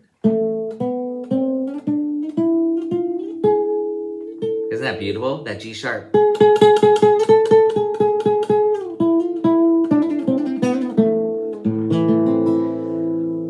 But by doing that, by changing the G to a G sharp, that also affects the chords.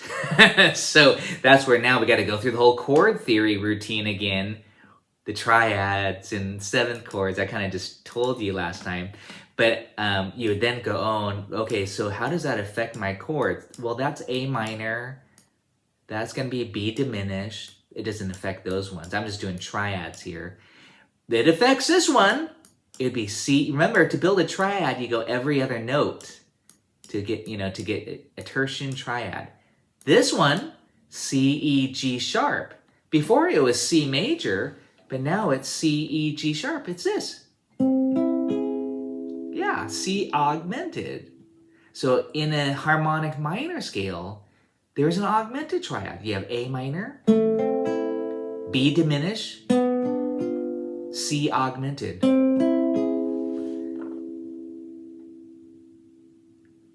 This is supposed to be a D. And that's supposed to be an F. And then D, the one starting on D, sorry, this is don't take a screenshot of this. Will be more confusing if you do. I'll just pass it out later. I have this written on a sheet. D, F, A, D minor. It's not affected by the G sharp. That's why it's just the same as if it's in the key of C. But this one's very important. E, G sharp, and then B. Well, before it was E minor, but now it's E major. So when you have an A harmonic minor scale, the A minor is the 1, the D minor is the 4, and the E major is 5.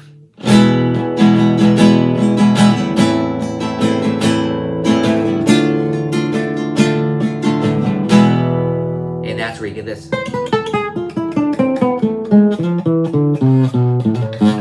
That G sharp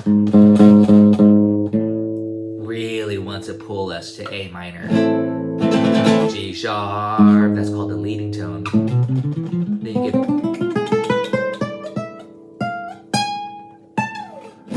and that's where you get songs like this. Django Reinhardt, minor swing. Used quite a bit in gypsy jazz and a lot of maybe Eastern European folk music too. Just the melodies of it, that beautiful flavor. That's called the harmonic minor scale. Just by altering that one note. I didn't go on, but we'd have an F major chord. And then this one turns out to be a G sharp BD. That one turns out to be G sharp diminished. Again, I'm just kind of giving you a little overview here. Don't worry about copying this down. G sharp dim, that's the 7. So yeah, 3 of those chords were modified because of changing one note. And so this is a very cool scale, beautiful scale. I love it's probably my favorite scale, I think I would have to say. I just love the sound of it, the feel. And if you were to write a song, you're like, ooh, I like that, I want to write a song. That's where, again, you got to know your chords from it. And I'll pass out a sheet with it on here. But you say, oh, I got A minor, B diminish, I just write dim, C aug, that's going to be a sharp there. Or sorry, not that. Well, it could be, should be this, C plus, not sharp, C plus. D minor, E major, F major, and then G sharp, dim, okay? Those are the chords from the A harmonic minor, just triads. But none of us like to play, well, I shouldn't say that, we're being facetious, but we all love minor and major chords. So, I mean, it's kind of obvious that you might say, oh yeah, I'm going to play, because you might know these better. You might just write a song using these 4 chords.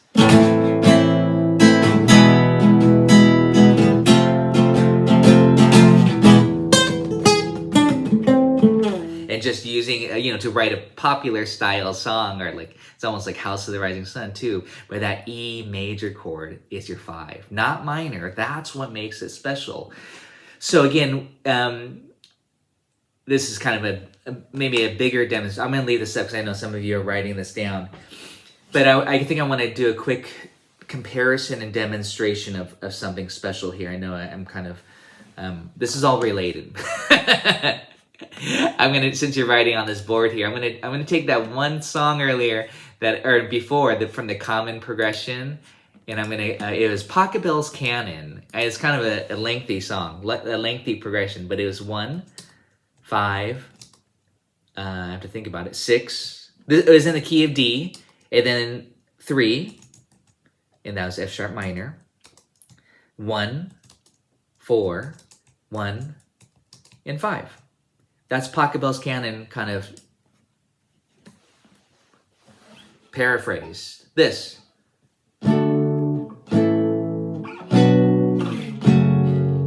Oh, I messed up. I'm glad I double checked it here. Oh no, I erased everything. All right, let me do that again, I guess. D, second time start. A, B minor, F sharp minor. It's wedding season. I better practice this again. F sharp minor, then G, 4, 1, 4, and 5. That's how I'm thinking of it, numbers. Okay, you could say, let's do it in the key of C. Then it'd be C, G, then I'd say A minor, E minor. You know what I mean? It could be any key. Learn to think in numbers. That's really ultimately what's important. But it would sound like this. I'm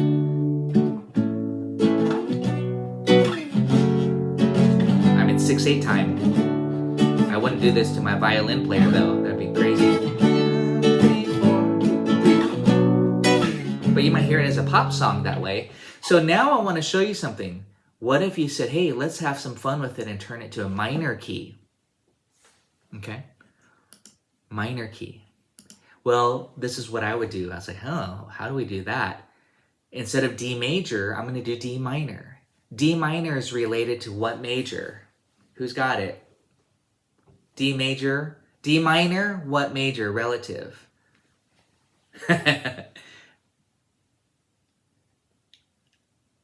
All right, James, good. F major. F major is related to D minor, because D minor, you'd go over to your 6 column and say, oh, D is 6 of F. But remember, you could just go up 3 frets. So it's like 6, 7, 8, like this D. 3 frets is the magic number, and that's F. See, F1, D minor 6. Okay, so I would look at my F major scale, and I don't know if you'll have that available. It's in my head, but I can't put my head on the screen here. But I would be thinking, what are those chords in the key of F major? But guess what? You have to start on a D minor. You have to start on that D minor. Then they would all line up. Here's what it would be. See if I could do this. D minor. And this is what I was demonstrating last week with Blowing in the Wind. Well, A in the key of F is not A major, it's A minor. There is no B in the key of F. It's a B flat, and it's major. So, see what I'm doing? We're tweaking with this quite a bit. And then F sharp, there's no F sharp in F. It's F, major. There is a G in F, but it's G minor. It's a 2 chord. D is supposed to be minor. G is minor. And A is minor. All right, there's our minor key version of Pachelbel's Canon. What does it sound like? Let's give it a try. So first of all, here's our major key version of Pachelbel's Canon.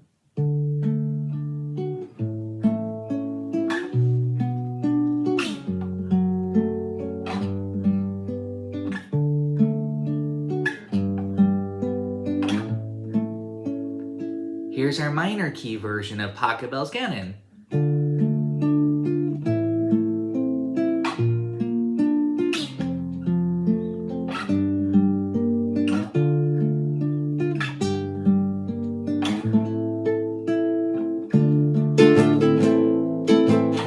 Nice.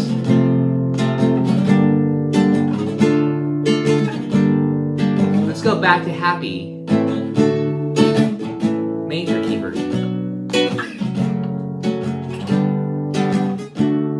Let's tweak with it and mess with it and do some kind of cool David Bowie style songwriting. And mix and match. See, it might sound happy. And then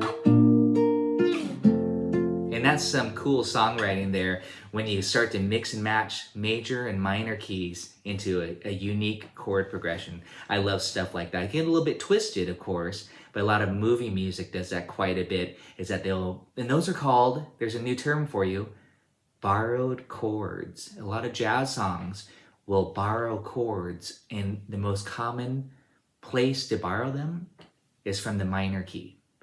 So remember that. That's called the parallel key, the parallel minor key.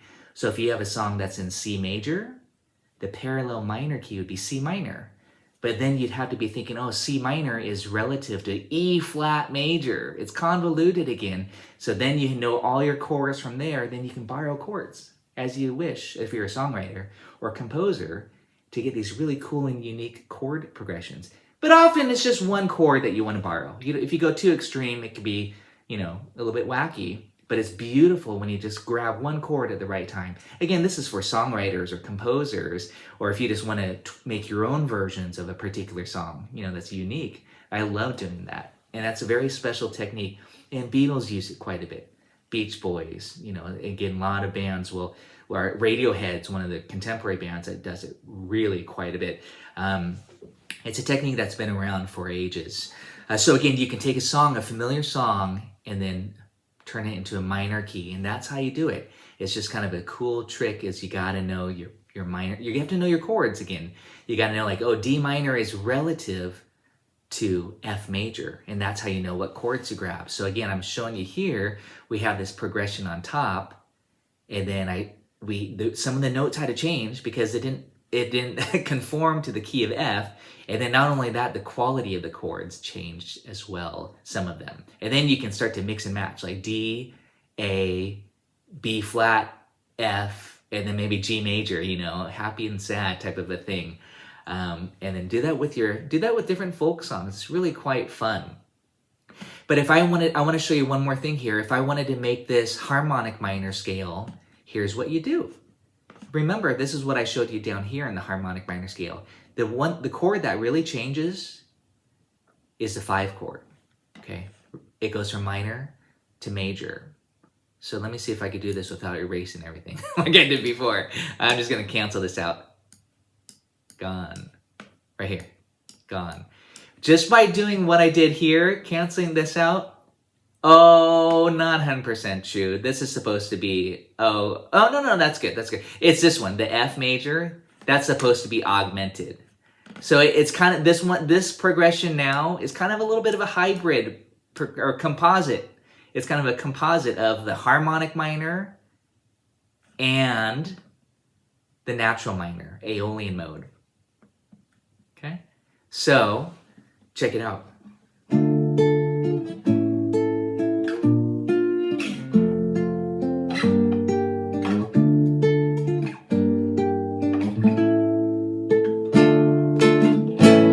A major, not A minor, okay? So it's not modal. It's not in the key of F. And I know I'm kind of using that term modal before I even really discuss it. But that's not in the key of F. Okay, it's in it's in D harmonic minor. Okay, by doing that 5 chord. So again, the thing is, you're going to see a lot of songs that's in a minor key, and it's going to go D minor and then to A major. It could even be a 7th if you extended it. What scale do you use? D harmonic minor. Okay, so it's all about the 5 chord. As soon as you see the 5 chord in a minor key here and it's major, then you know you're going to use a D harmonic minor scale. So there you go. I'm not even going to go any further with minor keys in this class. Next week is the final class, and I'm going to actually talk about, Michael wants to talk pentatonics. Absolutely. And again, I want to say I have a lot of pentatonics on Patreon. I don't know how many of you are on Patreon. I want to ask hands, but Patreon has a lot of my essential materials and all of my materials, really.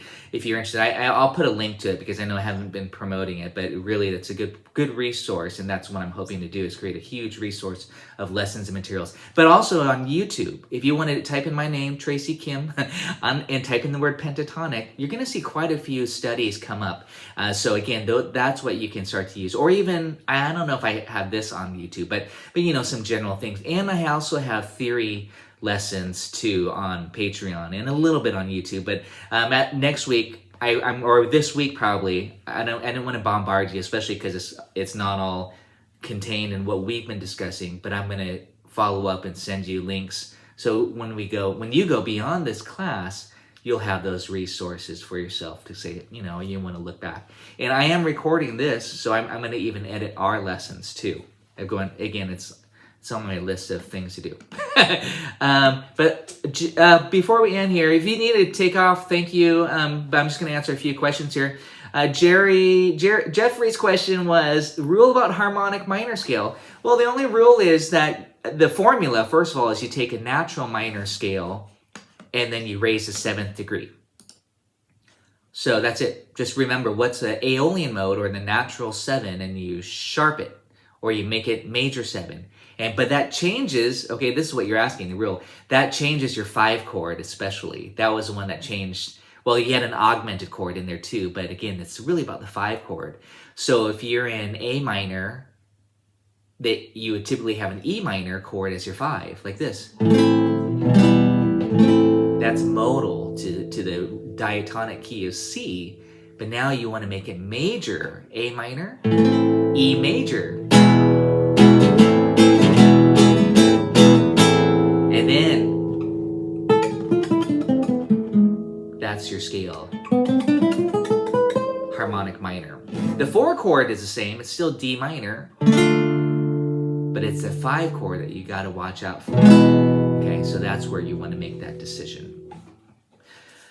Next week I'll talk pentatonic. Next week we'll even play through. I'm going to send out a worksheet with some of those 7th and 6th chords. Again, I don't know where everybody is with jazz. I quote jazz chords. It could be used in popular music too.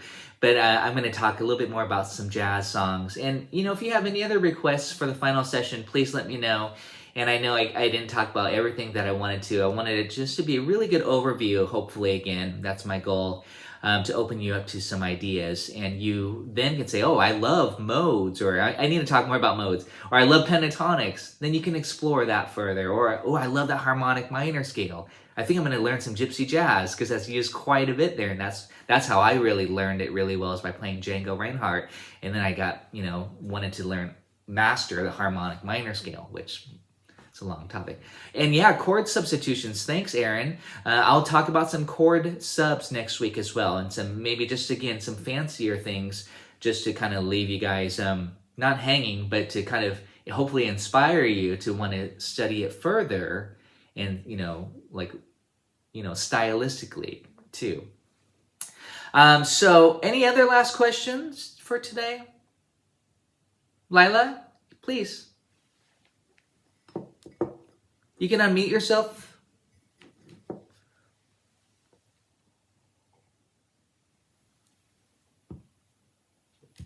Here, let me ask you to unmute. That'll help you. Hi. Hi. Can you hear me? Yeah? Yes, I can. Okay, good. So, when we first started looking at the major scale and we did the, whole half, whole half, whatever. So can you apply that to the natural minor and then the harmonic minor? Can you apply it? What are the interval? Just tell me, what are the intervals? The 1 to 2 is whole, 2 to flat 3 is half, flat 3 to 4, I guess, is whole. But then what happens? I got lost. Well, then it's another whole step from the 4 to the 5. And then a half. Wait, which minor are we talking about? The harmonic minor. This is if you're starting on the. That's what I'm trying to figure out, right? Sure, yeah. Okay. Again, here's how I was demonstrating it on the guitar. I said, yeah, check it out for a second. I'm just going to say it in case anybody else wants to know the formula for harmonic minor. I'm going to just say I'm thinking in terms of intervals, but you got to learn how to build it. So you got a whole step, half step. And again, I call that a flat 3. Then from the flat 3 to the 4, whole step. Then 4 to the 5, whole step. And then 5 to the flat 6 is a half step. But this is the funky one here because we're sharpening that 7 or have a major 7 from before. We're I would say natural. 1.5 and then half. And that's what's unique, is that the major scale did not have 1.5 steps. We only had half or whole and half steps. The harmonic minor scale has 1.5 steps. And And that's what makes it so kind of exotic sounding. And then I play it vertically. Again, you can spend a lifetime. You can spend a lot of hours mastering different ways to play that harmonic minor scale. And that's where I love to play Django Reinhardt. And I explore all the scale fingerings and patterns. But I think it's easiest just to see it this way.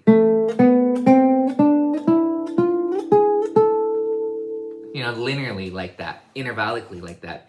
But again, I am thinking 1, 2, flat 3. Usually I tell my students and they go like this.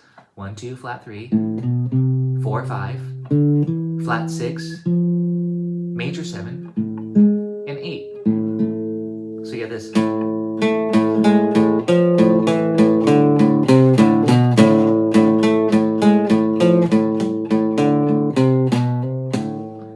Sounds like an AC/DC song. I don't know. Sounds like it's kind of heavy rock there.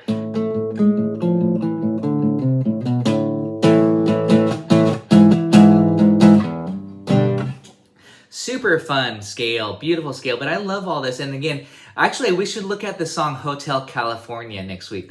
I love that chord progression, and it's in a minor key, but they mix and match. Exactly kind of what I was saying is that a lot of bands or songwriters will not just stick with harmonic minor in a minor key. They'll use the natural minor and harmonic minor and mix them, or that type of thing. It's just, again, it's fun, and it's fun to analyze, it's fun to experiment. I encourage students to write out their own chord progressions, even if it's not full-blown songs, but just to experiment with the idea of writing progressions and then playing it back and seeing how it sounds. And then, that way you're thinking about what you're doing too. Any other questions, you guys? Mike, James, yeah, please go for it. Way off the wall, but when you were talking about that augmented chord, is there any relationship by building in this case with the C and the G or whatever the major chord built off of the augmented 5 plus 5, so playing that G sharp major chord next to a C chord sounds kind of nice. G sharp major. Is there any relationship? Is that what you're asking? Well, yeah. I mean, anybody thinks about that in their songwriting or whatever. Or yeah. Well, if you said you had a song, and I think, but so what you're doing, James, just to clarify. And for everybody who's listening in on this, we talked about a C major chord is C, E, G, but if you make it C augmented chord, it's C, E, G sharp. So that G sharp, it could be called an A flat. But James is saying, hey, on that A flat note, play a major chord. So you get this chord. So check it out, C major, A flat major, major. That's not an augmented. We're no longer really talking augmented, but he's saying play a major chord on the sharp 5. Well, I called it an A flat, so it's technically a flat 6. So yeah, check it. It's pretty epic. I love that sound, and it's used quite a bit. So we have major.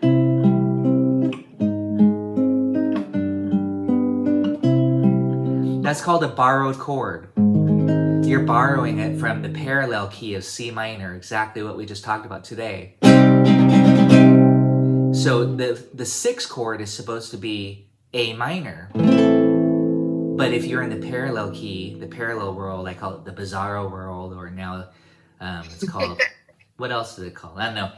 Like an alternate world, the minor world, it's A flat major. Which again could be called G sharp major. It's just a matter of whatever you think of it being called. But so yeah, that's called the borrowed chord. You get some really cool progressions.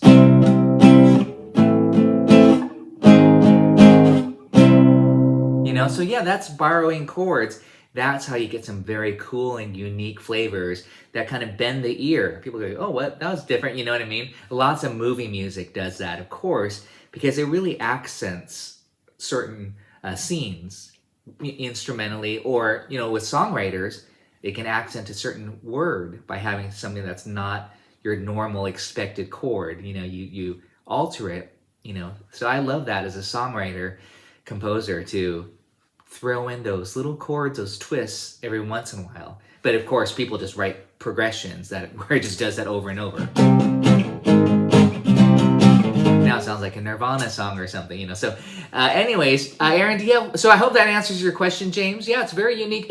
Oh man, borrowed chords. It's such a great topic again. That's why I wanted to go through that harmonic minor and showing the Pachelbel's canon example where you take a progression in a major key and then the minor key, the parallel key, and then you can even start to mix and match and make your own songs out of it.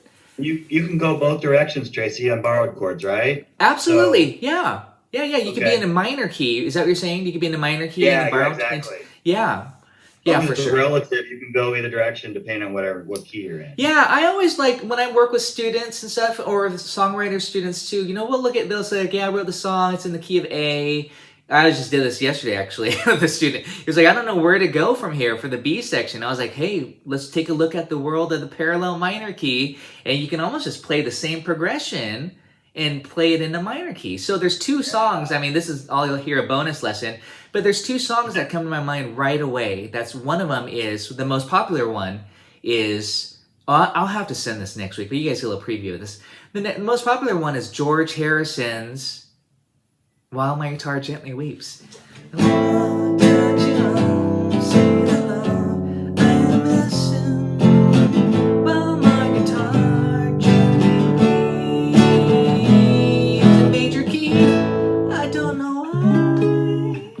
It goes to, he modulates to the parallel major key. So let me just say really quickly that the verse of the song is in A minor, and then the chorus, I don't know, I don't know, verse. The A section, I call it sections. The A section is in A minor. That's then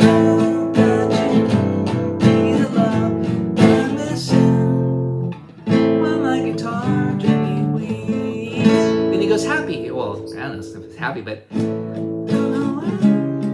he goes to the parallel major key. Okay? And guess what chord binds them together? Yes, the 5 chord. And then back to the minor key.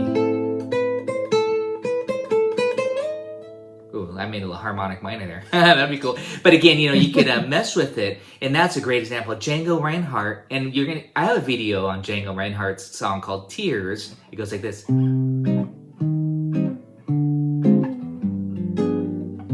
It's in C minor, very sad and very dark, Tears, right? And then the B section goes to C major.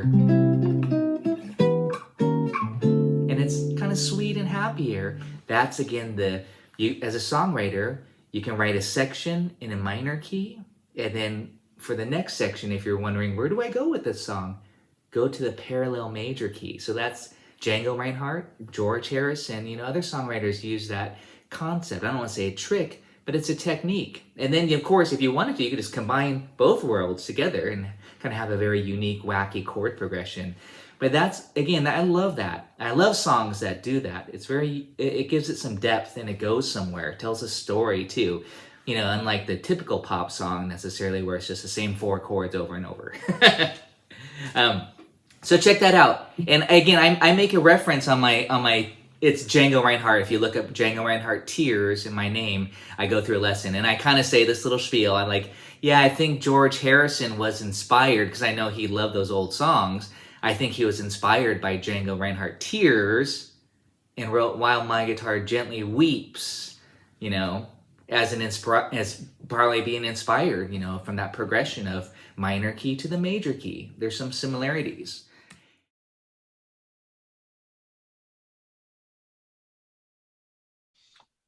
One, 3, 4, 5.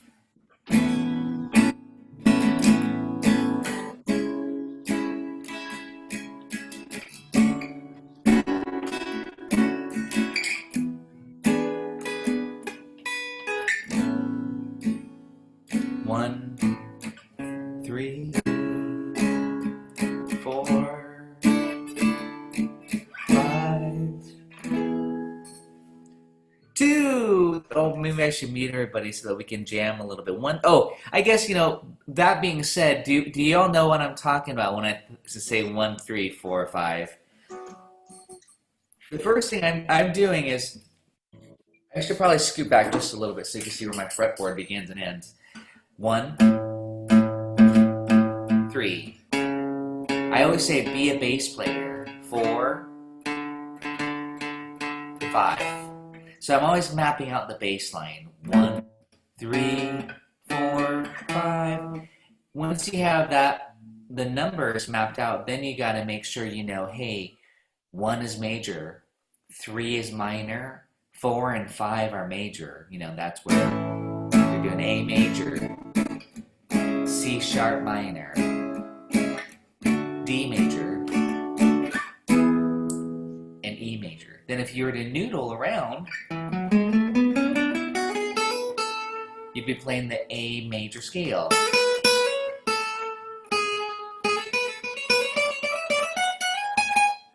You just, can run around playing your scales that we talked about from the first week, trying to make sure you figure out that scale, and I passed out a couple scale sheets too. I have more scale sheets too if you're interested.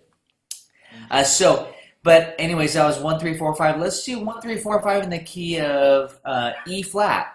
Here's E flat, and this is very important. Of course, I always say this: make sure you know your notes really well on the 6th and the 5th string, because that's where you're going to start your root of the chord, whether it's major, minor, diminished, or 7th or major 7.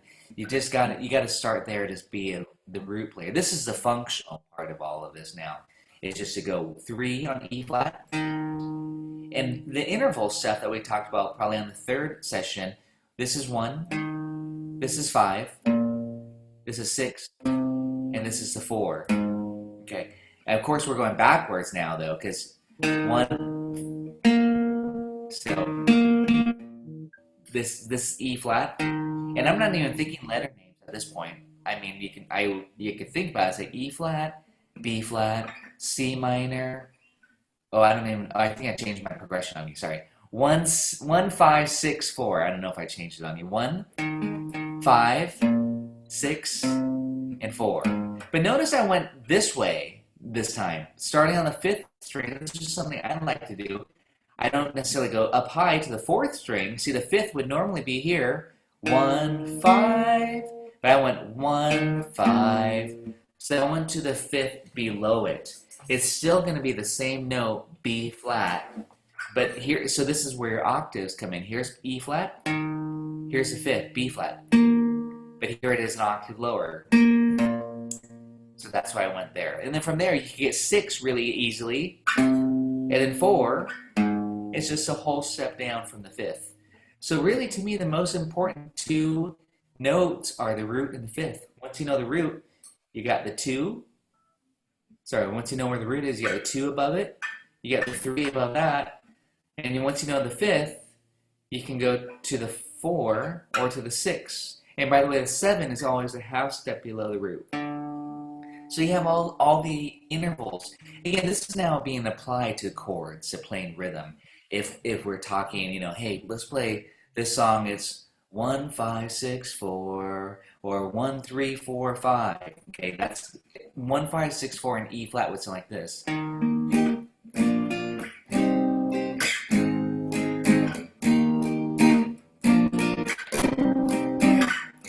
Very, very, very common chord movement. Anyways, these are all, I'm demonstrating with bar chords, but what I also talked about was using the capo.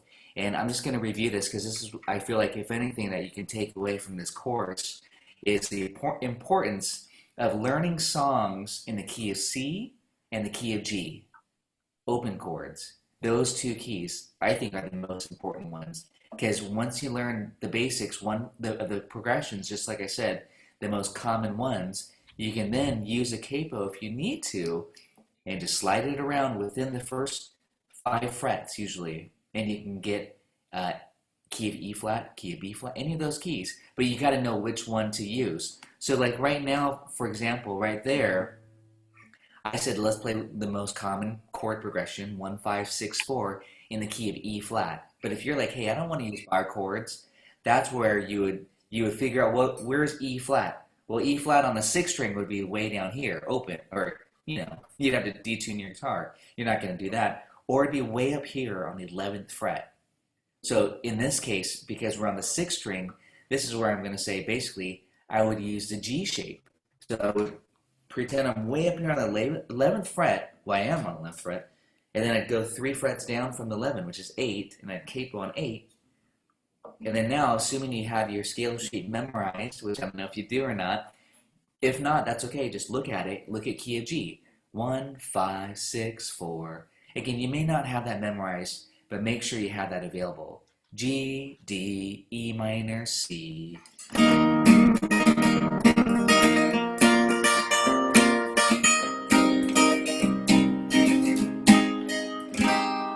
So again, just G, D, E minor, C. I've jazzed up those chords by adding in, let me let Hugh in.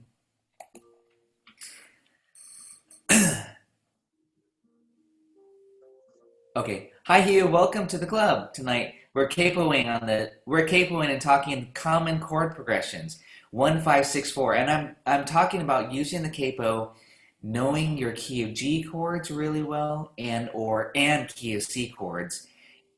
That's pretty high up there, but that sounded pretty good. Again, it almost starts to sound like a mandolin way up here, or a ukulele. And again, G, D, even chord progressions, popular chords within the key. Okay, so that's why that's a nice key. Maybe you might have a B minor, then you'd have to do the bar chord. Now, if I said, okay, key of E flat, 1, 5, 6, 4. Well, here's C on the 3rd fret.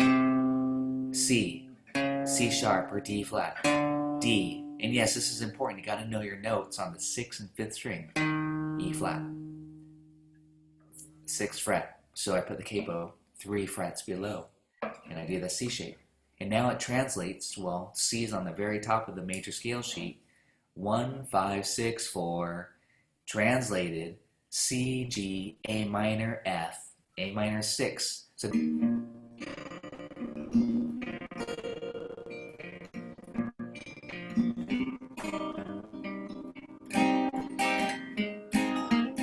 and now we're hearing it in the key of E flat. See how nice that is? You don't even have to use bar chords unless you don't have a capo, then you have to.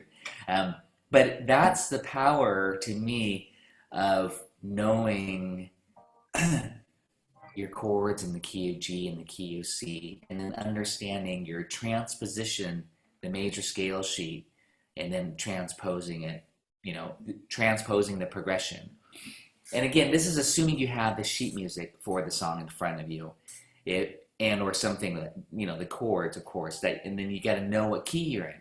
That's the other thing that's very important, is that you can decipher what key you're in just from looking at 3 or 4 chords. What key are we in? And that takes a lot of practice. To me, that's a process of elimination.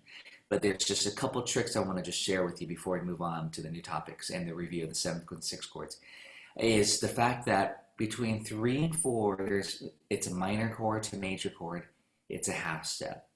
So if there was a song, if there was a chord, the progression I did something like this.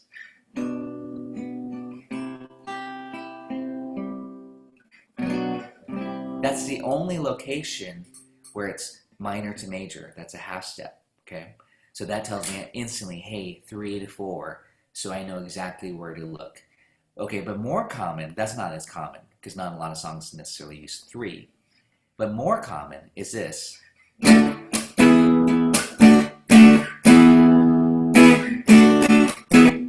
More common is 2 major chords a whole step apart. Once you see 2 major chords a whole step apart, you can pretty much assume, you have to double check by looking ahead, that it's 5, 4, and then 1 would be here in this case. Okay, that's like what we talked about last time with after all the tracks are in my boxes, where it goes 5, 4, 1. That's one example. A lot of nice classic rock songs do that too. Like this one.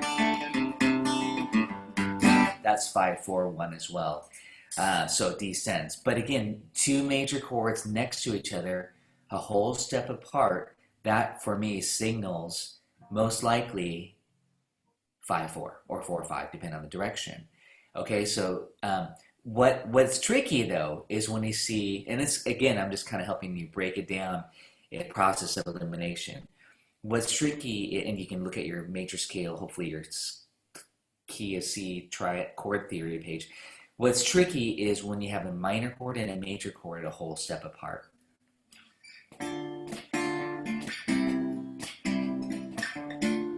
So that alone, that could either be, I did D minor to C, by the way, that could either be on the chart 2-1 or 6-5. We don't know until we have more context. So that's kind of an ambiguous chord progression if you just did that.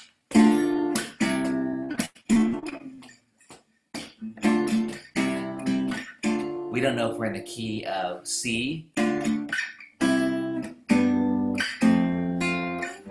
or if we're in the key of F.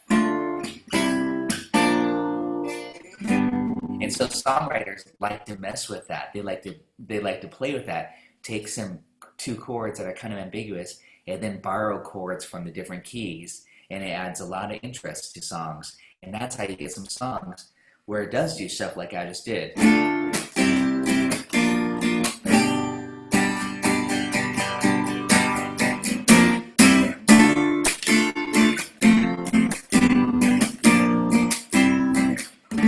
So again, that's kind of being a little bit more crafty now. You're borrowing, you might have two chords that are the focus chords, and it could be 2-1, or it could be 6-5, and then you have to look to see what chords come after it to really determine the key. But then again, the songwriter might choose those two particular keys and mix and match chords, and that's very, very doable and very common, very nice. A nice way to play with different key centers at the same time because of the use of common chords. And that's kind of getting into the idea of switching keys, which if you're an improviser, you'd have to recognize that and switch quick enough to make it sound like, you know, you're following the changes a little bit to the key. So anyways, I just wanted to share that because we haven't really done that type of thing yet as far as analyze some common chord progressions, or sorry, analyze songs in general and have you say, okay, what key is this in? So that's one thing I wanted to share, those tips on what I'm looking at, those movements, major and minor, two major chords a whole step apart. And then there's other scales too that we have yet to talk about, like the harmonic minor, and that's what I had sent out today. So I want to keep going on to some new stuff. I do want to just talk about those 7th and 6th chords really briefly again, because half of you were not here last week. But what I demonstrated was to get this 5 types of 7th chords: major 7, minor 7. Sorry, I'll say it in order: major 7, dominant 7, minor 7, minor 7 flat 5, and then diminished 7. The formulas for all of those 5 types of 7th chords. And last week I passed out a worksheet too. I just call them grip chords, at least for the guitar. And I have an accompanying video on YouTube. I think it's called Grip Chords. I keep changing it. Sometimes I think now I call it emo math rock chords. Because I wanted to see if I'd get more hits on YouTube. But check it out. But it's just jazz chords. It's just 7th chords and 6th chords. But I go through this little process. I say, okay, we're on G major 7. It's just a routine. G dominant 7, G minor 7, G minor 7 flat 5. You can see how jazzy these chords are. G diminished 7. Then I say, okay, let's try it on B flat. And I just make it a little practice routine. So that's just muscle memory. But also there's theory behind it, of course. 1, 7, 3, 5. And then you flat your 7.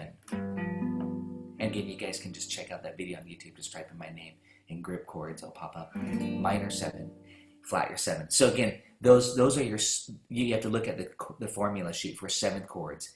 Major, and memorize it. Major 7 is 1, 3, 5, 7. And if you want to play jazz or leads, jazz primarily where you would use this stuff. And or last week I said 70s music. Bee Gees, or soul music. Major 7, dominant 7, minor 7, minor 7 flat 5, diminished 7. So those would be the accompany. I'm playing it now on the 5th string root, C major 7, C dominant 7, which means C7, C minor 7, C minor 7 flat 5, and C diminished 7. I don't know if you guys got a chance to work through that. But ideally, again, you might say, oh yeah, I like these chords a lot. Then you can play Autumn Leaves. And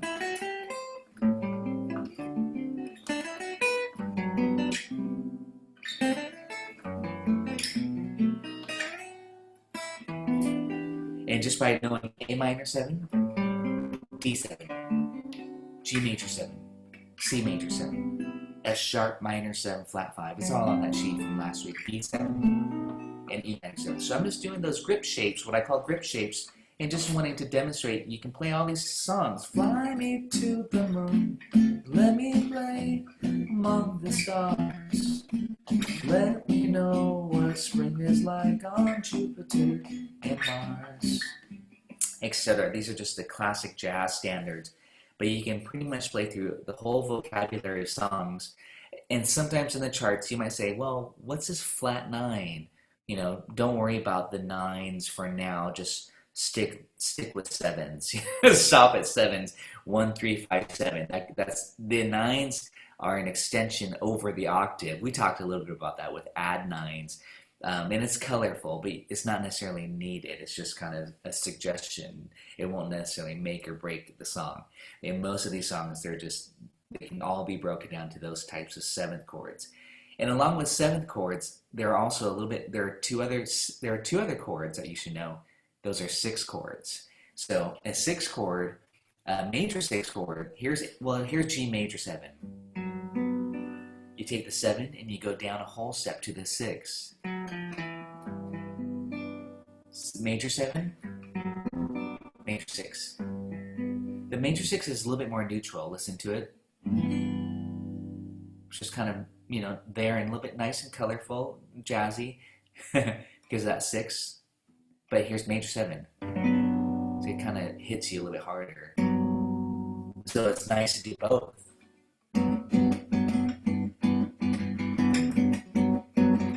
Adding a little bossa nova feel.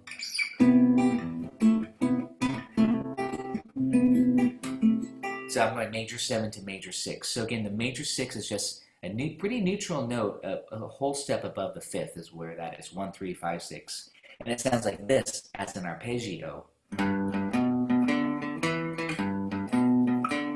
So I'm just going 1, and arpeggio is broken chord. 1, 3, 5, 6, kind of like an old boogie woogie. You could do that for a boogie woogie bass line, that style. So 1, 3, 5, 6, that's a major 6 chord. And again, that worksheet that I gave you last week, that reference sheet, if you want to apply it to the guitar. Also, there's minor 6, and I use minor 6 a lot, playing gypsy jazz and old style swing. So it's this chord. So it's you lower the 7, again the flat 7 to the 6. It's still the same 6th degree. The 6th degree doesn't change from major to minor. So that's an A minor 6 chord. So if you like gypsy jazz, Django Reinhardt.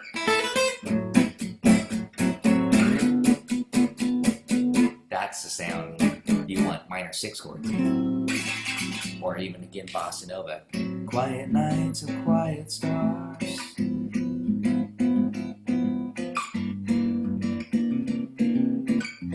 Okay, so that's, if you're wondering how to apply those chords, that's where you probably want to go back and learn some of those tunes, the classic jazz songs from bossa nova, Girl from Ipanema, Joe Beam, to some Django, or tunes like I gave you, All of Me. This is to me the best way to learn these songs. You may apply it to other ways later, but it's just a great way to go C6 or C major 7, E7, A7. I'm playing All of Me. I'm no good without you. E7. Take my lips, I want to lose them. A minor 6, etc. I'm just going through the song. But in order to do that, again, you do have to do this. C, E. You gotta know your bass notes. A, D, E, and then you put the chord to it. Okay, so that's my little spiel on the importance of knowing your bass notes on the 6th and 5th string roots, knowing your chord shapes. Pretty much you're going to have those shapes memorized if you're wanting to play through those songs, obviously. Otherwise, there's other way. You can learn them down in open position and just use it kind of more like. That was C major 7, and F major 7, D minor 7. Very sweet. You know, Beatles use it too. You'll hear that was E minor 7. You'll hear 7th chords used in pop and folk music as well. It's just it's a nice color. Listen to Joni Mitchell. She uses some pretty crazy chords. That's why jazz players love her music and love playing with her too, because she just was using all these beautiful colors way beyond just your normal typical triad, 1, 3, 5.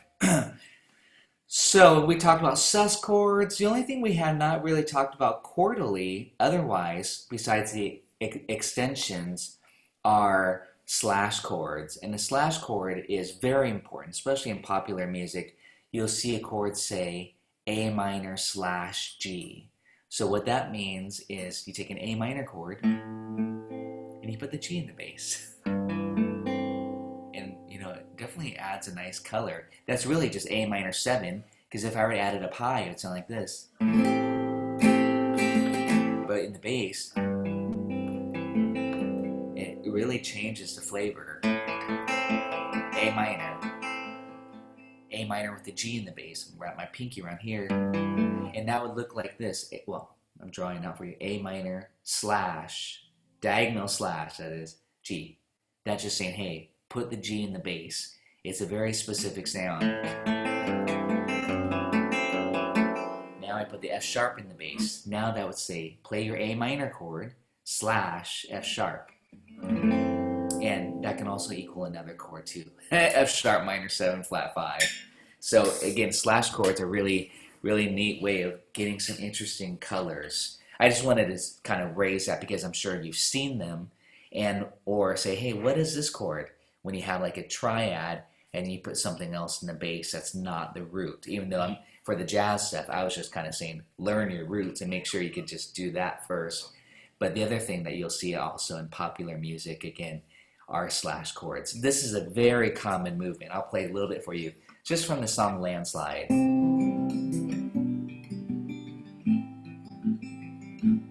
C, right here. That chord, G / B. So it's saying specifically, put the B in the bass.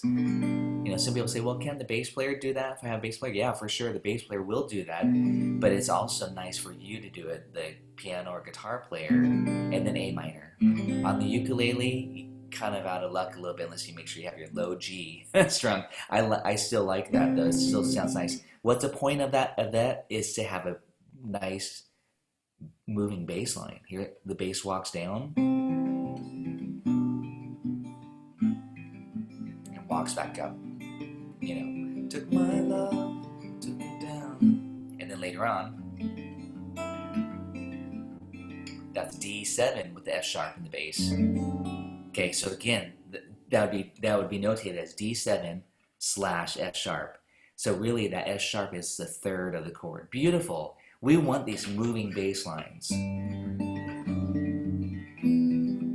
You'll hear that a lot in songs and songwriters. They try to think about what inversion they can use essentially so that they can have a nice flowing bass line, a nice connected bass line oftentimes. So anyways, I'm sure you've encountered it. I just wanted to kind of mention that because we haven't really discussed it, but it's actually an important part of songwriting and playing songs too, is to kind of be faithful to what the songwriter, if they write a moving bass line like that, to try to be able to execute it. It sounds really good. Blackbird would not sound the same if you didn't do this.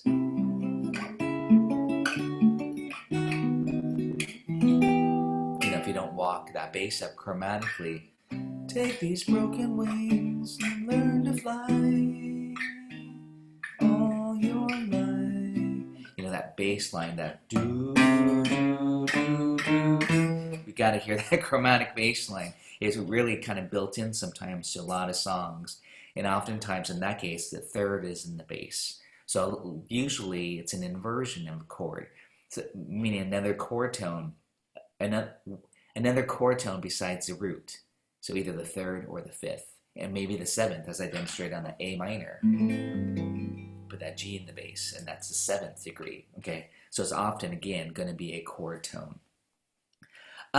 Questions? I know I just rambled a lot about chords, but I just wanted to kind of mention all that for you. But feel free to, well, some of you are unmuted. Feel free to ask, or we can talk about, if we can go back to those jazz songs, or we could talk about minor scales, harmonic minor.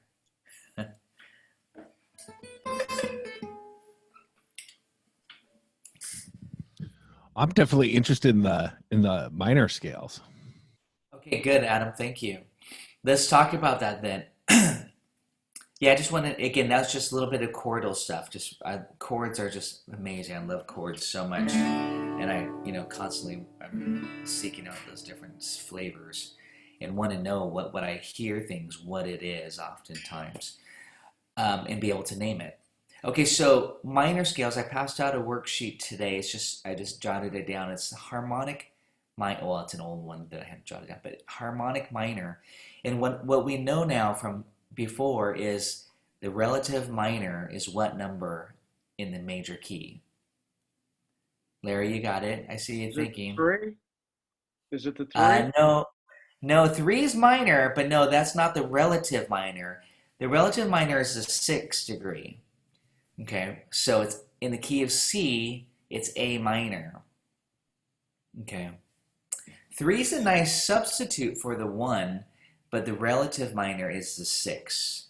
So in the key of C, A minor. And that right there is even a nice trick, for songwriting. If you're writing a song and you're going C, F, G,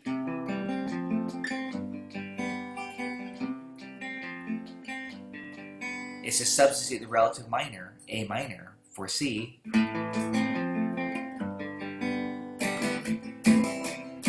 I didn't get it right. So instead of going C, F, G, you can then go to the relative minor. This is pretty common. And then do the same progression. So you're just substituting. Okay, but here's what I want to talk about, and I demonstrated this last week as well with this song, these songs.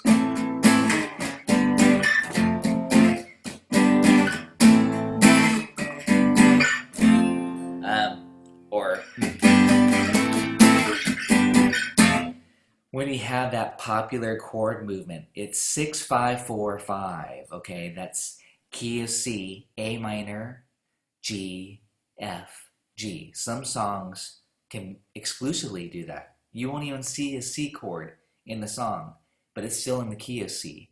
But to be absolutely correct, you would say, hey, it's in the key of A minor. So that's where a song could be in the key of a minor key, is when it kind of feels like it can end on the minor chord.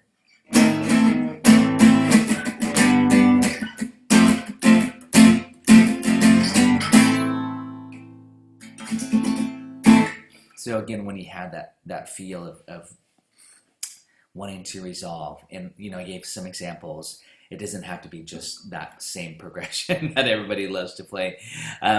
But so now what I want to talk about is the harmonic minor scale, because this will add one note, but it changes 3 chords of the triad relationship. So what I sent you today, that when you take that A minor scale in the key of C, you would, if you started on A, you'd have A, B, C, D, E, F, G, A. That's just sticking to the key of C. But what a harmonic minor scale is that you take that 7th degree, which is G, and you put a sharp on it. And now you have A harmonic minor. And it sounds like this.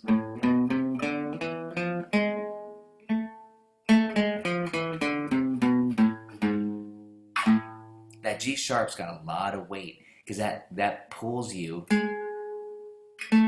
Tito, Tito.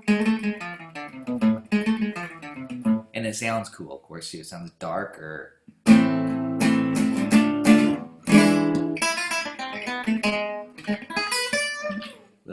kind of almost gypsy jazz there.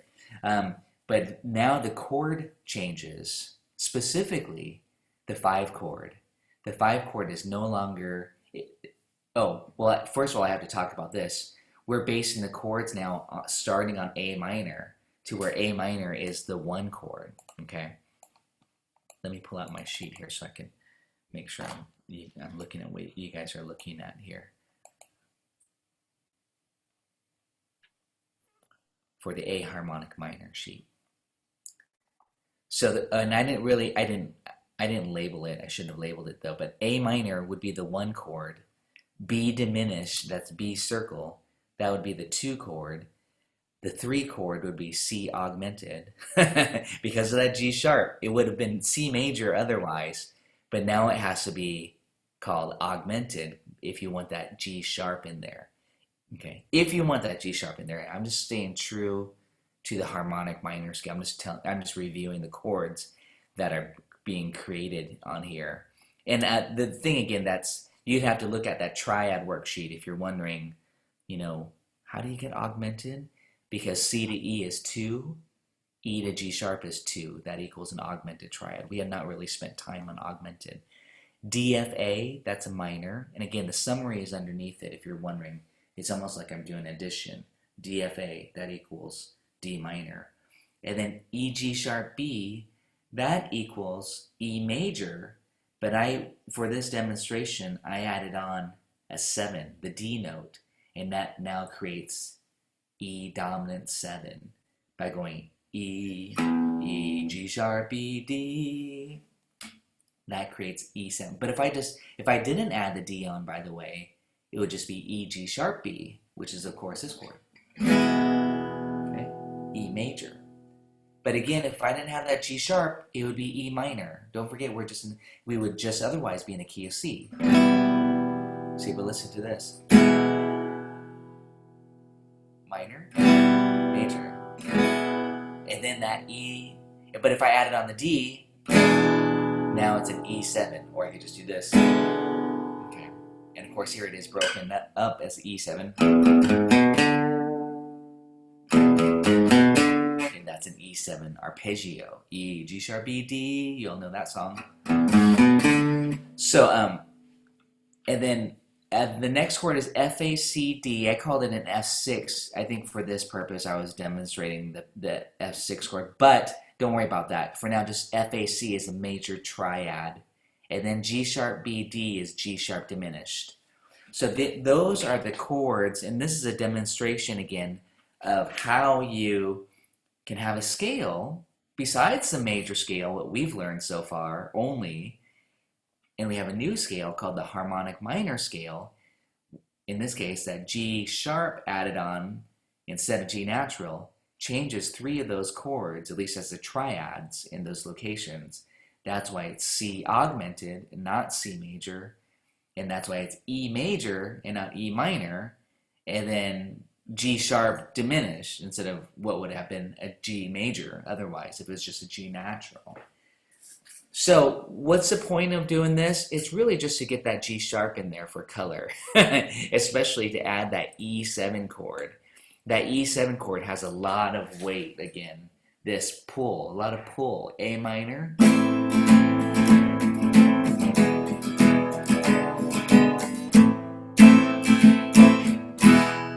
Hear that? It's like it wants to pull you, that E wants to pull you to A minor, all because of that G sharp. And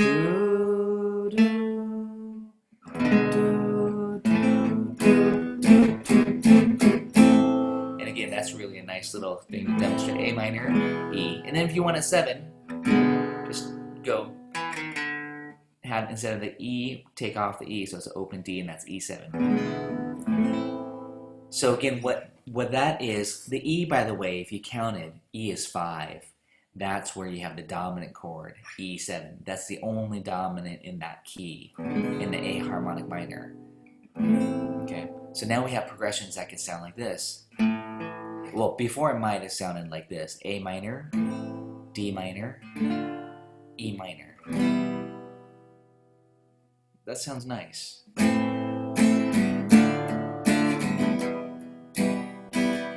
that would be in the key of C still, okay? Those 3 chords are in the key of C, but right now the focus is more around the A minor. But now, listen to what I'm going to do with that E minor. I'm going to make it major, so it's coming out of the harmonic minor scale.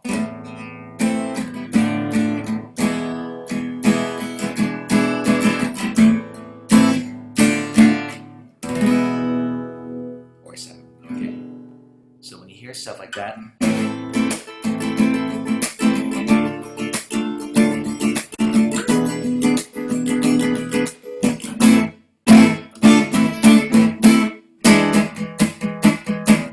all that, you know, like gypsy jazz, Eastern European folk progressions, they use a lot of the harmonic minor scale.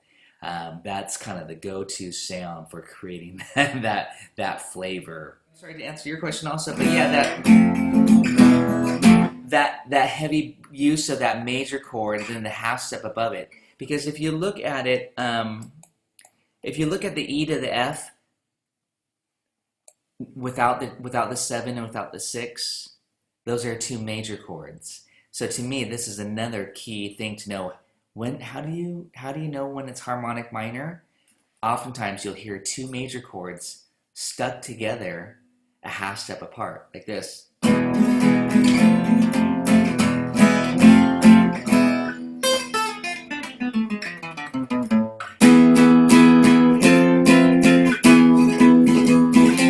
Again, you know, you hear it all the time, whether it's a movie or whatever, you can instantly kind of bring out that flavor, and that's the harmonic minor scale. So also what I'm trying to demonstrate is how important it is to know your chord scale relationship, to know like what chords go with the scale, okay, to bring out these, especially if you want to write songs. It's nice to really have that tool there, the chords, the sheet, whatever, you know, you could even make up your own scales. There's so many fancy scale names, not just the major scale. So you can tweak with scales and make up some really cool scales. I mean, there's probably already a name for every scale, but exotic scales. But again, the harmonic minor is a very nice one by taking just what would be called the relative minor, starting on A, going from A to A, but sharping the G, so you get that G sharp, and that brings out that E7 chord. That's a very, very important color that we use, especially in jazz. When you look at the song All of Me or Autumn Leaves, and you see that dominant chord there, it's going to be the 5 chord of the minor key, or a minor chord. And that's going to be called, I'm going to talk about that next week, secondary dominance. We can analyze that concept a little bit further. But this is just an introduction into the harmonic minor scale, and you guys can mess around with it.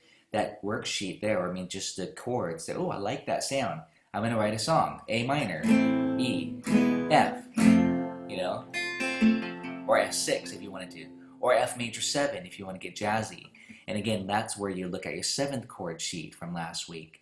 You know, you look, oh, major 7, you know, that we can talk about the 7th chords in the harmonic minor. I'm not going to do all that right now, obviously, but that's what you can start to do, is to color it up. And the reason is to color it up, so it's not just triads. You know, you can get some different flavors, or minor 7, minor 6. Okay, you can play them down in cowboy chords too. There's a lot of sweet chords, a lot of cool flavors that you can do. And that I also demonstrated that last week, just with the 7th and 6th chords. I just took a basic progression and I jazzed it up.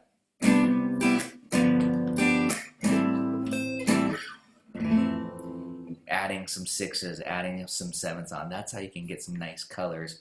The bass line didn't change. It was still this common progression, 1, 5, 6, 4. But what changed were some of the colors, and that added a nice, made it a little bit more colorful.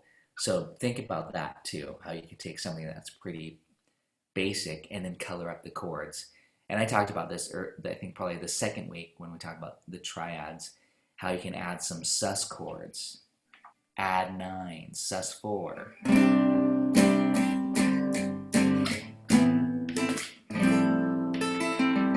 Believe it or not, that was still 1, 5, 6, 4. I just add 9s, I sus 4, major 7. You can get some nice colors. It's fun to experiment with that to just a basic progression, or to a Beatles song, or whatever you're playing. You know, think about some different colors. Any other questions so far?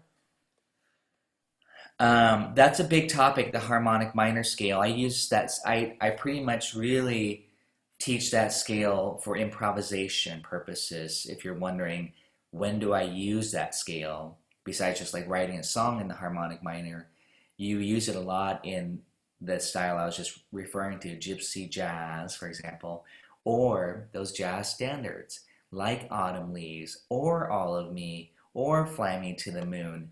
It's when you have that 5 chord thrown in, the dominant chord, that's not in the key, and it goes to a minor chord after it. That's the perfect time to use a harmonic minor scale to create that flavor and to create that tension. So that's, again, at this point, I would say just take my, gypsy jazz workshop or easy swing, where I talk about this stuff a lot. But this is, again, more of an overview for you, if you're wondering. Okay, I'll just tell you, melodic minor has a natural 6th degree instead of the flatted 6th degree. So you're I'm going one step beyond where we're at, because we haven't converted everything yet to the numbers on the minor, but I'll do that next week when I talk about modes. But for you, Bob, right now, I'd say that melodic has a natural 6, whereas harmonic has a flatted 6th degree. And we'll talk more about that. Ed's question is, do the same chord principles apply to singing harmonies? Yes. I mean, with that's another great topic. I mean, you could just take a song. I probably have something I passed out to you guys before, for example. How many roads must a man walk down? You look at a D chord, and the melody's on the 5th. So in that case, Judy could sing the 3rd.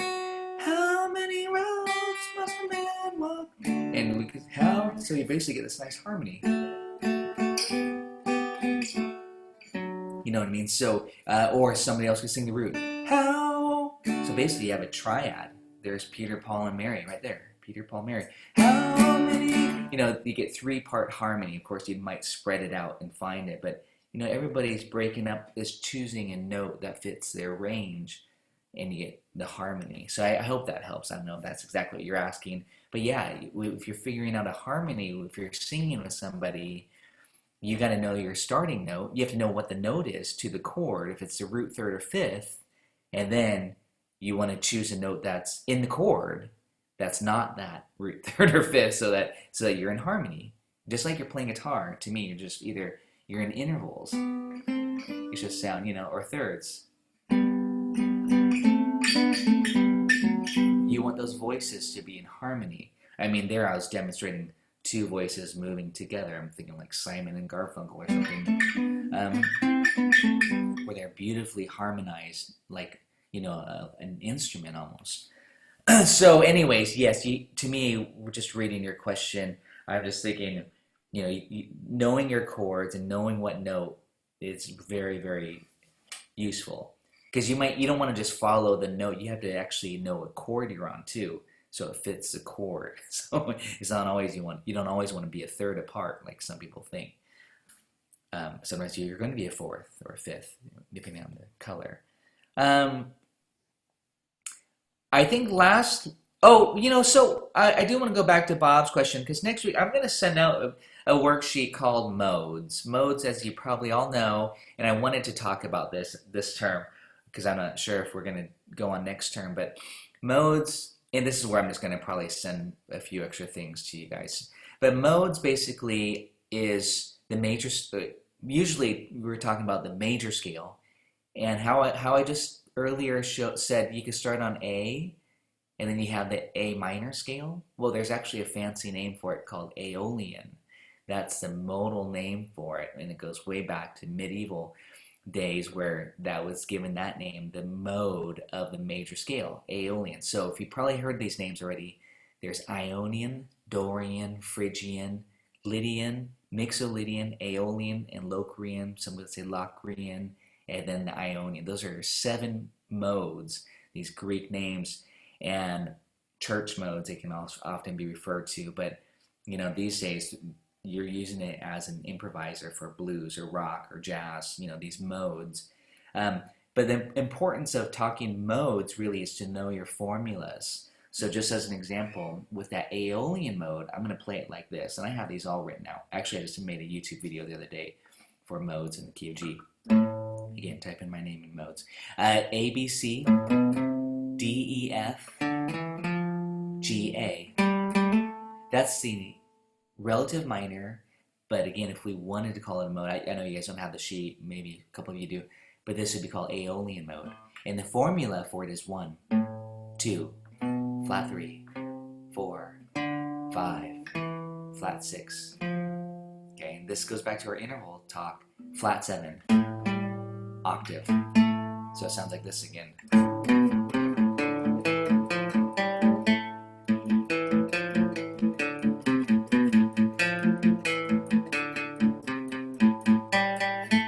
can write a cool riff. But then when you make a G sharp, it's that harmonic minor scale. So that's the 7. And then Bob's question was, well, what's a melodic minor scale? And that's where I said, well, now you have a natural 6, not a flat 6. So it'd be this.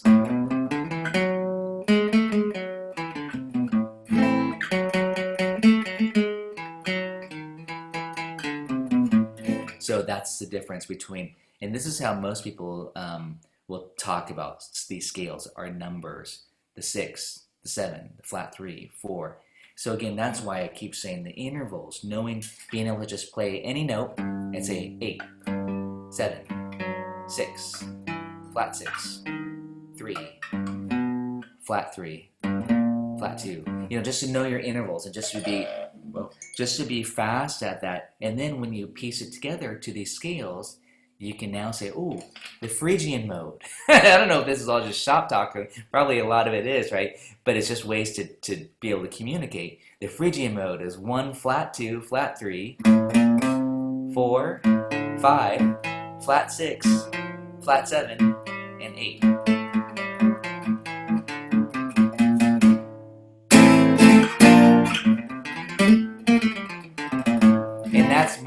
That right there is more of oftentimes associated with flamenco, that flavor. The harmonic minor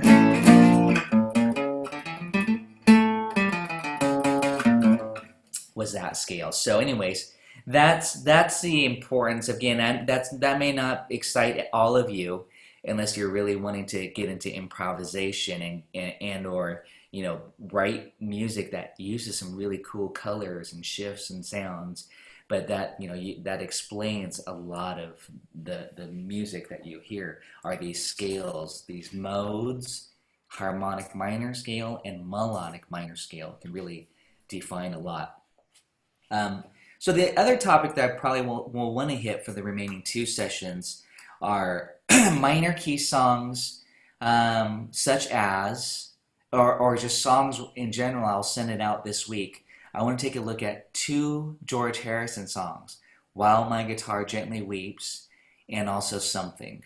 Those 2, and maybe even Blackbird. I think if I use those 3 Beatles songs, well, I call them just Beatles songs, I can really show you in demonstration how a lot of this stuff is used.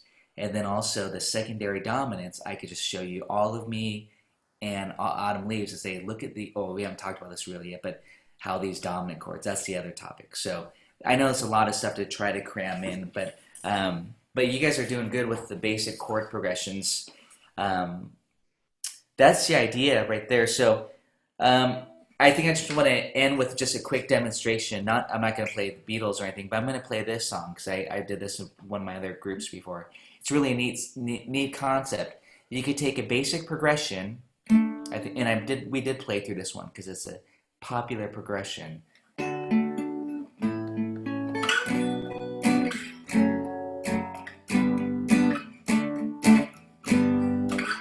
Usually I play this wedding season, of course. No weddings this year, right? I got one lined up.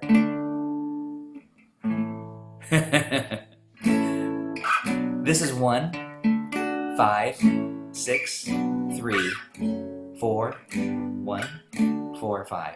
Just in the key of D, otherwise known as Pachelbel's canon. Totally.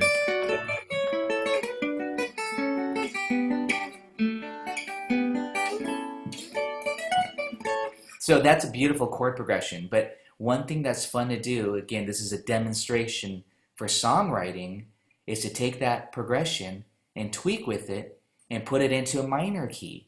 So what I would do is to put it into the relative minor first of all, and when you look at your scale sheet, you'd say, oh, how do I do that? Well, now this is the importance of knowing that D minor is a relative minor, so you're actually in the key of F, but everything would line up accordingly. If you looked at the key of F and you put D minor as your 1, it would sound something like this.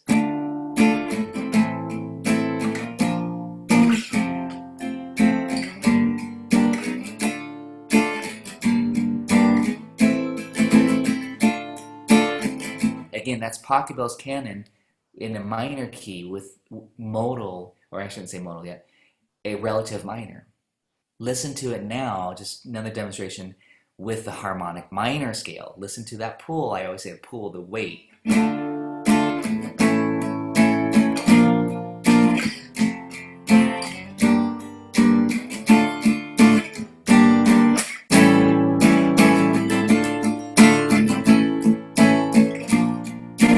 You can mix and match even as a songwriter.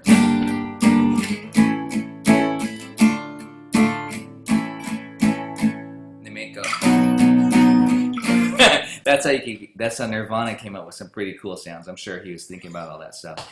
Mixing and matching parallel minor keys. Anyways, that's another super fun topic. And that kind of just as a quick preview for what's happening with something, and also what's happening with While My Guitar Gently Weeps, is George Harrison was modulating to those what would be called parallel keys, like a parallel world, parallel universe.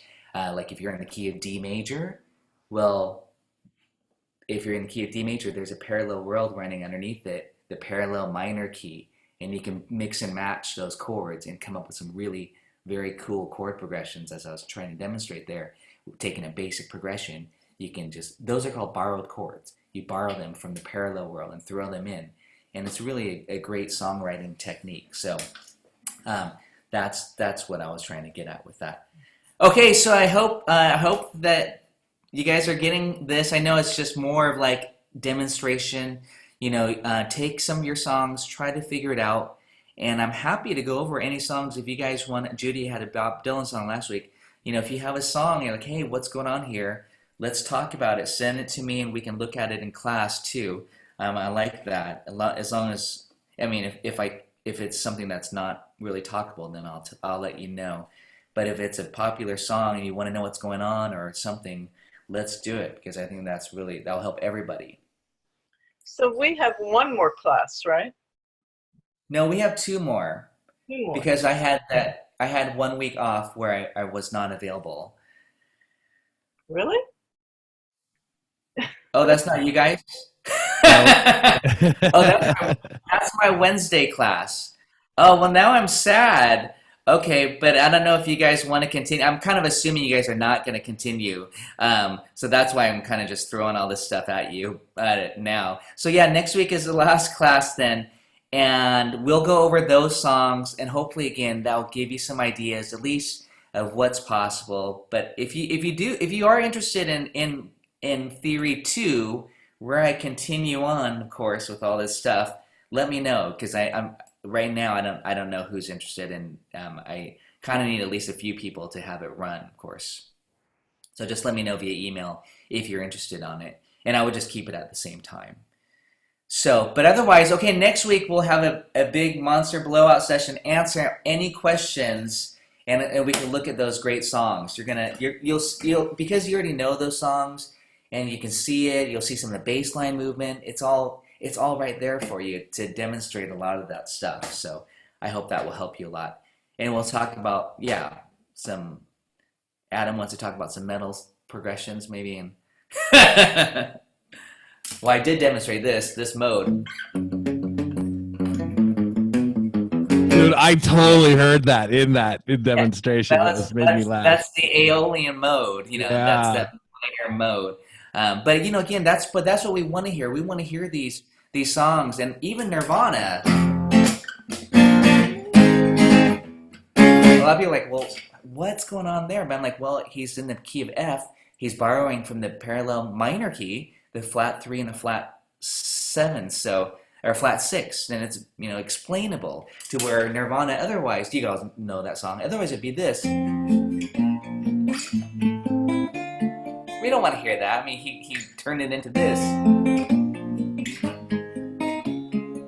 You know, borrowing chords, that's how you can come up with some really unique chord progressions. Again, that's not always the same thing that everybody uses. Just by tweaking and borrowing from the parallel world, I always call it. Hey everybody, welcome to Music Theory Made Easy and Fun, class number 6. Let's get started.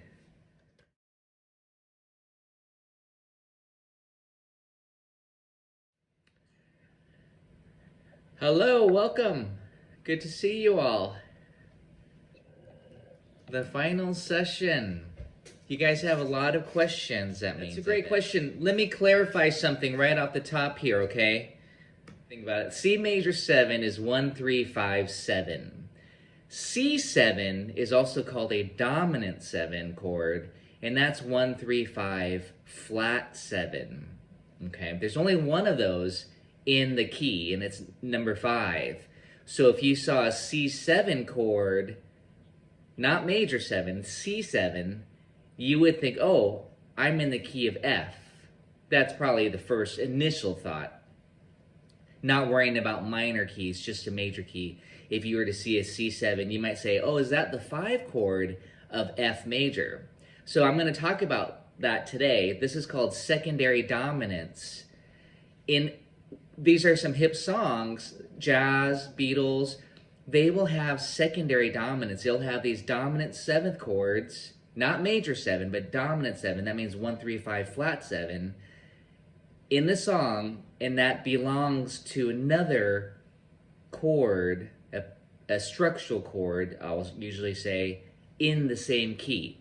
So in the key of C, F is 4.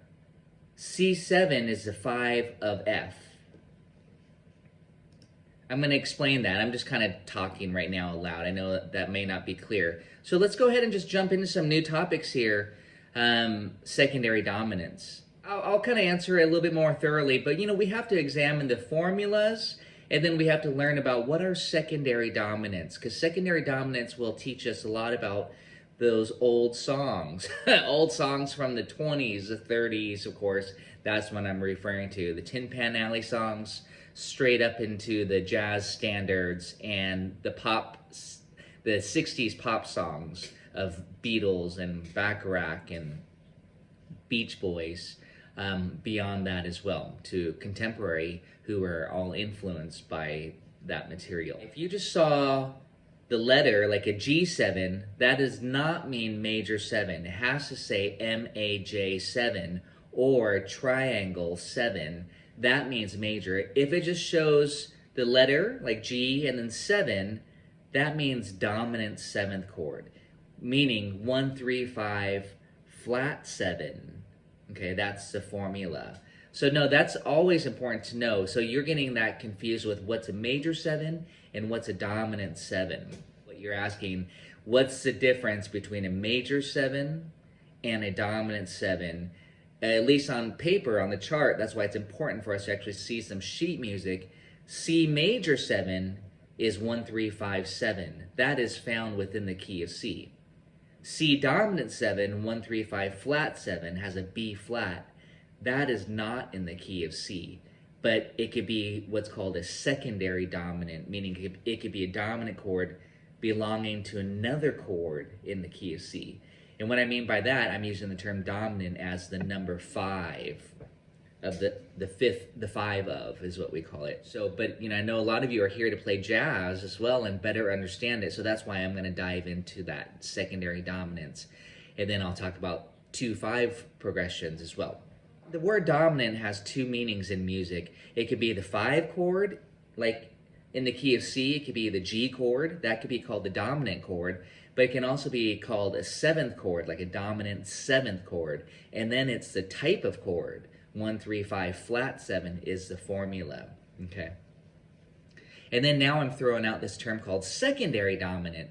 So the primary dominant is the 5, but then the secondary dominance means that you can, the other chords in the key of C can also have their dominant chord, their 5s, and those are called the secondary dominants. And that's very common in jazz and Beatles, as in this case, popular songs. So any other questions? Can I just see any hands before I dive into secondary dominance? Said, okay, we're going to start with secondary dominance, and we will, but we'll then go straight into pentatonic and blues, because if you're playing popular music, you can't ignore the power of pentatonics and how common it is in songwriting and improvisation in popular music. From country, rock, blues, jazz, it doesn't matter. Pentatonics are one of the most popular and common scales. You elaborate, because last week I talked about time signature, I talked about some minor keys, I talked about a few different things, and that's why I sent these songs today to show you how songwriters use these concepts. Key of C, we have C major, D minor, E minor, F major, G major, A minor, and B dim.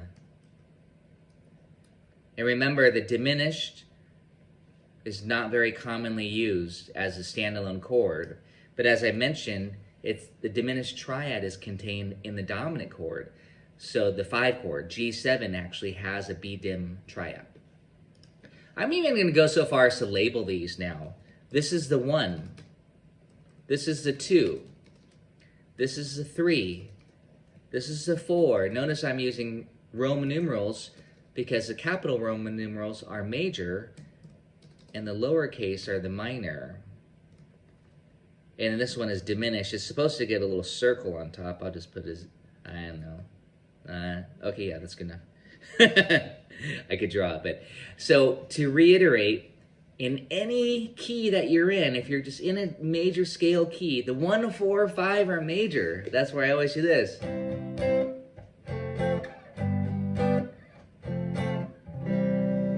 You know, that's 1, 4, 5. When you hear that, let's see.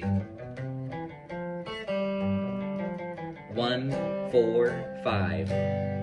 Okay. 2, 3, 6 are minor. Those are the darker chords. There's always 3 major and 3 minor chords in a key.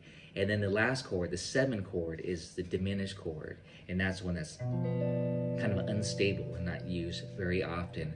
But if I put a G here, it becomes G7. And that's used all the time. So that's why the diminished chord is often used as a substitute for the 5 chord, the dominant. You'll hear me say that quite a bit if you watch any of my jazz videos. I always say diminished substitution, especially in gypsy jazz. Okay, so again, 1, 4, 5 are major, 2, 3, 6 are minor, 7 is diminished. That's the summary. Now, you ready for this? As I said, the 5 chord, if we were to add sevenths to these, there's only 1 chord in all 7 of these that is a dominant 7. That's the type of chord, 1, 3, 5, flat 7. And it's G7, okay? That's the only one here, the 5, G7. And that'd be G, B, D, F. So I'm actually putting G7 here. So this topic that I'm talking about here is secondary dominance.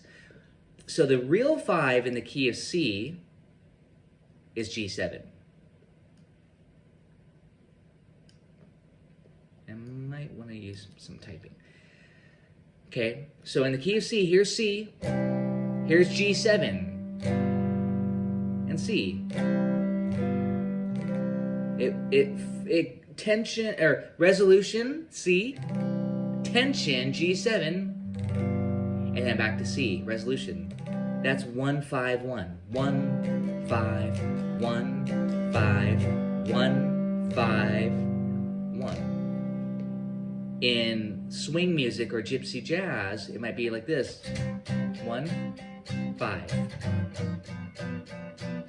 1, 5. Okay, so it's used in all styles of music, from folk to jazz. 1, 5. That's the most important movement, the 1, 5 movement. Okay, but now this topic of secondary dominance, dominant meaning the 5 chord, and also a type of chord, as I mentioned, each one of these other chords can have their own 5, except for the diminished. And that's because the diminished has a flat 5, and so it doesn't quite fit this profile. I'm just drawing an arrow to show you what is the 5 of each one of these. And this one, I'll just put NA. It's not applicable. Because again, it does not have a perfect fifth. It has a flatted fifth, so it's unstable. And so basically now, in the key of C, D minor would have its 5. Well, what's the fifth of D? If you need to do it on the guitar, I would go D, A. That's the fifth. Intervals, okay? So that's A7. So again, we're going to have some secondary dominance here. G7 is the real dominant. That's called the primary dominant. What is the fifth of E? Here's the method. You go E, fifth. That's a B. So it's B7, okay? These are the secondary dominants. The 5 of E is B7. What's the fifth of F? I'm going to just do the process. Here's F. Here's C, the fifth. Listen to that. Right? See how strong that root 5 movement is? Root to the fifth. But we could go F and then C7. Okay? So basically, C7 is belonging to F. That's the 5 of it. If you were in the key of F and you looked at the 5th chord in the key of F, the scale of F major, C7 would be the 5. Okay? So with G here, the 5, the 5th of G is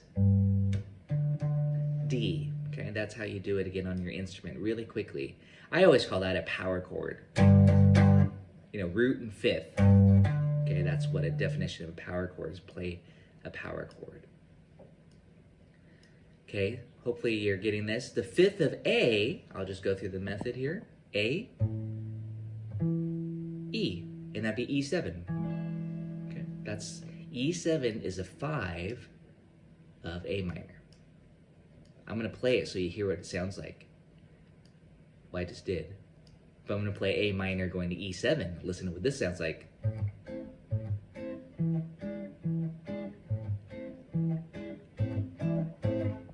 Right? You see how good that sounds? So E7 belongs to A minor. But guess what? All of those chords can be in the key of C on top, and then now those other dominant chords underneath are called the secondary dominants, except for the G7. Again, that's the real 5. That's the primary dominant in the key of C. So what songwriters like to do, I'm going to make this interactive here. I'm going to choose because I want to hear some of you guys today. I'm always thinking numbers. I translate everything to numbers because I might be playing with a singer and they say, I can't sing it in that key. I need to sing it in E flat.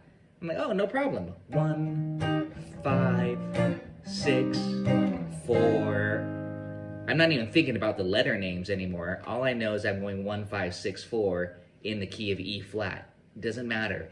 That's really very important to do, and I highly recommend that, that you learn your intervals. That goes back to intervals, to make sure that you can know where 1 is and the 5 is. And then you know this stuff, chord theory. You know 1, 4, 5 are major, 2, 3, 6 are minor in the key. And also, I just want to say, I don't think I really talked about this, but that's where having a capo is handy, because how many of you like to play bar chords? Most of you? Okay. But if you don't like to play bar chords, a lot of people don't learn, don't kind of master their bar chords. They're harder to play. That's where I say use a capo. You could play everything in the key of C or the key of G and just move it around. You slide it up 3 frets, and then all of a sudden you can still be thinking C, but you're hearing E flat. That's the power of using a capo, assuming you always have one around. Most people just leave it clamped on. Okay, so now I'm going to show you. I got sidetracked here. I'm going to stay focused because we're on the schedule today here. 1, 5, 6, 4. Let's apply secondary dominance to this very common chord progression here. How do we do that? Well, I'll show you. We start with the C chord because I chose that 1 chord for fun. So we got C, and we already played it. You guys just played it by yourselves. But now what we want to do is we want to put the dominant chord in front of the chord that we're going to go to. We want to put its dominant. So if we know we're going to go to G, what is the 5 of G? You have to look here at our chart and say, oh, the 5 of G is D7. So I'm going to go to D7. And that's now, we're kind of, again, we're going to create a new progression, essentially. And then it's going to go to G. Okay, so we have C, D7 to G. Now we know we're going to go to A minor. What is the 5 of A minor? The 5 chord goes typically in front of the chord that you want to go to because it creates the tension and then it resolves to the chord. Of course, they can go back and forth to each other to create that resolution, tension, resolution. But if you're writing a chord progression and you want to pull us into the chord that's in the key, the structural chord, you're going to put it in front of it. Good. E7. Then we go to A minor because that's the 5 of it. Okay? That's the 6. What is the 5 of the F chord? Okay? You look at F, you're like, oh, C7. There it is. Okay? And now we go to F. And then we got to go back to G. Oh, wait. Hold on. Oh, now we got to go back to C, right? We're going to loop it, so we got to put a G7 chord there. I know you guys are dying to hear what this sounds like. Me too. So here's our original progression.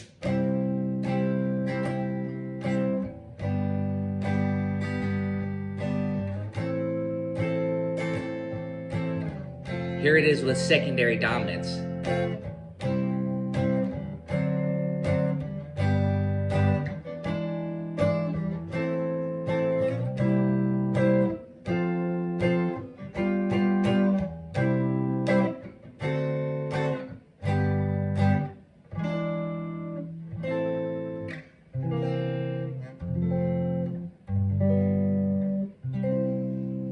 It adds a lot of movement. Not only that, it adds a lot of notes that are not in the key of C. Okay, that's what that sounds like. That's pretty extreme. If I were writing a song, I wouldn't use that many. I would just use them at the key spots so that it feels like it could use a lift. That it could use just a little bit of that feel, that secondary dominance. So you don't have to go to the extreme. Does that make sense there? You guys, how we apply these secondary dominants to a song? It's a great little trick here. But now let's take it one step further. I want to show you how jazz songs are written, and we'll just use the same progression here. So if I was writing a jazz song, what you want to do now is to put a 2 chord in front of the 5 chord. That means a minor chord, and that even gives like, I'll give it a bossa nova feel. 1, 2, 3, and 4.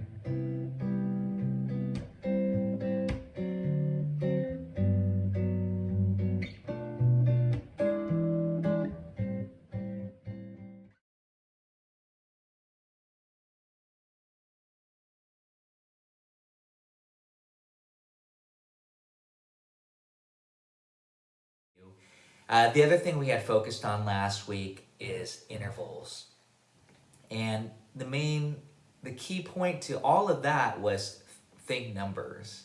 So let's review some of that since I feel that is essential to move on to today's materials and any other advanced materials. Let's say we start on C. I'm going to choose the C. And if we talk numbers, instead of the majors, or instead of saying major 7 or minor 7, that could be kind of confusing for a lot of people, because, and myself included, because the communication, major 7 often refers to as a chord, but it can be referred to as an interval.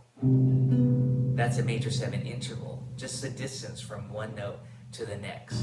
So how I like to communicate to my students, and what you'll often hear jazz theorists, especially jazz players, talk, is, oh, that was a cool lick. That was a 1 to the 7 to the 8, maybe. And of course, this could be confusing too, because I might say, well, that song is in the key of C, and it goes 1, 6, 2, 5, but I'm still referring to those same intervals, 1, 6, 2, 5. And again, that's what I want you to be familiar with, because you can see that will help you learn chord progressions quicker to know where those intervals are. So here's C, everybody plays C. The first one, of course, is called unison. Play me a 7, and it'll sound like this. Now play me, yeah, I'll do that again. And it's C to B. I'm not even worrying about the letter note. I just want to be able to quickly find the 7. The trick to that one is make sure you can find your octave first. Okay, the octave, the 8. And the 7 is here, half step below. Okay. The flat 7 is below that. And again, just to reiterate, that would be called a minor 7, but we're just going to talk in numbers. Play me a 6. Okay, I played it over here, kind of a big stretch. Here's a 5th. If you play rock music, you play these two notes together, the root and the 5th. That's called a power chord generally, root 5th. But here's a 6. So the 6th degree is always a whole step above the 5th. I'm just kind of offering you some tips to quickly find any interval, and knowing where your 5th is to the 6th. Actually, this makes a great riff. That's kind of the rocking 6 bluesy type of rock and roll. And that's just going root 5th, root 6. Or you can hear it like this, Happy Trails.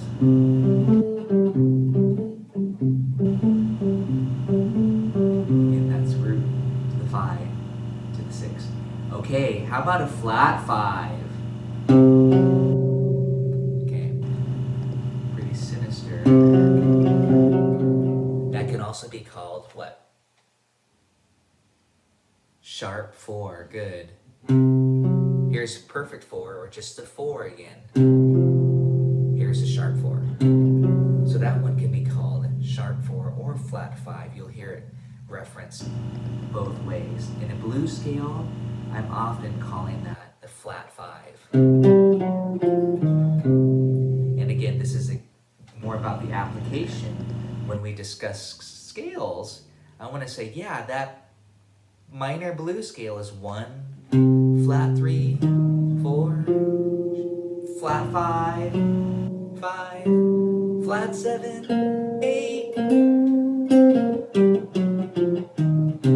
And we want to be able to, again, quickly be able to start on any note. In this case, I'm starting on C, and then create your scale just by knowing the formula.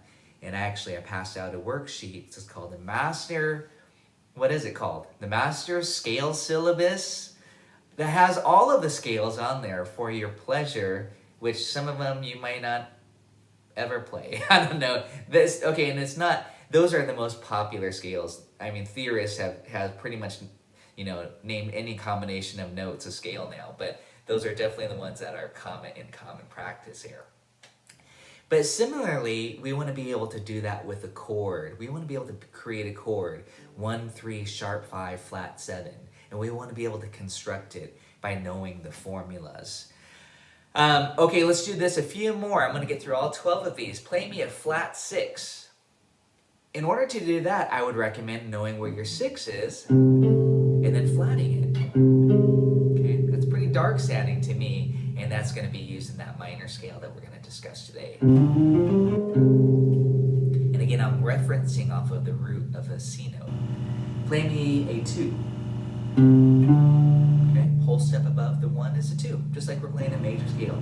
Play for me a 3. Okay. That's 1, 2, 3, do, re, mi. That's 1, 2, 3. Of course, if that's a big stretch, you could do it here. Okay.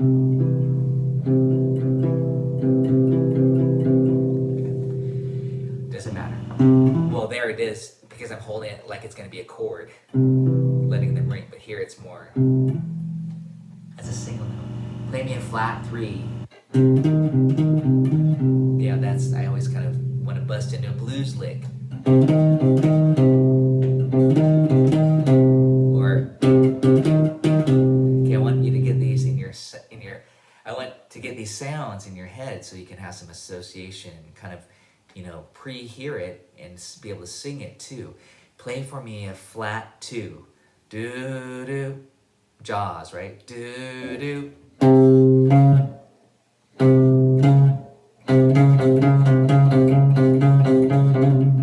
That's a flat 2, because the 2 is here. So this is flat 2. Next week we'll discuss the Phrygian mode.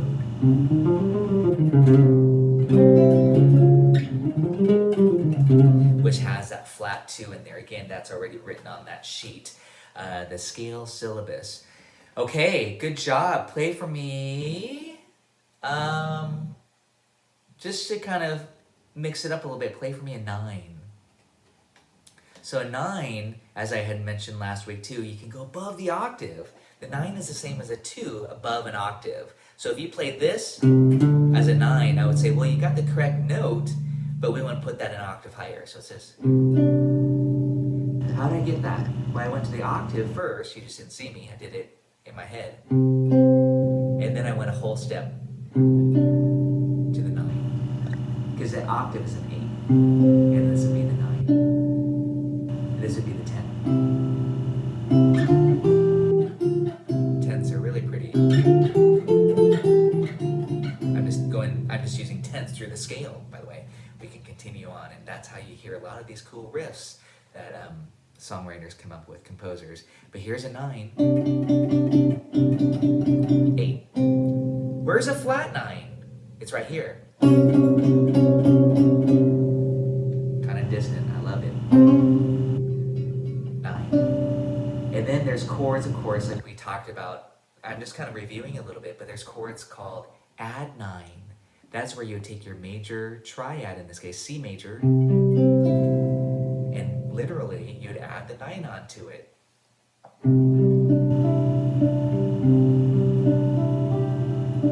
It's very sweet, very pretty as a major. I mean, it's just a cool color. It's just sweet. It could be really moody if it's minor 9.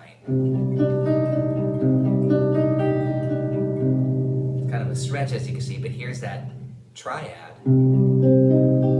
I'm taking the octave, sliding to the 9.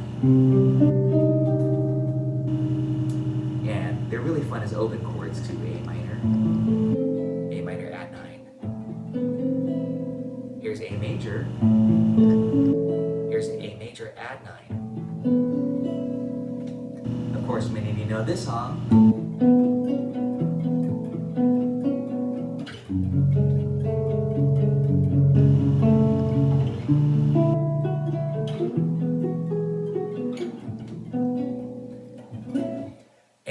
What they're doing with that is taking that's Every Breath You Take, of course, by the Police. But what they're doing is taking a very common progression, 1, 6, 4, 5, and then back to the 1. But they're decorating it with add 9s. F sharp minor, add 9. D add 9, E add 9, A add 9. Very pretty. Again, that's a songwriting technique. You could do that. You can, instead of just having kind of a vanilla major and minor chord, triad, add some color. Same thing with the jazz chords. Add some 7s occasionally. Mix and match to a chord progression. You'll get some unique colors if you're doing a cover song. Try to do that. Try to add some sus chords, add chords, etc. Okay, so we're pretty much done with this interval. I think we did them all. Let me name a few of them. Play me 1, 3, 5, 7 off of C. So now we're basically just doing what's called an arpeggio. In this case, 1, 3, 5, 7. So 1 is C, E, G, and B. But really, I'm not thinking about each note. I'm just thinking intervals, 1, 3, 5, 7 off of C. Okay, that does create a C major 7 chord. And that's how you start to learn your arpeggios. So I went to the 1, the 3rd, the 5th degree, and the 7th. And then in succession, it would sound like this. Right, so again, that's how important knowing your formulas are. Play me 1, flat 5, 5. 1, flat 5, 5.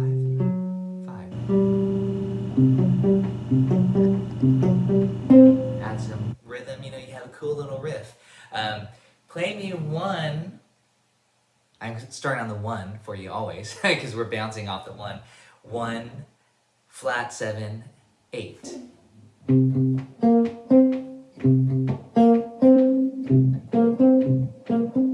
Okay, give it a little groove, of course, again, too. You can make anything into a cool riff. Play me 1, 5, 4, flat 7. 1, 5, 4, flat 7.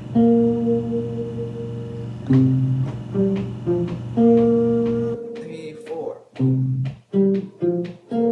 Okay, you kind of get the idea there of what I'm talking about. This, and then next step, some scales. Ready for this? I'm gonna have you play me 2 different. This ties into what we're talking about today. 2 different minor scales. Start on A for me. For guitar players, here's A. For ukulele players, you have the 2nd fret on the 4th string. Right here, if you have a low G string. But ready for this? I'm gonna build this minor scale very slowly for you. 1, 2, flat 3. Okay. Don't worry about the letter names for now. The A, B, C, but just think 1, 2.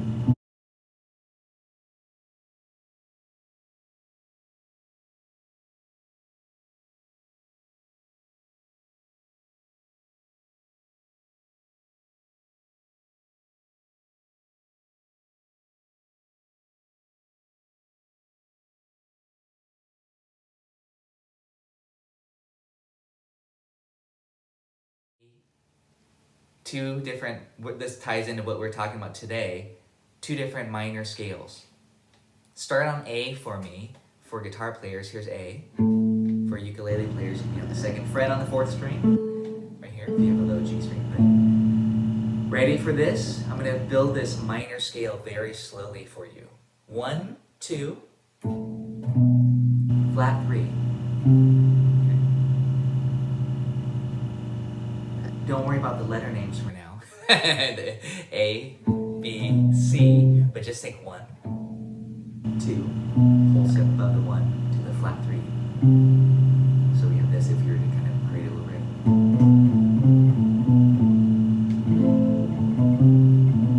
First 3 notes of the minor scale.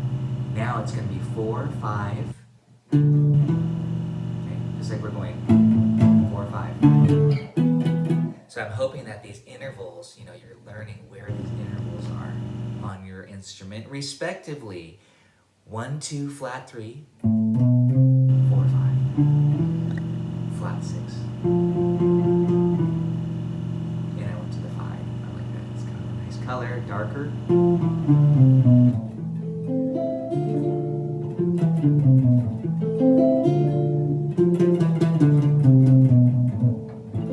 We're just 1 note away, then you have an A minor scale, also known as the natural minor.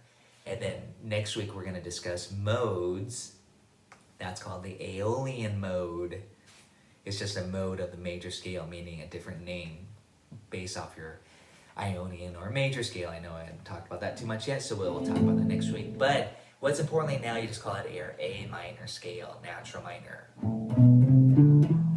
Ready? Flat 7, 8. And that flat flat 7. Where is that flat 7, you ask? Here's your 8.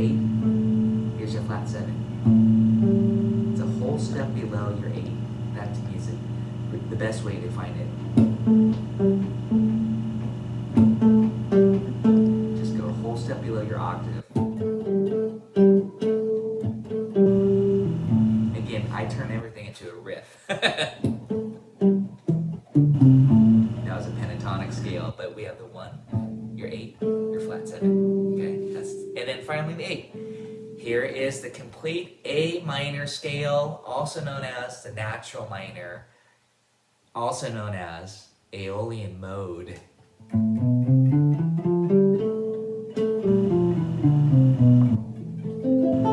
of course I'm giving it an A minor chord.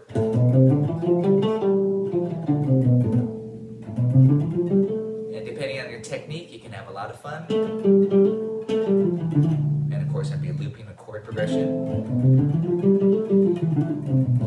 Just improvising. And then when you're ready, you can look at the sheet, of course, for guitar players. You can go up 2 octaves and noodle around all you want, but to create a lot of music, all you need is just 1 octave.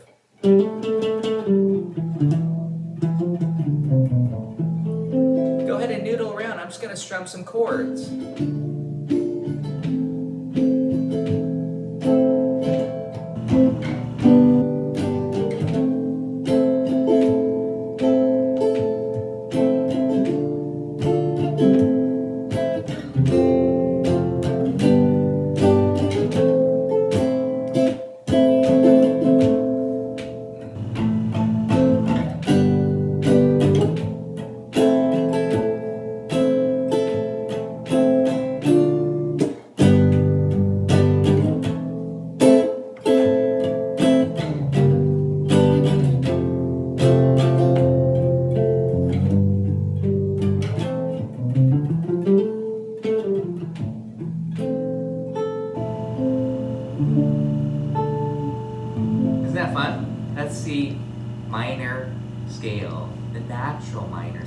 Say this, the natural minor scale, we've been calling that again the relative minor. So hopefully you know this. If we are in the key of A minor, that is equivalent to what major key? What's the relative major? C, okay? Yeah, big C, C major. And here's the trick, the formula. It's always, the minor is always the 6, the relative minor. The relative minor is always a 6th degree. So what I like to show my guitar students, and any instrument for that matter, walk it down. Boom, boom, boom. Just go down to the 6. Instead of climbing up to the 6, just walk down from the 8, the 1, and then go half step to the 7, and then go to the 6. That's a quick way. 3 frets if you're a fretted instrument. 3 frets. So in this case, here's C, 8th fret, in this example. Here's A. And another trick, or C here. So C major, relative A minor. Okay. Another trick I like to, just to kind of help you remember this, major is happy, major is up. Minor, sad, down. So if you're wondering, wait, what was that 3 fret trick? I always forget. Major's up, major, minor, down 3. Down sounding, okay, down this way. Some people go up that way. That's not down. Down is going this direction on the guitar. So yeah, C major, A minor. That's your relative minor. Okay, D major, what's your relative minor? Here's D. B minor, good. Okay, A major, what's your relative minor? You're gonna start on A. S sharp minor. I went do, do, do, do, 3 frets. And sometimes it's important to go the opposite direction. Someone might say, hey, this song's in the key of E minor.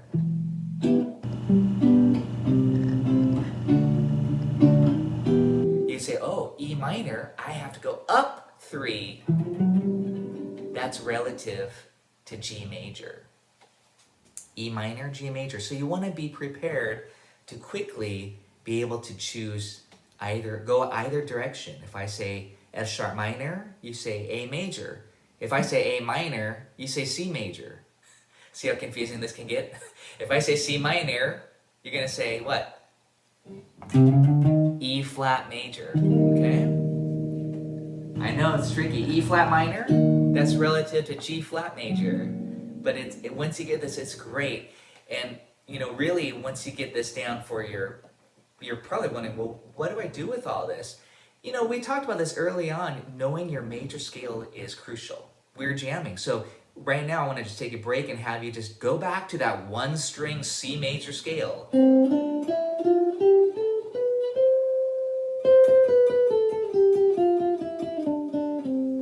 But I'm going to go back also and play that same chord progression in the key of A minor.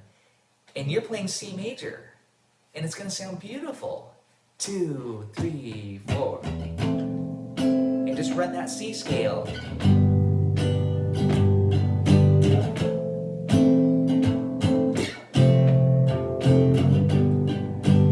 So believe it or not, you are playing A natural minor or Aeolian.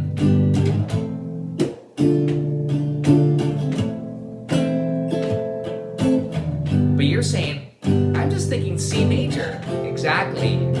That's what makes it so special, is that we can simplify our thinking. And now here, I'm trying to tie this all together for you. Really, this is practical usage now, application. Remember, I was also saying the most common scale, popular scale, is what? The pentatonic scale. So as you learn that pentatonic C major penta, and all the fancy fingerings, that is also relative. Here's C major. C major, I'll do it slow. C major penta.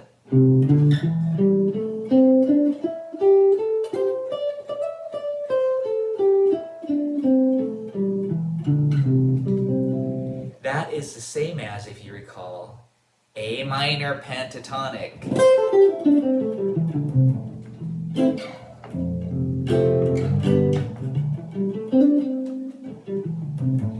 Okay, then I was also saying last time, or maybe 2 times ago, you can get bluesy.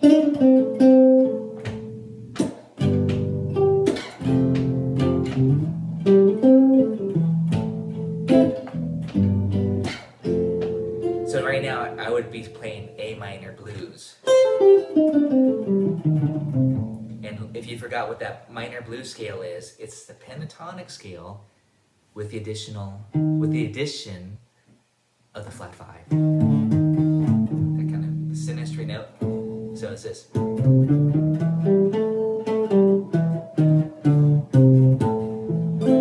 And we just, our ears just now love, we hear that all the time.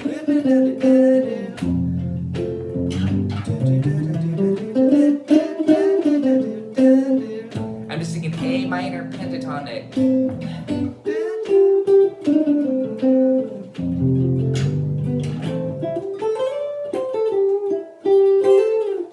And that's, you know, really great for application for all styles. And I think I demonstrated this. You could do summertime and the living is easy. Jump in.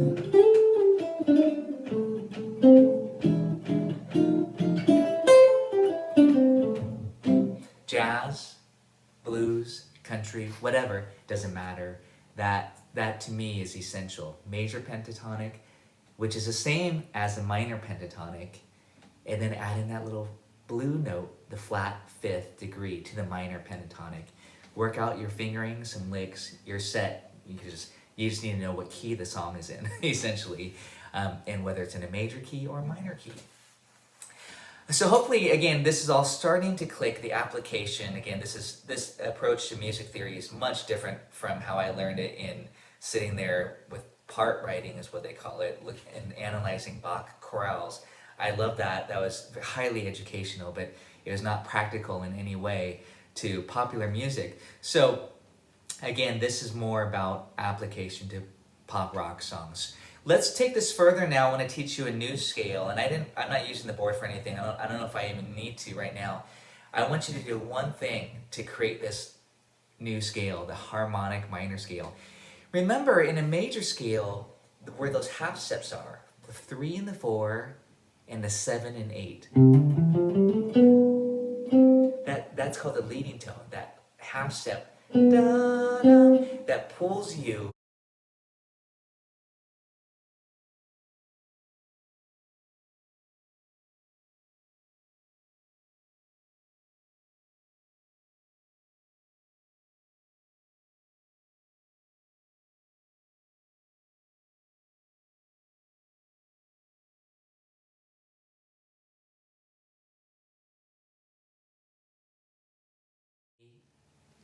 Two different, this ties into what we're talking about today, two different minor scales.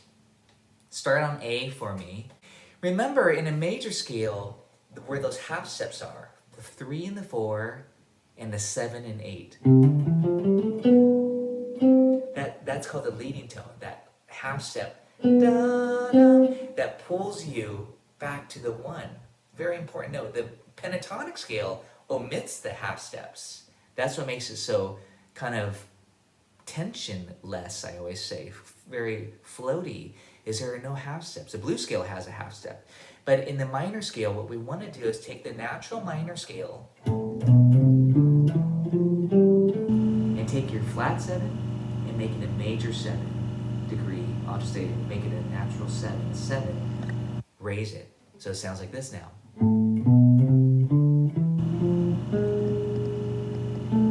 That's the harmonic minor scale.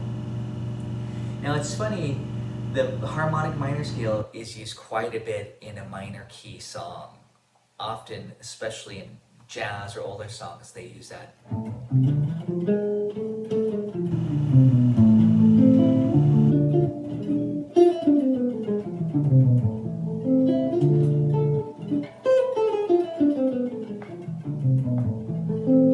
So you'll hear that quite a bit again in a minor key song.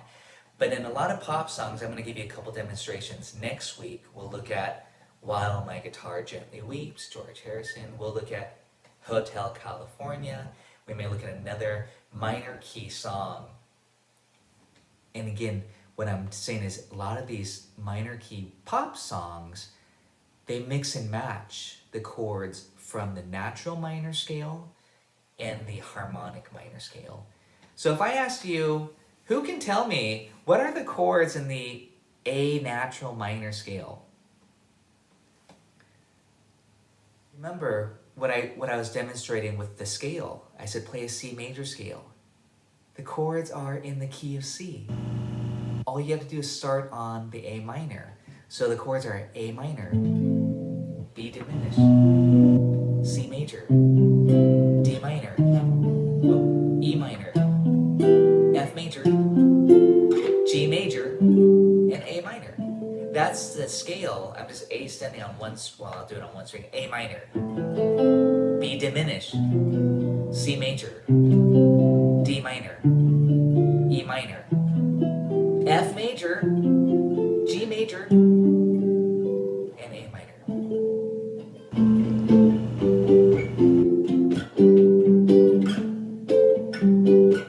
That has to be like the most popular progression.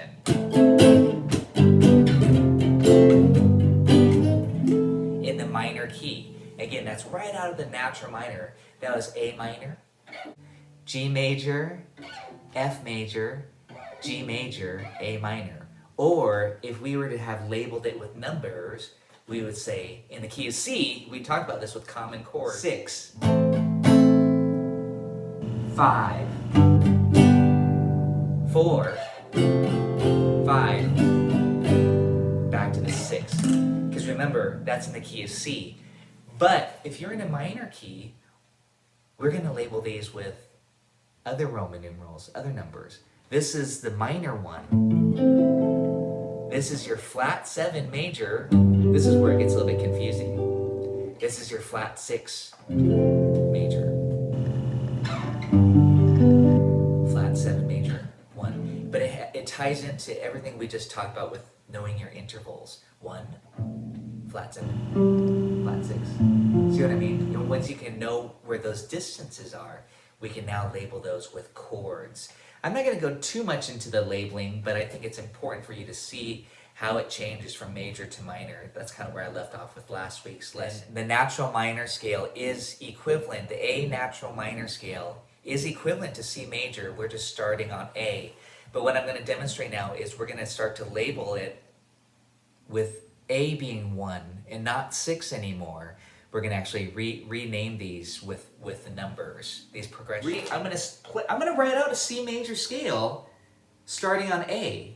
Okay, so check it out. A, I'll make it nice and big. A, B, C, D, E, F, and G. I'm not even going to finish the A. And this was A minor. This was B diminished. This was major. This is minor. Remember, we're in the key of C. This is minor. And this is major, and that's major. So what I was referring to, again, it's important to think in terms of those intervals. This is the 1. But this is going to be a lowercase 1, because that will help us know that it's minor. This is Roman numerals again. This is 2. And it's diminished. This is the flatted 3, but it's major. So I'm going to make it capital there. The 4 is minor, lowercase. The 5 is minor, that's also lowercase. And this is called a flat 6. See how, again, I'm using those numbers because A to F is a flatted 6 interval. And that's a major chord, so that's why it's going to be capital Roman numeral. And then the flat 7, capital as well. Okay, then I don't need to write the A minor again. But those are the chords as I demonstrated on the guitar going up the scale. We have the scale first, key of C, but starting on A. But notice now, A is now 1. So one thing, again, I think I demonstrated this just briefly, though, last week, is I took Pachelbel's canon, which is an interesting thing. But I want to do that again, but I want to actually just show you the harmonic minor scale next, because I think this will open up a whole new world to you. It's the same scale as I mentioned, so I'm just going to write the letter names, except one note changes from the relative minor scale. Usually I'll say the natural minor scale. One note changes, this one, right here. Tito. We want that leading tone, that G sharp. Instead of a G natural, we want to make it a sharp note. Just by changing that one note as triads, that changes 3 of these chords. Okay, think about which chords they change. It's, of course, any note that has a G in it, right? So A, C, E was still minor. And again, I'm kind of skipping that whole stacking thing. Maybe I should do that, actually. Why don't I do that? That'll help see it. A, C, E, every other note. That's still, hopefully this pen is better. B, D, F, that didn't change anything. That's still diminished.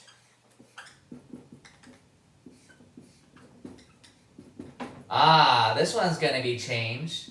C, E, G sharp. 1, 3, and that's 2 whole steps, and that's 2 whole steps. Finally, we get that augmented chord. C, aug. It's also just a plus in the sheet music. C augmented. Remember that you take a major triad and you sharp the 5th. 1, 3, sharp 5. This one is not changed. D, F, A. There's no G, so that's D minor still. This one changes, and this is the important one. E, G sharp, B. That is now E. It was E minor before. Now it's E major. And this F does not change, F, A, C, that's still F major. And this one changes, obviously, G sharp, B, D. This is 1.5, and that's 1.5. So that's now diminished. G sharp, dim. Again, sometimes you'll just see a circle. So now we have the chords in the A harmonic minor scale, A minor, B diminished, C augmented. I know you're like, ooh, that was weird sounding. D minor, E major, that's the important one by the way, F major, G sharp dim, and A minor. Those are your chords in the key of A minor. A minor. E diminished. I'll play C augmented like this. D minor. E minor. E major. F major. G sharp dim. And A minor. So the one important chord, as you probably already know, that I kind of stated, is this one. The 5 chord. And I'm just going to focus pretty much on that guy, the 5. And that's the one that now becomes major. Why is that so important? Well, because so many of these chord progressions are 1, 4, 5 in popular music, remember? So that is the 5. And that's often, the 5 chord, as you know from the jazz, if we added a 7th to it, it would be an E7 chord. If we added a D from the jazz theory, I call it the 7th chord theory, that's going to be E7. So one of the songs I passed out to you, a song that I play every gig when I play my gypsy jazz, is Minor Swing by Django Reinhardt.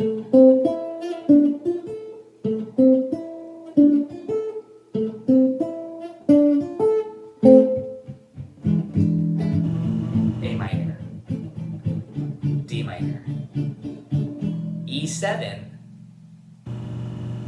back to A minor. And I did pass that out to y'all. A minor, the 1 chord. D minor, the 4 chord. By the way, it's also in this progression here. And then E7, the 5 chord. That's where that comes in. It's not E minor, it's E7. Or E major works just as fine too if you're doing it as triads. Right here, I'll do E major.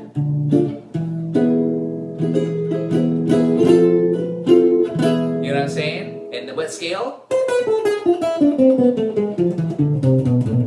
That's the harmonic minor scale. So when you're playing now songs in a minor key, it's quite common to mix and match these 2 worlds, whether it's natural minor or harmonic minor, especially to get that G sharp note in, which is often the E chord. So another progression, I'll just show it to you. A minor, G major, F major, to E.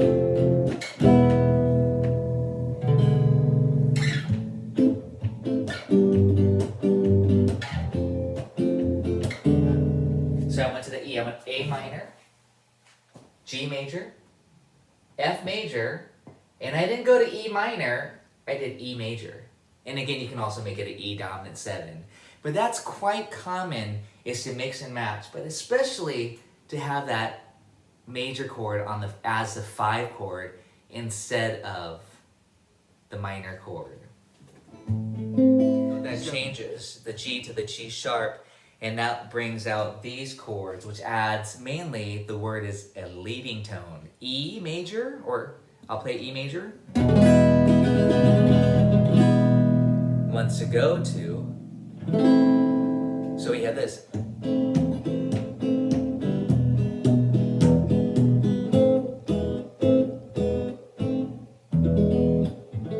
If it was E minor, it would sound like this. And that would be E minor. But with the G sharp, the E major chord, it really makes it, gives it that tension and release better versus this. That's E minor, but if you made it E major, then bam, you get that. And that's coming out of the harmonic minor scale. For you improvisers, that's where you want to learn your harmonic minor scale.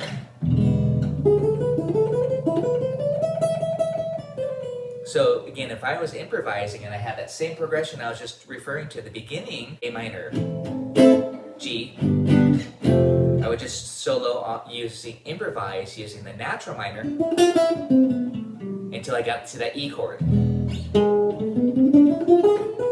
Then I would kick into the harmonic minor scale. Again, that's more for improvisation. I'll give you a few more demonstrations of minor key songs. How many roads must a man walk down before you call him a man?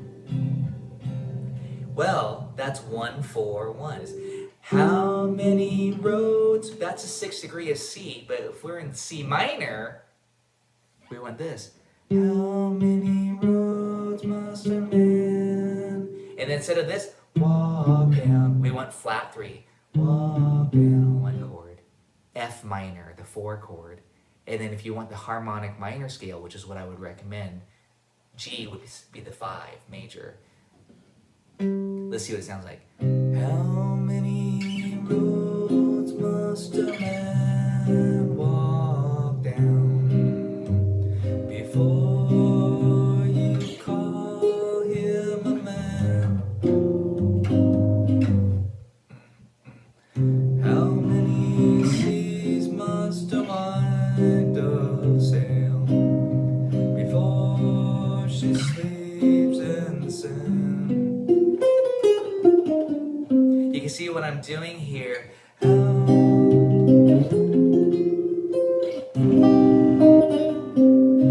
It's super fun to just take a song.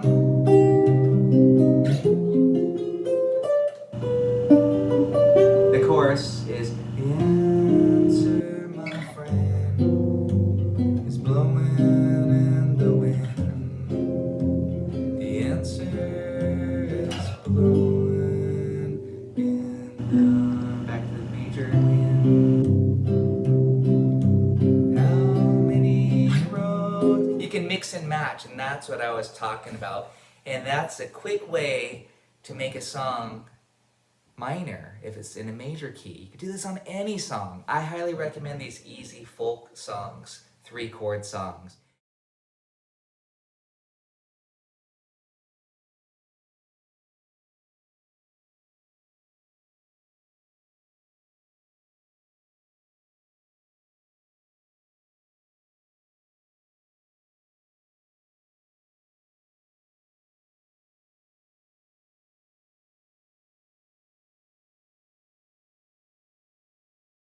Songs that I had sent you. This is just an interesting demonstration, and next week I'll give you a few more demonstrations of minor key songs.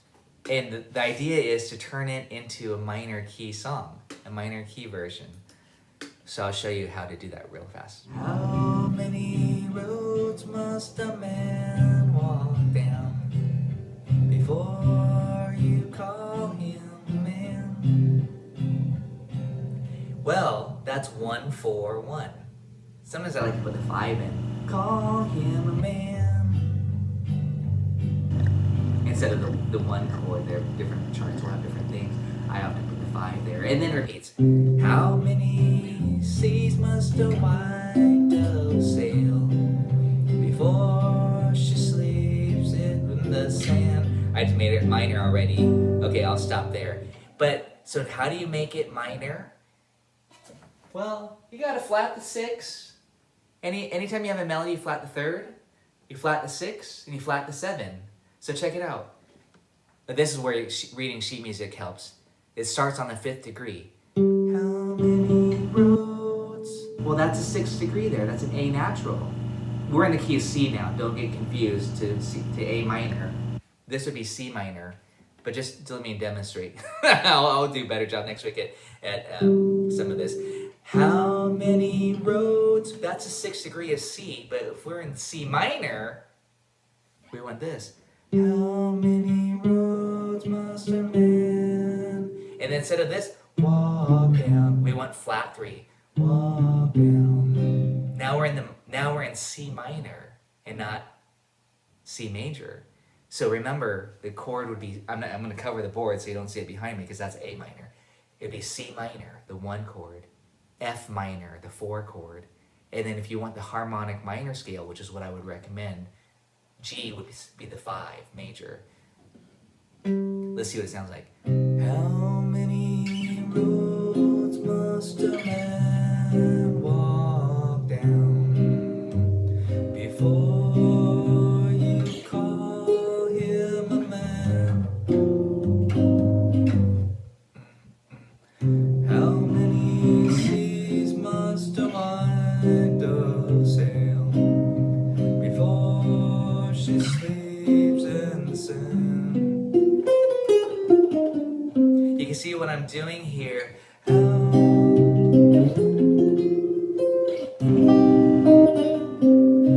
It's super fun to just take a song.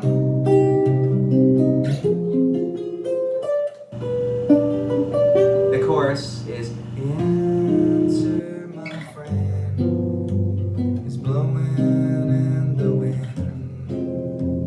The answer is blowing in the back to the major again. How many roads? You can mix and match, and that's what I was talking about.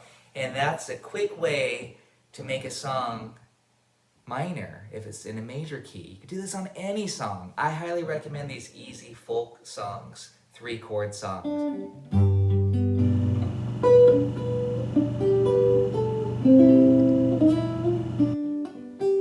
So the melody is 1, 3, 1, 3, 1, 6. Okay, that's in a major key. Amazing grace, how sweet the sound.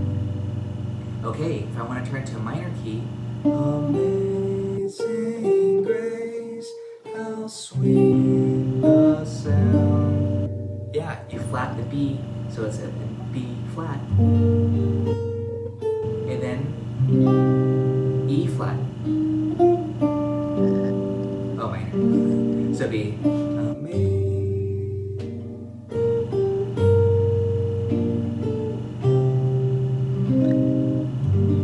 keep going.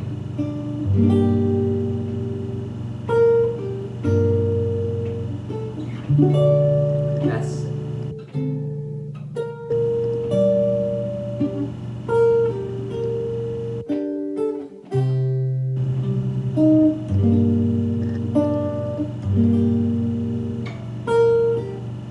ooh, jazzy. Add 9 for flavor.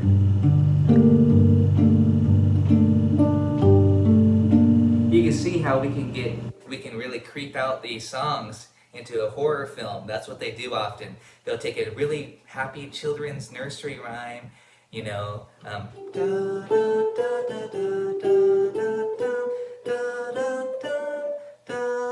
then they'll minor it.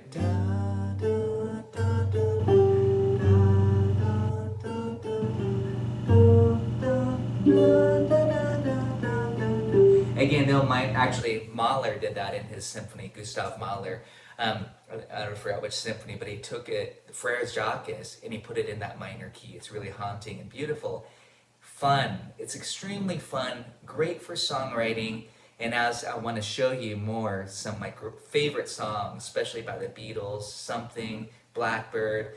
What are all these songs about that has all these cool in jazz songs? It's all over the place. It's the heavy use of mixing and matching, turning things minor when it should be major, vice versa. I hope that gives you some insight on this. Really a fun topic, super creative. Again, the minor key world, even taking a song that's familiar to you and turning it to minor. And during the holidays, I'm always doing this. I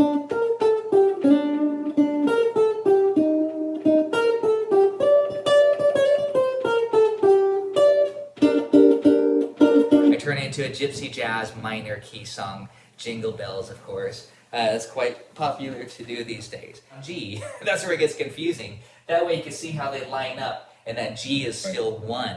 But yeah, we can mix and match. We can turn Amazing Grace into something kind of really kind of odd and weird by mixing and matching. You know, and by the way, there's a term for that, borrowed chords.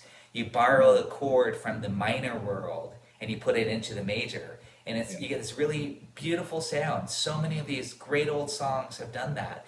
But as an arranger, it's really quite fun to be creative with them. Our major chords and they're half steps apart. And I think you mentioned that maybe like, is it used in flamenco when you hear this? Or something, you know, or that particular flavor. That I'm thinking that's a harmonic minor scale. When I hear two major chords half step apart, I'm thinking, oh, I mean, I know that I could play a harmonic minor scale and it'll fit those two chords when you have this movement.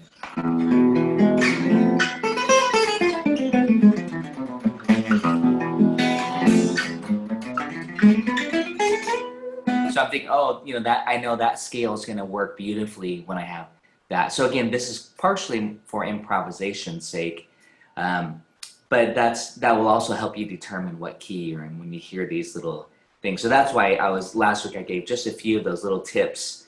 The two major chords whole step apart is most likely going to be 4 and 5. Minor and major half step apart is most likely going to be 3 and 4. And then two major chords side by side half step apart just might be the harmonic minor scale, and harmonic minor scale would work just fine. And then we went on to talk a little bit more about we just kind of glimpsed at borrowed chords. And then I sent out a couple songs tonight just for some analysis purposes. And just to be able to quickly analyze songs, well, not about quickly, but to be able to is what's important, to be able to analyze songs when you have chords that are not in the key. And all those jazz songs even that I passed out, they all have that, and that's all about the secondary dominant. So we can review that topic. I know that's new, and I know some of you weren't here 2 weeks ago. I think I might have just raised that and passed out some jazz songs, and songs that are not just the same 4 chords over and over. I mean, obviously you'll get good at that, but you really have to just keep pushing yourself to learn new material, new songs with interesting chords, but also hopefully at that point have charts that have the name on it too, so that you know what you're playing. You know, otherwise you're going to be back to, you know, the same situation of hearing these cool chords, but not knowing, oh, that's a sus2 when you hear this chord. To identify what kind of chord it is, or just a chord like this. To know, like, oh, that's a dominant 7th. So again, there's a big aspect of ear training, and again, that's to me the only way. I mean, the only way to get good at it is by practicing it and by hearing it, by learning songs, even by using your voice. Also, try to be able to sing. And I always tell my students and myself just to arpeggiate the chord. So just even a C major. Do, do, do, do, do. In music school, we would go do, mi, so, mi, do. And then you'd flat your 3. Do, me, so, me, do. To get the major to minor. You know, use syllables. But again, that's a very regimented course all to itself. Ear training, oral skills. So again, I think really just knowing some of the basic theory, being able to hear this is super important. And just knowing 1, 4, 5. When you hear a blues or a song, you know, Rolling Stone song or something kind of blues rock based, that you can most likely hear something pretty straightforward, 1, 4, 5, or you can hear a couple of the minor chords, the 6, the 2, and the 3. And again, I keep going back to this common progression.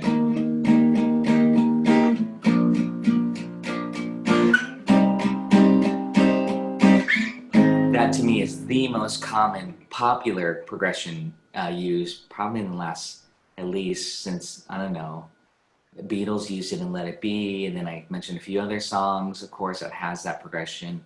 U2, of course. Just every band uses this. It's just such a great progression. That's 1, 5, 6, 4. And to be able to hear that, that's what I'm talking about. But the only way you're going to be able to know that is by playing a lot of songs and by using your theory. So when you do play that John Denver, Take Me Home, Country Roads, they're like, oh, that's 1, 5, 6, 4. Okay, so, and again, more popular songs today use that progression quite a bit too. So that's my spiel on ear training. It's just to do it a lot, be able to analyze progression so that you actually know what key you're in. And I think you know that most of you have the tools, I haven't really quizzed you on that really too much as far as like being able to see 4 chords and say, oh, I'm in the key of E flat or C minor or whatever, but I'm just giving some examples. I'm definitely not putting anyone on the spot. However, today I did pass out 2 more challenging songs. It's fun to take a progression, even if it's that common progression again, and then add some flavor by sussing out these chords. Sus2, Sus4, add 9, Sus4. You know what I mean? You get some really cool flavors that way that you might not expect, even though the band or the bass is just still doing the same old. But you get some neat colors. So that's always kind of what I like to do, is to color up a basic progression and try out some different flavors, I say. Either those are sus2, sus4, I like add 9s or some add 6s. Then I was talking about some jazzy chords, throw in some major 7s, etc. You'd be surprised how you can really start to take something that's pretty basic or plain and then start to add colors, and it turns out to be, gives it a lot of character. So to me, that's how I like to use this material. But going back to your basic question again, yeah, triads, inversions on the top 3 strings, and then go to the next 3 strings, G, G, G, you know, and then the next 3, G, G, G. You could just kind of approach it that way. There are going to be 3 for each one, and then you can even get fancy and spread it out. You know what I mean? Yeah. So you can start to have these wider voicings. That's almost like playing Blackbird a little bit. Yeah. But the interval of a tenth. So you get some really beautiful voicings by spacing it like that.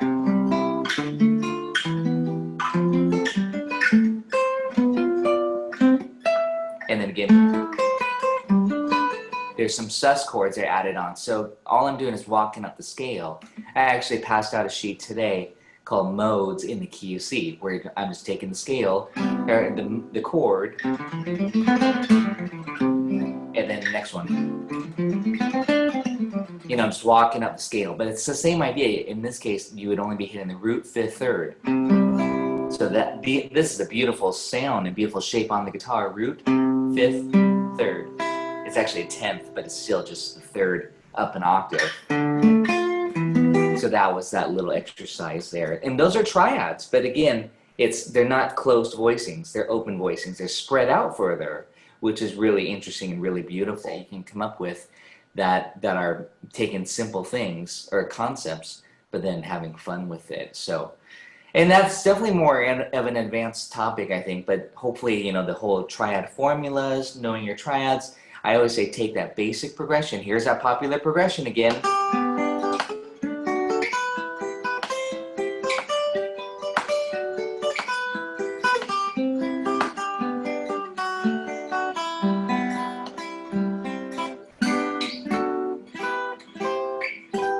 And then just have fun with it. Just have this, you know, in the background if you're jamming somebody. And your leads will start to kind of come out of that as well, your improvs. And besides just arpeggiating it, you know, you'll start to play leads. You'll have targets, which will make your soloing more melodic.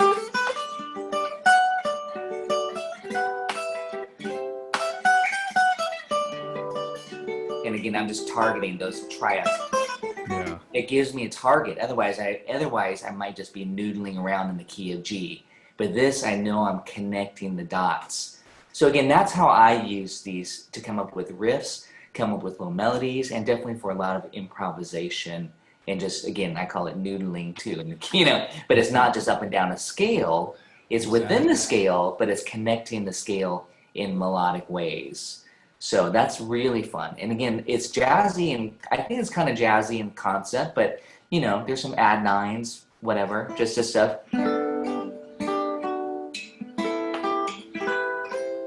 You know, it can come up with some really beautiful sounds that way that you would not expect again, I think. So, so anyways, Adam and everybody, that's the triad study. Further, I would highly recommend studying triads. I also use triads in swing jazz, where if I have an A minor chord,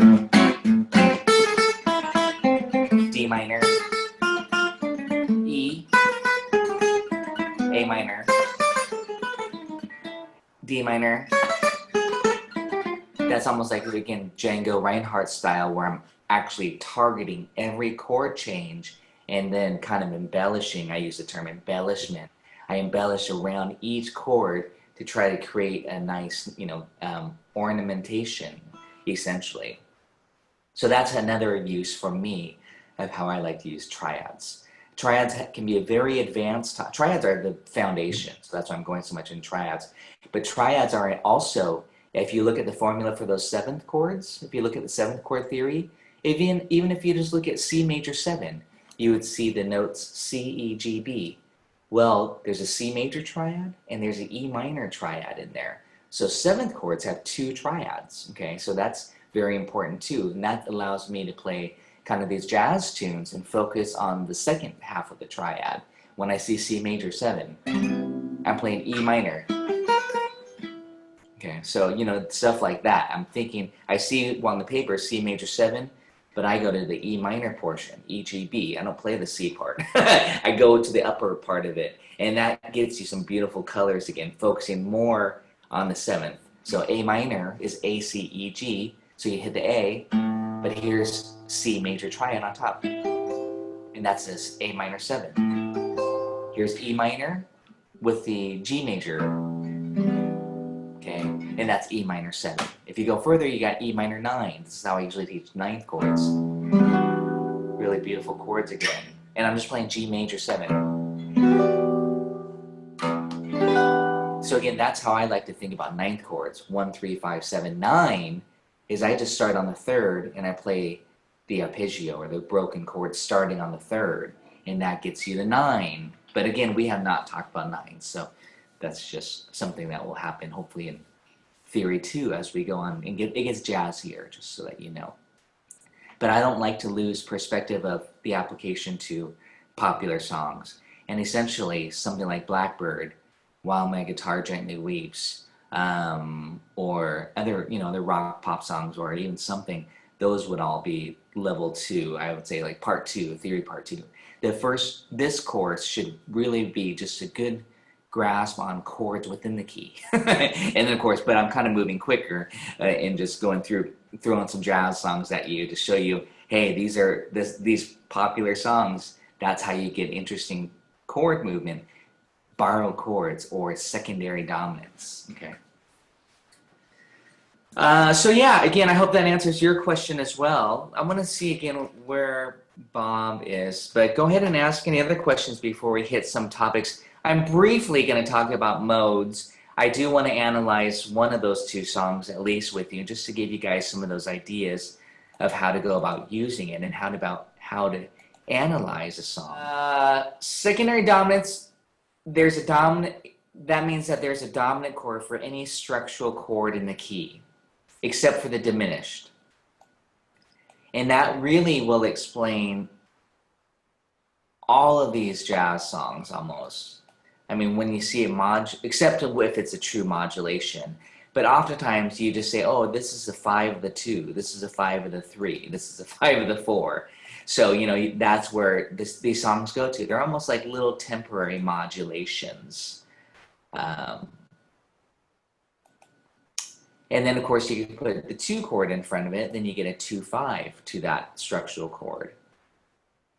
But if you look at a song like Blackbird, if you guys want to take that one out, I'll demonstrate how they use it in that song. You guys all know Blackbird. I just put a YouTube video on Blackbird today, as a matter of fact, just how to play this. If you guys have never played it, it sounds like this.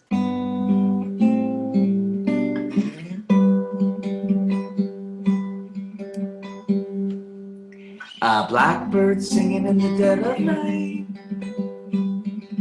Take these broken wings and learn to fly. All your life, you were only waiting for this moment to arise. And it goes on. Of course, beautiful song. I always say this is, one of the classic songs for guitar, acoustic guitar playing. To realize that key, one F sharp means key of G. So you have key of G, you have G chord, A minor, G major, the 1, the 2, and the 1. Oh, G/B. We talked about that last week. Slash just means put the G in the bass. B in the bass, sorry. You have a G major triad, but that's why you get G/B. Okay. And then G major chord. So it's just 1, 2, 1. It doesn't really go anywhere yet. And then take these broken wings and learn to fly. That's where all the fanciness comes in. So this is where, again, what you would do to analyze this is you write out all the chords in the key of G and all the 5, 6 secondary dominants in the key of G. So you have G, A minor, B minor, C major, D major, E minor, F sharp diminished, and G. You guys all knew that, right? You have your scale sheet. You know it's major, minor, minor, major, minor, diminished. Major, major, minor, diminished. And then you would go so far as to, if you're working with secondary dominants, you'd go so far as to putting the arrow down like I did, and then writing out the 6 secondary dominants. Well, 5 really, but the first chord, the real dominant is just D, D7. D is the 5 of G. And then for A minor, what's the 5 of A? That dominant chord would be E7, A minor. Okay. So far, again, just to show you that secondary dominant thing, we have G major, D7. That's the real dominant. And then back to G. Now, A minor, the 2, gets E7. B minor gets F sharp 7. C major gets G7. D major gets A7. So I'm just doing this little pattern. 1, 5, 1. But notice D is really the 5 chord. I'm just treating it as if I'm in the key of D for that moment. E minor, that was the A7 by the way, which is that chord, which explains, take these broken, that's your 5 of the 5. Take these broken wings. And then the B7 is the 5 of the 6, and it goes to the 6, learn to fly. So again, it kind of almost gives it this gospel-y flavor, I like to say. Well, Bach used it a lot too, so I mean, you get this sound. And I'm going to put the 3rd in the bass. This chart did not show that, but that's what's happening in the guitar. So it sounds like this.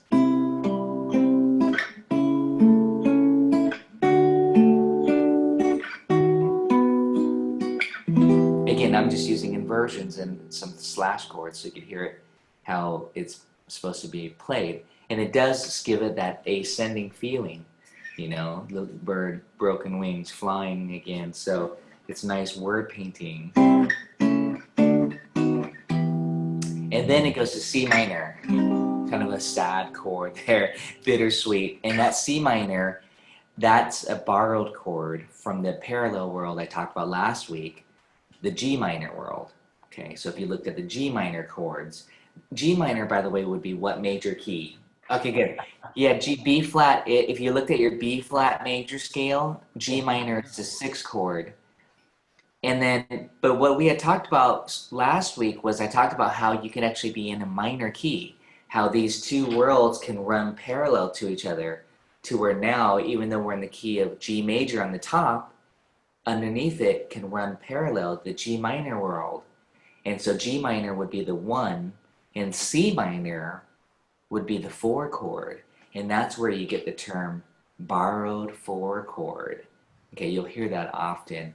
If you watch any, analysis videos on YouTube, I'm sure there's plenty for this song. But they would say, oh yeah, it's the borrowed 4. It's borrowing from the minor world, okay? And that's how you get that bittersweet flavor again, yes. Because C major would be this. Then here's C minor. And then here's G. Okay, so again, that's C minor. Beatles love that, by the way.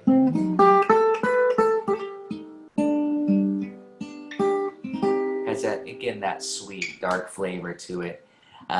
So that's what's going on there with that C minor.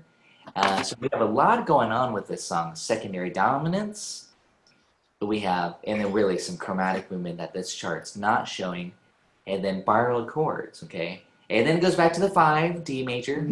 It kind of goes backwards, C major. Oh, they actually left out a chord. It goes D major, all your life, then C major to C minor. So that's another example of that major to minor 4 chord. And then back to G, you were only waiting, A7 for this moment to arrive.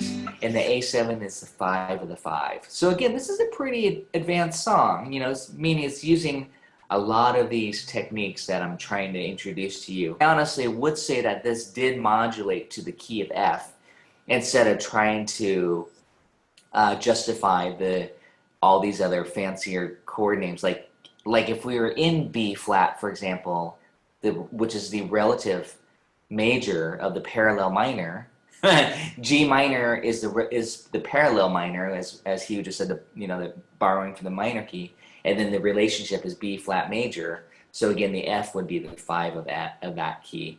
But anyways, I really think that this song does truly modulate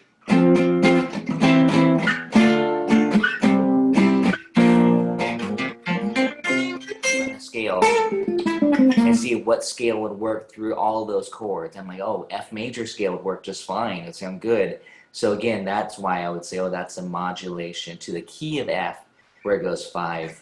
And F, if you're wondering, well, why did they modulate to F? Well, we could justify it in some different ways. It's a whole step down from G, but also it could be the 5 of B flat too, which is a parallel relative major. So if we went on to the end of it, then it's just the A7, D7, and it goes back. So really, there's not anything else that's different besides that A7, D7, which those two are prep chords to pull us back into the key of G.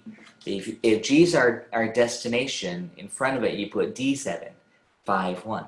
But in front of D7 you could go 5, that 5 to the 1. So you get A7, D7, G. It's a chain. And a lot of these old tunes, some of you may know Sweet Georgia Brown.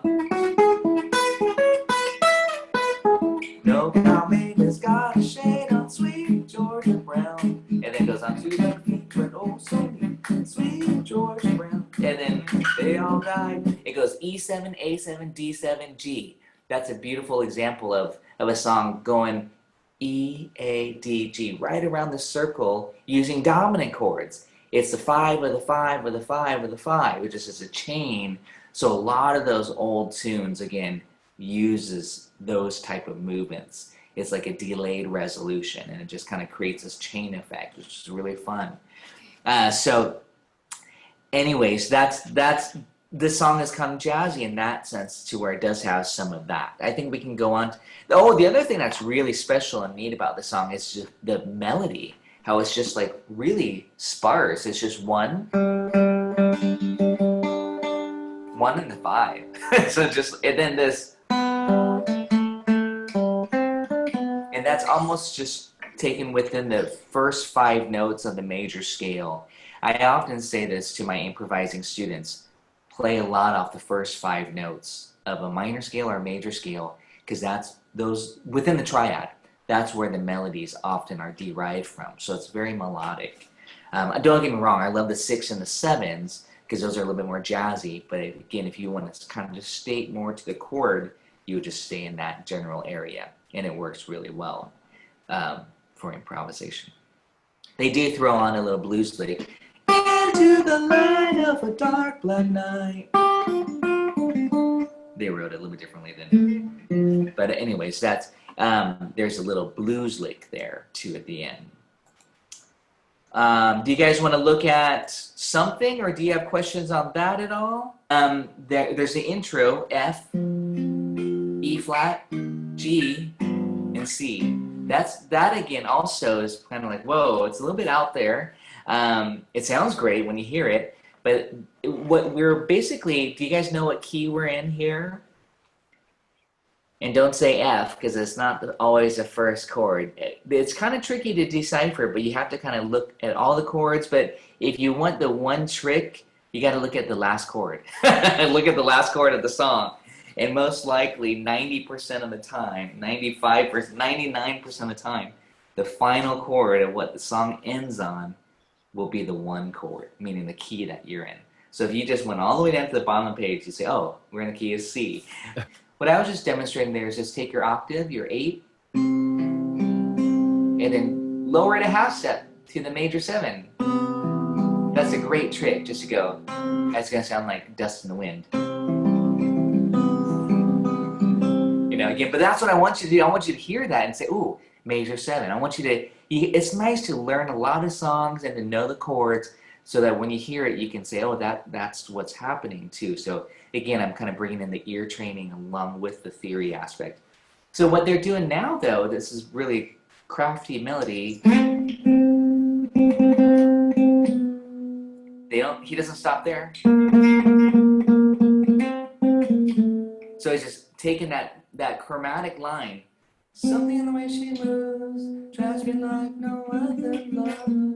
So he's kind of walking down chromatically to the A. But let's talk more about the chords instead of just a melody. You have the 1 chord.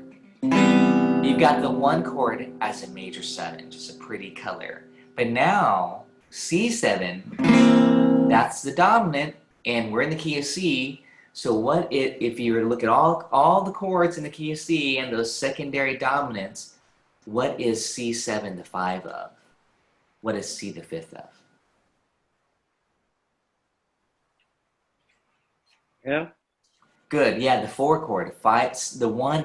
So here's the trick I always say: because this happens quite a bit, when that 1 chord, turns into dominant, it'll pull you to the 4 chord generally.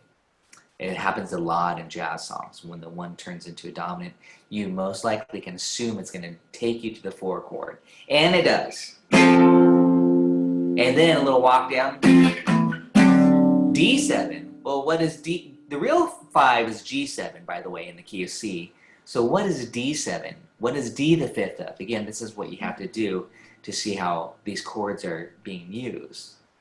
D is the 5 of G. D, here's, and I'm going to show it to you on the guitar. Here's D, here's G. So you say, oh, that's the 5 of G. So D7, something in the way she moves me or woos me. So you got G major, G's the 5. And then here's almost like that little blackbird. Don't wanna leave her now. So right there, that's just a little walk up on the G chord, but it's insignificant. G's the most important chord there. You don't have to worry about the 2 quick chords. But it does take us to A minor. And listen to what happens on A minor here.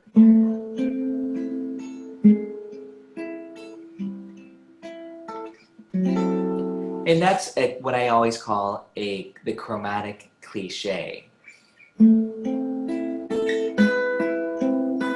Yeah, you knew it, Adam. Or it could be blue skies smiling at me. It could be it don't mean a thing if it ain't got that swing. A lot of these jazz tunes use that cliche, that walk down cliche. That's what George Harrison is using here. Don't wanna leave her now. Let's see. Don't wanna leave her now. You know I believe in how. And there again, he's staying within the first 5 notes of the scale. Very soulful, very bluesy. It's just he's staying out of the way of the cliche.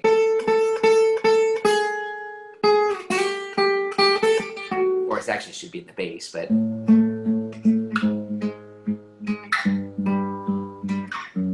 that's called the chromatic cliche. It's actually, Beatles use it in Michelle.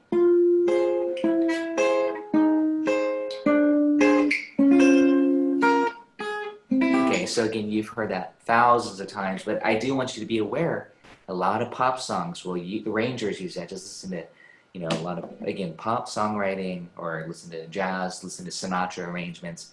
It's used constantly, or Ray Charles, that cliche. Anytime you have a minor chord for 2 measures, you might just hear that cliche. So that's what's happening there, chromatic cliche on the A minor, which is we're in the key of C. That's the 6th chord. That's the relative minor. You don't need to worry about why so much G sharp or G. Just realize it's a cliche. But it is taking us to D7. D7 is the 5 of the 5. Okay. Does it go to the 5? You would think it would, but then it throws in that riff again, the intro riff. There's your G7, and then back. Da, da, da, da, da, second verse. So the song is, again, this song has a lot of good stuff in here. From the chromatically cliche, a lot of secondary dominance, and the borrowed chord. Who can tell me what the borrowed chord is? I didn't say it yet, so I played it, but I didn't say where it came from. I showed this last week where I took that Pachelbel's canon thing that I always like to use for demonstration. And you can take any song, by the way. This is really fun. I do this with my private students. We'll take a popular song and we'll minor it all up. So we might take like Blowing in the Wind. How many? We'll go like, how many roads must a man walk down? You know, take a folk song or bluegrass song, old time song, and minor it. Mix and match. I love doing that. So again, maybe he did this at first. He's a pretty brilliant songwriter to do this. Maybe he did this. And then G7. But he's like, oh, that's too plain. I want something to grab their attention. You know what I mean? So that E flat, the borrowed chord, instead of just E minor, he took the E flat world. So again, these are all things it's fun, especially if you're a songwriter.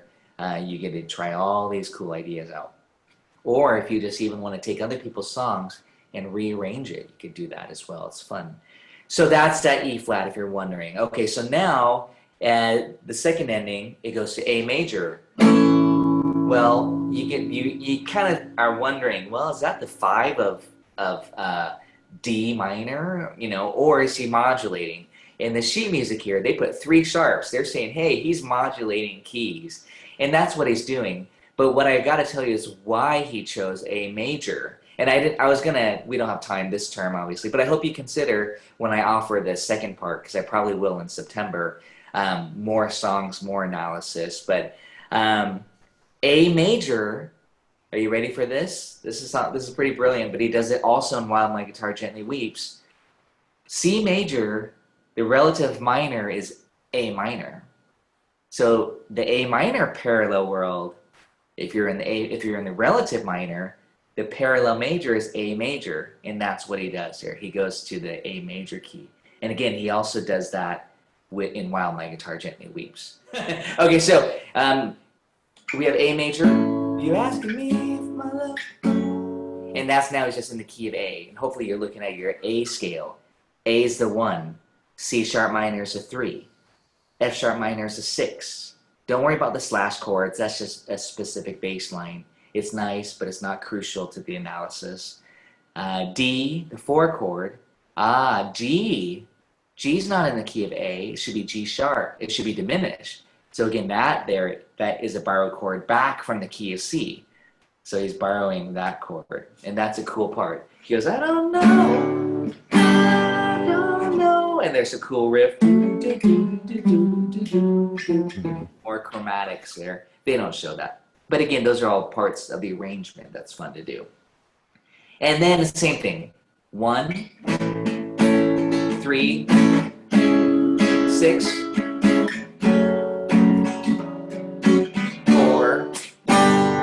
4 to the 5 of the other key, and then to C. And then there's a glow walk down. It's a beautiful solo, of course. So anyways, that's something. It's a gorgeous song. I would highly recommend that you also look at While My Guitar Gently Weeps if you like this song. He was onto something with this. He was definitely like using the similar techniques, because then you'll be like, oh, there's some walking bass, there's that movement. Oh, there's a modulation from the minor to the major key. That was definitely one of his tricks.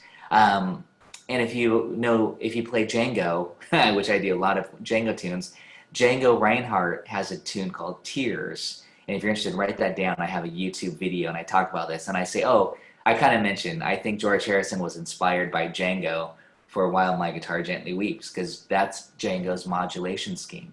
He starts off in a minor key.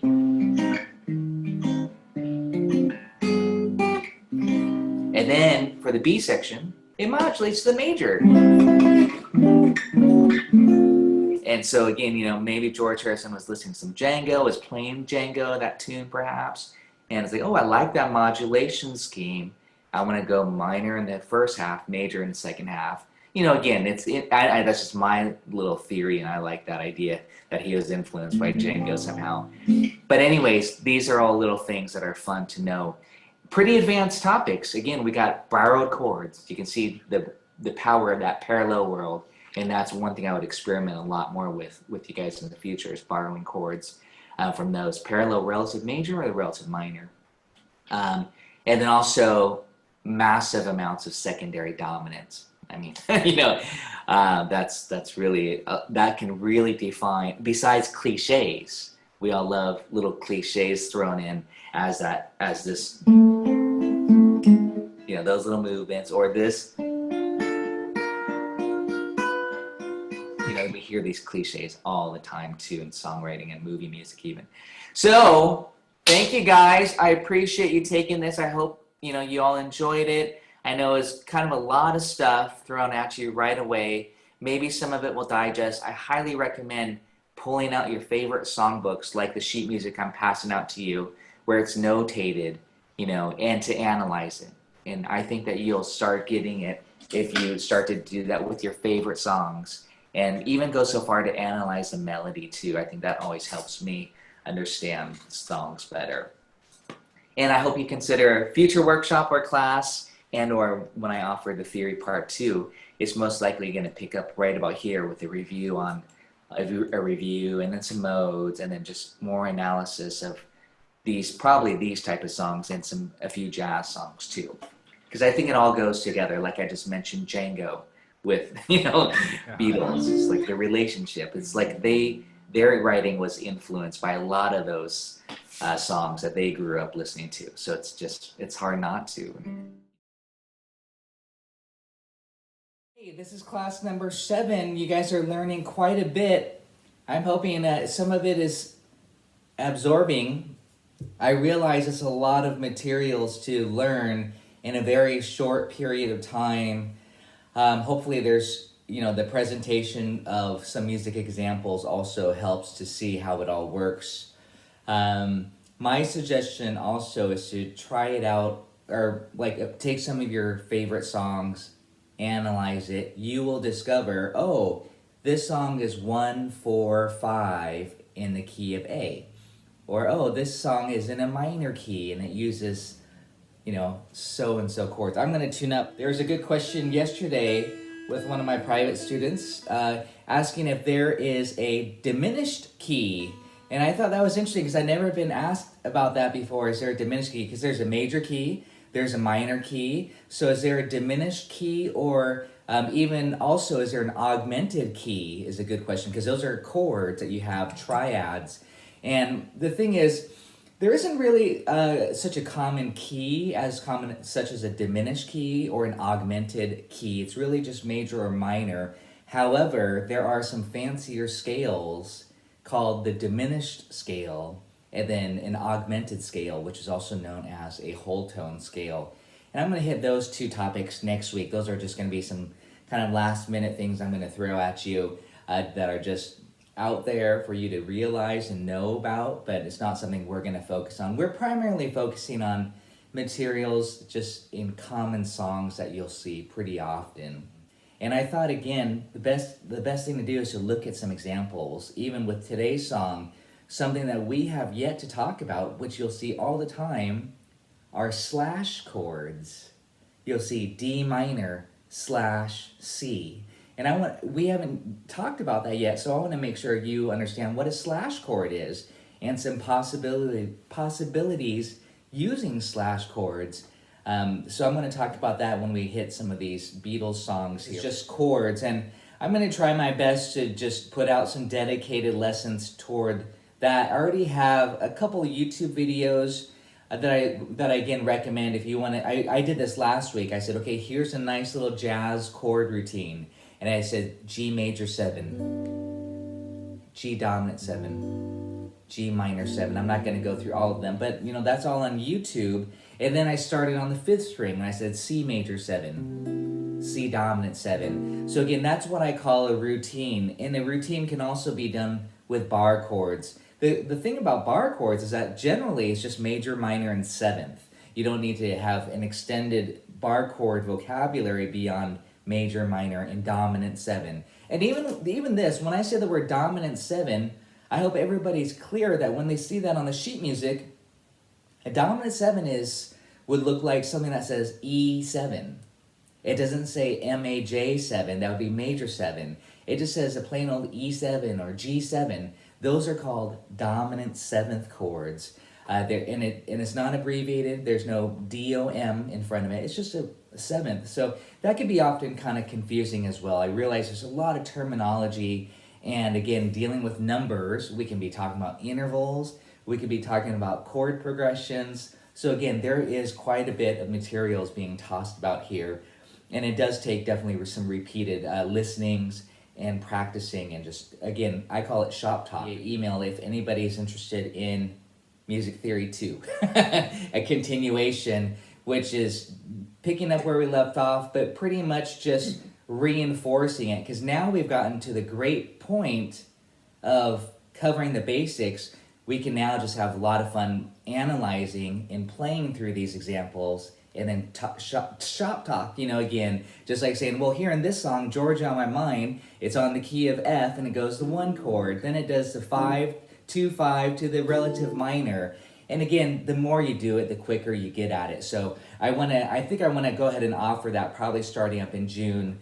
It might be just a 6-week continuation of this. But again, I feel like we're covering really the foundation, which is really nice, because now we can go ahead and say, hey, let's look at Hotel California. We're in the key of A minor. Starts on the 1 chord. The 1 chord of A minor, not C major, A minor. That's what we talked about last week, is A minor can be called the 1 chord, right? E, well, this is the harmonic minor. E is the 5 chord.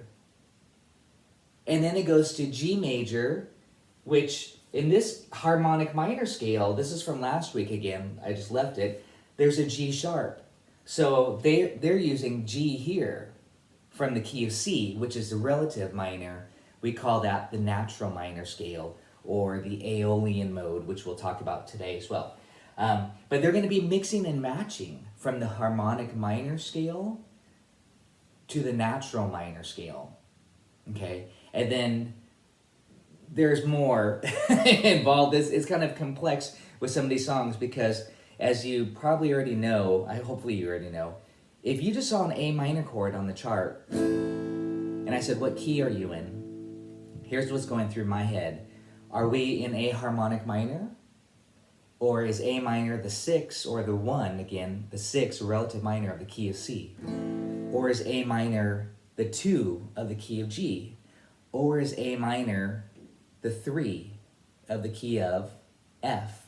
We don't know until we see it in context. And again, this is my challenge to try to find some really great examples so that you can see all these different possibilities of that. So again, just that A minor chord alone, the standalone chord, A minor could be the 1 of the harmonic minor scale. It could be the 6th degree of the key of C, which we're calling just the natural minor scale. It could be the 2 of the key of G, which would be the Dorian mode. We're going to hit the modes today. Or the 3, which would be called the Phrygian mode of the key of F. We don't know until we see it in context. So for example, here's an A minor chord. Let me turn up my loop pedal here. Okay, you're probably wondering, okay, what key are we in? So I could jam with Tracy, right? Here it is. That's a B flat major chord. Go ahead and look at your scale sheets. Tell me what key are we in? Just that 1 chord right there gives it away. B flat major. What key are we in? Exactly, but I'll let everyone think about that. Right there, 2 chords can instantly tell you what key we're in because of that 1 chord I gave you after it. Okay, B flat major. Out of those keys, there's only 1 of those keys that contain a B flat major chord. Does everyone know? Are you looking at your scale sheet? So look at your scale sheet. Remember, A minor could be the 2 it could be the 3, it could be the 6, okay? Or it could be in the harmonic minor scale, but there's no B flat in that key either. It's B natural and it's diminished. So I'll break it down. In the key, first of all, if we're in the relative minor, key of C, it's B and it's diminished. Okay, that's the 7 chord, but this is B flat. So what about A minor? So we're not in the key of C. And we already know that key of C has no sharps or flats anyway, so B flat's definitely not an option. So what about the next key of, how about I'll say the key of G? A minor is 2 of the key of G. Well, if you look at your G scale, you have G major, A minor, B minor. There's no B flat major, right? So it's not in the key of G. So the last option is the key of F. Okay, so look at the key of F there on your major scale sheet. And again, that's going to be the most important sheet for your reference to know what key you're in. If we're in the key of F, we have F major, G minor, A minor, 3, and then B flat major. That's your 4 chord. So if you saw a chord progression on this song, you're like, I really love the song, what key are we in? I'm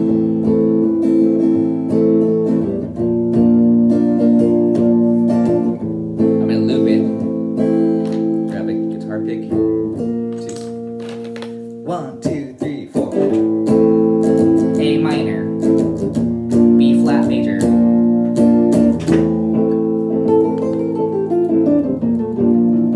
Here. So here's F.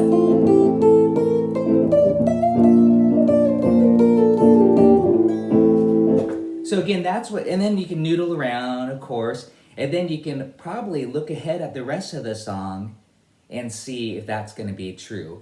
But that right there just gave it away. Just like this chord progression. I'll show you another quick trick here. If you went like this. 2, 3, 4.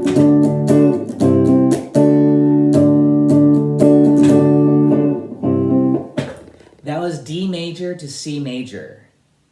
What key are we in? Yeah, D major to C major. What key are we in? Who knows right away? Easy. Why is that one easy? Because 4 and 5 are major.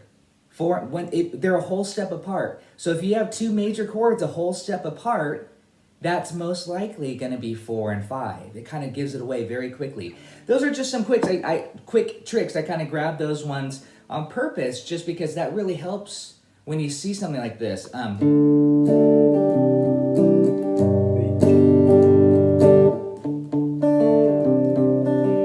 That was D and C. When you see that D major and C major, you're going to say, oh, that's 5 and C is 4. So we are in the key of G. Okay. So again, those just like this 3 to 4, that's a half step, and that's the only key of the previous one, key of F. That's the only location where 3 is the 3 is minor, and then the 4 is major. So again, those are some things that just through analysis, you'll discover that you can quickly find what key you're in. However, something like, I'll show you an example that's not so clear. If I did G major to A minor, 3, 4.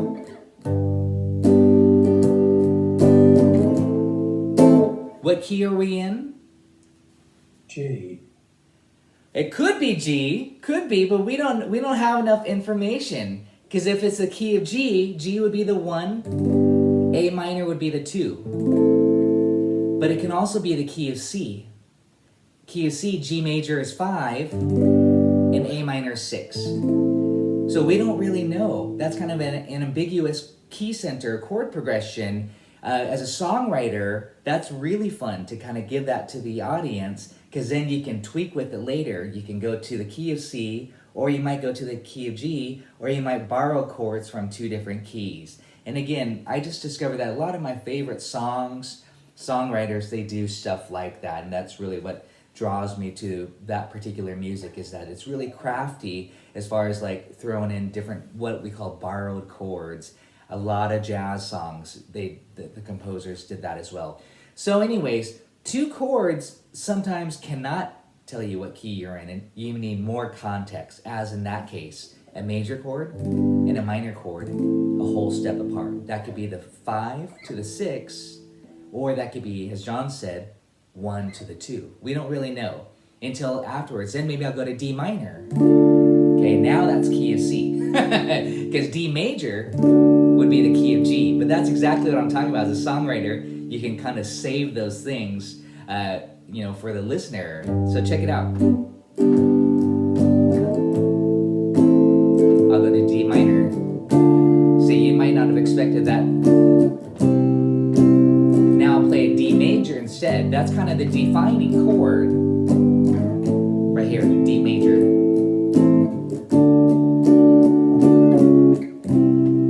And then I'll go to D minor for fun. See, so that there I played with that one note. It happens to be the F sharp or an F natural. That's what defines key of G versus key of C. But those are the really subtle things. When we look at the songs today, you're going to see that with the Beatles, George Harrison in particular, that he tweaks with it to where it kind of borrows from different keys. Like you might say, are we in the key of C major or A minor? Wait, he's borrowing it from the harmonic minor scale as well. Same thing with Hotel California. Let's actually start with Hotel California. This is A natural minor, meaning key of C. The natural minor, the relative minor, okay, is, in this case, A is relative to C major. Hopefully you all remember that trick. Minor is 3 frets below the major. So this, if I said A minor, what major? You'd go C major, okay? And you remember talking about that last week. If I said E flat major, what minor? You go do, do, do, do, C minor. Again, that's the quickest way. I always recommend using your instrument, because that's, you can think about it. I'll give you just one music school story. I always say this because it kind of stuck with me all these years, many years. 8 a.m. in the morning, these time theory tests, exactly what we're working on, intervals, scales, and all that stuff. But these fast tests that you have to be really fast at your theory. I was sitting there doing an interval quiz, and I looked over in the classroom at all my colleagues there, and everybody was doing this. They're all doing their instruments respectively, visualizing their instruments. And I was thinking guitar, but again, it really helps to visualize your instrument. In this case, if I said E flat, E flat is here, then that's major, and that's the relative minor, C minor. So, of course, just visualize your fretboard. We're all pretty much guitar players here. If I said F minor, or uke players for that matter, here's F minor, what major? A flat major. Okay, that's how fast knowing your relative major and your relative minors are. And that's really important for pop music, because if we're in the key of A flat major, you can play F minor. F minor pentatonic especially, that's again more application.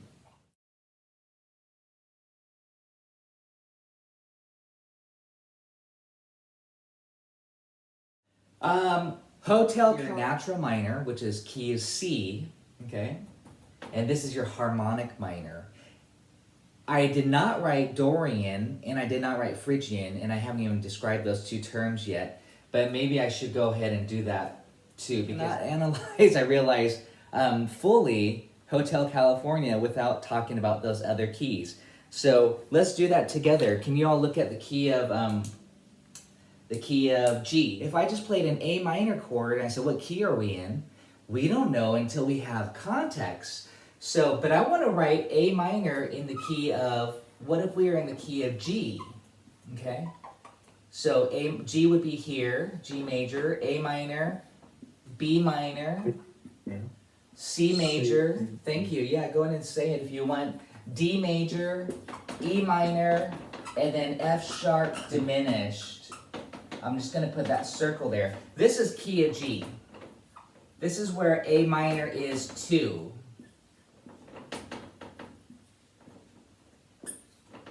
Right here. This is the 2 chord.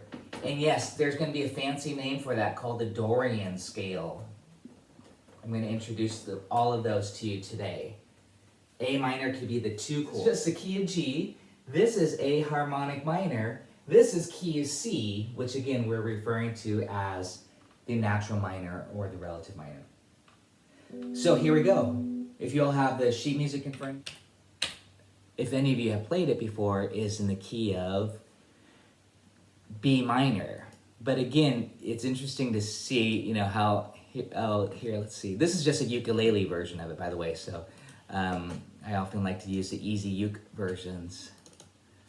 Okay, so the first chord here, we're just gonna start right, and this is, again, in the key of A minor or C. There's no sharps or flats. However, you have to understand that there's a lot of borrowing, as I mentioned, in minor keys. This is quite a common thing.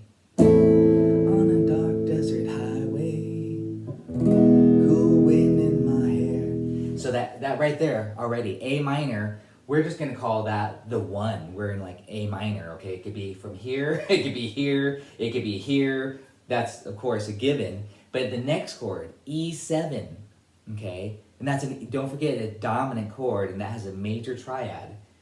Well, there's only one option. In the key of C here, it's E minor. In the key of G, it's E minor. But as we talked about with the harmonic minor scale, it's the 5 chord. So basically, that's 1 to the 5.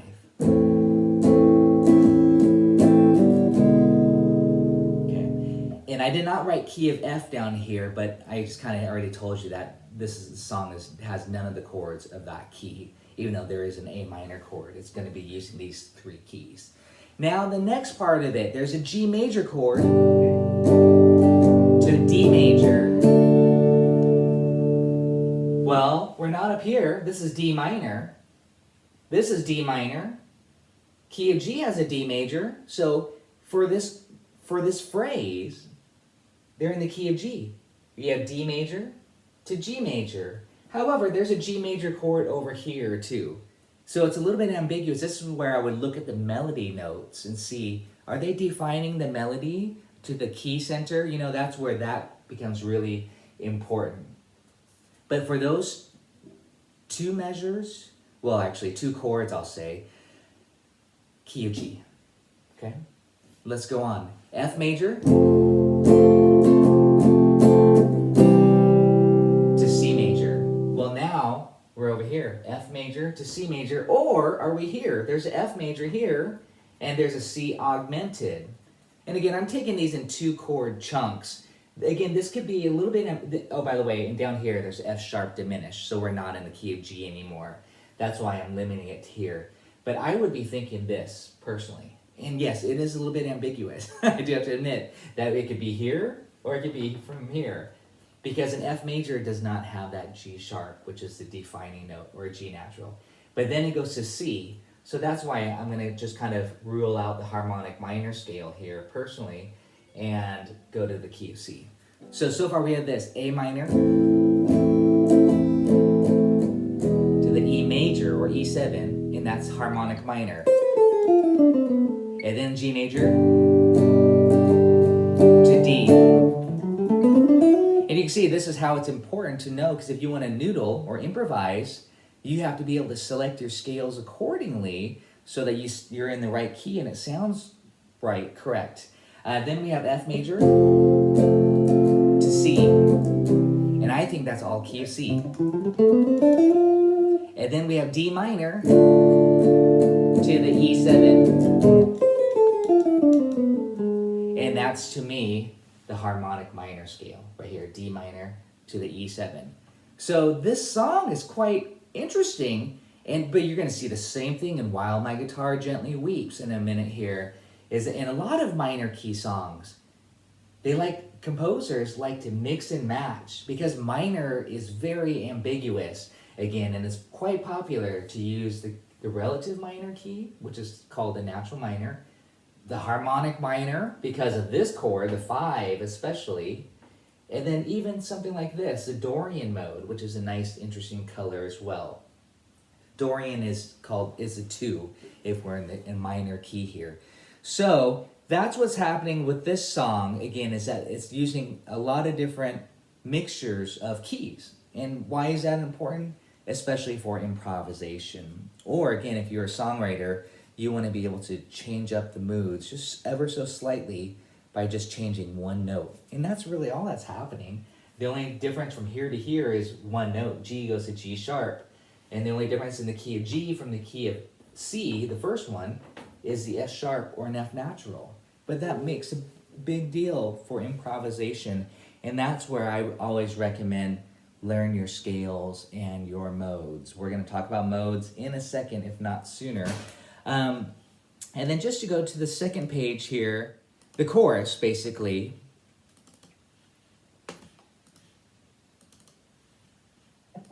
The chorus goes here, living it, or welcome to the Hotel California. F to C, just like before. Well, that's actually, is that F major? Is F the 1 and then C's the 5? Or is that key of C, where F is 4 and C is 1? And that's what it feels like to me. Again, it's hard to know. The melody doesn't tell us because there's no B or B flat note being played. But that's where you want to use your ear.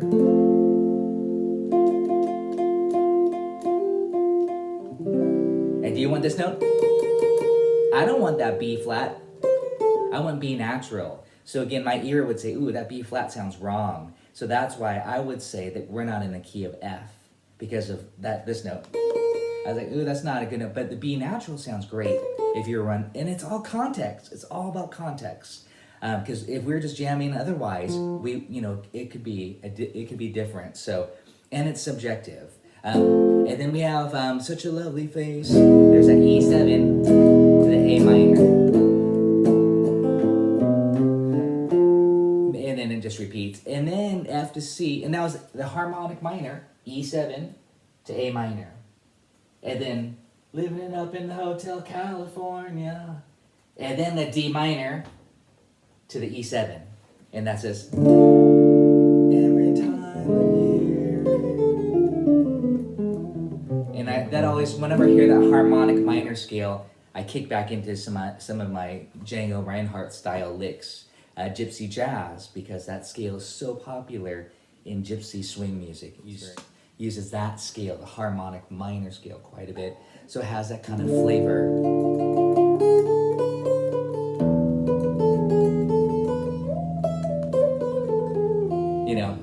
That which is also kind of associated a lot with Latin music too.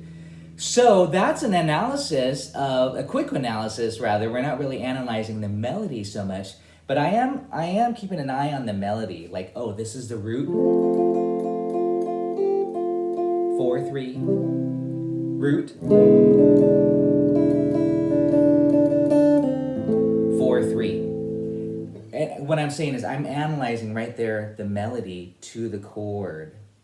That's another level of analysis, is what makes a song sound the way it does. And this is what I usually do with my solo guitar classes and workshops, is we play a song in what I call chord melody style, where you're actually learning the melody with the chord, and then you have to analyze it, and then you learn, well, that's the root, that's the 3, that's the 5. Or in this case, there's some neat little patterns. 4, 4, 3, 3, 4, 3, 3. There's some patterns, which really gives it some a strong, unified melody, is when composers and songwriters find these melodic patterns and they develop them. Okay, well, that's, again, Hotel California for your enjoyment there. You can, of course, jam on it. But now you know, oh, I got to learn my harmonic minor scale. And then when you hit the G,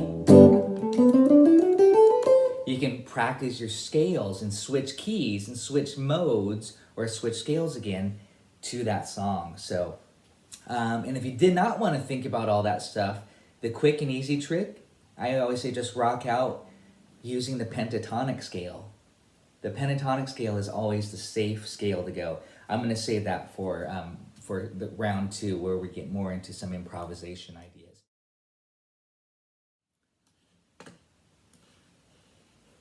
This song has become popular again on the internet because there's a really epic version with Prince jamming with Tom Petty and You guys have probably seen it on the A minor slash G, F sharp minor 7 flat 5, D minor slash F, A minor,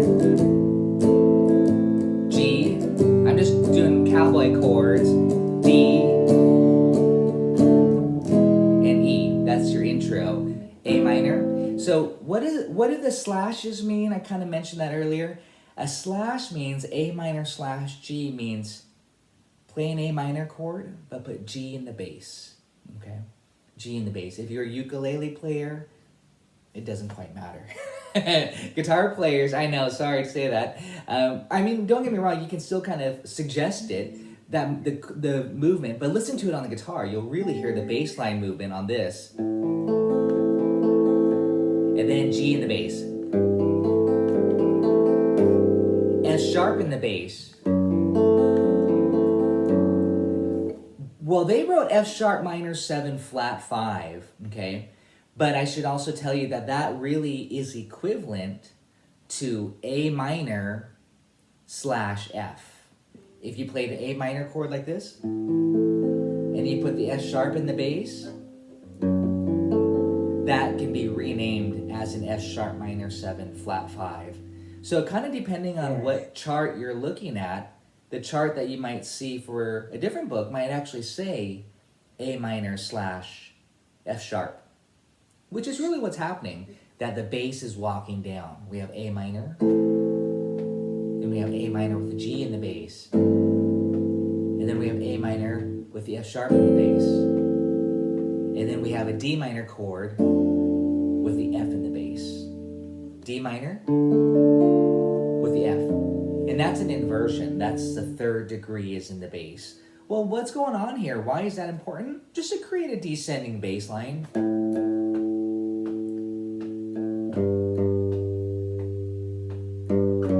In this case, you know, a cool bass movement. And then it goes to A minor, to G major, D major, and then E major. Or of course that could be thought of as E7, and that's the intro, but that's also the verse too. So let's analyze this a little bit here. The first chord is A minor. Like I said, we're in the key of A minor, but that can mean a harmonic minor or a natural minor. The first chord doesn't really tell us A minor. We want to see what comes after it. A minor slash G, well, that's not from the harmonic minor scale. We know that. It could be rather, I shouldn't say probably, but it could be from this key of G because it has a G in the bass. It could be this because that also has a G. Now the next chord tells us a little bit more information. I said F sharp minor 7 flat 5, which is equivalent to F sharp A C E. Again, it's an A minor triad with the F sharp in the bass. That's right here.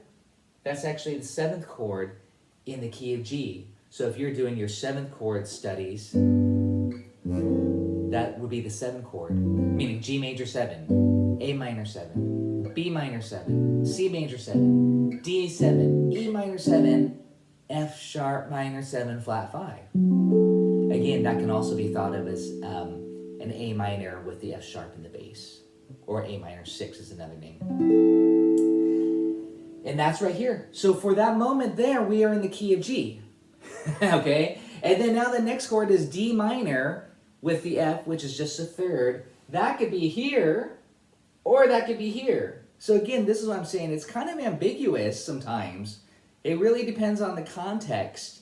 And then it goes to A minor, which of course is the general color that we're in, the minor key. And then G, which could be here or here. Sorry, it's so ambiguous, but that's how it is sometimes. But that's the beauty of it, is that, well, hey, what key are we in there? It's like, I always say you have to run a scale, and there's always going to be that one note that either sounds good or sounds bad. That will determine what key you're in, especially when they share, common notes. And then it goes D major to E major here. And again, here's a D major chord, and then here's E major chord. Okay, we're borrowing chords, the 5 here, the 5 here. But again, to me, this is where I would just loop this chord progression and I would start to run some scales. and figure out what I prefer, what you prefer, again, as far as the analysis goes.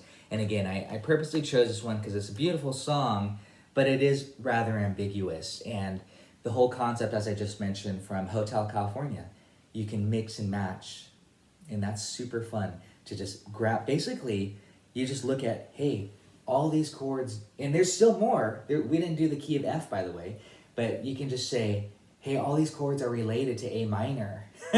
I'm going to just kind of try to write a cool song or a cool chord progression that mixes and matches from these different minor chords. I highly recommend this again. You know, if you're interested more in this, grab a piece of paper, write these down, try to write a chord progression using some of these. Please feel free to mix and match, meaning you might have D major, and then all of a sudden you go to D minor. Then you might go to E7, you might go, you know, you can come up with some really cool chord progressions. And again, it's always fun to see these in context on a classic song. So let's go on. That's the whole verse, that D major to the E7. And then now, check this out. A major. It goes happy. Well, kind of happy. I don't know why. So now it's a modulation. And they even changed the key signature right here on the sheet music. They put 3 sharps. What key is 3 sharps in, by the way? Key of A major. So the first half of the song is in the key of A minor. And now you know, I hope you know, that when I say key of A minor, that's pretty general. It could be from 3 different scales. It could even be from more, but I'm just limiting it to this because this is the most popular for now. Again, sometimes you don't need to have too much information. I'm sure this is enough information. But now, this part of the song kind of goes sweetly to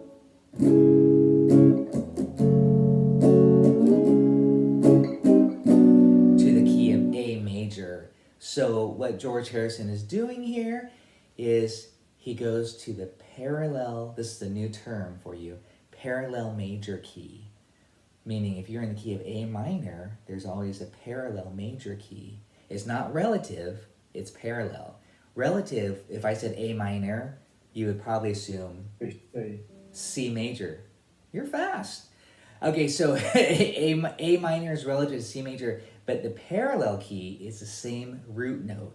And again, we'll go back to this if we have time, and I'll demonstrate as I did some of those songs where we switched keys. Last time I said you can make these minor keys, and then I was kind of demonstrating a few things. That's super fun. Well, that's almost like what he's doing here. Instead of A minor, it's A major. Okay, then instead of C major, it's C sharp minor. And instead of F major, it's F sharp minor. And that's the parallel key of A major, okay, to the A minor world. But again, just to reiterate, A minor is very general. But now this is pretty clear. If you look at your A major scale sheet, or sorry, if you look at the A major scale, A is 1, C sharp minor is 3, F sharp minor is 6. It's very much in the key now. C sharp minor is 3, B minor is 2. Let's keep going on. Let me get rid of the, never mind those circles. B minor is 2, stays on the 2, then E. D slash F sharp, don't worry about that, that's not too important. It's just kind of a walking bass line, but E7 is the 5. So let me say that again. A is the 1, C sharp minor, 3, F sharp minor, 6. This is all of A major. I shouldn't be looping this because I would be jamming on this. And then E is the 5. And it repeats. Whoa. See, that was bad. I was playing the wrong song there. 3, 4, 1. B minor to the E7.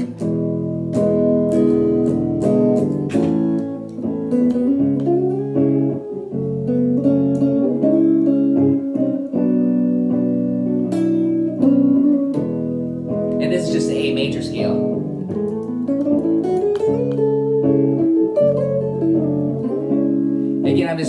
showing you the noodling portion of it. When you're an improviser, you got to know what key you're in for the moment at least. And this is easy because now we're just key of A. You don't have to like try to navigate. Am I in harmonic minor? Am I in the natural minor?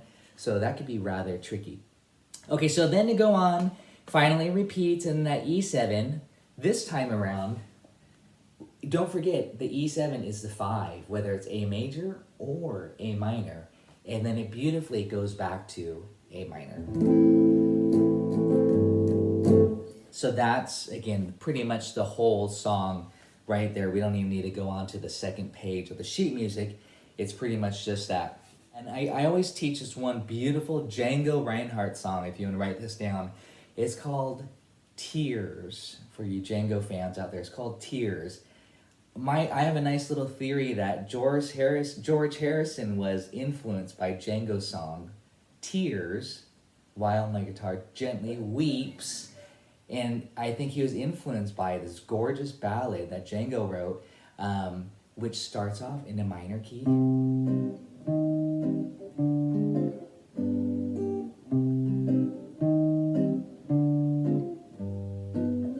Beautiful and you know, dark in the minor. Then it gets really happy on the B section. So my theory is, I think he was playing Tears or listening to it, and somehow he kind of used that same scheme. Minor key for the A section, essentially verse in this case, pop songwriting, and then the B section to the parallel major key. So in Django's key, it was C minor, and then he goes to C major for the B section. In George Harrison's song, it's A minor, and then he goes to A major for the B section. Very similar, some similarities.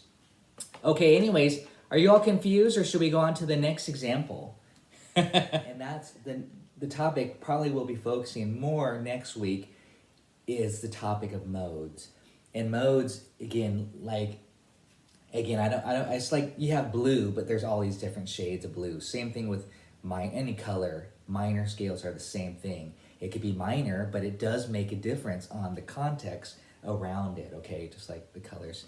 So let's go ahead and take a look. I'm just kind of cruising through these songs at Something, another George Harrison song. And you know, I try to follow that because I think having those slash chords are really nice. By the way, just one more topic on slash chords. Slash chords, again, means you have a chord on the left side and then a slash and then the bass note. Sometimes the bass note is another note within the chord, meaning 1, 3, or 5, or even the 7. Sometimes it's a non-chord tone. F major, E flat, G7, and C. That's the intro there. So what key are we in? Well, for those that I've already kind of looked on, we're in the key of C. But this song is very unique that it uses a lot of borrowed chords, and it has a modulation, a really cool modulation. But I don't have it written behind me, so you'll have to refer to your scale sheet right now. In the key of C, C major's the 1 chord. Something in the way she moves. C major 7, just a nice pretty color, jazzy, I always say. And we'll come back to that intro riff in a second. Now C dominant 7. Once I see that dominant chord, that's pretty much saying, hey, I'm probably going to be a secondary dominant, meaning I'm the 5 of a structural chord that I'm going to go to, and that's what it does. C7 is the 5 of F. C is the 5 of F. Are we in the key of F? Not really. It's just the 4 chord of the key of C, but it's kind of, a jazzy way of using it. C7 goes to F. And then the next chord, D7, something in the way she moves me. So D7 is the 5 of what? In the key of C, D is 2. D is minor. So that's not in the key of C. This song is using a lot of secondary dominance. D is the 5 of G. He's the 5 of G. So we have the 5 of the 4, the 5 of the 5. I would think he's going to go to the 5 of the 6, but he doesn't. So it goes to the G major, and it goes G, A minor, G7. That's just like a walk up. But then it goes to the A minor.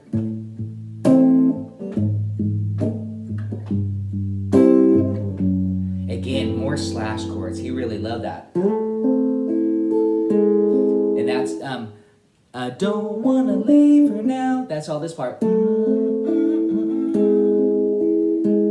Yes, very similar to Stairway, right? So that was A minor slash G sharp, A minor slash G. By the way, here's a G sharp, and here's a G, so it's kind of, he's borrowing, he's creating a little chromatic movement there. And then D7 slash F sharp. F sharp's the third, but D7 we already know is the 5 of 5, meaning the 5 of G. And G is the 5 of C. See how this can be kind of confusing? And then it goes to F major. And back to the top. And there's a little riff there. F is the 4 of C. E flat is a borrowed chord from, you ready for this? C minor. C minor is that would definitely be my first choice as a songwriter or an analyst, is to be looking at the chords of C minor, as we just mentioned earlier, the parallel minor key. If you're wondering, well, what is C minor? What's the relative major? Here's C minor. Go up 3 frets. E flat major. Well, hey, there's that E flat major. So again, that explains it. It's just a borrowed chord from the parallel minor. So that F major, E flat major, and then the 5, G7. Don't worry about the D there, so much the bass. And then back to C major, back to the top. But the second ending, it goes like this: F major,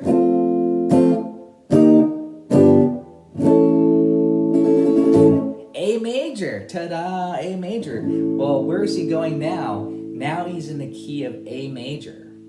Kind of like the While My Guitar Gently Weeps scheme.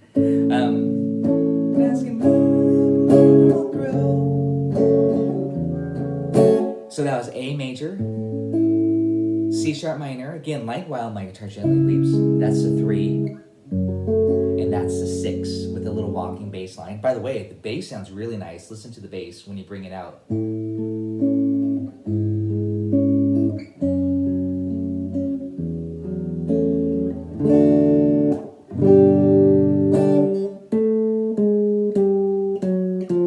Little chromatic riff. The sheet music didn't bother with that part. But again, he modulates. What I want to tell you is that this is a cool modulation scheme. It ties in, but you can see how fun and kind of convoluted this can all get. Why A major? A major. Why does he switch keys to A major for the B section? A major is the parallel relative key of C major. C major is A minor.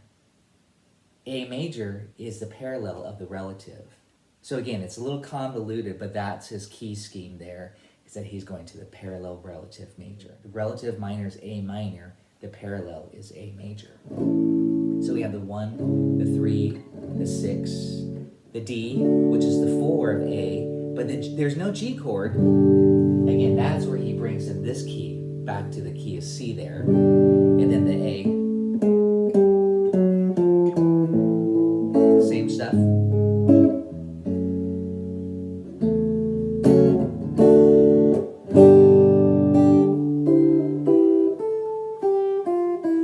And then he pulls us back to C. It's so seamless, and he ties in that motif. The D, D, da, da, da, da, da. First time was the key of A. The second time was the key of C. It's pretty brilliant again when you really analyze it, how he's using these devices, but also again these motifs and changing it to modify. Then it goes back to the guitar solo. And that's pretty much the whole song. But if you look down at the very end, this is really beautiful. He brings back that intro, or kind of like an interlude riff. Do, do, do, do, do, do. That's A major. Then he does it again. Do, do, do, do, do, do. Key of C. is it A major there, or is it the relative parallel? And then he resolves it finally to C. It's pretty fun. Anyways, that's something. It's a very unique song, very gorgeous song, as you all probably know. It's got a lot to offer for analysis. Hey, give that some thought. Next week, I want to end the term with modes, and we'll probably look at another tune, maybe Georgia on My Mind, as I mentioned, and Yesterday. Those are actually very similar, and just to hopefully try to, again, see how all of this stuff works. And I'll see you all next week. Have a great week. I'll give you an example. You can try this with me on your instrument respectively. Here's a C major chord.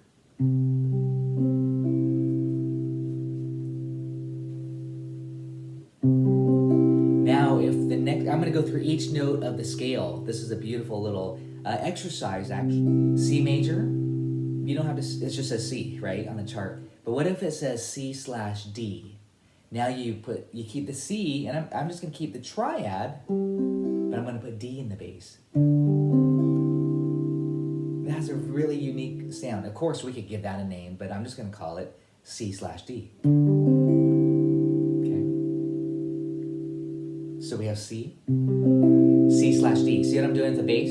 And I'm keeping these 3 notes steady, because that's this triad. But we have C major, C/D, C/E, and that happens to be the 3rd of the chord. Okay, I love the 3rd. It's very melodic to have the 3rd in the bass.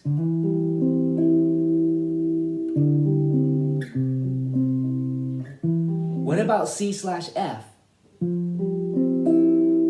That's really pretty.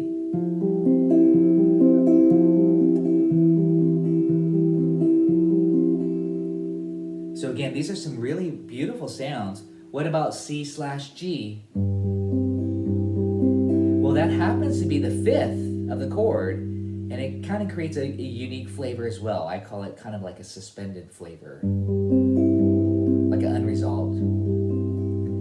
What about C/A? Well, that one also has another name. Many of these can have other names. This is just called A minor 7. You wouldn't necessarily say C/A, you would just say A minor 7 on the chart. But anyways, it's C/A. C/B is this. And then back to C. I'm gonna go descending so you can hear what it sounds like with the bass movement. C, C/B, C/A, C/G, C/F, I'll do a big stretch here, C/E, C/D, and C. And you can just mix and match. This portion is just a C chord.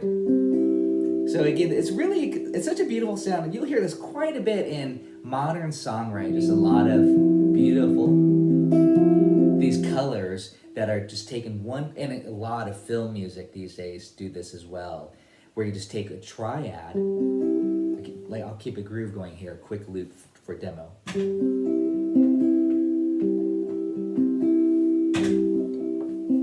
That's a C triad, but here's C in the bass. Maybe F. E. Notice the C triad just repeating. D. Maybe G. For a little bit of color, G sharp, a little dissonance, and then to A. You know what I'm saying? It's like there's so many possibilities with these slash chords, but oftentimes you'll hear slash chord in this context.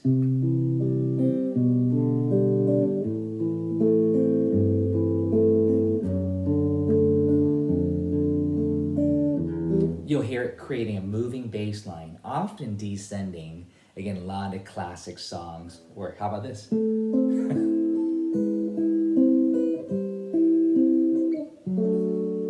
That would be all those. On the sheet music for Stairway to Heaven, you'll see A minor / G sharp, A minor /. You'll see all these slash chords, again, the bass movement.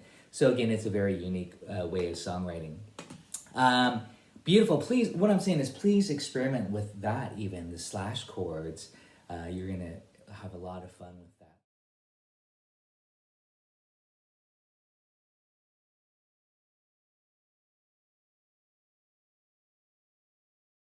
Hey everybody, welcome to Music Theory class number 8. Let's get started. It's a really nice way to demonstrate modes for string instruments because I've written them out for you already kind of vertically, but as you can tell, I really love the one string approach. So playing on the length of the string, and that's what this worksheet is for. It takes time and you have to try to apply it right away. You need to just try to apply it to some songs that you're looking at. To me, I think this is important to say that the main topics that we've covered so far is, we've covered like a lot. So starting with the chromatic scale, we derive the major scale, and pretty much the music that we're playing comes from that major scale. But not only that, the major scale, of course, 7 notes, whole, whole, half, whole, whole, whole, half. You know that there's 12 of them. Every major scale has a relative minor. Which degree is it? Go ahead. Yes, the 6th degree. Thanks, Leah. 6. It's the 6th degree. The trick, if you're a guitar player, go down 3 frets and you're on the 6th. So again, just to reiterate that exercise, if I'm on A, if I'm in the key of A major, what minor? F sharp minor, okay? And if a song is in the minor key, even though we also have learned now that minor keys are very ambiguous and they're oftentimes extracting from the different modes, which I'm gonna talk further today, and or the harmonic minor scale, but still they're generally referred to in relation to the relative major. So if I said D minor, you're gonna go up 3 frets and it's relative to F major. So meaning if you knew that the song was in D minor, you can assume that many of those chords, not all of them of course, will be derived from F major. And that helps a lot. And then you would also have to look at the D harmonic minor scale, you know, because that's such an important scale. Why? It changes that one note. Which degree? The 7th degree. 7th degree, raised to 7th, creates a leading tone. Okay, that's very important. And that creates the 5 chord, the dominant, okay? And then along that topic, the power of the dominant chord, the 5, we had the concept of secondary dominance. Again, that brings in a whole bunch of other chords that we can use in songs.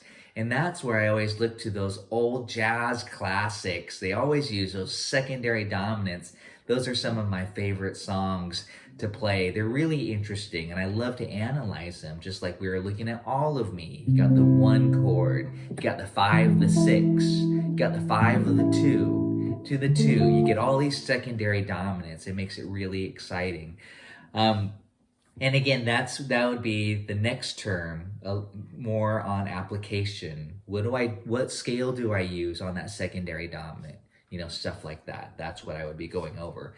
And there's not just one scale, obviously, but it kind of gets us into some jazz improvisation. But it can really be applied to anything, as I was demonstrating last time with Hotel California. And I was saying, well, I would do this scale here and this mode here. And that's, again, you know, it gets complicated. The quick and easy thing to do often would be to use the pentatonic scale or the blues scale, but specifically the pentatonic scale, which the blues scale just adds 1 note to it anyways. I'm talking about the minor pentatonic minor, right? The parallel relative. It gets kind of confusing.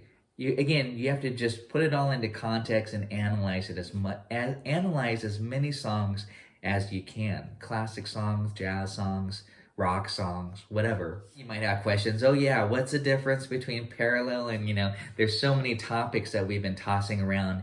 Not only that, another big aspect, and you'll see this on the worksheet today, I made sure I wrote out the formula for every scale. That to me is essential, that you can talk in terms and understand in terms of numbers, the formula. If I said play me 1, 2, 3, 4, 5, you would do this. You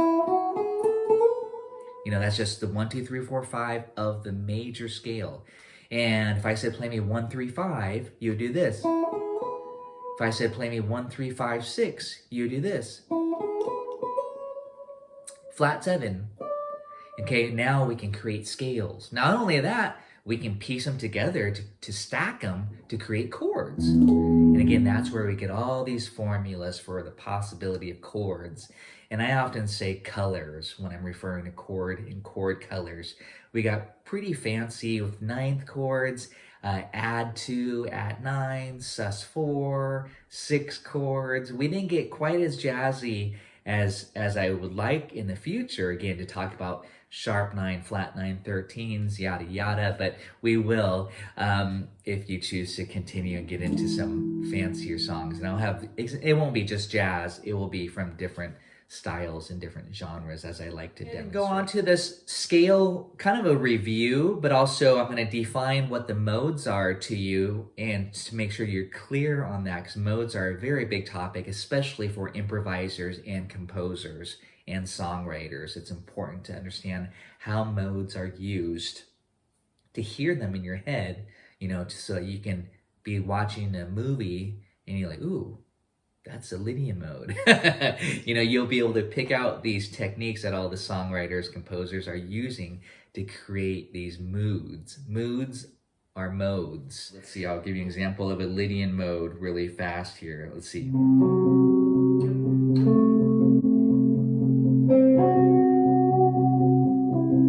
That's a Lydian mode.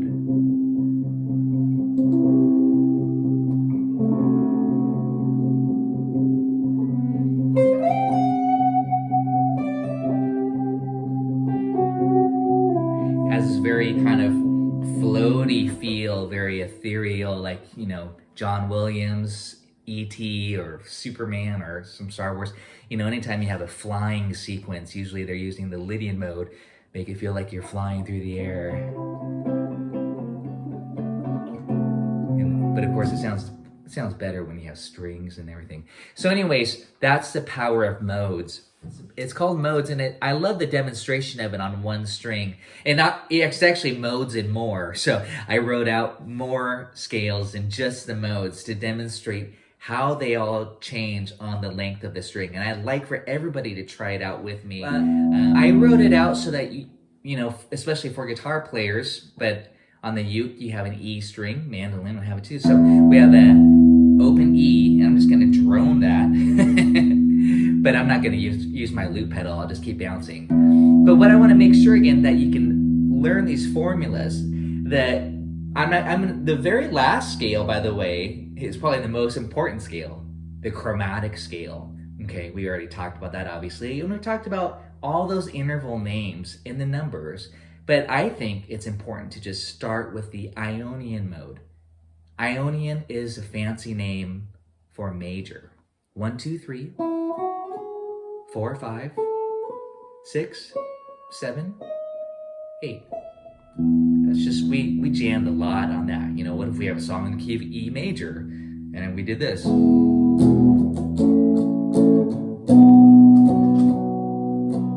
Mode 1, 2, 3, 4, 5, 6, 7, 8.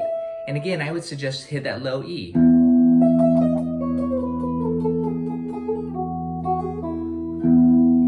And just improvise. Isn't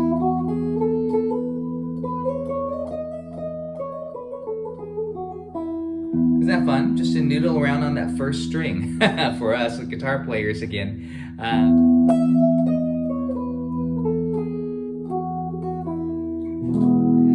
So now the next mode is called the Lydian mode how I wrote it. So what we do to create a Lydian mode is to sharp the 4. So check it out. We have this, I'm going to take that same scale, but I'm going to sharp the 4.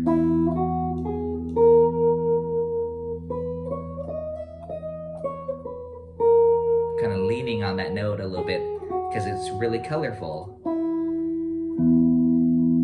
And this is where, again, if I if you want to at home, you can just create a loop. You can just play E chord.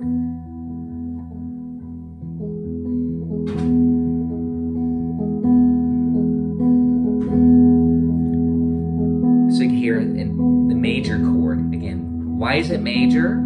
You see the 1, 3, 5? That's major.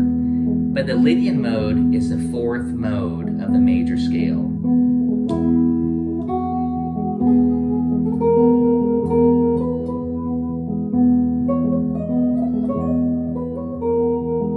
Yeah, don't be afraid of that sharp 4. It's very kind of atmospheric.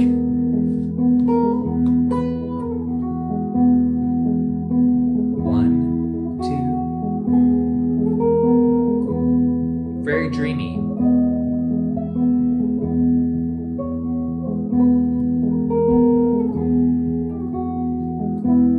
Quick quiz, Lydian mode. If we're on E Lydian, what key are we in? Lydian mode again is the 4th mode. What is E the 4 of? E Lydian is the 4th mode of B. And right there, that itself, that's all modes are. Modes are just knowing what key you're in and starting on that specific degree.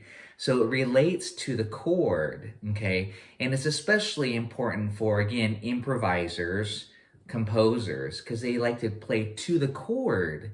So this E chord, E major chord, you might assume, hey, we're in the key of E. But as we talked about before, not necessarily true. Context. In this case, we're saying Lydian, which is key of B, okay? So that's another very important thing to do, is to relate it to the key center. And I'll just keep quizzing you on that, any of you. So we have E Ionian. So please look at the news sheet here. I'll leave this one popped up on the screen here so that you can see it. Actually, let me just zoom out just a little bit. So E Ionian, E Ionian, what does that mean? Major scale. Hit your low E, or if you're a uke player, listen to my E.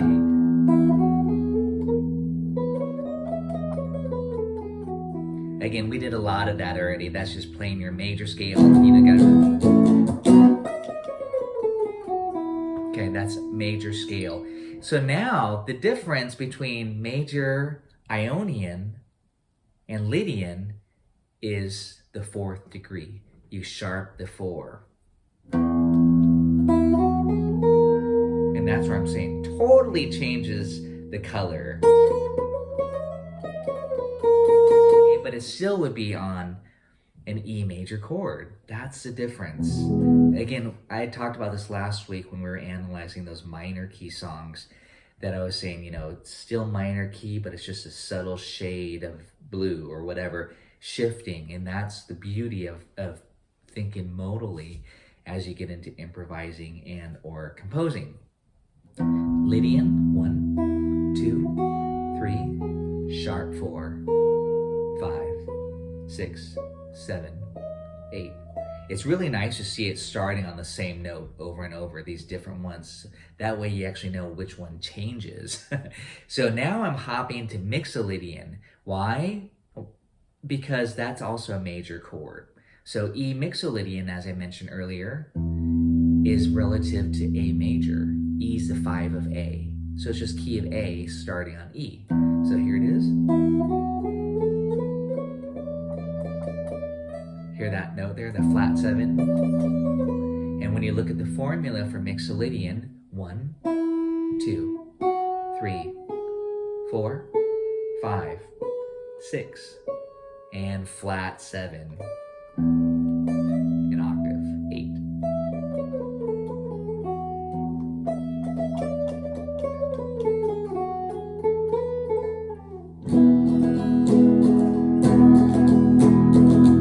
This is where I like to set up a loop.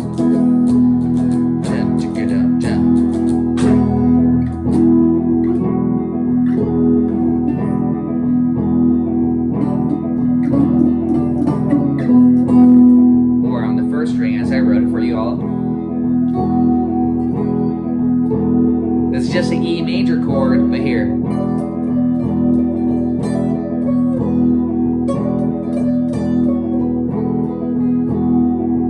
You may say, oh yeah, I've heard that sound. That sounds like Norwegian wood.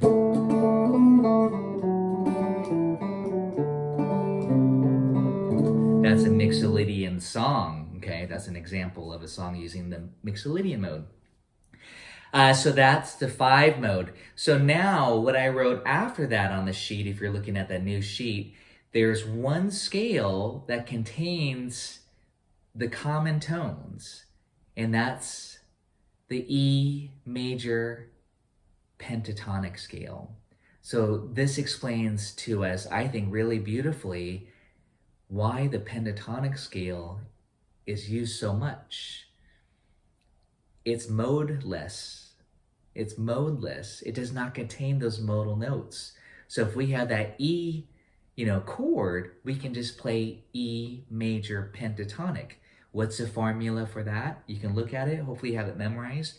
1, 2, 3, 5, 6.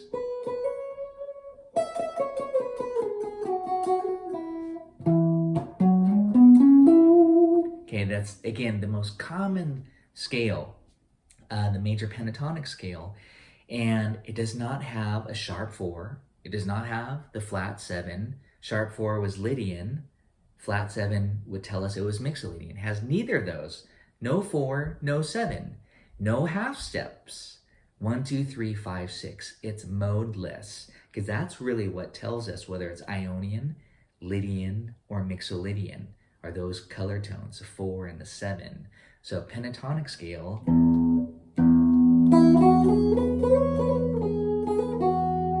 that's where as a songwriter or composer, we can actually be shifting 3 different keys underneath that and writing a cool chord progression while the melody, and that's what Blackbird kind of does when we look at the Beatles' Blackbird in a minute. But the melody is very simple and it's taken out of those notes, and then the chords are just all over the place. Switching keys, borrowed chords, but the pentatonic just floats right through that beautifully. So that's the power of the pentatonic. Now let's go to the minor modes. That's going to be the Dorian, which is 2, the Phrygian, which is 3, and the Aeolian, which is 6. And remember, the harmonic minor scale is not a mode. It's its own scale altogether. Same with the melodic minor, which we're not going to worry about today. So here is E Dorian. Dorian is 2. Question for you. If I said E Dorian, what key are we in? Dorian is 2. What is E the 2 of? You're looking at your scale, you're like, oh, E's the 2 of D. So we're in the key of D. Key of D major, the 2 chord is E minor. And that would be the E Dorian mode.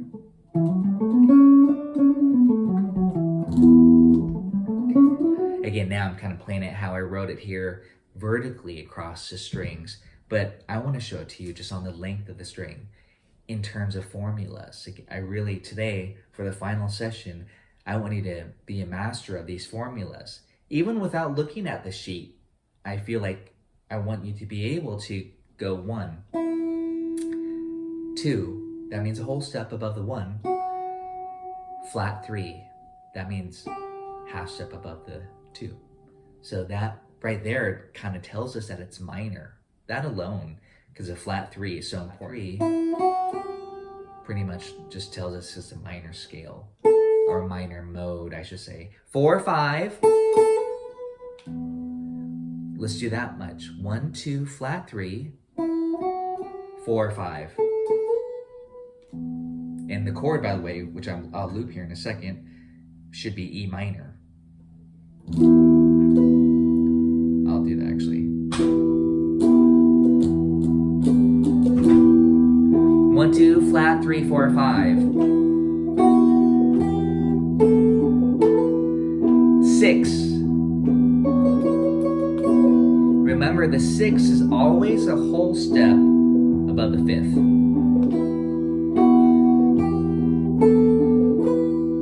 6.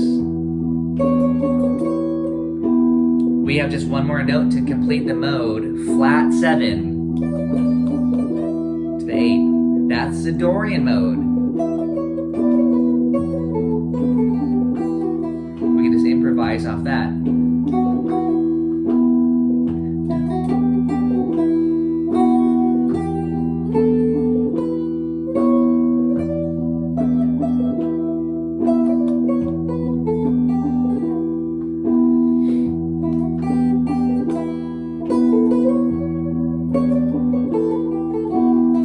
Great mode.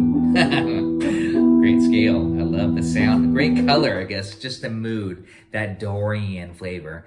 Used so much in jazz. Phrygian happens to be on this sheet here that I have up. The mode theory sheet. Phrygian is the third. Phrygian is the third mode. E Phrygian means we're in the key of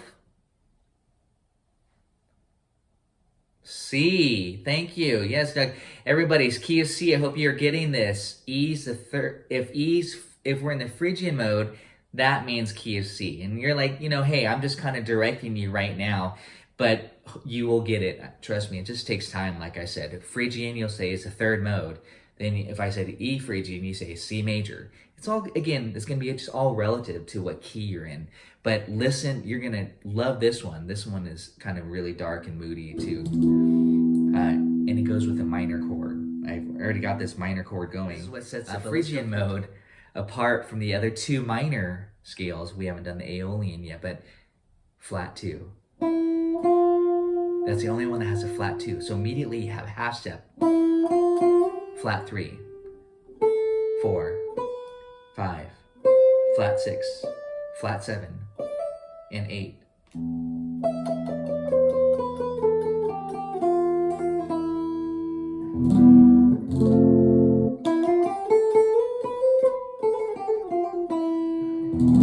And I'm actually going to an F chord, just like I'm in the key of C. That's actually was a little example last week. I did these 2 chords, E minor to F. I said, what key? And that just kind of gives it away really quickly. 3 to 4, whenever you have a minor chord a half step apart to a major chord, that's probably going to be the Phrygian mode. And again, these are just little tricks that you'll learn. And that's key of C, but it's E Phrygian. Actually, let's loop that for your jamming. Here we go. I'll go to F chord, why not? For that Phrygian mode.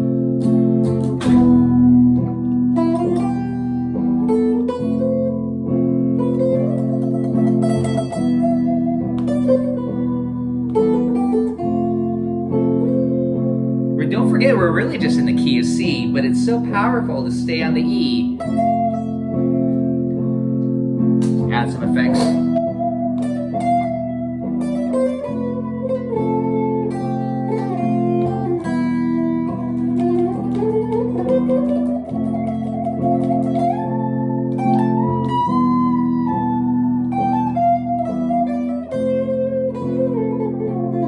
We can instantly create that mood or mode. That's the Phrygian mode. We, very associated with kind of more Spanish style guitar, Latin music as well. It's pretty dark.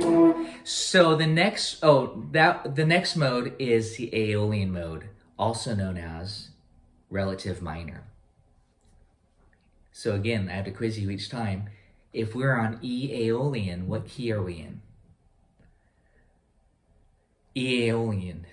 And so, again, look at the Roman numeral. Aeolian is the 6. And in this case, go up 3 frets. That's a quick trick I was saying. Go like this, E. We're actually in the key of G major by playing E Aeolian. So, that's the bigger picture.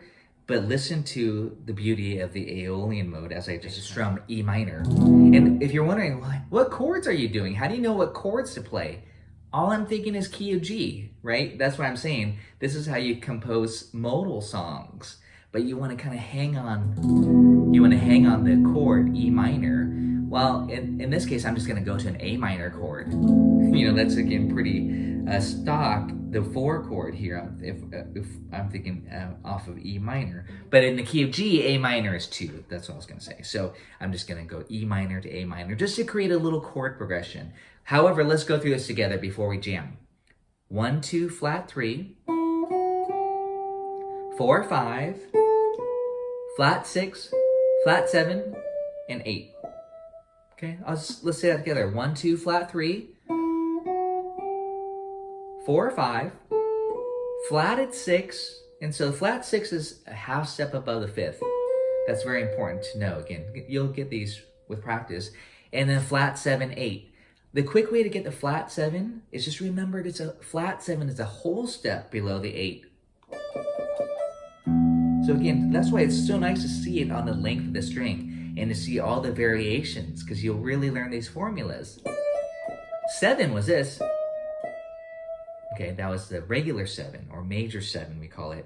That's in the harmonic minor scale, but we won't worry about that right now.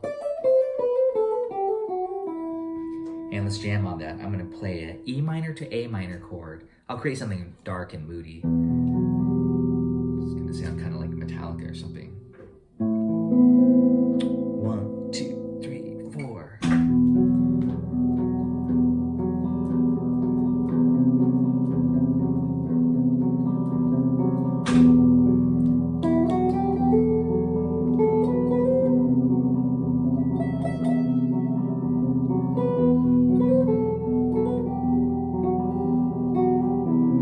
And yes, it's true. Again, we are just in the key of G. Does this sound like a G major song to you? Not to me. This is where the beauty of the modes come in. E really feels like home. This is an E minor Aeolian chord progression.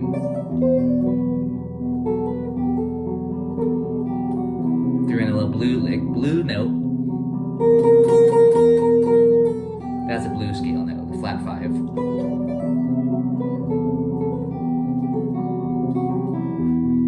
Okay. Hours of fun. You're gonna love playing and experimenting with modes. It's just so fun. What does that mean? Oh, play G. Okay, yeah, thanks, Doug. I have that loop going. Check out what I'm gonna do. This is really interesting. This is a good contrast, a good example. You know how I said E minor Aeolian is key of G? Well, here's a G major scale. But listen to that major scale in the context of the chord. And this is why chords are so important to know, what mode, what number. I keep talking about Roman numerals. Roman numerals now can directly be related to modes. In this case, the 6. So listen to the progression. I'm just gonna run a G major scale.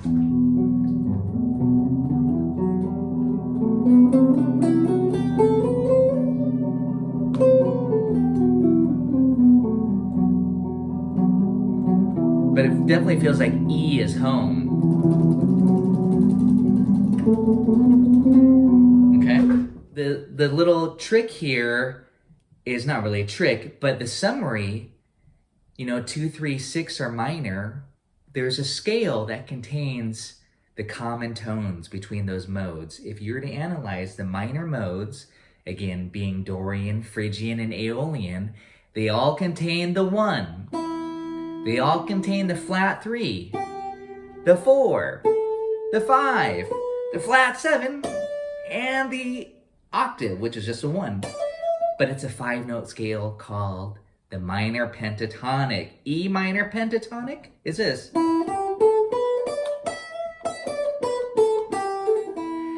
And if you were to look again at those other minor modes that we just did, if you were to look at Dorian, Phrygian, and Aeolian, again, just off of the root of E in this example, they all contain those common tones. 1, flat 3, 4, 5, flat 7, and 8.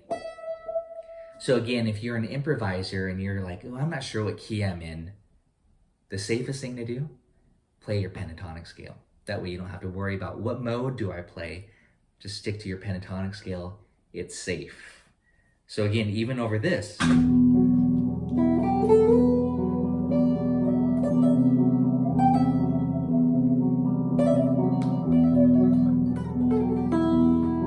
It's like rock guitar anyways,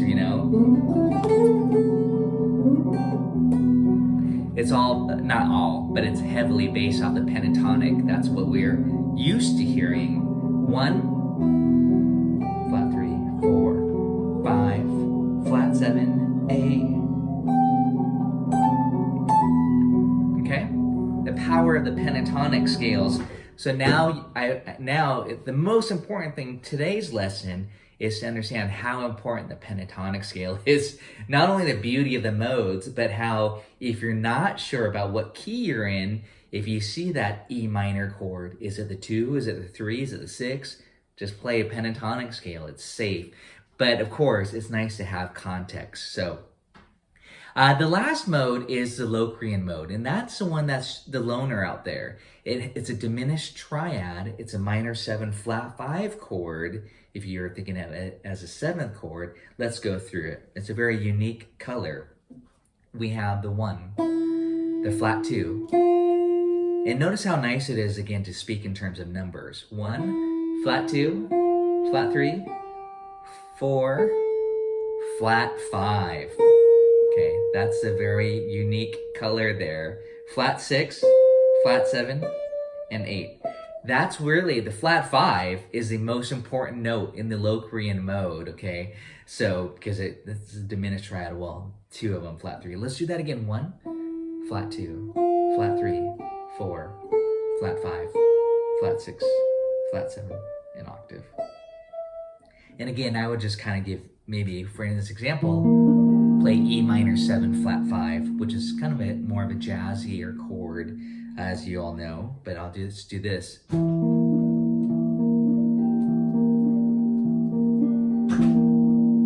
on loop here. Oh, that was a really bad loop. Anyways, let's do this together.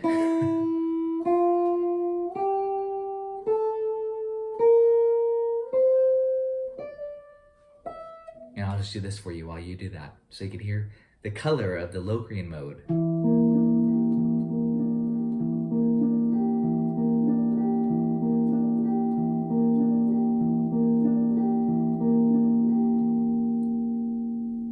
What key are we in? It's subjective, or we don't. It's ambiguous. But again, the Locrian. If you're doing the Locrian mode, I know you're in the key of F, because F Locrian is 7 and F is 1. Okay, E Locrian. I have to say E. E Locrian is 7 of F. So I could be doing an F major chord progression. And you could be going, you could be running that scale because you are a mode of the big picture. So modes are interesting again because they're kind of used often as a standalone color. If you're on one chord for a while, it's nice to be able to know what scale specifically or mode to play. Bobby, you have a question? Know what key? Exactly. Pentatonics are great because pentatonics are very ambiguous. So I'm just going to come up with a quick example of this, and I'm going to go through the process with you. I'm going to play A minor pentatonic. Okay, think about this, everybody. A minor pentatonic. I'm going to loop a riff. I'm not sure what I'm going to do. I'll just do this, kind of a repeating figure.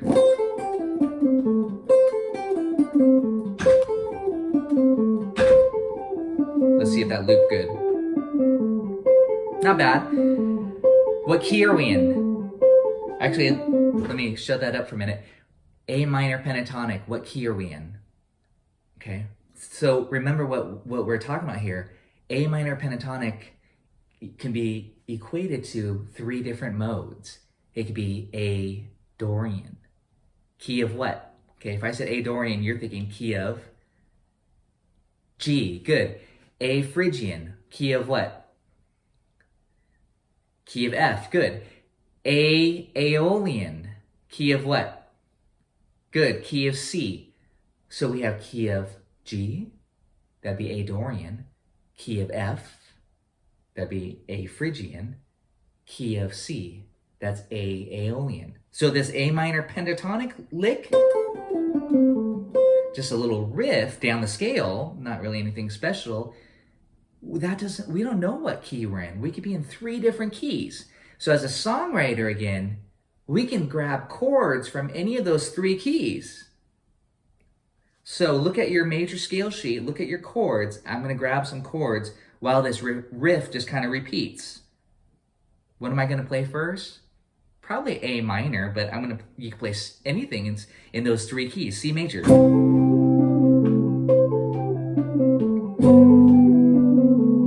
G major, F major. See, I'm in the key of C here. C. G major. A minor. How about B flat major? That's an F. A minor. F.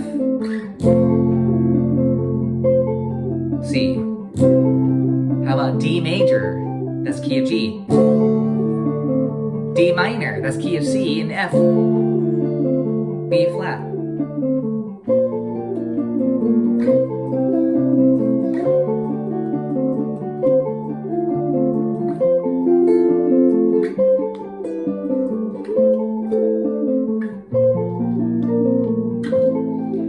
So I was actually mixing and matching chords there from 3 different keys while this loop guitar was going, that was just an A minor pentatonic. So that's the beauty of pentatonics, is that it's very ambiguous. It's safe, actually, when you're soloing and you see a chord and it says A minor.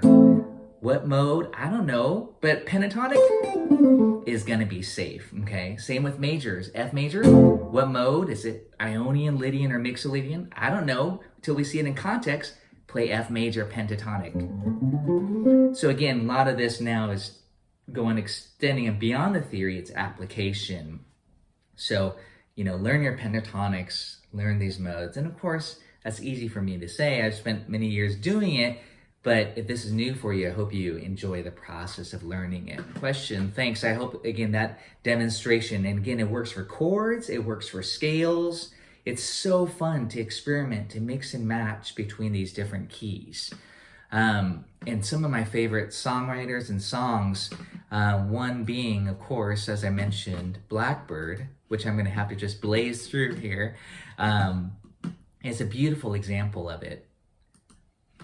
Can you all look at Blackbird? Do you have that downloaded from yesterday's example? I'm gonna just kind of go through this, and I'm just gonna, again, go through it rather quickly before we end today's term, or today's class and term, with Blackbird by the Beatles, a great song to analyze. Using all these tricks, borrowed chords from the parallel minor key, the relative minor, right?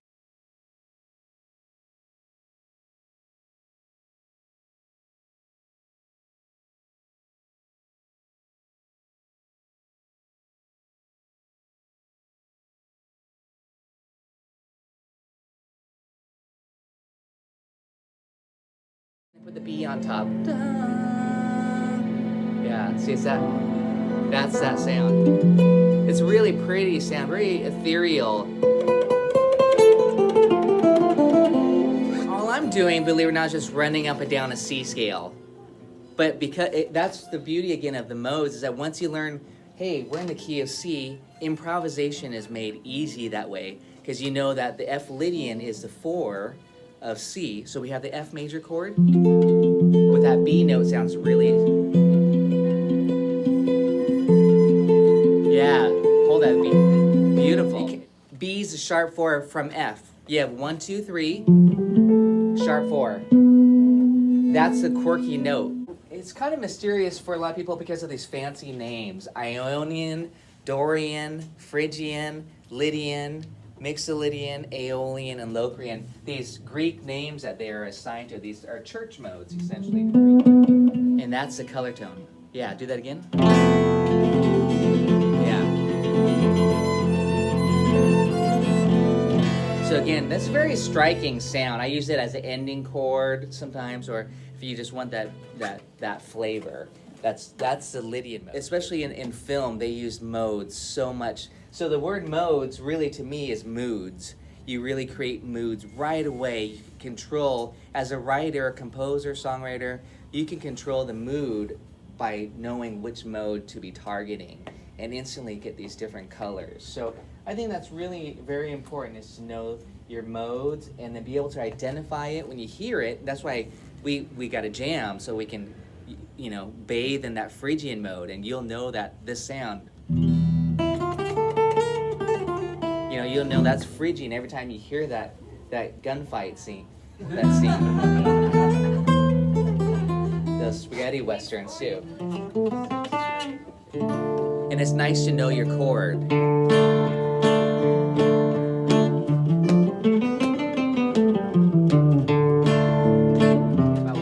Like you're immediately going to have a half step. So here's E minor.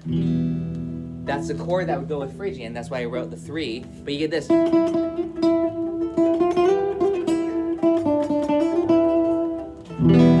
an E minor. See how dark that is? So I went E. And I'm just staying on one string just for fun. What really defines the mode are the chords and or the note you really hang around that makes a song modal, okay? But the funny thing is, we're in the key of C.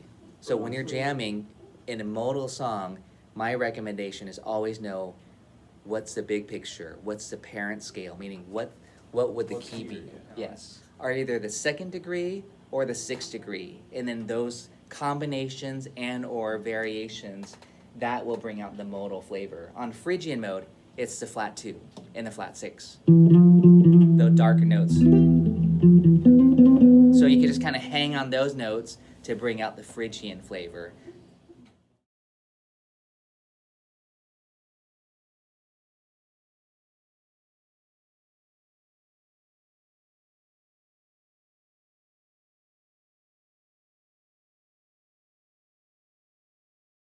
Here's your lesson on modes. We're going to take a C major scale. Can you tell me a C major scale, everybody? C, D. Let's just name the scale, no chords for now. C, D, E, F, G, A, B, C. Everybody play it. This way today. Yeah, C major scale, C, D, E, F, G, A, B, C.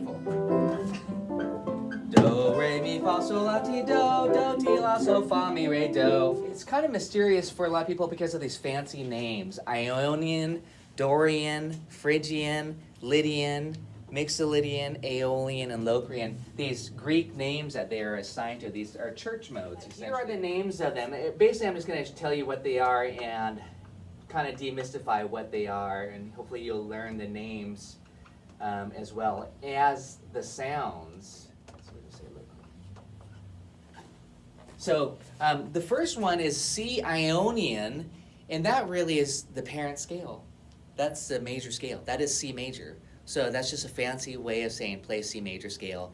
If you said play me an Ionian mode, that's the parent scale. You're playing C to C. D Dorian is, and this is kind of, again, funny that you call these fancy names, but these are just fancy names for a scale starting on a note other than C, but we are in the key of C.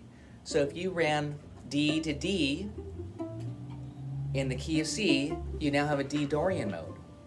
Okay? Yeah. Thank you. So here's D Dorian mode.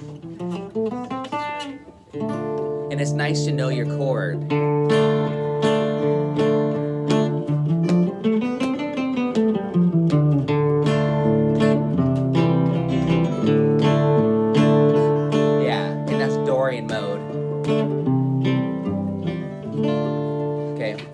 We'll jam on these together in a second. But what's funny is that, hey, we're just in the key of C. What really defines the mode are the chords and or the note you really hang around that makes a song modal, okay? But the funny thing is, we're in the key of C. So when you're jamming in a modal song, my recommendation is always know what's the big picture, what's the parent scale, meaning what would the key be? Yes. Steps, and I didn't draw the half steps, but the half steps are here. If you guys remember from day one, we have half between 3 and 4, and a half step from 7 to 8. So again, whole, whole, half, whole, whole, whole, half is your major scale formula. So again, once we have the C major scale, now we can have different starting points, and each one of these can have their own name, and that's where these names come in. So, and I'm going to write in the chords again too. The 1 is major, the 2 is minor, the 3 is minor, and the mode that would go with it's called a Phrygian mode. It's kind of a darker sound. We'll hear it in a second, kind of Spanishy. And then the 4th is major, and it's called Lydian. And the 5 is major, just the basic chord, just triad, and that's called the Mixolydian mode. And we'll hear that when we jam on Norwegian wood. And then Aeolian, the 6, is minor, and that's called the Aeolian. We've been calling that the natural minor scale, right? Like if I said, okay, key of C, you have A minor, it's a natural minor. The modal name for that is called the Aeolian mode. And then this one, the diminished, the 7, is Locrian. The next step, by the way, is to write out the formulas for each one of these. So that's where I'm going to go with this today, is to say the numbers for the Ionian mode. The Ionian mode is the easiest one. It's 1, 2, 3, 4, 5, 6, 7, 8. And that's because of what we've done labeling with half steps and whole steps already. But then these ones will be the modified from the major scale. So the Dorian mode will be 1, 2, flat 3, 4, 5, 6, flat 7, 8. And those are that's the formula. So I want to make sure you know the formulas for each one of these modes. And I have a worksheet I'll send to you guys via PDF.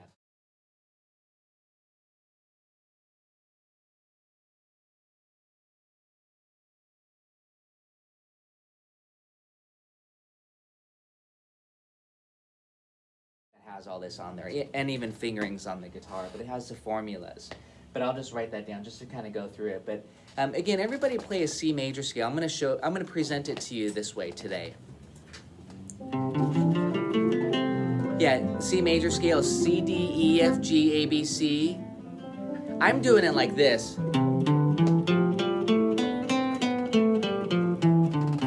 I'm going C, D, E, F, G, A, B natural, and a C.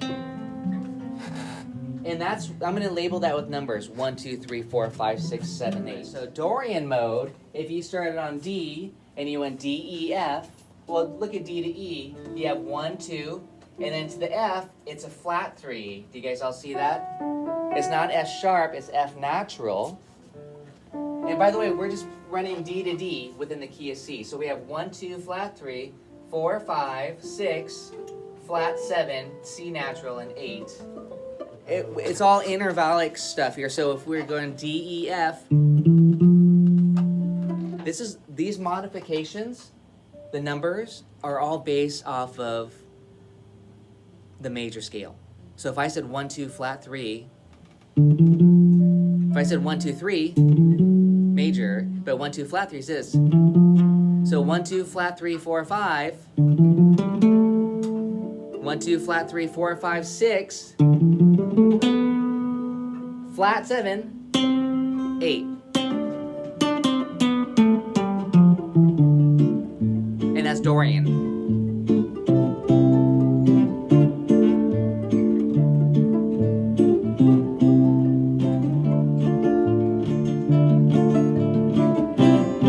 A lot of old-time stuff is like this. Old-time music, use that Dorian modal flavor.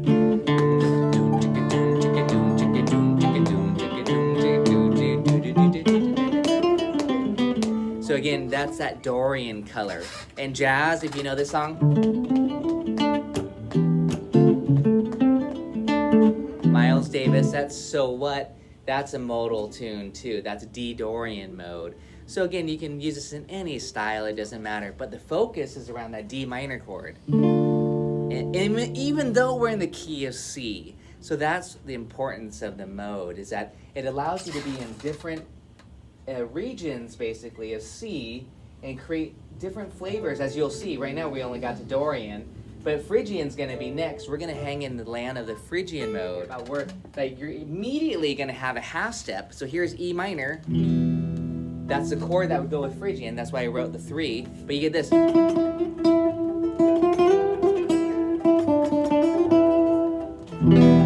an E minor, see? How dark that is? So I went E. And I'm just staying on one string just for fun. I'll do it here, E. 1, flat 2, flat 3. And that's Phrygian mode.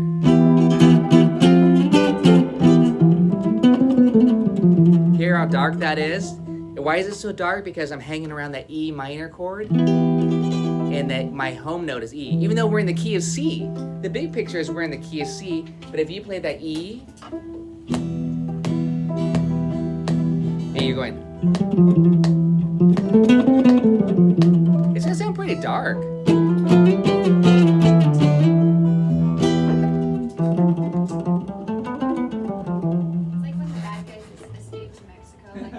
Yes, definitely kind of sounds. Yeah, exactly. Well, and that was my first experience really with modes, is hearing it like that in movies, whether it's like Superman flying in the air. You have this Lydian mode. John Williams, film composers, use this stuff all the time. They create these moods, you know, and then but what you just said, the whole we associate it with, you know, like movies and stuff too. Hearing it, movie themes, especially in film, they use modes so much. So the word modes really to me is moods. You really create moods right away. You can control, as a writer, a composer, songwriter, you can control the mood by knowing which mode to be targeting and instantly get these different colors. So I think that's really very important, is to know your modes and then be able to identify it when you hear it. That's why we got a jam, so we can, you know, bathe in that Phrygian mode, and you'll know that this sound, you know, you'll know that's Phrygian every time you hear that gunfight scene, that scene. Those spaghetti westerns too. Okay, so Phrygian is 1, 2, flat 3, and it immediately has a half step. That's the flat 2. So if you start on E, it's gonna go E, F, and then G. I mean, again, it's just a C major scale. That's what's so funny. But if you're thinking the formulas, it's 1, flat 2, flat 3, 4, 5, flat 6, flat 7, and then 8. So again, that's all modified from what would be an E major scale. E, F sharp, G sharp, A, B, C sharp, D sharp, E. Now we just have E, F, G, A, B, C, D, E. And that's a Phrygian mode. It's pretty dark. The more flats you get, the darker it sounds. Again, this is all modified from a major scale. Yeah, do that again. I know, it's just all white keys on the piano, but now I'm hearing that see?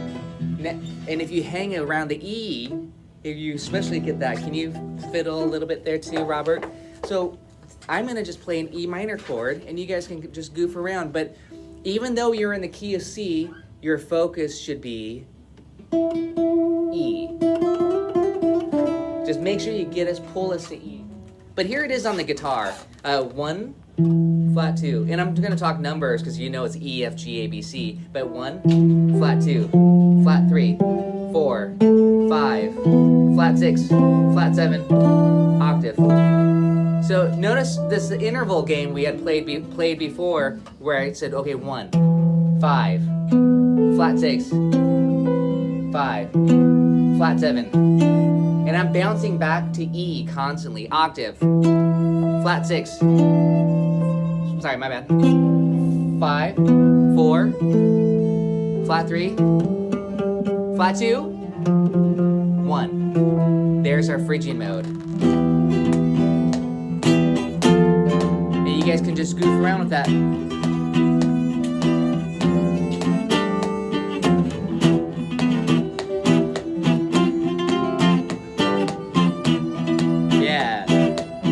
It's just key of C. It's just all the white keys, but your home note's gonna be E, the focus. You're gonna wanna resolve to E.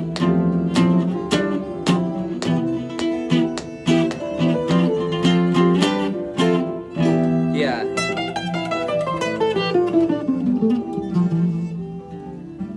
So again, as soon as you do this, do, do, do, do, and we kind of, that really brings out the Phrygian mode when you hear those melodic motifs. Okay, let's go on to Lydian. We know it's a major chord, so we know the formula is going to be is going to have 1-3-5 in it because it's a major chord. We need to know the 2 and the 6 and the 7.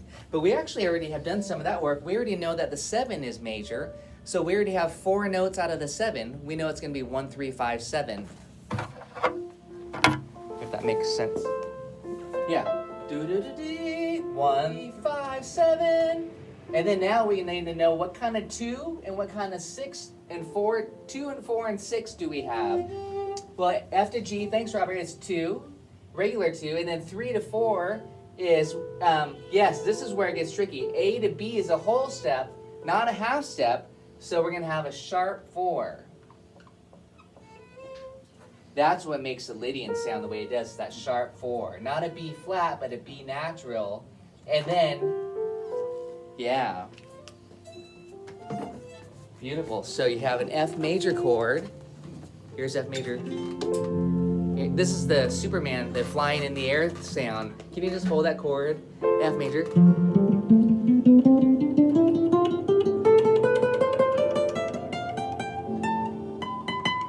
That's that, especially if you put some strings on there, on the B on top. Yeah, see, it's that. That's that sound. Yeah. It's really pretty sound, very ethereal.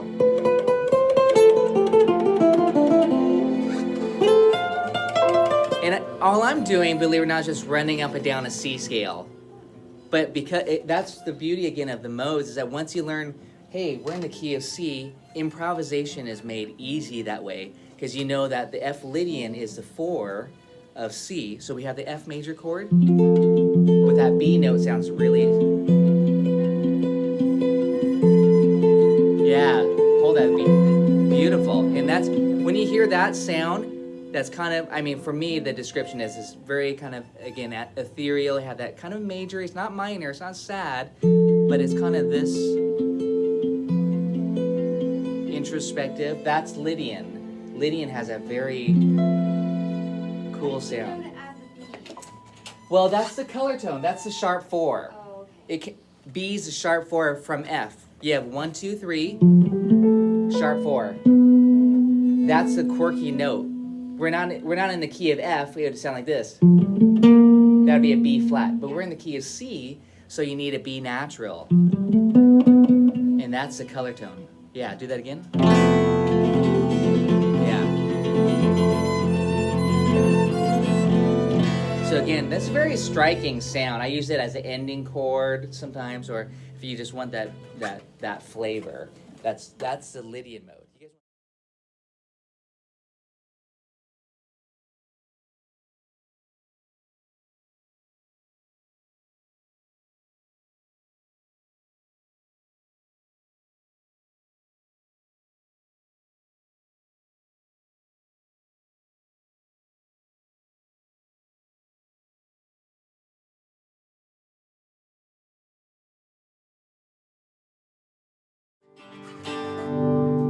Here we go.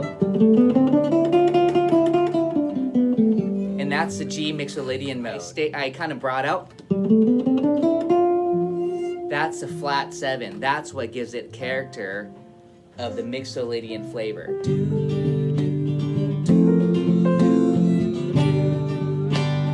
Okay, that's where we learn that songs can be in a mode, but there's still a big picture. That's, to me, as an improviser, I gotta know what key am I in the big picture. In this case, all the white keys, key of C. That makes it easy for us to just, I'm just thinking key of C stuff. I just know that my home note is G, modal. So that's, again, a modal progression.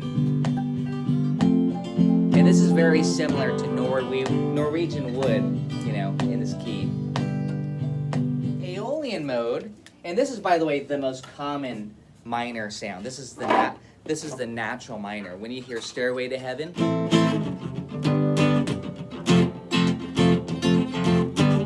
that's the natural minor scale. When you hear Layla, all those type of songs, natural minor. well, obviously very similar to Stairway, is All Along the Watchtower. That's natural minor. That's also all in the Aeolian mode. So Aeolian is just another way of saying natural minor. And we have 1, 2, flat 3. Next week's lesson, we'll talk about how to mix and match these modes. And that's often called modal interchange. Some songs, they'll be in Dorian, or sorry, it'll be like Aeolian. And then all of a sudden you hear Dorian, and then back to Aeolian. And then we haven't gotten to this. Next term, harmonic minor. Oh, no, we did.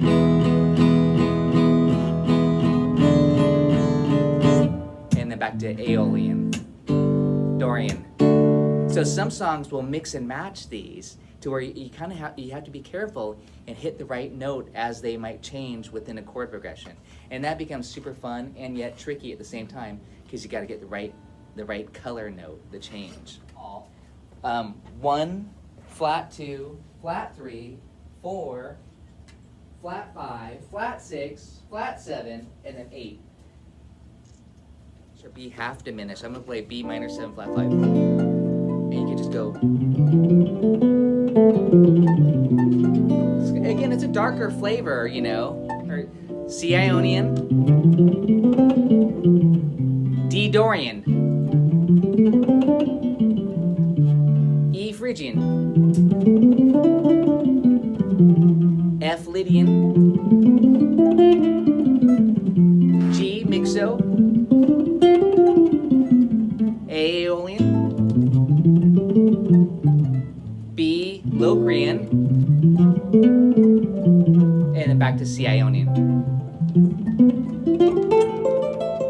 So I was kind of giving each, for me as a jazz player, this is why you got to know what the Roman numeral, the position of the chord is. Is it the 2 or is it the 6? Because that's going to determine the mode. You know, is like you got to know. It's not just a minor 7 chord is not good enough because you got to know in the big picture, is it functioning as a 2, 3, or the 6? So if I saw this D minor 7 and I know it's a 6, I'm going to play Aeolian. But if I know I'm in the key of C, I'm going to play Dorian. So it's funny that you can see a D minor 7 chord and not know if it's a 2, 3, or the 6. You got to have context to the song.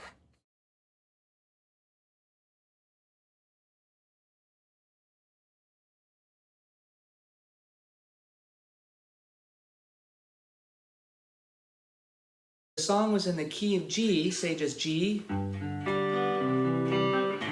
G, C, D, 1, 4, 5. You know, hey, this is in the key of G. Of course, you have an E minor, A minor, B minor. But basically, those chords are all in the key of G.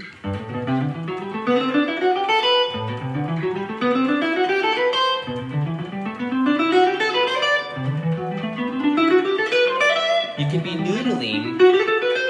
We all love to noodle.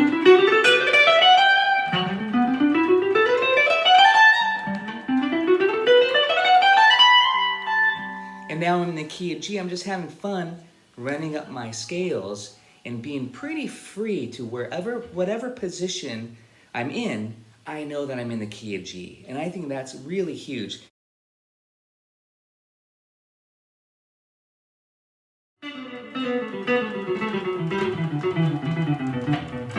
Hey guys, welcome to today's mini lesson. It's all about the modes. Let's get started.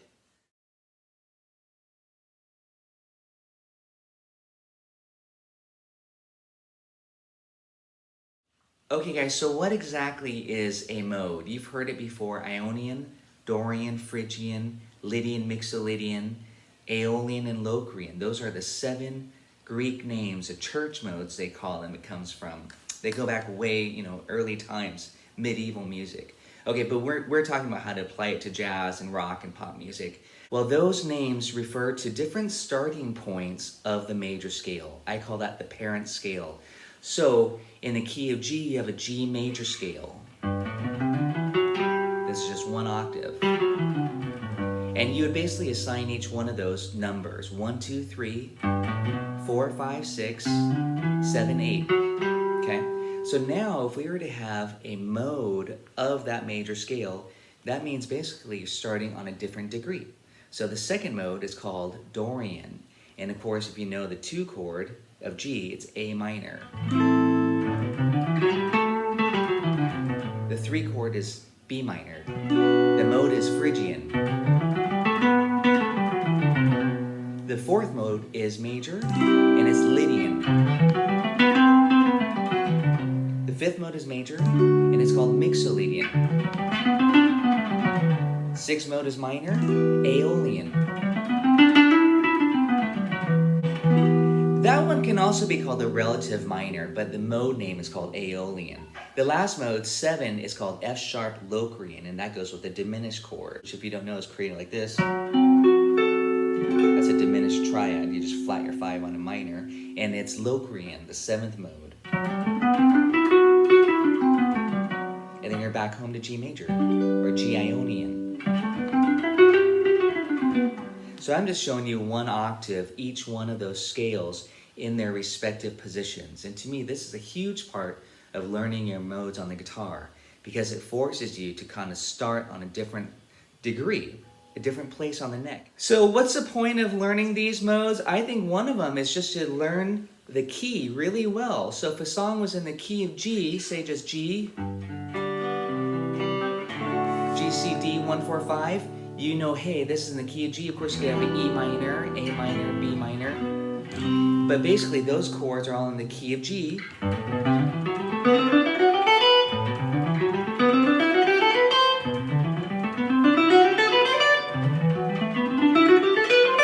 You could be noodling. We all love to noodle.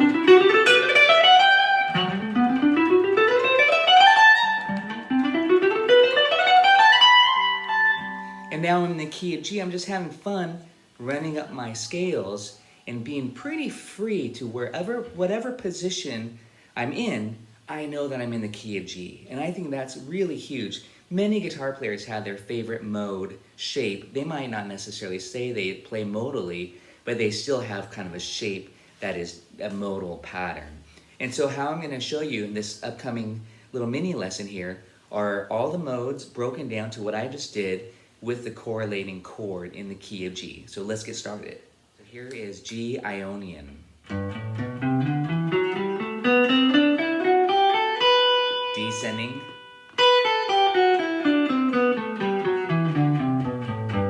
Okay, let's do that again. G Ionian.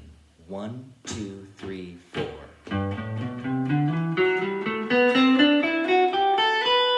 Descending.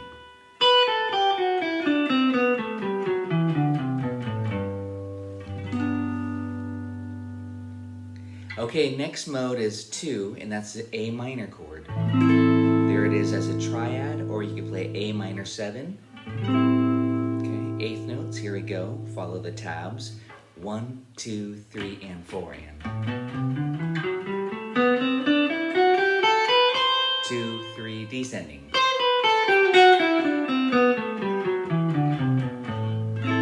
Okay, let's do that again. 1 and 2 and 3 and 4 and 2, 3, 4.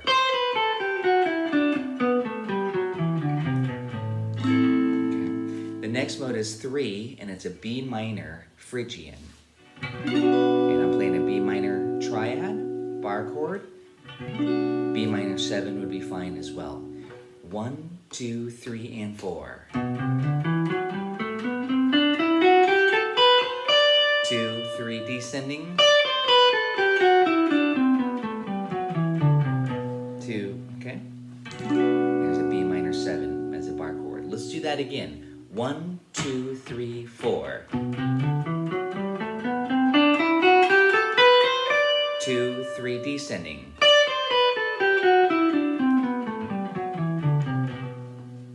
Okay. Next one is the 4 chord. It's C Lydian, and it goes with a C major chord. It could be C major 7 if you're playing a 7th chord. Here we go. 1, 2, 3, 4. 2, 3, descending.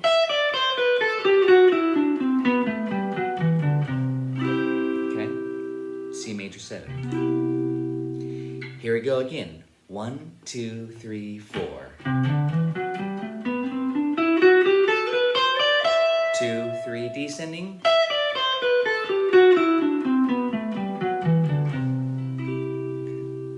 And actually, a really nice Lydian chord would be this. Okay, D/C, or C major 7 sharp 11.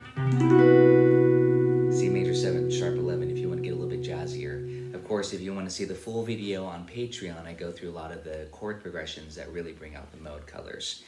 Okay, the next mode is 5, and it's Mixolydian. We're in the key of G. It's a D major chord, triad, or it's a D7 chord if you want to make it as a 7th. Here we go. D Mixolydian. 1, 2, 3, 4. Descending.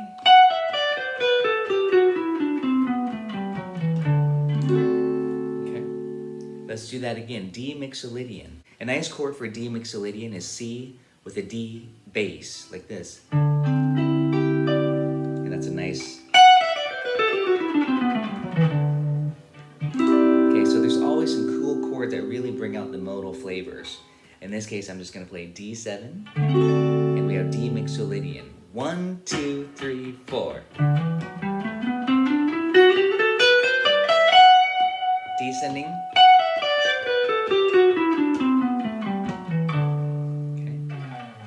Next one is E minor Aeolian. I know we're getting high up here, 12th fret, bar chord. E minor, of course you could play it anywhere. You can play here. Okay, but I'm playing it here. E minor, bar chord. E minor Aeolian, this is also known as the natural minor scale, or the relative minor, Aeolian. Here we go. 1, 2, 3, 4. And descending.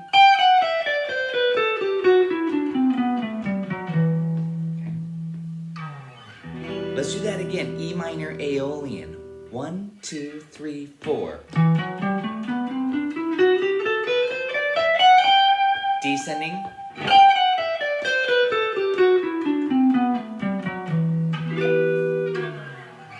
Okay, the second to last mode, well, it's really the last mode until we get to the Ionian mode, the major scale again, is F sharp Locrian, okay? And I'm going to play F sharp minor 7 flat 5 chord. Okay, in this case, kind of that's your minor 7 flat 5 is the 7th chord of the harmonized scale on G. Okay, so here we go. 1, 2, 3, 4. Descending.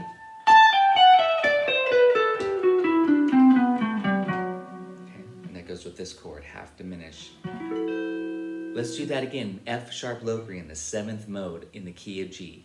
1, 2, 3, 4. Descending.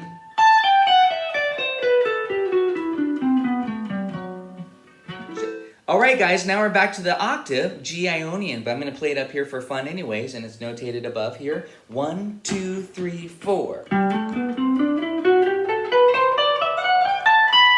Descending.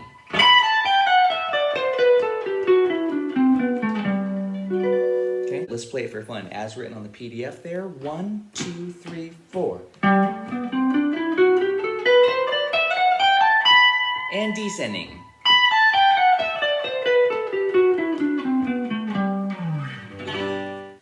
Congratulations, guys. You just learned all your modes in the key of G. That's huge. That means when you're playing a song in the key of G, you can just kind of freely improvise all over the fretboard. And I like to think of these modes as kind of position markers, okay, going up one at a time. G Ionian.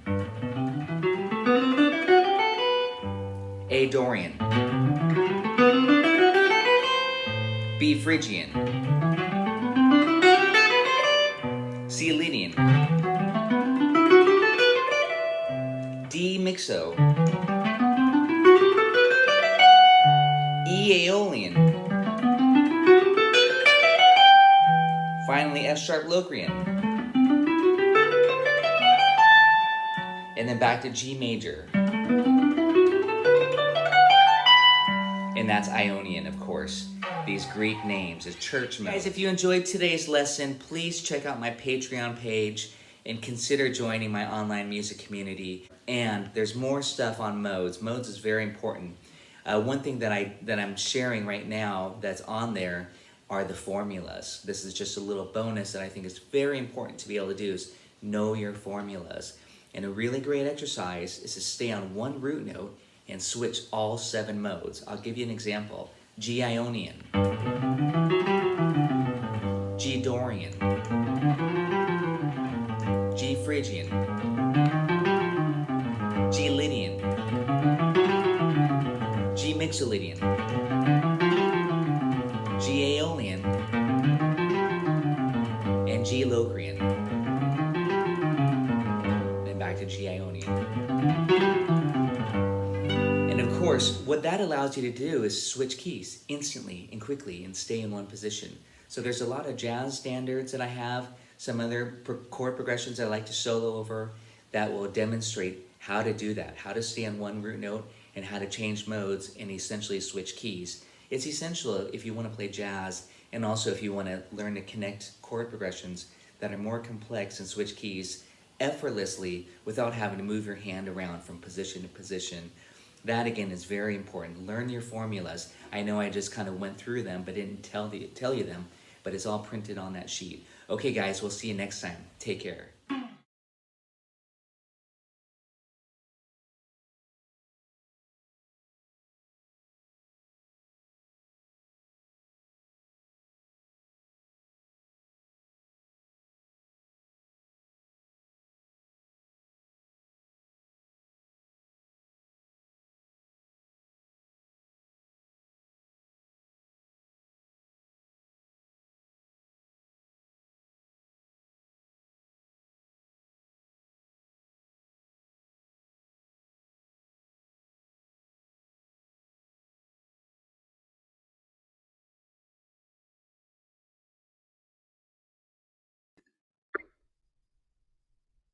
Hello folks, welcome to this behind the scenes bonus process video.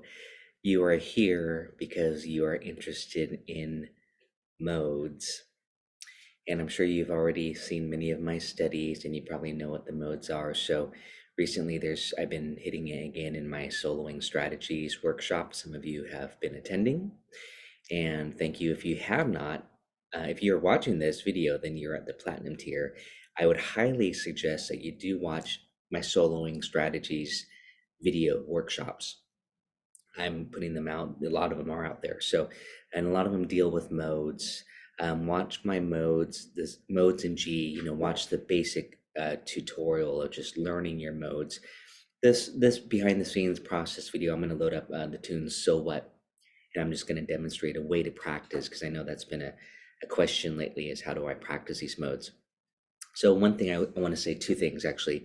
There's a lot of ways to practice them, but modes, modal music, for example, like you can have a song that's kind of in the Dorian mode, okay? And then so what that means to me is that, oh, I'm in, like, for example, So What. Also Take 5 is another good example of that too. The song Impressions by John Coltrane. So Dorian is the second mode. So there's a little bit of theory. So just make sure you learn this. Make sure you have the sheet in front of you. Ionian, that's your 1. Dorian is 2. These correlate to the chords. Phrygian is 3. Okay, that's a minor 7. I'll give a quick demo. Lydian is 4. Mixolydian is 5. Aeolian is the natural minor. It's a 6, a relative minor. And the 7 is Locrian, okay, half diminished. So yes, these all go with chords. So again, I do have that video, so I really suggest that you check it out. If we're in the key of G major, you have G Ionian. So basically, how I use the modes and how I'm teaching it quite a bit is to use it as a guitar fretboard tool. It's different from the keyboard, to where if I said play the key of C, you could just run all the white keys and you're in the key of C. It's easy, right? Key of G, you just have to find where that, it's not as easy on the guitar. So again, we want to be able to recognize and find where these notes are. So for me, the system is to learn each position separately. I treat them as 7 positions.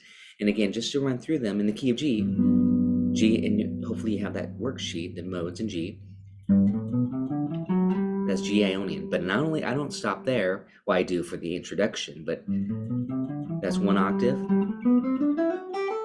So I go up and 2 octaves, but essentially 2 octaves from here to here, but then a third. That's how far I like to go. And there's my chord that would go with it. This and this. A minor 7. That's the 2 chord Dorian.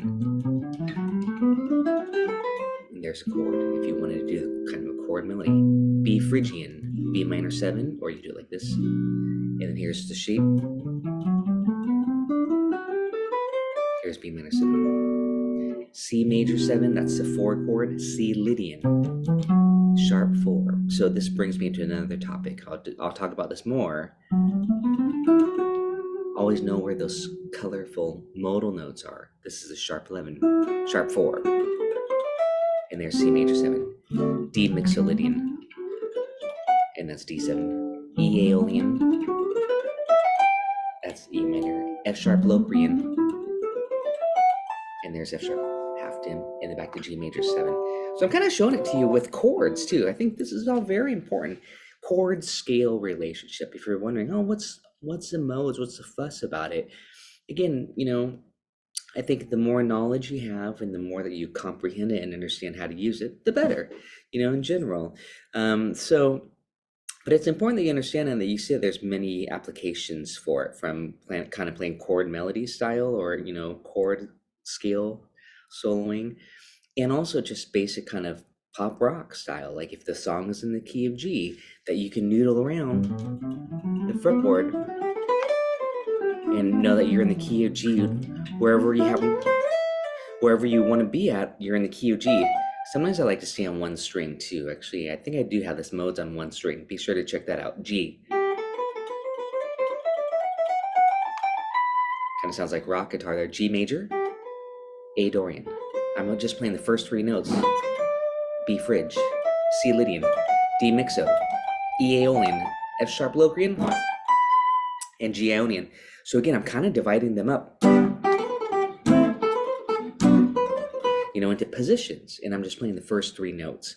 So again, that by learning them both vertically and horizontally, that's how you learn them. And then you can even go diagonally too. You can think of them as patterns like this, and then start there. Okay, so let's talk about more application. Oh, another good thing to do. I'm giving you a few things that I would recommend that you can do related to the chord, understand the formulas. Okay, we'll talk about that next. And then practice them all. Okay, this actually ties into what I'm going to talk about. Just like there's 3 major chords, 1, 4, 5, and 3 minor chords, 2, 3, 6, and then the diminished or half diminished is Locrian mode. You want to understand the formulas. So again, make sure you have that modes worksheet, okay, and memorize your formulas. Don't just think only patterns on the guitar. You really do need to think Ionians, 1, 2, 3, 4, 5, 6, 7, 8. Now instead of going straight to the 2 Dorian, I'm going to go to the 4 Lydian, sharp your 4. That's the only difference from Ionian to Lydian, sharp your 4. Of course, we're in a different key there, but this is very important that you learn your formulas. Mixolydian, the 5 chord, and I'm naming 1, 4, 5 because those are the major ones, the major modes, either Ionian, Lydian, or Mixolydian. Flat your 7. So you have 1, 2, 3, 4, 5, 6, flat 7, 8. Okay, so make sure you know the difference. Ionian is 1, 2, 3, 4, 5, 6, 7, 8. Lydian is 1, 2, 3, sharp 4, 5, 6, 7, 8. Mixolydian is 1, 2, 3, 4, 5, 6, flat 7, and 8. Of course, they all have 1, 3, 5. That's your triad. And they all have 1, 3, 5, 6. That's a major 6 chord. This is, again, getting us into how we can improvise using them over what chords. The minor ones, Dorian is 1, 2. I'm going to start on G. 1, 2. This is the exercise, is to be able to start all the modes on G, not in G, not in the key of G, but on G. That means you're switching keys 7 times. So Dorian, 1, 2, flat 3, 4, 5, 6, flat 7, and 8. G Dorian is in the key of F because that's the 2. So again, there's a lot of theory stuff involved, but I guarantee the more you do it, the more you think about it and you write it all out, the better. Phrygian, what is Phrygian mode? Well, now we got to flat the 3 and flat the 6. So flat the 2 and flat the 6. 1 flat 2, flat 3. They all have flat 3 for minor, because that's what makes it minor, is a flat 3, 1 flat 3, 5. Here's Phrygian, 1 flat 2, flat 3, 4, 5, flat 6, flat 7, and 8. And then you go up an octave.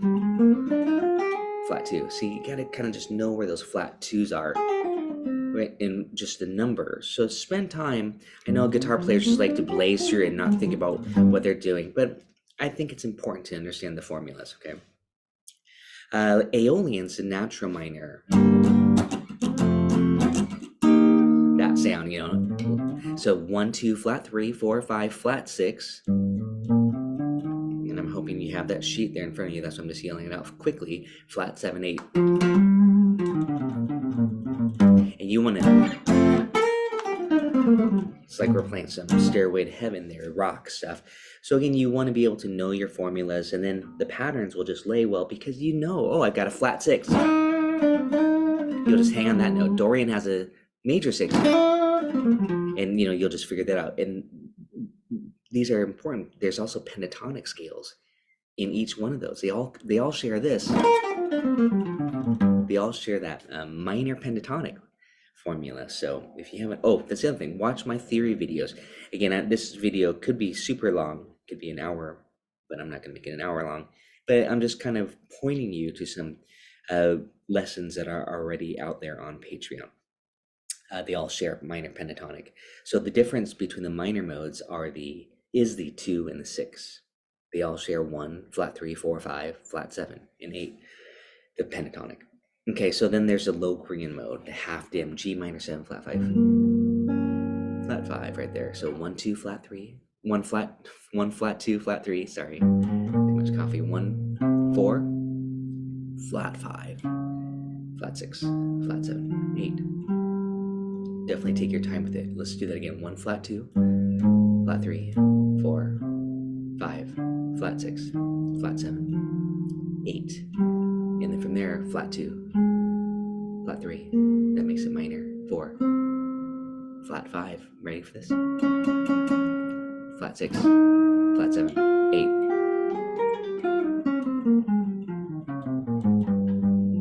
8. So take your time with these. I know I'm kind of just talking and going fast through these, but I'm just kind of showing you how to think about it and how to apply it.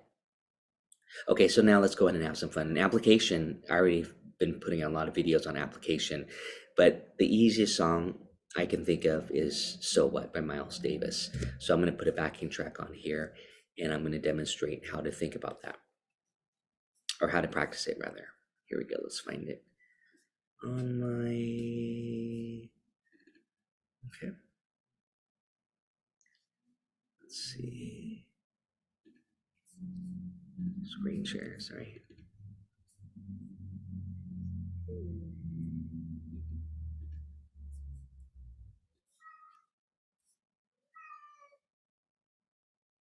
My cats are hungry.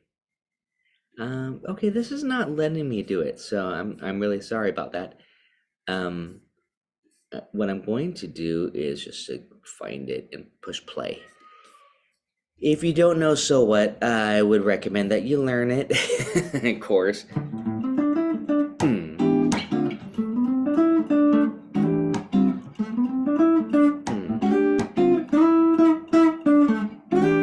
So that riff,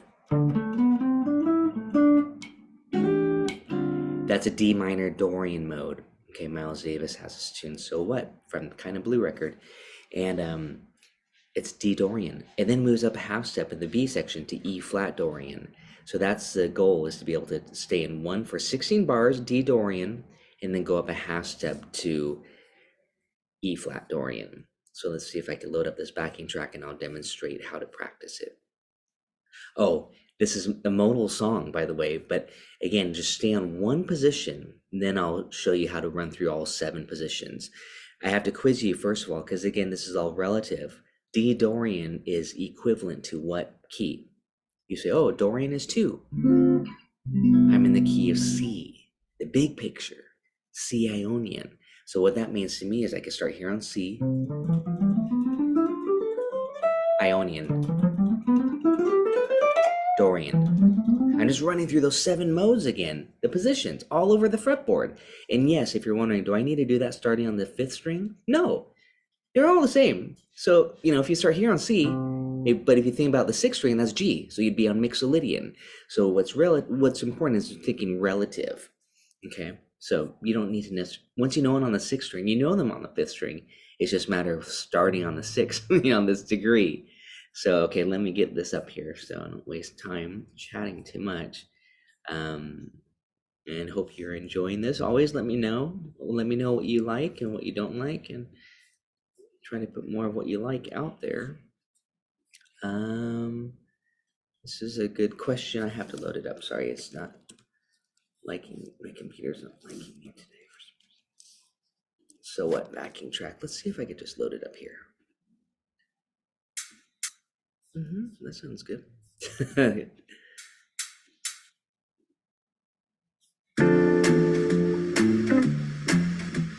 good tempo.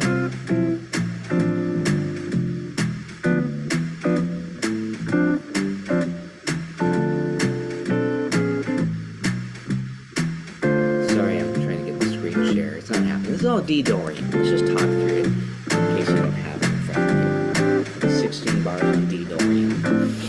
You just come with it. And then it goes up a half step to E flat Dorian.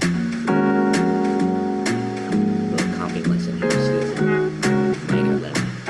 Minor 11. The easiest trick to do. And then back to D Dorian.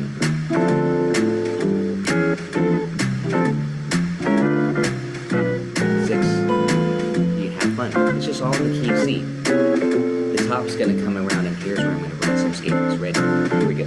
D Dorian here.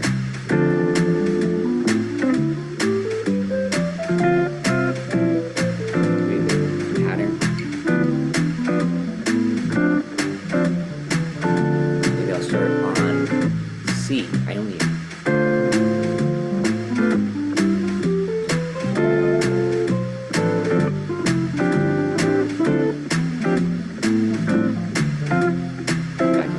Already 16 bars, but now watch E flat right here.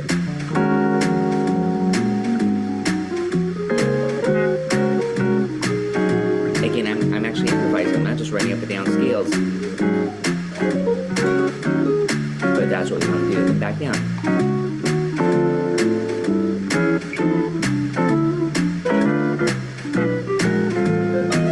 We want to make music. We just don't want to run up and down scales. However, that being said, here's an exercise, Dorian.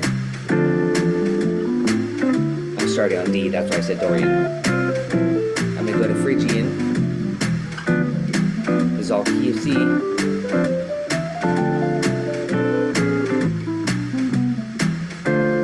And it's F Lydian. I'll do that here. Mixo. That's G Mixo. I gotta hurry up because it's a new key. Hello, Korean. A new key. E flat Dorian. Notice I just went to this position. That's the easiest one. Or you can do it here. E flat Dorian's here. Which is B flat Aeolian if you're on the 6th string. And back to Aeolian. This is key C.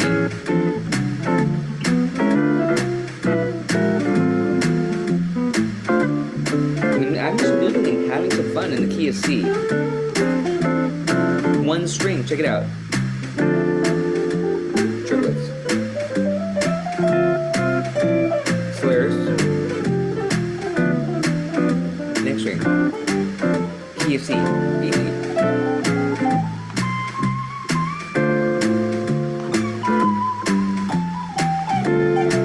I love one string. Key of C, you know, so again, I'm going to stop the backing track here. But I think you get the idea of how you can start to use these modes as positions for yourself and then connect them. You want to think vertically, you want to think horizontally, you want to think diagonally. Then you can also, what I think is very beneficial, is to think the arpeggios. I'll get into that in the next video. But again, that's kind of leaving our topic of just noodling around in the key of C for so what, in the key of D flat for the E flat part. Take 5 is another good one to do. That's E flat Dorian, by the way, if you want more E flat minor Dorian practice. Modal songs are great. And then check out my videos like the one on How High the Moon, or All of Me, or, where it gets into some jazz standards. That's forcing you to, in minor blues, that's forcing you to switch modes, staying off of one root note or somewhere nearby so that you can stay in one position. So again, that's how I practice modes, and that's how I think the application and the value of it, of learning, is to give you that freedom so you can enjoy, just jamming and noodling around and making music on the fretboard. Learn it in one position at first, each position, connect them, and experiment and really have fun doing that. Thanks so much. We'll see you guys next time. Anyways, it's E minor 7, D minor 7, E minor. So again, notice what I'm practicing, how I'm practicing. I'm just practicing my inversions. I'm D minor.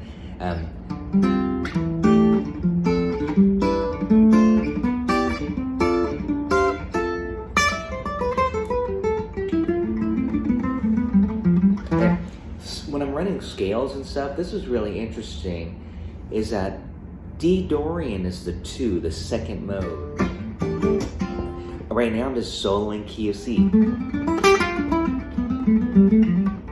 So I'm just thinking, where my C scale, just key of C all over. I mean, this is another topic. Now I'm talking about leads and scale. How I think of the fretboard, I just think of them in modes. This is G Mixolydian. I'm just a little quick Aeolian. But that way I can hopefully have that freedom to kind of just fly over the fretboard while the band is vamping on this. You might stay on one string. You might stay in position. But I'm pretty confident that I can stay within that scale, assuming I want to be diatonic to the key of C. But in this case, the overall sound would be colored because of the backing track. Take one chord, I mean, like say C major 7. This, I would call this kind of a major key modal vamp. And I'm just gonna go to F major 7 and back to C major 7. Just creates a feel, a vibe, but I might pedal on my C.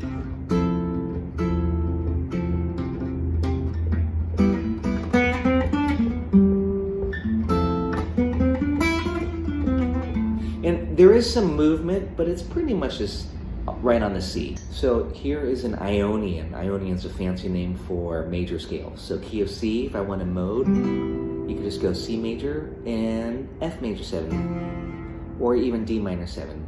It's optional what you want to do, but that creates a nice little bit of movement, essentially.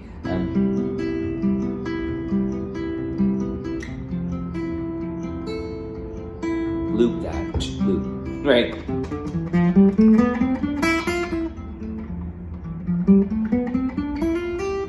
And then just noodle around the major scale and create melodies and ideas all over the fretboard. And that would be an Ionian vamp. Dorian vamp, I'll just talk about this again.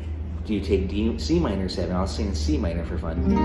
And then Dorian is 2, so all you have to do is go up to the next one, 3. So you got this.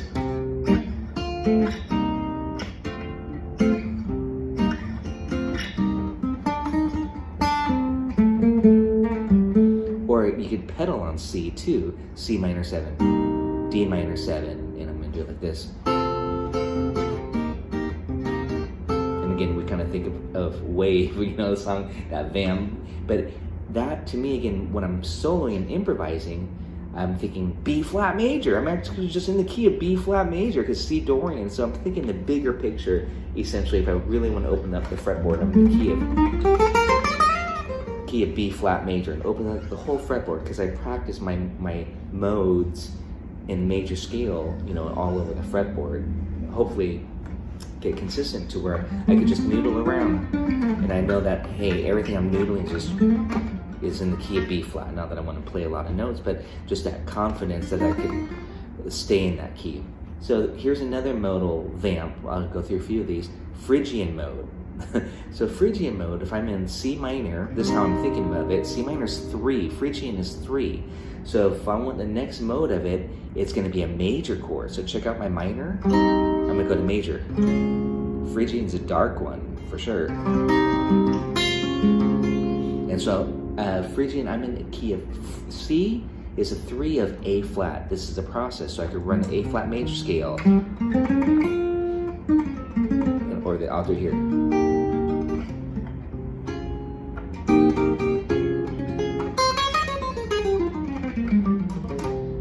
And it has a Spanishly by Phrygian mode, just all over. But you know, you can create a nice little vamp. Finger. And here's one. What is that? Is that a? This is C minor triad. I'm just gonna triad in this case. C minor triad. Or here, this. I'm holding the C bass, but here's my triad, and here's my next triad: D flat major, D flat, C minor, D flat, C minor, D flat. See, I'm using the triads: C minor, D flat. So I'm working the triads too, but I can create these little vamps.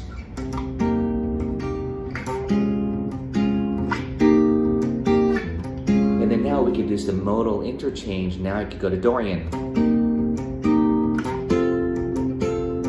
This is for how you could use it for composition, and then Phrygian. So I'm kind of switching from C Phrygian, that darker flavor, to Dorian. Starts to brighten up. Dorian has a major 6 and major 9. Phrygian has a flat 9, flat 2, or flat 6. It's dark. And then if I want to go to Aeolian, the other minor, I'll do this. And I'm going to F minor essentially, or A flat major. So again, now I'm creating these modal vamps, but I'm having fun mixing and matching the modes. They often call that modal interchange. So here's C Dorian.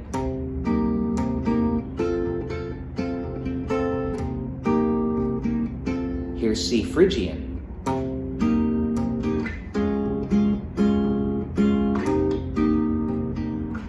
Here's C Aeolian.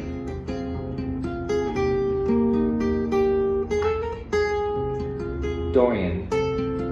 Phrygian.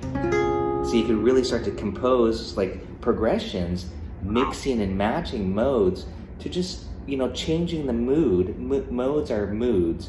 To change the mood, if you want it dark, super dark, Phrygian's your mode. If you want it brighter, a little bit brighter, Aeolian, that's your natural minor. It's still minor, but you can also do this. Right. But then it starts to sound like, you know, Stairway and All Along the Watchtower. But that's an Aeolian mode, or Layla, this. But that's not really, I mean, you call that mode. See, that's Aeolian mode, right? But again, if you just want to kind of, you know, stay on a modal vibe just by keeping the same root note, then you go, I was going C minor to F minor. And that's C Aeolian there. So those are your 3 minor scales. And then, of course, we have stuff like harmonic minor. We can vamp in a harmonic minor scale and all that stuff as well. But those are just your diatonic modes. Similarly, since we're going on with this topic, that the major one I showed you was something like this. C major to F major. That's Ionian. That's major Ionian. But if I want a Mixolydian, you're going to like this one. If I want a Mixolydian, again, you have to think about the numbers. Mixolydian is 5, okay? So I got a C major. Now, all I have to do to create a Mixolydian feel is go down a whole step and play another major. So I have this. Notice I'm just keeping the C in the bass. And now I have a C Mixolydian. C Mixolydian is 5. I'm in the key of F, so I can just run an F major scale. Sequence it. Does it ever stop? There it is. Notice the power of triads. B flat major, C major, B flat major, C major, B flat major, C major. So again, just these triads are so effective. Similarly, not to get confused with what we just did here with this one, is just like the Phrygian to the Dorian, but similarly, here's C major, Now, if I want a Lydian, Lydian is 4. If I'm in C Lydian, that's 4 of G. So I'm going to show you this way. 4. To create a Lydian feel, I'm going to go to the next major triad, the 5. So now I have something like this.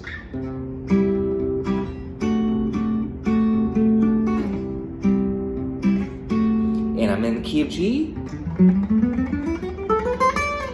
So I can noodle around my G major scale for fun while this is looping in the background. C, D major. But notice I'm keeping the C in the bass. This is what creates that modal vibe. And again, for practice, triads. That creates a Lydian feel. The chord, if you're like, what chord is this? It's just a beautiful chord. I mean, it's a D7 inverted, but a lot of jazz players would say, "Oh, that's a Lydian chord." You start to use these flavors when you're jamming. And here's a good pop song, by the way, that kind of creates a feel. They do this. You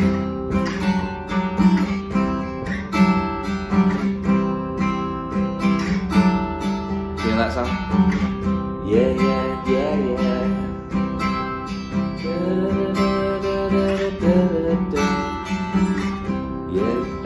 They're just taking these major triads, but you listen to this chord, it's a beautiful chord. That's a D chord, but you have the added G, the 4, and the added E in there. It's almost like the full scale, but that's kind of a Lydian feel again. So you can have a lot of fun with pop songs or writing your own songs where you're using some of these ideas, like these modal flavors, in your own progressions to create vamps. Or again, like I'm saying, just staying on this.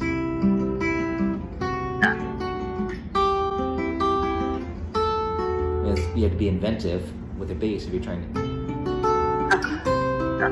Don't hurt yourself. But again, I'm just showing you like these triads moving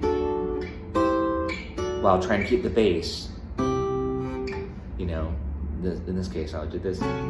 But again, that's getting a little bit high tech. Just get your loop pedal. Just loop the bass. Those triads are very important.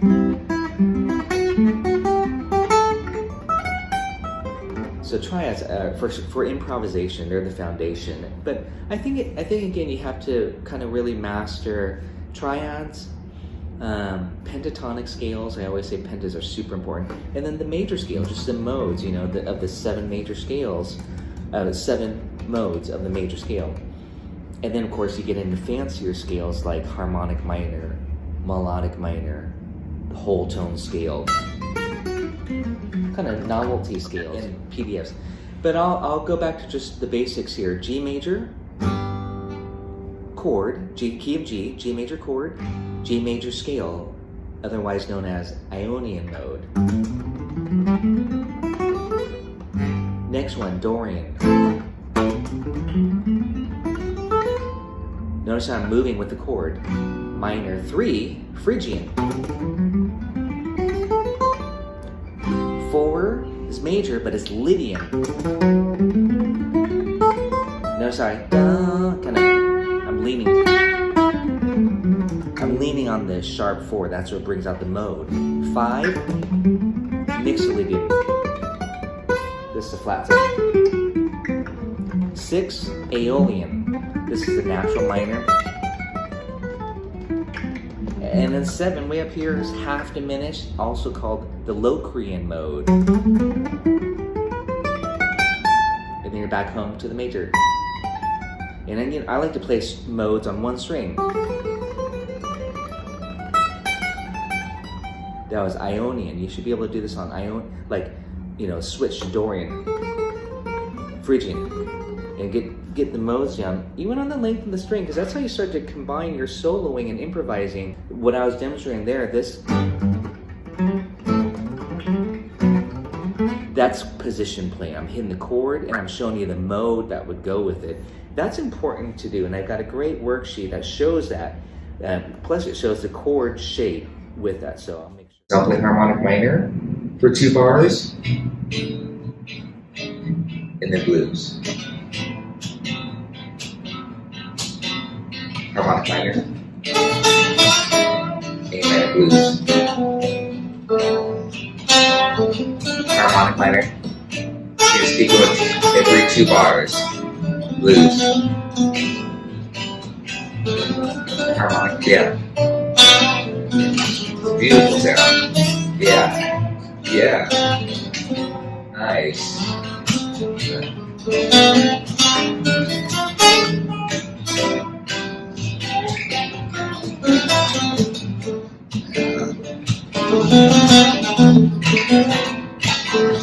Yeah, I get it. Isn't that nice? But I just, yeah. Like a little subtle shift. I just never know. And then it goes to A7.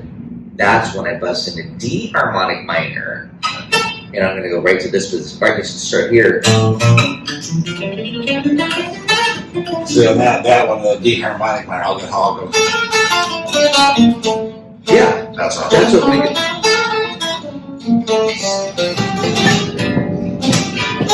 Yeah, this is just a little jam on D minor blues, right there in that position.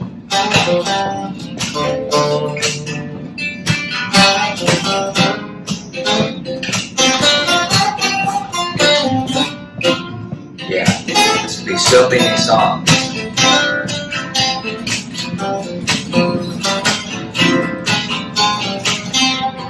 Well, all I'm playing is a 2 and 5, believe it or not. I'm playing 2 and 5. Yeah, and that works great.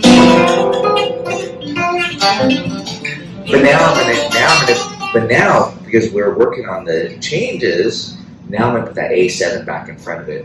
So you have to navigate harmonic minor. So it's got kind of gypsy jazz. Is that harmonic minor? No. D harmonic, all D now, yeah. And resolve D minor blues like you said.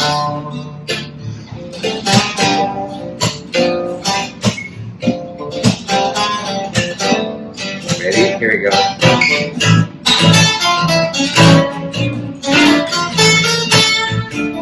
Resolve blues.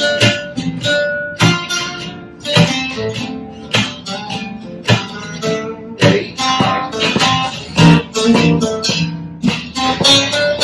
Stay there. We're doing 4 bars and blues.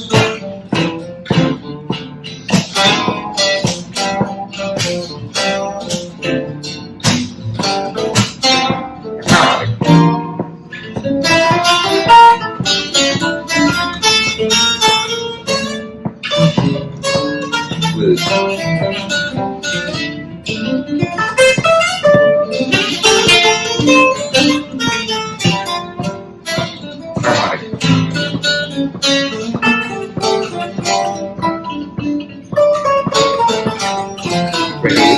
Leave some space. Blues.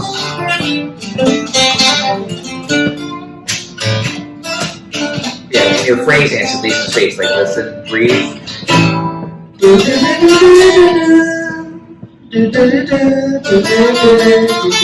And space. You know, I'm just saying, like, yeah. I'm saying, like, you know, leaving these are 2-bar phrases in this case. 4-bar phrases. I'm going 4 bars. So let's hit 1, 2, 3, 4, 2, 3, 4, 3, 4, resolve. Okay.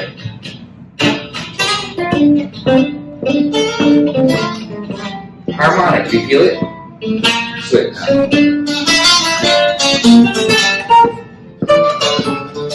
Space right here, and then blues. I mean, you can play right into the changes. I was kind of leaving this some breathing room. Harmonic minor.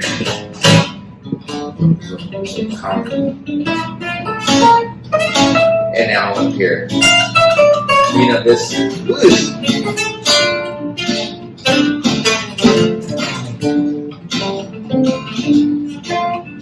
Harmonic.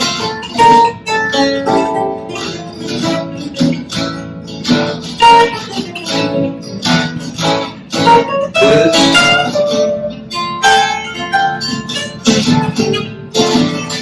Your turn. 2, 3. Harmonic.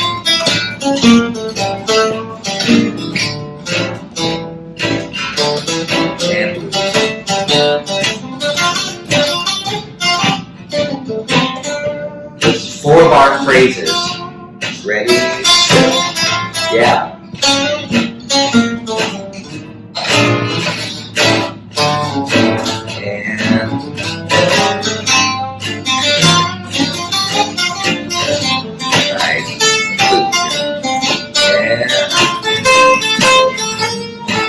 Beautiful.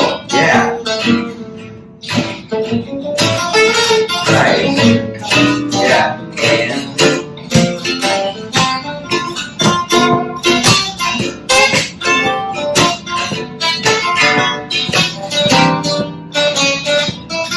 yes.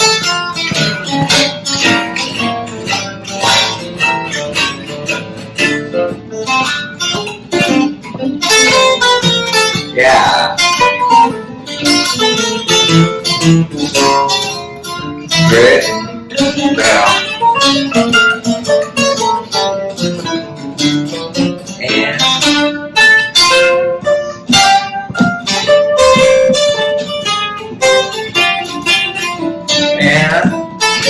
yeah.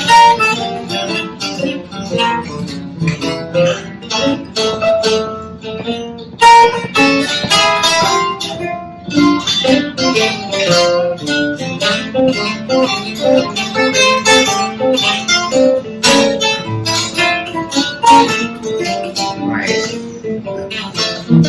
We're on the same page,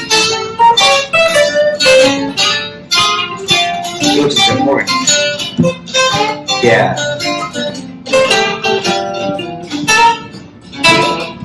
Good.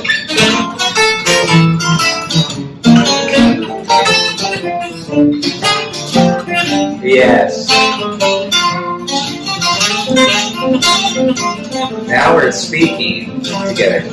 Yes.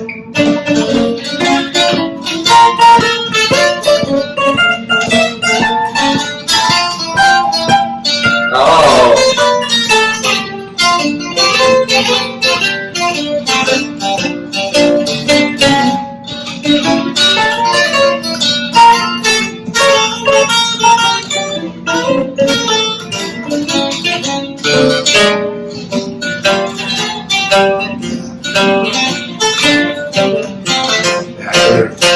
Do it like that.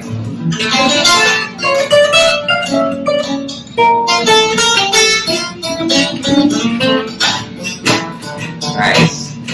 So that was really beautiful. We were on the same page, harmonically speaking. You and I were, we're switching at the right times together. Right. So it sounds really nice because we get some cool harmonized licks on accident, And but we're speaking this. We're kind of again in the same language. We're using a harmonic minor for 4 bars, and then the minor blues scale for 4 bars.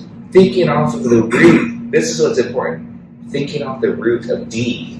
The chords were A7. Well, we weren't even playing chords. There were no chords. We were implying the harmonic minor scale is primarily used on the dominant chord. Right. So you have A7. But you're not playing A harmonic minor, you're playing D harmonic minor. Yeah, and also let's say you think about that. So yeah, on the A7 they're playing the D harmonic minor. So that's a 5. That's a 5 of D minor. So when we do this,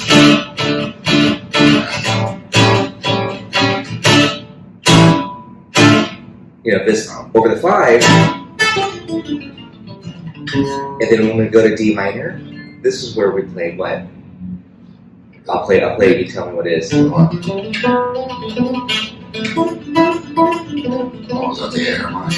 No, that's D Dorian. That would be the resolve scale. D minor 6 arpeggio is what we did last time, like this. Or D melodic minor. I don't know if we did that scale last time. Yeah, I haven't done the melodic minor. Or D minor blues. Harmonic minor. Blues. Now I'm going to shift into this position. D harmonic minor. I'll hit the A7 here. I know you know this shape really well. See, and then I'm going to lead into it. And then D minor 6, I'm going to play blues. Or Dorian. So those are thinking D harmonic minor for the tension. The tension is the A7 chord. But along with the A7, we can put the 2 chord in front of it. E minor 7, flat 5. This one. This one. And then the 5. This is a 2, and this is a 5. So I'm just trying to think on the 7th chords, on the dominant chords, in order to figure out which harmonic minor scale I play, I play the scale that's the 5th of. Yeah, I mean, there's different ways you can think of it. I think of it that way. I say A7 is a 5-1 because that's where it wants to resolve. It wants to go like this, 5-1. Listen to this. The 5 chord wants to resolve to the minor. So we could do the 5 of the 3, 5 of the 6, 5 of the 2. That's when you can do the harmonic minor. I'll do a quick demo for you. Well, you can do it just on regular dominant chords. Obviously, we're doing Not on blues. You don't want to do it on the 12-bar blues. See, this is the difference. Like, listen to this. We're not going to do this. That sounds out of place. D harmonic minor. You're going to probably do Mixolydian. You know, if you want that bluesy vibe, this or this little blues scale. But you're not going to go. That's too dark. That's too dark. You know what I mean? You don't typically want, you want to have it be that it doesn't. It goes to A7, it's a delayed. And then you do D harmonic minor. And then it goes to D minor, and that's where you do Dorian. Because Dorian is the default minor scale. Of course, you could just do the blues scale too. So A7 is next, D harmonic minor. I'm going to start. Here's D. I'm going to do this lick. It's a good way to start. I can start here too. This is called now. That's called Phrygian dominant. That's the mode of D harmonic minor. And I want to make sure you can do that. And then it resolves to D minor. I'm going to do Dorian. And I'm showing you D Dorian, but I'm starting on A because we know it's key of C. I got this.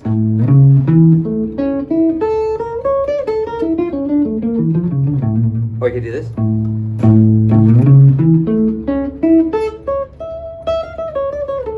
Here. But again, I just visualize the bar chord, and I just don't worry about that note. I go. Then this.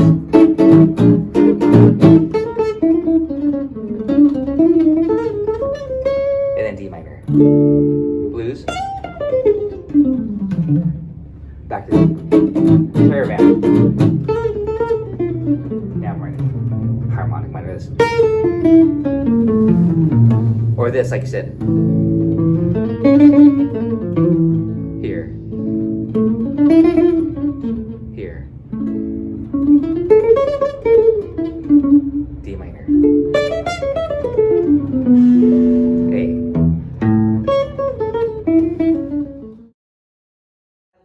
Flavor, but again, the bigger picture is you're thinking this C major for 2 bars, A harmonic minor for 2 bars, but it's almost easier to think A Aeolian or A minor blues or Aeolian is a fancy name for saying C major starting on A. It's the 6th degree. But I also like just playing A minor pentatonic. It's a little bit more simplified and more pedestrian. The approach of using the harmonic minor scale along with the hack is by thinking off of A harmonic minor for the 2-5, D minor, and G7. But now, if we're in the key of C flat, B natural, C, D, E flat, F, and G, A flat, B, look at this. Harmonic minor. That same hack, that caravan hack, that you got to think of G major, not E this time. This time you think G, and then you go up a half step, so you get G major. Play me a G major bar chord. Okay, good. So let's take that, visualize that. The trick there is do that again. Now use only your first finger. Only your first finger. Good. Play one note at a time, and then.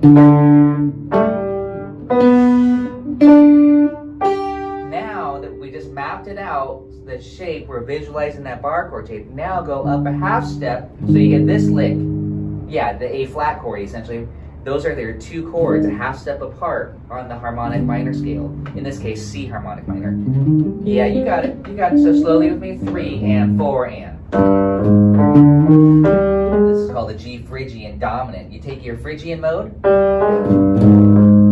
now instead of the flat 3, we're going to make it a major 3. Yes. That's it. That's the only note that changes. Now it's C harmonic minor, believe it or not. This changes our whole fretboard conception. But you got to think more formula. 1, 2, 1 flat 2. Follow me. 1 flat 2. 3, 4. 5. Again, what I want you to be able to do is to say, play me an octave. 8. Good. And play me 4. Play me a flat 6.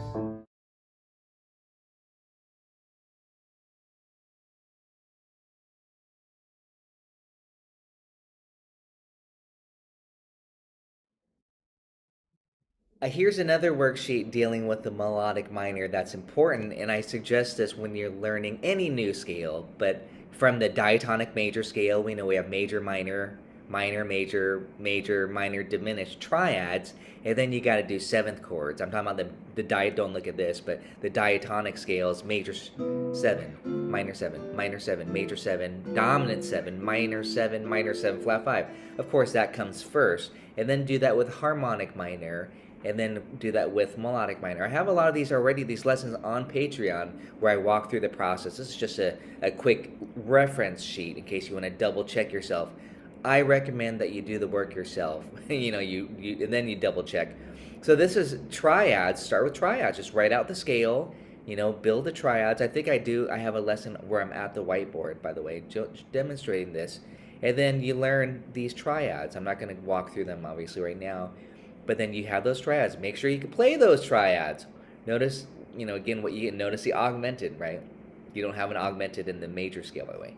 And then you do it same thing with seventh chords, and that's what you get with seventh chords.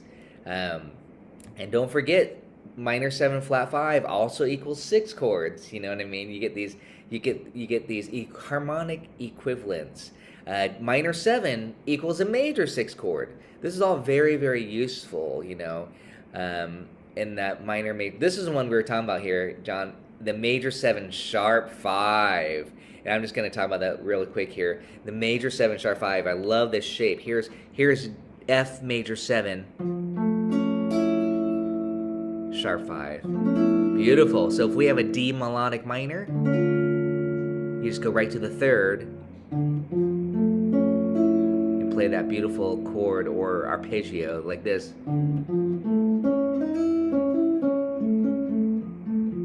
So if you want that Martino sound, you got to do that in West. Of course, Emily Remler is very into both of those players. So this is a really choice arpeggio shape. That major, and it's just a major 7. Sharp your 5th. You want to do this everywhere, by the way. Here's A minor, or C major, sharp the 5th. And I showed it to you over here, but it's over. So again, that's a good way to practice it. Is I was demonstrating this earlier. Is take your major 7 shapes, find the 5th, and sharp it. Major 7, F major 7, sharp the 5th. Major 7, sharp the 5th. Major 7, sharp the 5th. Major 7, sharp the 5th. Any major 7 shape. This shape, I love that shape. You know, again, so that's the thing. Is try, you know, grab your favorite major 7 shape, sharp the 5. But then how we actually apply it for soloing, again, is you'll be thinking, oh, I could. Well, in this case, I'm on C melodic minor, but I was just talking and demonstrating on D melodic minor. Right. But you could play that major 7 shape, sharp 5. Off the 3rd degree of the melodic minor. It's a very beautiful sound, and you can use it as a substitute. So when I do hear that major 7 sharp 5 harmony, I'm often thinking, ooh, I can use a melodic minor scale. You just got to remember how to use it. All right, we're here with John doing a diamond tier lesson. We're talking about melodic minor scale. We're actually referencing this one lesson that I think I shared on Patreon years ago, or a year ago. It's on YouTube. It's an audio lesson of Emily Remler working with a private student. She's talking about the different, quote, types of dominant chords and the application of the melodic minor scale. I've got this little worksheet here that shows some things. It doesn't dive deep into it. Those are kind of just all embedded in my private lessons. But I'm just showing like this first number one use. When you have a dominant chord and you play the melodic minor scale off the 5th degree. So the example I just showed, first of all, John, was C major. I did A train. And that second chord there, the two dominant, this is the, like which dominant chord? When you have the two dominant, this is very important. When you have the two dominant, you can play the melodic minor scale off the 5th. So, you know, you just kind of program yourself, melodic minor on the 5th. I'm going to the 5th degree. D7, sharp, you get a flat, sharp 11 is what it is. You call it a flat 5 if you want. So that's A melodic minor. So here's how I like to think of it on chordally. Here's D9. Here's a sharp 11. You didn't put it in the bass. So D9, sharp 11. Watch this. That's my 5th degree just by doing that little country or, you know, common bass movement.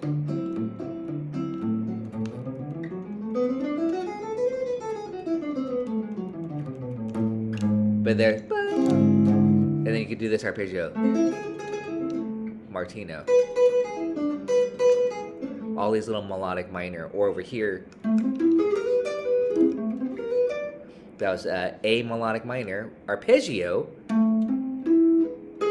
that G sharp, the 9, and you can extend it. And that's 6 notes we just talked about, and if you want all 7 notes, you do this.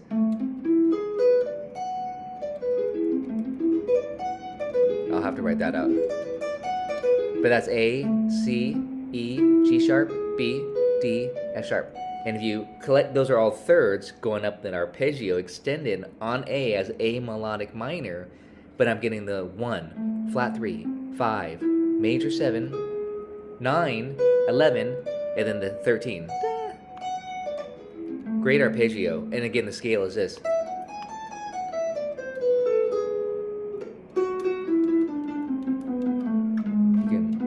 So, or the arpeggio. The arpeggio you get from low to high really fast. So anyways, that's one use of the melodic minor. I'll just kind of make this little excerpt really super short. The first use of it, just the type. To me, I'm thinking often the 2 dominant. So if we think about another song we can apply it on that has a 2 dominant. Right. That's G7. That's if we're in the key of F, right? It's a little ambiguous, but I like that sound. G7 flat 5. So what's my 5th on G? I go to D. There's that lick. So I'm going. That was F major 7.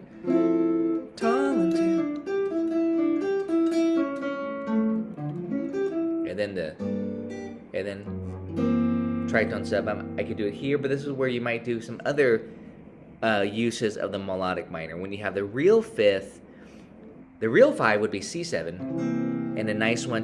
Now I'm going to get advanced. I'm going to stop this video because we'll talk about this.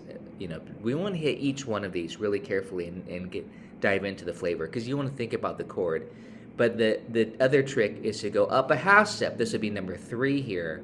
You go up a half step, starting on the flat 9 of the dominant chord, and that's essentially called the altered scale. You get all the alter notes. You get flat 9, sharp 9, flat 5, sharp 5.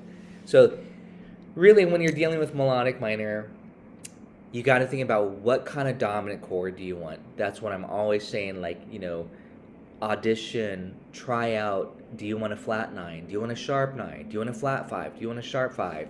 And then the melodic minor is kind of the beautiful scale to use to achieve those flavors. And right now, for this particular session, I'm just talking about this one. That 9 with a sharp 11 or flat 5, or in this case, G7, flat 5. You can think of it again.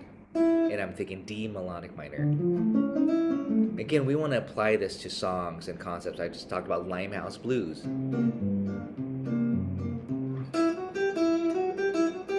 On that C9, and I said, okay, C9 sharp 11, or is it C9 on the chart? And Django Reinhardt indeed did that sound. He went right to the melodic minor on the 5th. So Django is doing this stuff early on, believe it or not.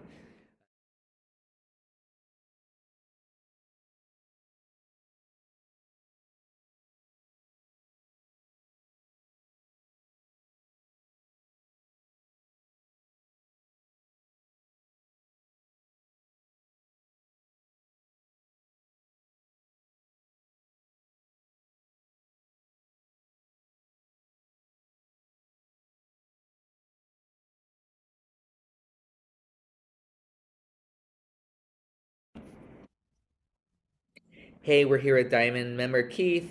We're talking about harmonic minor scale right now, and actually it's a creative way to use the harmonic minor scale. And Keith, your question was, because we were talking about A harmonic minor, we were talking about all the 7th chords in it. You just named them: A minor major 7, B minor 7 flat 5, C major 7 sharp 5, D minor 7. Talking about the 7th chords, you got to know the harmony, the chords. That's how you can use the scales creatively and appropriately. E dominant 7, and then what was the flat 6 chord of A harmonic minor? Was that the G sharp? No, that's the 7th chord. That's G sharp dim 7, the last one, the leading tone chord. The flat 6 is F major 7. And this is where I say, if you, I see, right. Yeah, I say if you want a circusy flavor, this is how I always say it for the last 15 years. If you want a circusy flavor on a major 7 chord, this chord,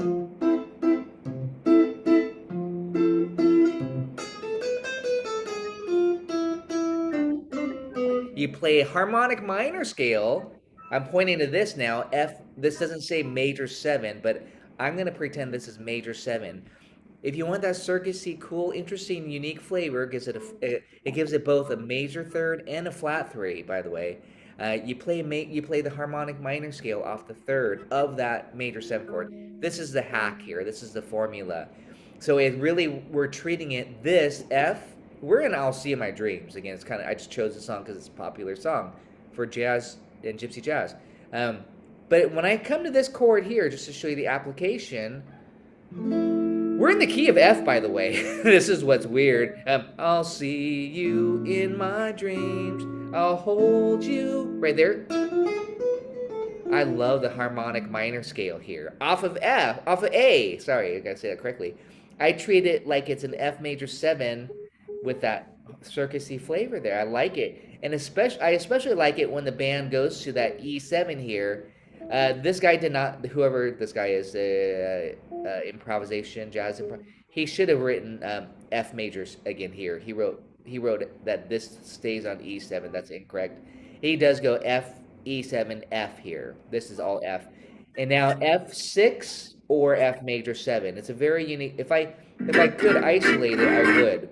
But here, again, if I slowed it down, I'm just going to slow this down for the backing track. And just show you again, I'm going to run that scale right there just for practice. It's kind of a fun creative use. Most people would just play F major pentatonic or F major, but again, I love it, and I especially love it when we have that E dominant 7, because when you do it like this,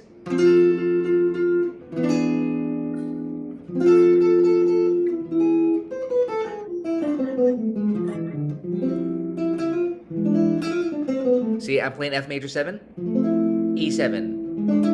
And I'm going to run the harmonic minor scale off of A.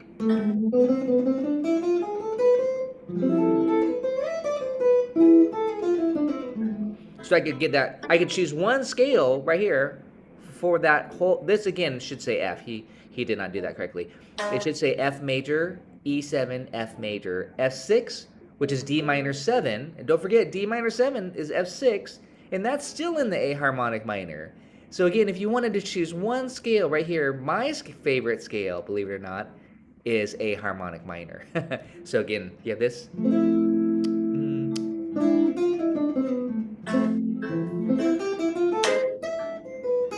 It's quirky.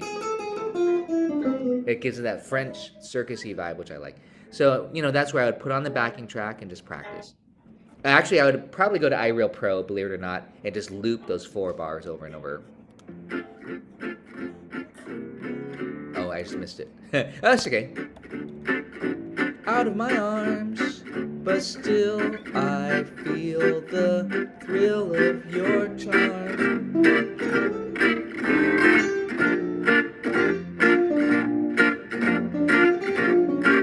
Right here, A harmonic minor.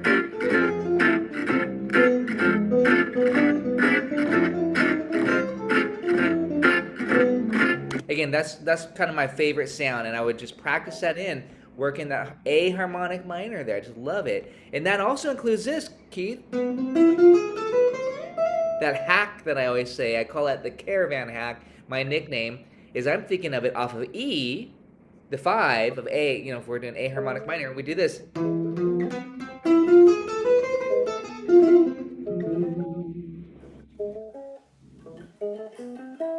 Yes. And that's just visualizing your E shape, your E major shape. I always gravitate toward this shape. Everybody, yeah, this is the easiest shape. I call it the A shape, right? But if you're cage system guy, but you just see this. Right. You just see this. And that's, I would do that lick right there, just right there, just or. Again, it's so much fun. So these are just little hacks, soloing tricks, and also being creative with your scale choices to get some unique flavors. Okay. Yeah, and then again, Keith, also what I was mentioning to you is that if you're this is next level again, being creative. But again, you know how I was saying this earlier here, you got this major, this could be a major 7 or major 6, major 7, and this could also be minor major 7. So this is another example I was just mentioning. You have a minor major 7, minor major 7. There's one scale that I was mentioning you can use, the harmonic minor scale, that has both of those chords in there. You remember? Yeah, so that would be what would it be? Oh, geez. Sorry, I'm putting you on the spot now. You're putting me on the spot. And I'm recording this too. I might be able to get it. Hang on. It would be the F to the A, so it would be would it be D? It's a very specific sound though. I mean, again, it's the main. No, it's just I'm gonna tell you right now. It's just if you're did you say D harmonic? Yeah. Yes, D harmonic minor. So again, you got this would be the flat 6 of D harmonic minor, and then it actually contains both a major 7 chord. So if I play D harmonic minor, it has a B flat major 7. And it has a B flat minor major 7. So again, I could be creative and do D harmonic minor here for 4 bars. Wow. And then bust into A harmonic minor here. A harmonic minor here for 4 bars. And then here, if I wanted to be creative, I usually would do melodic minor here. I could do G harmonic minor. You're fast at this. And that gives me a flat 9 flavor, sharp 5. So, you know, off of G harmonic minor. What harmonic minor here? The G would be the D. Back to the D? No, it's not. G7 is the 5 of what? That's, again, kind of what I'm usually... Oh, it's the 5 of C. Yeah, so if we have the G7 chord, you can play C harmonic minor. And that gives us, again, a G7 flat 9 and a sharp 5. If you want that flavor, we're just being creative with the application of harmonic minor scale right now. So again, we can try this all out. We could play D harmonic minor for 4 bars, 1 scale. A lot of people don't think about that. 1 scale can be over this classic movement. But again, I have to tell you, we're creating this sound. B flat major 7, B flat minor major 7, F major 7, A harmonic minor, E7, A harmonic minor, F major 7, A harmonic minor, D7, G harmonic minor, and again that gives us a flat 9, sharp 5. G7, we already said it. C harmonic minor, same thing, gives us a flat 9 sharp 5. What harmonic minor here? And then it would be the F. Exactly, beautiful. C is a 5 F harmonic minor, and then back to the B, sorry, we didn't do it yet, but B flat harmonic minor here for 2 bar. I wouldn't even worry about it, it's just a passing chord. But then here again, that unique flavor, this.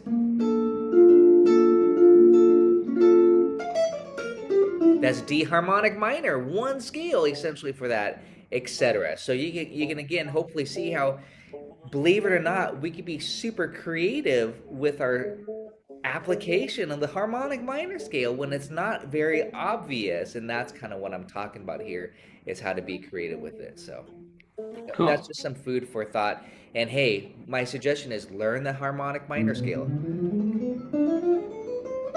You know, have it down so you have a couple different positions, couple, 2 or 3, diagonal,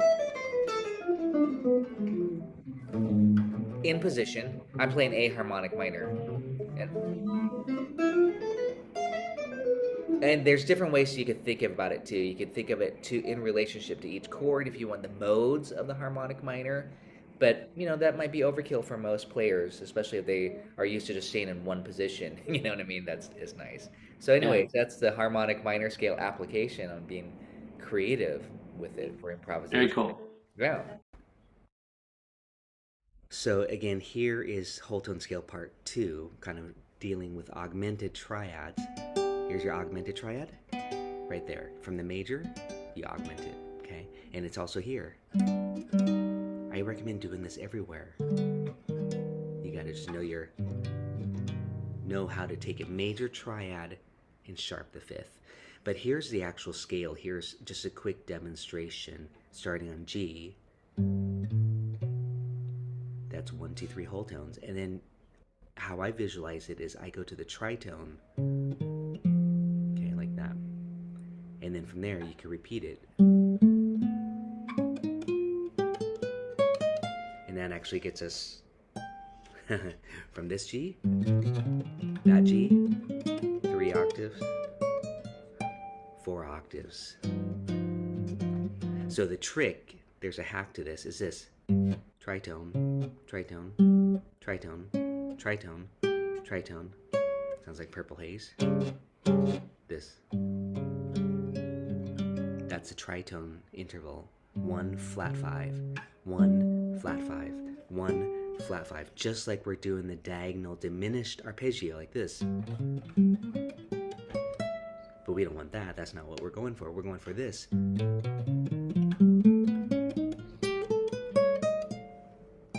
And I'll be over this.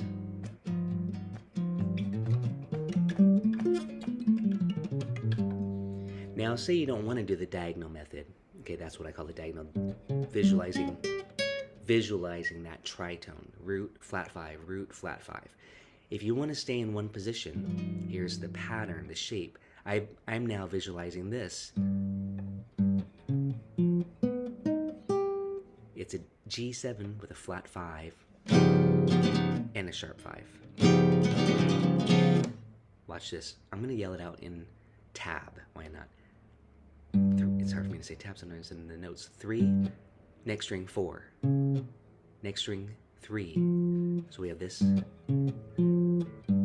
root, flat 5, flat 7. This is all off the G root. And then cross over here. I call this a zigzag method. B, D sharp, and G again. So you have this. It might take time to get used to this shape, but this is what you visualize. This is like a hack again. And then you could do this. I'm going 3 notes, 2 notes, 3 notes, 2 notes. These are all whole steps apart. 2 notes. that's the full scale. And notice the chord is G7 sharp 5. So wait. G7 flat 5 sounds great, because that's the flavor of the whole tone.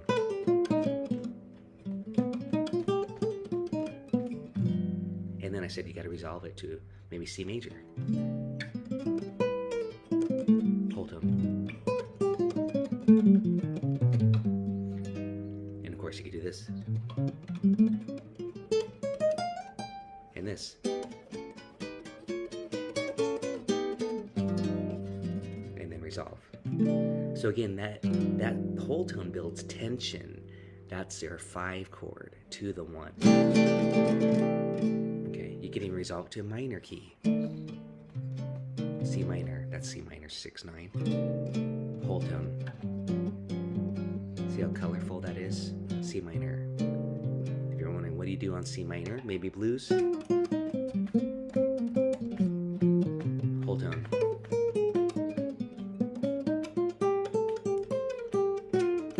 Blues. I'm hearing this in my head. C minor. Whole tone. G whole tone. C minor. G whole tone. And again, there's this pattern. One more quick hack. This is all on that worksheet. I'm just kind of summarizing this whole tone scale study number 1. It will also say tritone sub. That's your tritone. And that's, again, this is particularly for guitar players who have all 6 strings, this is not to play the full scale, because there's only 6 different notes. You can get the same effect, and Django uses quite a bit by thinking the shape, and just by doing this. And then just adding only a whole step, not worrying about the big stretch. So you just do this. So once you map out this shape, these intervals, you could even do this. You could do that shape still and just add a whole step. Okay,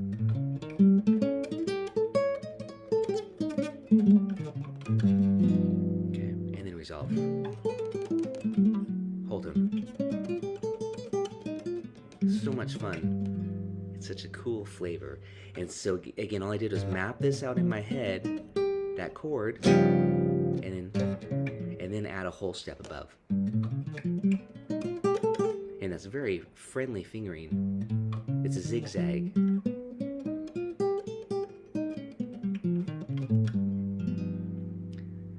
And resolve. C major, pentatonic. Whole tone, G whole tone. C major penta. Whole tone. C major penta. Whole tone. So I'm just thinking this. Right here, whole tone. C major penta. G whole tone. And that's how you add those beautiful, cool colors in. So again, here is whole tone scale part 2, kind of dealing with augmented triads. Here's your augmented triad, right there. From the major, you augment it, okay? And it's also here. I recommend doing this everywhere. You gotta just know how to take a major triad and sharp the 5th. But here's the actual scale. Here's just a quick demonstration starting on G.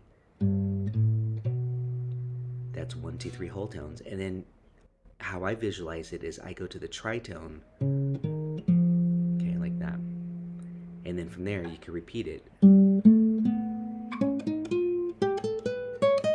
And that actually gets us from this G, that G, 3 octaves, 4 octaves.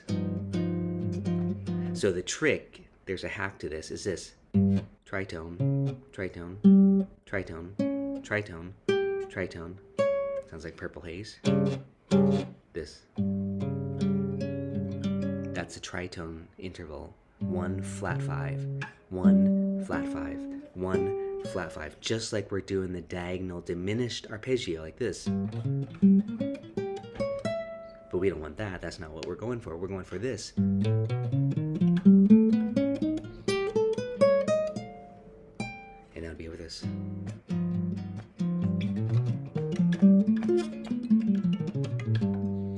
Now, say you don't want to do the diagonal method.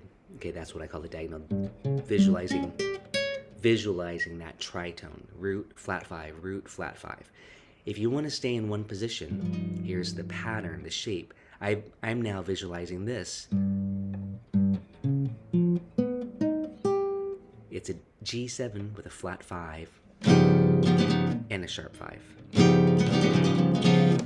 Watch this. I'm going to yell it out in tab. Why not?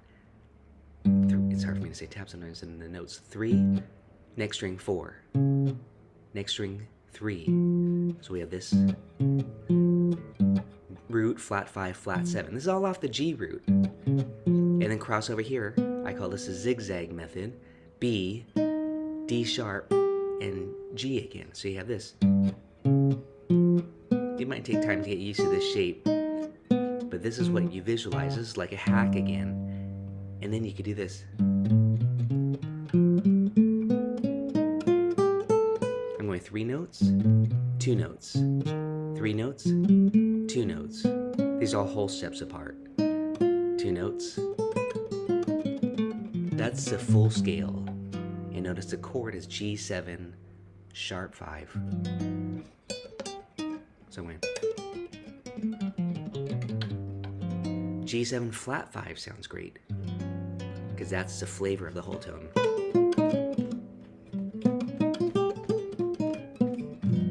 And then I said you got to resolve it to maybe C major. Whole tone. And of course you could do this. And this.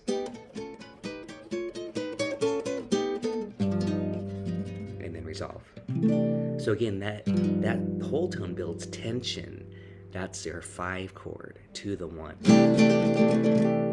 Okay, you can even resolve to a minor key. C minor, that's C minor 6/9. Whole tone. See how colorful that is? C minor. If you're wondering what do you do on C minor, maybe blues. Whole tone.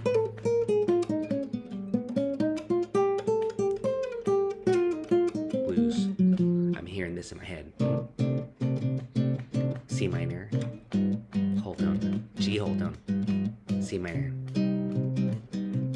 G whole tone. And again, there's this pattern. One more quick hack. This is all on that worksheet. I'm just kind of summarizing this whole tone scale study number 1. It will also say tritone sub. That's your tritone. And that's, again, this is particularly for guitar players who have all 6 strings, is not to play the full scale, because there's only 6 different notes. You can get the same effect, and Django uses quite a bit by thinking the shape, and just by doing this, and then just adding only a whole step, not worrying about the big stretch. So you just do this.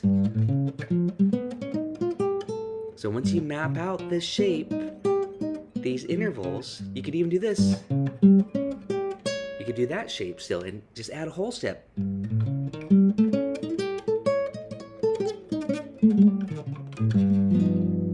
and then resolve. Whole tone. So much fun. It's such a cool flavor.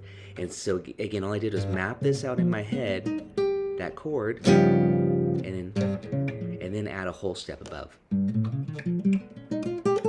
And that's very friendly fingering.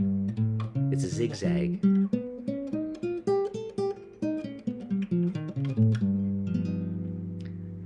And resolve. C major, pentatonic. Whole tone, G whole tone. C major penta. Whole tone. C major penta. Whole tone. So I'm just thinking this. Right here, whole tone. C major penta. G whole tone. And that's how you add those beautiful, cool colors in. All right, so if you all can mute yourself one more time, this is just a quick little mini lesson on augmented triads. An augmented triad, again, is often a substitute for a dominant chord. It's usually used right on the root. So if you see C7 written on the paper, you could do C augmented. And if you slide it around every 4 frets, you get an inversion. And that's important because an augmented triad equals 1, 3, sharp 5. And the distance is 2 whole steps, 2 whole steps, and 2 whole steps. But let me show you how to create the augmented triad. I would do this exercise. This is very important. C major. Take your 5 and sharp it. C major. Take your 5th, sharp it. C major here. These are just triads. And sharp your 5. That's the exercise. That's how I think about augmenting it. 5, sharp 5. Everything else stays the same, the root and the third. But then in this shape, that's called first inversion because the third's here, the 5th is here. Beautiful sound. And again, you can then do the stuff like this.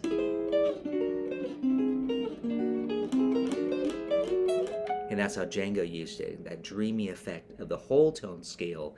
The whole tone scale is created when it's just all major seconds, or augmented thirds. Major thirds, sorry to say that incorrectly. Here is C major. Here's C aug. Here's C major. Here's C aug.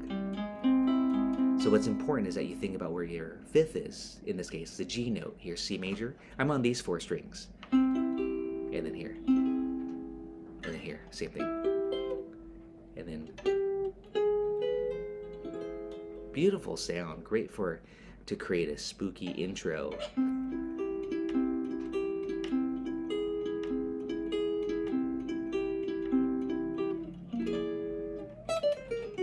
And that's the whole tone scale. And it should resolve to F. Here's an Aug. See how dreamy that is? So I went from F major to C aug,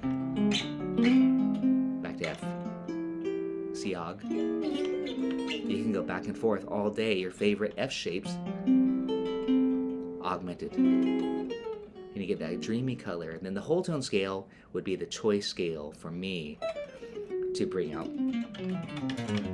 that flavor. So there you go. There's a little lesson on augmented triads, how to think of it from major triads, and then also the application of the whole tone scale to match it.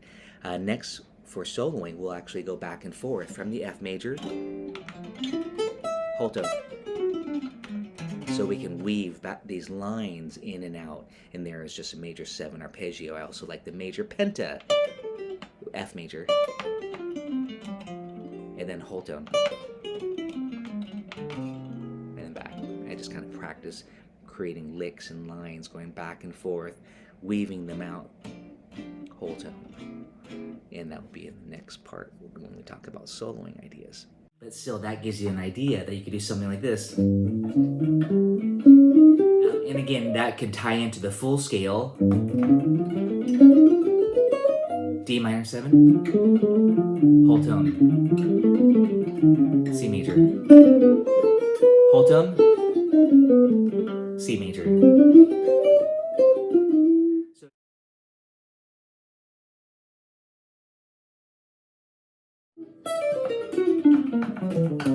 F major.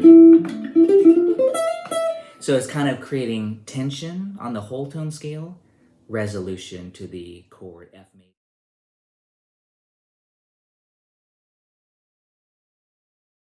Whole tone scale. It's a beautiful scale. It's a 6-note scale, and it's symmetrical. So the whole tone scale consists of 6 different notes, and it equally divides the chromatic scale in half. So there's only 2 whole tone scales possible. What I say to my students all the time, you have a 50-50 chance of getting the right one.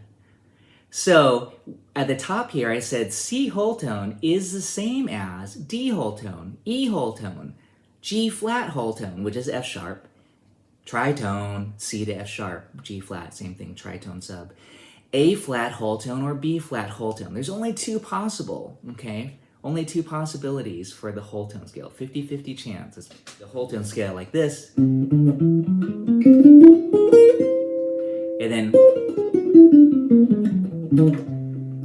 then I show some chords. C7 flat 5. C7 sharp 5. C7 sharp 5 with this dreamy color. That's slide it around in whole steps. As long as we're staying true to the whole tone scale. So you get this. Any one of these colors that you prefer, even the ones with the bass note like this.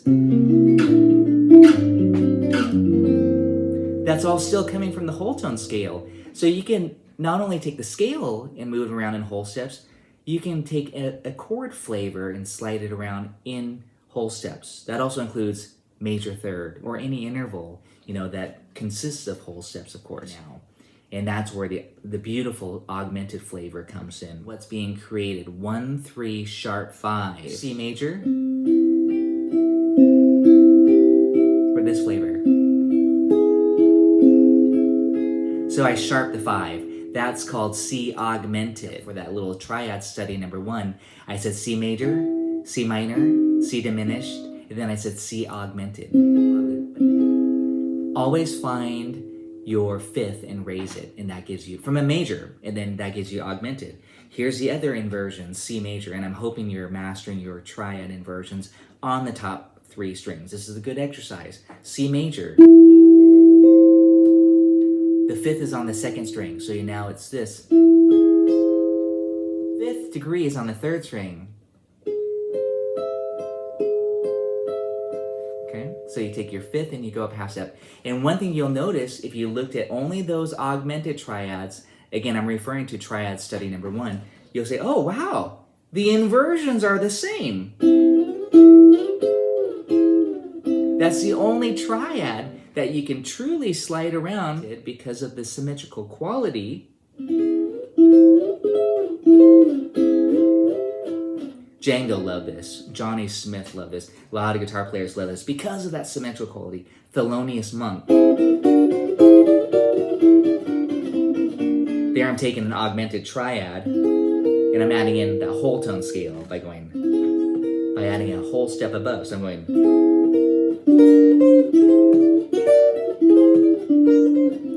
And you're probably wondering, well, what chord would that work over? I'm thinking C7.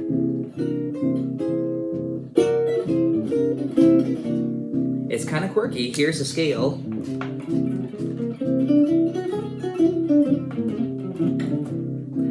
So it's very, very Django to me. Django used that quite a bit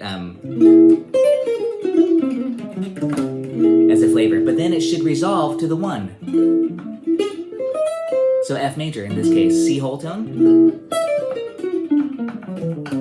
F major. Creating tension on the whole tone scale, resolution to the chord F major, or if you're in the minor key, it could be F minor. So that's the application. I mean, I don't know if you get any easier than the 1 string concept for the whole tone, because you just go.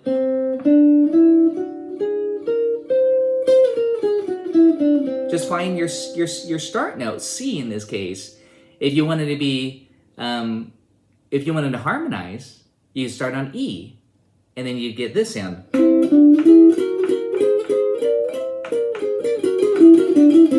Again, it's symmetrical. That's where he uses it on the intro of "You Are the Sunshine of My Life." So he uses a C major 9, the beautiful resolve chord, and then to create this dreamy tension, G whole tone. That's off the 5. And that's G whole tone. And it's symmetrical for guitar players or you, that G whole tone. So that was 1 string. And then F major. Whole tone. Major. Whole tone. So again, kind of weaving back and forth, and that's where we're going to practice it from Ipanema. We're going to right here, and that's it, and then back.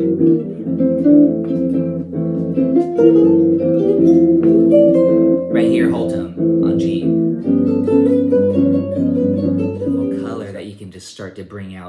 it's especially good on the 2 dominant or tritone substitution. That's the application. Again, on dominant chords. There's a lot of fun fingerings for guitar players, these diagonal fingerings, a lot of cool licks.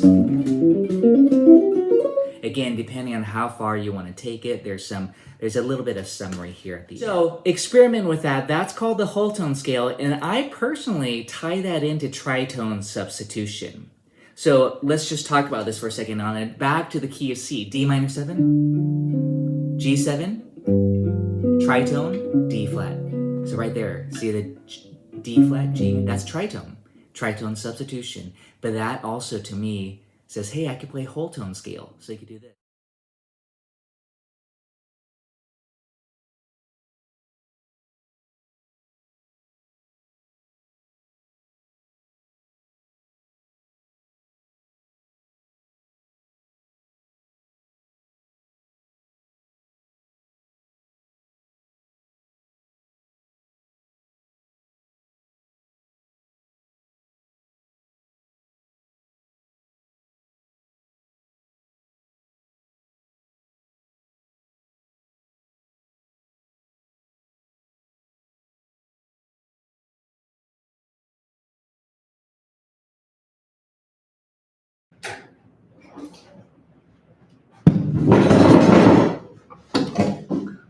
All right.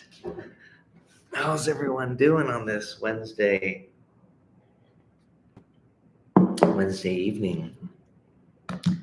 No gig for me, so look at, I'm gonna do a live stream. Type in the chat, let's see who's here. We've got a fun little topic tonight. I did a live stream yesterday, direct to Patreon on this hack, and I thought I'd cover it here on YouTube as well, just to kind of get share it with others. Let's go ahead and take a second and tune up. Type in the chat here, see who's here, and we'll get started after I just tune up. If you want to tune to me, cool.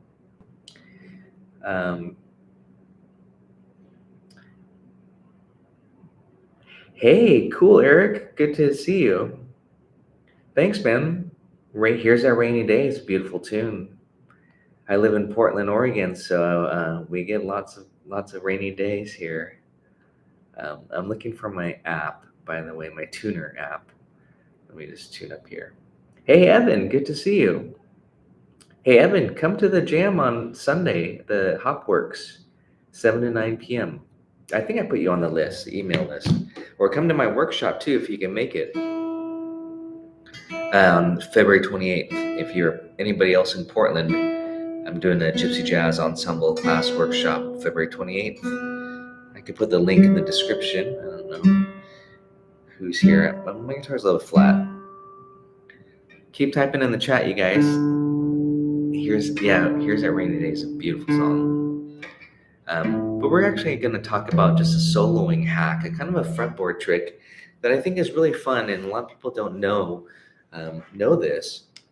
A lot of people know this stuff, like you could take a diminished 7 chord and slide it around every 3 frets, and then it just repeats itself, it inverts itself, this diminished 7th chord, which is 4 notes. But what I'm going to talk about is the 8-note scale, which is essentially just 2 diminished 7th chords, 1 half step apart, with this pattern going half, then a whole step. And that alone sounds beautiful, just to go kind of like, it's almost like an approach note using the diminished 7. So like if I'm targeting the G note here, I go a half step below. This is a fully dimmed 7 chord. These are 4 different notes here. And then I go into it. Now, if I did it on the next inversion, B, this is a good way to think of it, you guys. B flat here, I start on A and do this. And the next inversion would be C sharp here. It's my 9th fret here. Be careful of these dots. Then you do this. And then next note would be the E. So I'm doing this. So you get this. And collectively, you'd get a scale that sounds like this. There. And now do the same as doing this. So there's a lot of different ways that you can approach playing this. whether it's with chords. A lot of people don't know that there's major triads within that diminished scale. So this is what I'm going to talk about just a little bit. I already have a lesson that talks about all this, but I thought it'd be fun just to kind of go over this hack and do a little bit of theory. Check out the PDFs that are attached to this if you guys want to get a little bit more of the formal PDF and tabs. And I'll actually write out a quick link here. But let's see who else is tuning in tonight. I'm tuned up, so hopefully you're tuned up. And don't forget to do this if you enjoy the live streams, even if you're watching this after the live stream. I know it's probably 11 p.m. in East Coast time. And I don't know what time it is in London. I don't have my world clock. Let me see.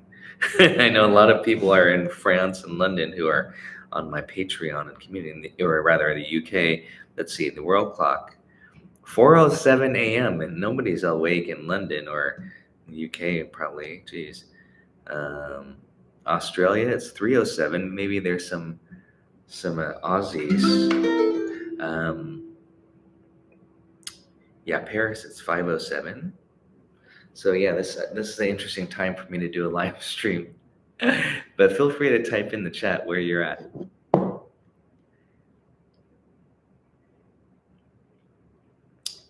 So as I just kind of demonstrated, again, get the PDF because there's a lot of good stuff on that PDF, including chord shapes. But I'm going to just kind of demonstrate this one particular hack. Text says, Eric, hey, there's so many cool hacks with this symmetrical scales. There's essentially two symmetrical scales. I don't call the chromatic scale symmetrical. So the whole tone, excuse me, whole tone, or the diminished scale, and this is called the symmetrical diminished scale, the 8-note scale, the octonic scale, if you want to call it that formal name, octatonic. A lot of people just call it the half whole or the whole half diminished, depending on where you start. Again, it's symmetrical, and there's 8 notes in it. So here's the hack, and there's so many cool things that you could do. A lot of people don't know that you can just take a major triad and slide it around every 3 frets. And that's part of the diminished scale. And then you can add on notes. Get some really beautiful sounds, just really simple sounds that sound so cool. But you're gonna like this hack here. So here's a hack. Let's see, I showed it yesterday on Patreon. I think I started on D. I'll start it on I'll do it on C today. I think in the PDF it shows G, but again, there's actually 3 different diminished scales. That's it. So it just kind of repeats itself. So if I start on C, here's and then this one can actually be for 4 different dominant chords is how you're going to think of it. But check this out. And that's all I'm going to do. Just those 4 strings. And the reason for that is because it's so easy. And so you just do this. That's my 5th fret. So definitely grab your guitar and do this with me, guys. If this is new for you, you're going to love this. 5th fret. And then do this. Slide it up 3 frets. And now some of you might be thinking, hey, isn't that A minor 7 or C6? Yeah. This is what I'm talking about. This is some cool stuff. Isn't this C minor 7 or E flat 6? Yeah. What if I slide it down 3 frets? Is that A6 or F sharp minor 7? Yeah. All these actually come out of this diminished scale, which is so interesting. You can have, by the way, you also have a major triad, you have a minor triad, you can have a diminished triad. It all comes from the scale. The scale is insane, the symmetrical diminished scale. And of course, you have A7, F sharp 7, C7, E flat 7. You have all these inversions too, if you want to think of it that way. But here's the hack. Do this. 5th fret. Easy. It's just like just this. Now we're going to slide it up 3 frets and do this. So that's part of it. That's to me what I kind of am visualizing, the shell.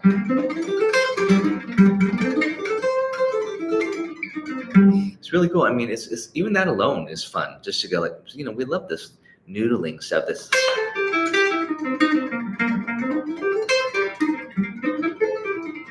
over here. So all those notes are just right out of the same 8-note diminished scale. And then if I start here, that would be the other one. And if I start here, that would be the other one. So it kind of depends on how you think of it. Then it just repeats, obviously, because I did this. And you have to stay on the top 4 strings. This also translates beautifully to the ukulele. If you're a ukulele player, let me know too, because I have a ukulele channel, a Patreon channel. By the way, thanks for being on Patreon. If you guys are Patreon members, if you're not, I still recommend that you join. There's a free tier. I just post a lot of stuff at the free level. So again, just noodle around with this for a second. You play A7, C7. That's a sharp 9. And that works great on the purple haze chord, the sharp 9. You don't have to think.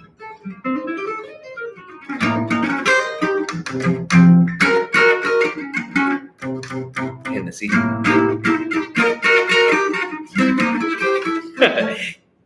It's so much fun.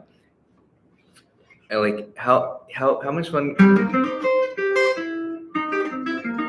can you have with just doing those?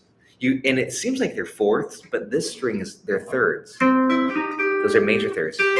Those are fourths, thirds, and fourths. So that's kind of the initial concept. It's just a nice fretboard visualization hack, just to think that and this. And you can think of it as C7 sharp 9, E flat 7 sharp 9, F sharp 7 sharp 9. It could be flat 9 too, and that's another cool lick, just to do this. Where's sharp 9, flat 9, slide it up 3 frets. Sharp 9, flat 9, sharp 9, flat 9. Kind of some fun little ways to apply this, even just to chord comping when you're in that. For comping, chord soloing, chord melody, all that stuff. So let's get back to the hack here. Again, I get pretty excited about this. I can get sidetracked easy, so because the diminished scale is so cool, and all these chords that come out of it, and the possibilities. It's a very unique sound. But now we're going to go ahead and add. I'm up here now. I'll go back to here where I said C, but I'm going to go the descending route. Again, it's going to be the same 8 notes. So you just slide up 3 frets, then it repeats itself. But here's the hack. Here's a scale now. So do this with me. C, B flat A, C, B flat A.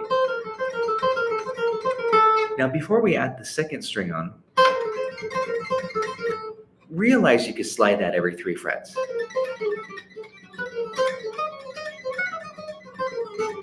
And that's you're still part of this half-whole diminished scale.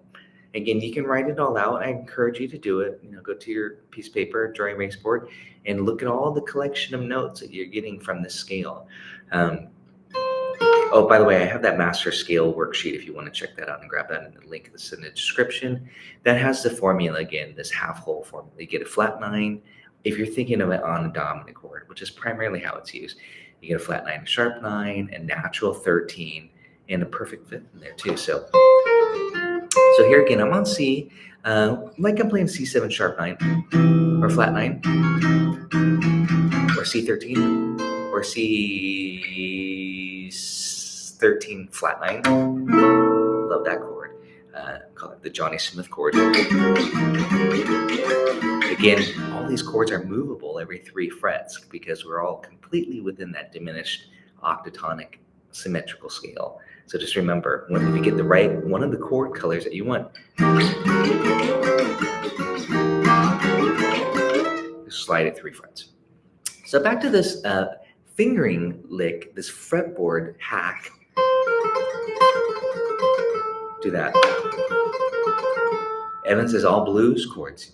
All blues chords. Yeah, I think that's what you mean. All blues. All blues? The song All Blues, or all blues? All blues chords, like sharp 9. Yeah, this. So we love this chord. So again, here's the hack. I'm just kind of walking you through this very slowly. I'm hoping you all have your guitar and just doing this with me. And you're saying, Tracy, what's next? Well, now here's what you got to do. skip a string and do this. See, Evan, don't get me sidetracked.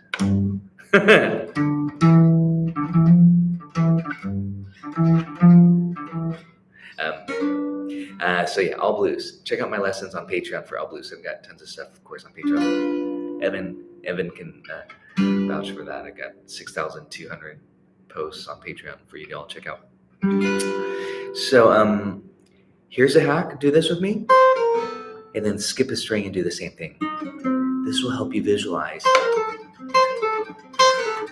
Skip a string. Skip that second string. Go straight to the third string. So we have this.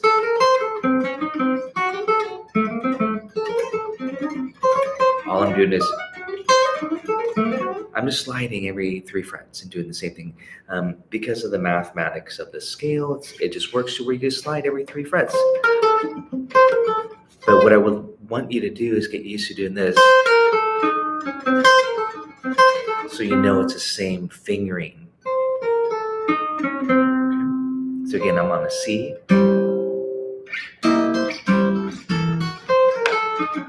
Now we got to do the second. Okay, now you got that part right. You understand that this is all part of the scale. Now we're going to go to this second string and do this. Now we have the 5. Oh, I didn't tell you the notes. This is sharp. This is the sharp 9. This is a flat 9, and this is the root. So again, we have and theoretically, again, if we're on the C7, we have the root. We have the flat 7. Dominant, that's 13. A is a 13. Sharp 9, flat 9. So super colorful. It's almost like Mixolydian, but then you get that dark quality of flat 9, sharp 9, sharp 9, flat 9.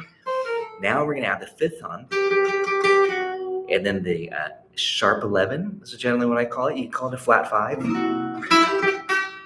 It's really nice to bend that flat 5 into the 5.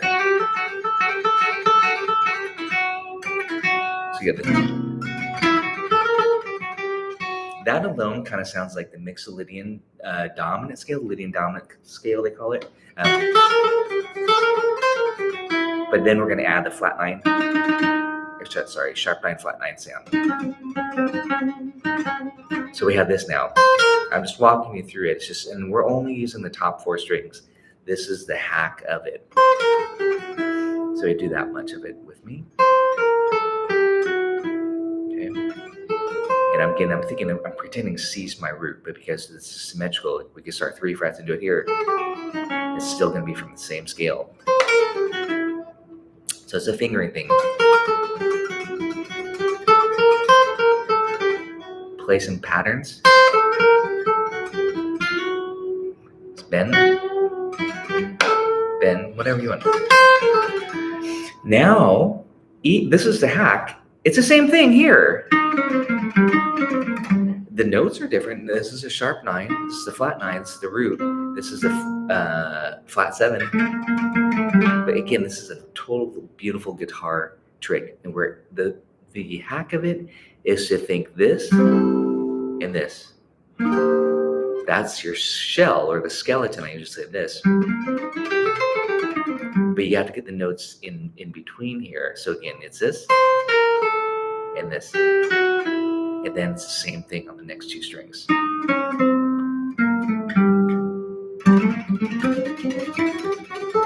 Goof around with some scale patterns like that.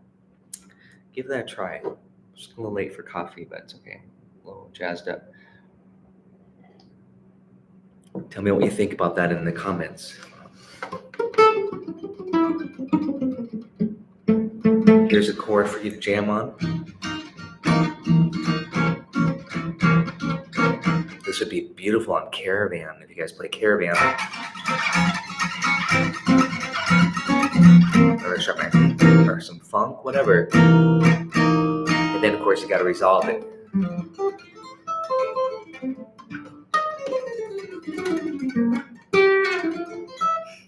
Resolve to major, resolve it to minor.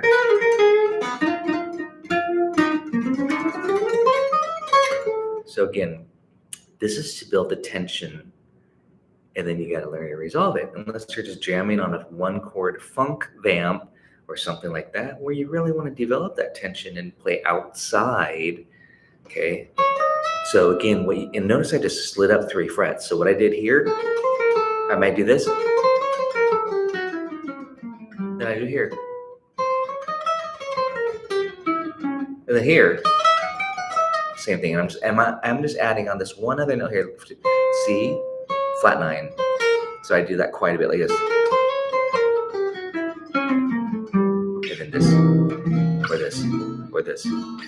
Again, all these cool chords that come out of the scale. Sure, Evan, you can play this on the tritone sub chord on the Girl from Ipanema.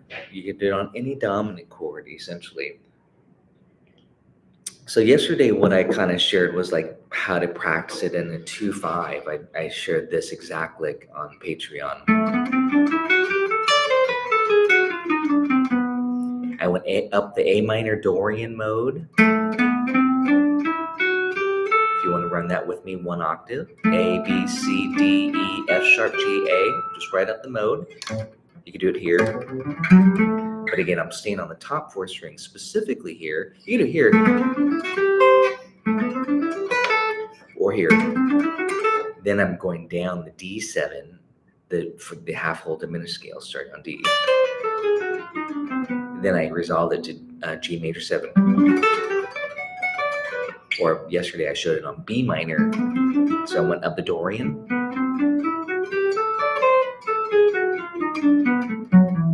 And there's your Girl from Ipanema pentatonic. B minor penta over G major chord. So the 2 chord would be A minor 7. This now is showing the application again. A minor 7, D7 altered, and then B minor penta. So again, that's a nice thing to kind of practice instead of just sticking with a basic mode, which would be Mixolydian. A little vanilla. The Mixolydian's a little bit vanilla, you know. So you get some color if you add that flat 9, sharp 9, 13. Again, I'm just telling you what colors you're getting, because to me that's important, that you understand those colors that you're achieving to get that. So let's do this again. Again, you have C7 sharp 9, flat 9, or C13, C13 flat 9. And you can do this. Get some really cool intervallic sounds by thinking symmetrical. Again, it's all the overall flavor. It's what's important, that you know you're getting flat 9, sharp 9, natural 5th, sharp 11. That you're getting those colors, and 13, natural 13. Experiment with that. But so this is what's important, just to review. If anyone wants to type in the chat, feel free to do so. We're thinking this major 6 or minor 7 shape. Guitar players, we love shapes. We don't have to think that way. Usually we're thinking diminished, right? And that's fine too. We get a lot of these fun, cool licks doing this. A lot of great licks like that. That was symmetrical as well, and that comes out of the dim 7. Check out my etudes. I have a lot of that stuff written into my bootcamp etudes. But again, this is more just a theory of the general overview of this concept, like this, dividing up the fretboard into every 3 frets with this pattern, the major 6 chord pattern. Even though we wouldn't really use this on a major 6 chord, I wouldn't use this on a major 6. Generally speaking, I would use it on a dominant to create the tension. But this is major 6. This can also be minor 7. So again, you can use this on a major, minor, dominant, and of course on a diminished. So here it is, 3 frets. So you had like this. Move with 3 frets. 3 frets. 3 frets. 3 frets. And you're back to where you started. So again, collectively, if you just did this, and I'll write this all out. Actually, I don't have this written on PDF, so this is kind of just prompting me to get this all written for you on a PDF. It'll be on Patreon, of course. But this, okay, that could be the C diminished scale, half whole diminished scale. This, it could be A half whole diminished. I'm kind of thinking on the flat 7 or C, F sharp. E flat. I mean, does this sound musical? It's pretty fun, but you know, it's noodling right now. But it's really just to get you trained, your fingers trained, so you don't have to think about this stuff. Every 3 frets, and it's just sticking these shapes.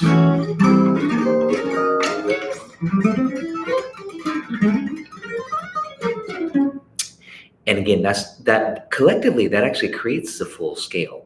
But we want to get those notes in between as well. So this.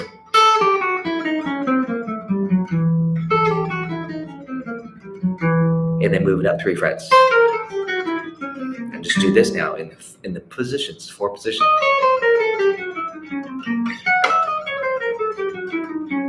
Okay. Here's C13 for the bass here.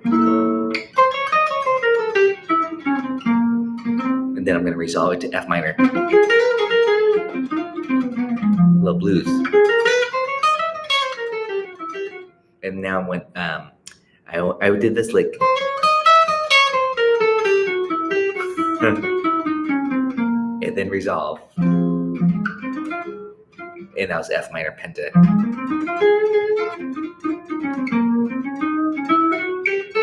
Kind of sounds out.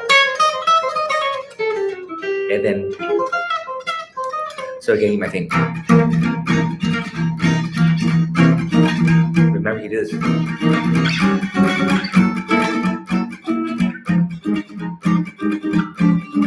that was F minor 9. F minor 6, 9. Like you're thinking Caravan, or a tune like that where we're hanging on a dominant chord for a while. Honeysuckle Rose. You know, a lot of these old swing songs, Sweet Georgia Brown, you can use it because you have a dominant chord for 4 bars. Thanks, guys, for tuning in. Don't forget to do this. If you enjoy my live streams, I really appreciate it. Join me on Patreon, of course. That's where I post all of my materials and archive of lessons, over 6,200, 6,000, quite a bit. Have a great night. We'll see you guys soon. Cheers.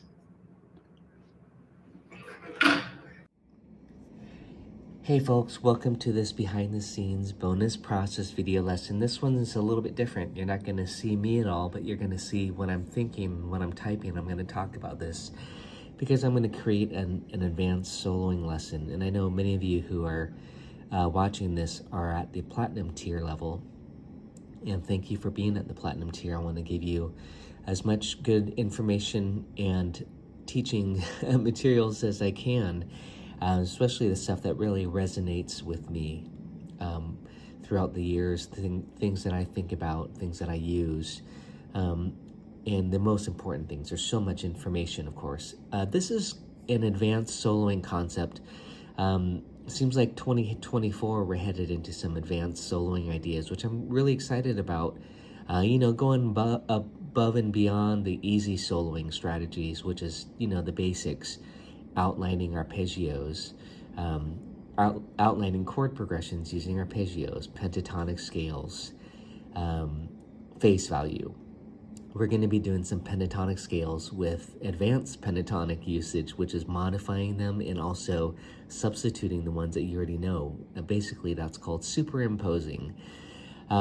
This topic right now that I'm going to present, which I'm going to do a live stream, and I hope you can watch it. Of course, you'll have access to it after it airs, and but you kind of get the gist of it right here. You get the good stuff that I'm thinking, because many people are just going to be reading it on paper, and then they'll watch the video. So, you know, there's octatonic scale and whole tone scale. I love all those sounds. I mean, this is all the stuff all the greats use, you know, especially the modern greats. I'm going to hopefully do a good job at explaining this. So this concept right here is advanced soloing concepts.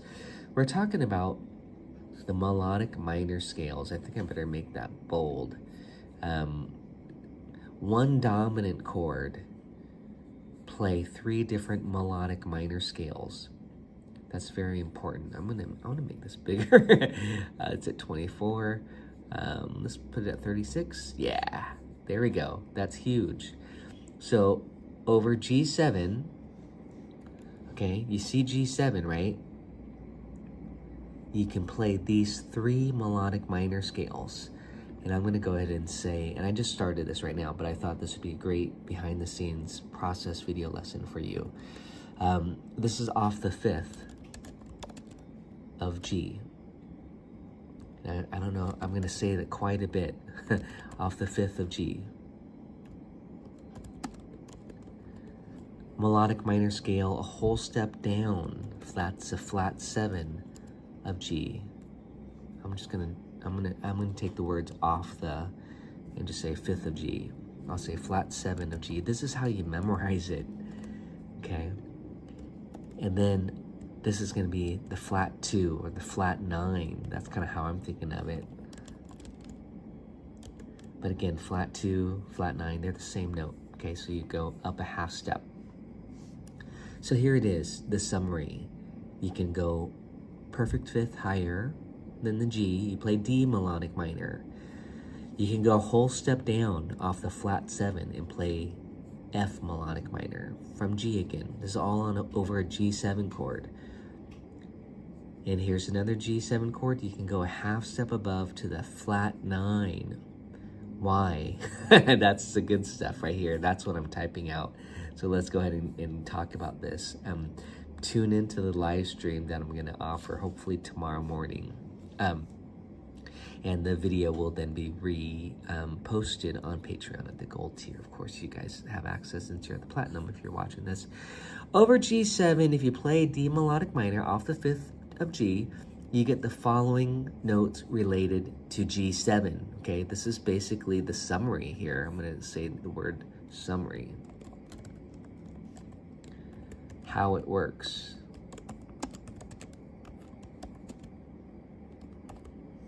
Okay, I'm going to underline that. Again, you guys are seeing me develop this lesson here on the fly. How and why, underline it. Okay. Maybe even make it bigger. Summary, how and why. Over G7, if you play D melodic minor off the 5th, you get the following notes related to G7. So the D, I'm going to start with D because we're playing D melodic minor. I'm going to highlight that and underline that. That's important. So let me go ahead and do that. Bold, underline. Okay, we'll keep it in italic. D is the 5th of G. Okay, you have to think about what a D melodic minor scale is, okay? So the next note is E. From G, that's going to be the 13th. And I'm calling it a 13th, not a 6. It can be thought of as a 6, but over a dominant chord, you typically will call it a 13th. You have an F note.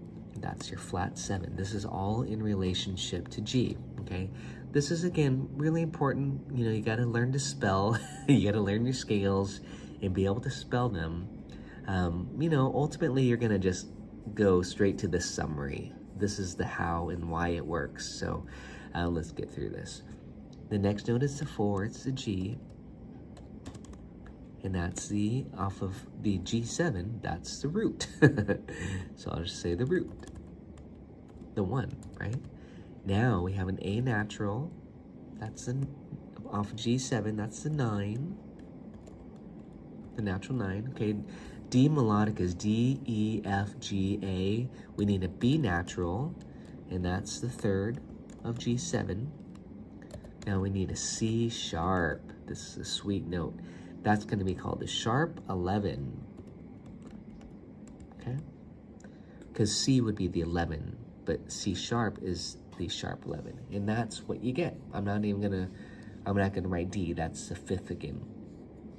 So ultimately, you get, I'm not gonna write this here, but you get a G7 with a sharp 11. That can also mean flat 5, by the way. Okay, sharp 11 is the same note as a flat 5.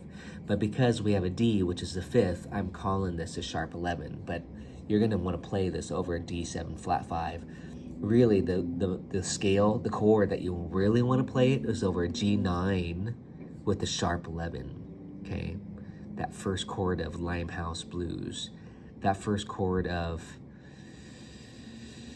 I like it as a first chord of September Song, okay?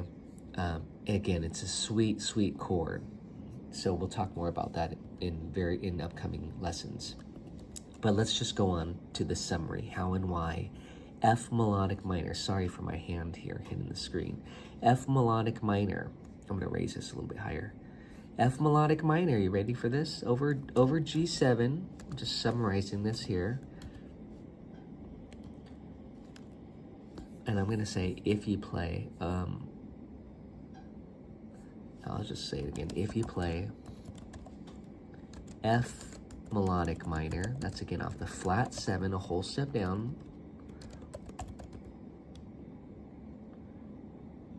I'll say off the flat 7 of G, you get the following. Just follow the same format.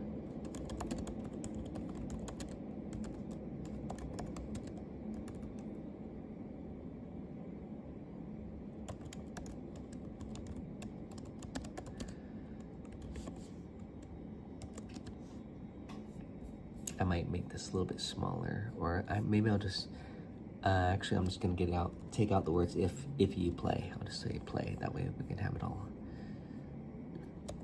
Sometimes, as you all know, I'm too wordy. So, here we go, play F melodic minor. Ready? Please analyze this with me. I'm gonna, again, clean this up. This will be posted. This worksheet, the PDF will be posted at all tiers. I might even just make it so that everyone can get it, in public, that is. But this video, only the platinum tier, you guys get the behind the scenes of me working here on this stuff, on this lesson. And hopefully you get the explanation as well, and then you can check it all out. Bold, underline. If you play F melodic minor over the G7 chord, you're gonna get these following. Ready? Spell it with me. Think about what an F melodic minor is. F is the flat 7. G is the root.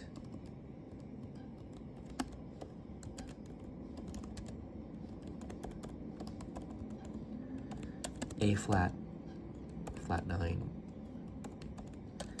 Okay, B flat.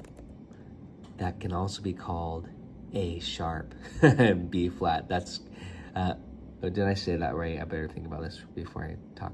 Oh, yeah, B flat is a flat 9. This can also be called A sharp. That's what I wanted to say. But you know, when we're playing off F melodic minor, you're going to be calling it a B flat, okay? So this is the cool one. This is the sharp 9.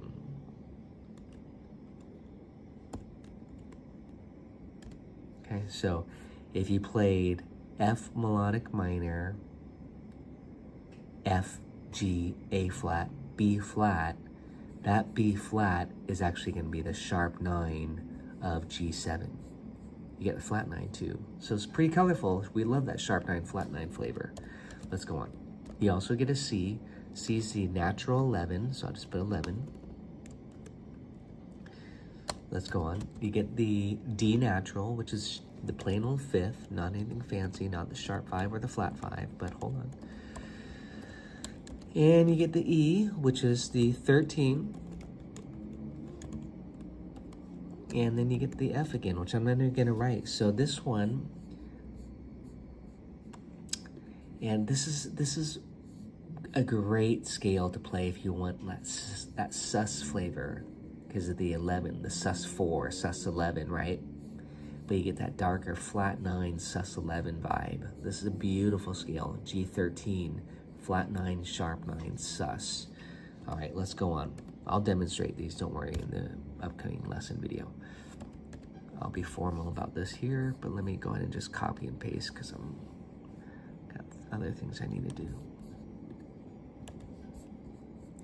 And I'm gonna say A flat melodic minor. I saved the best one for last.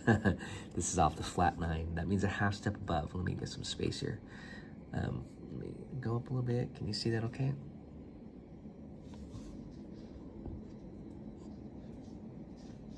Okay guys, here we go.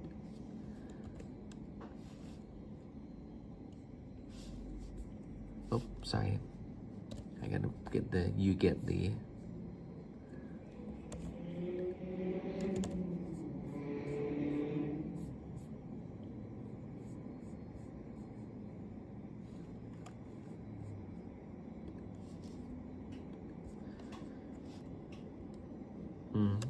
a little bit wordy here.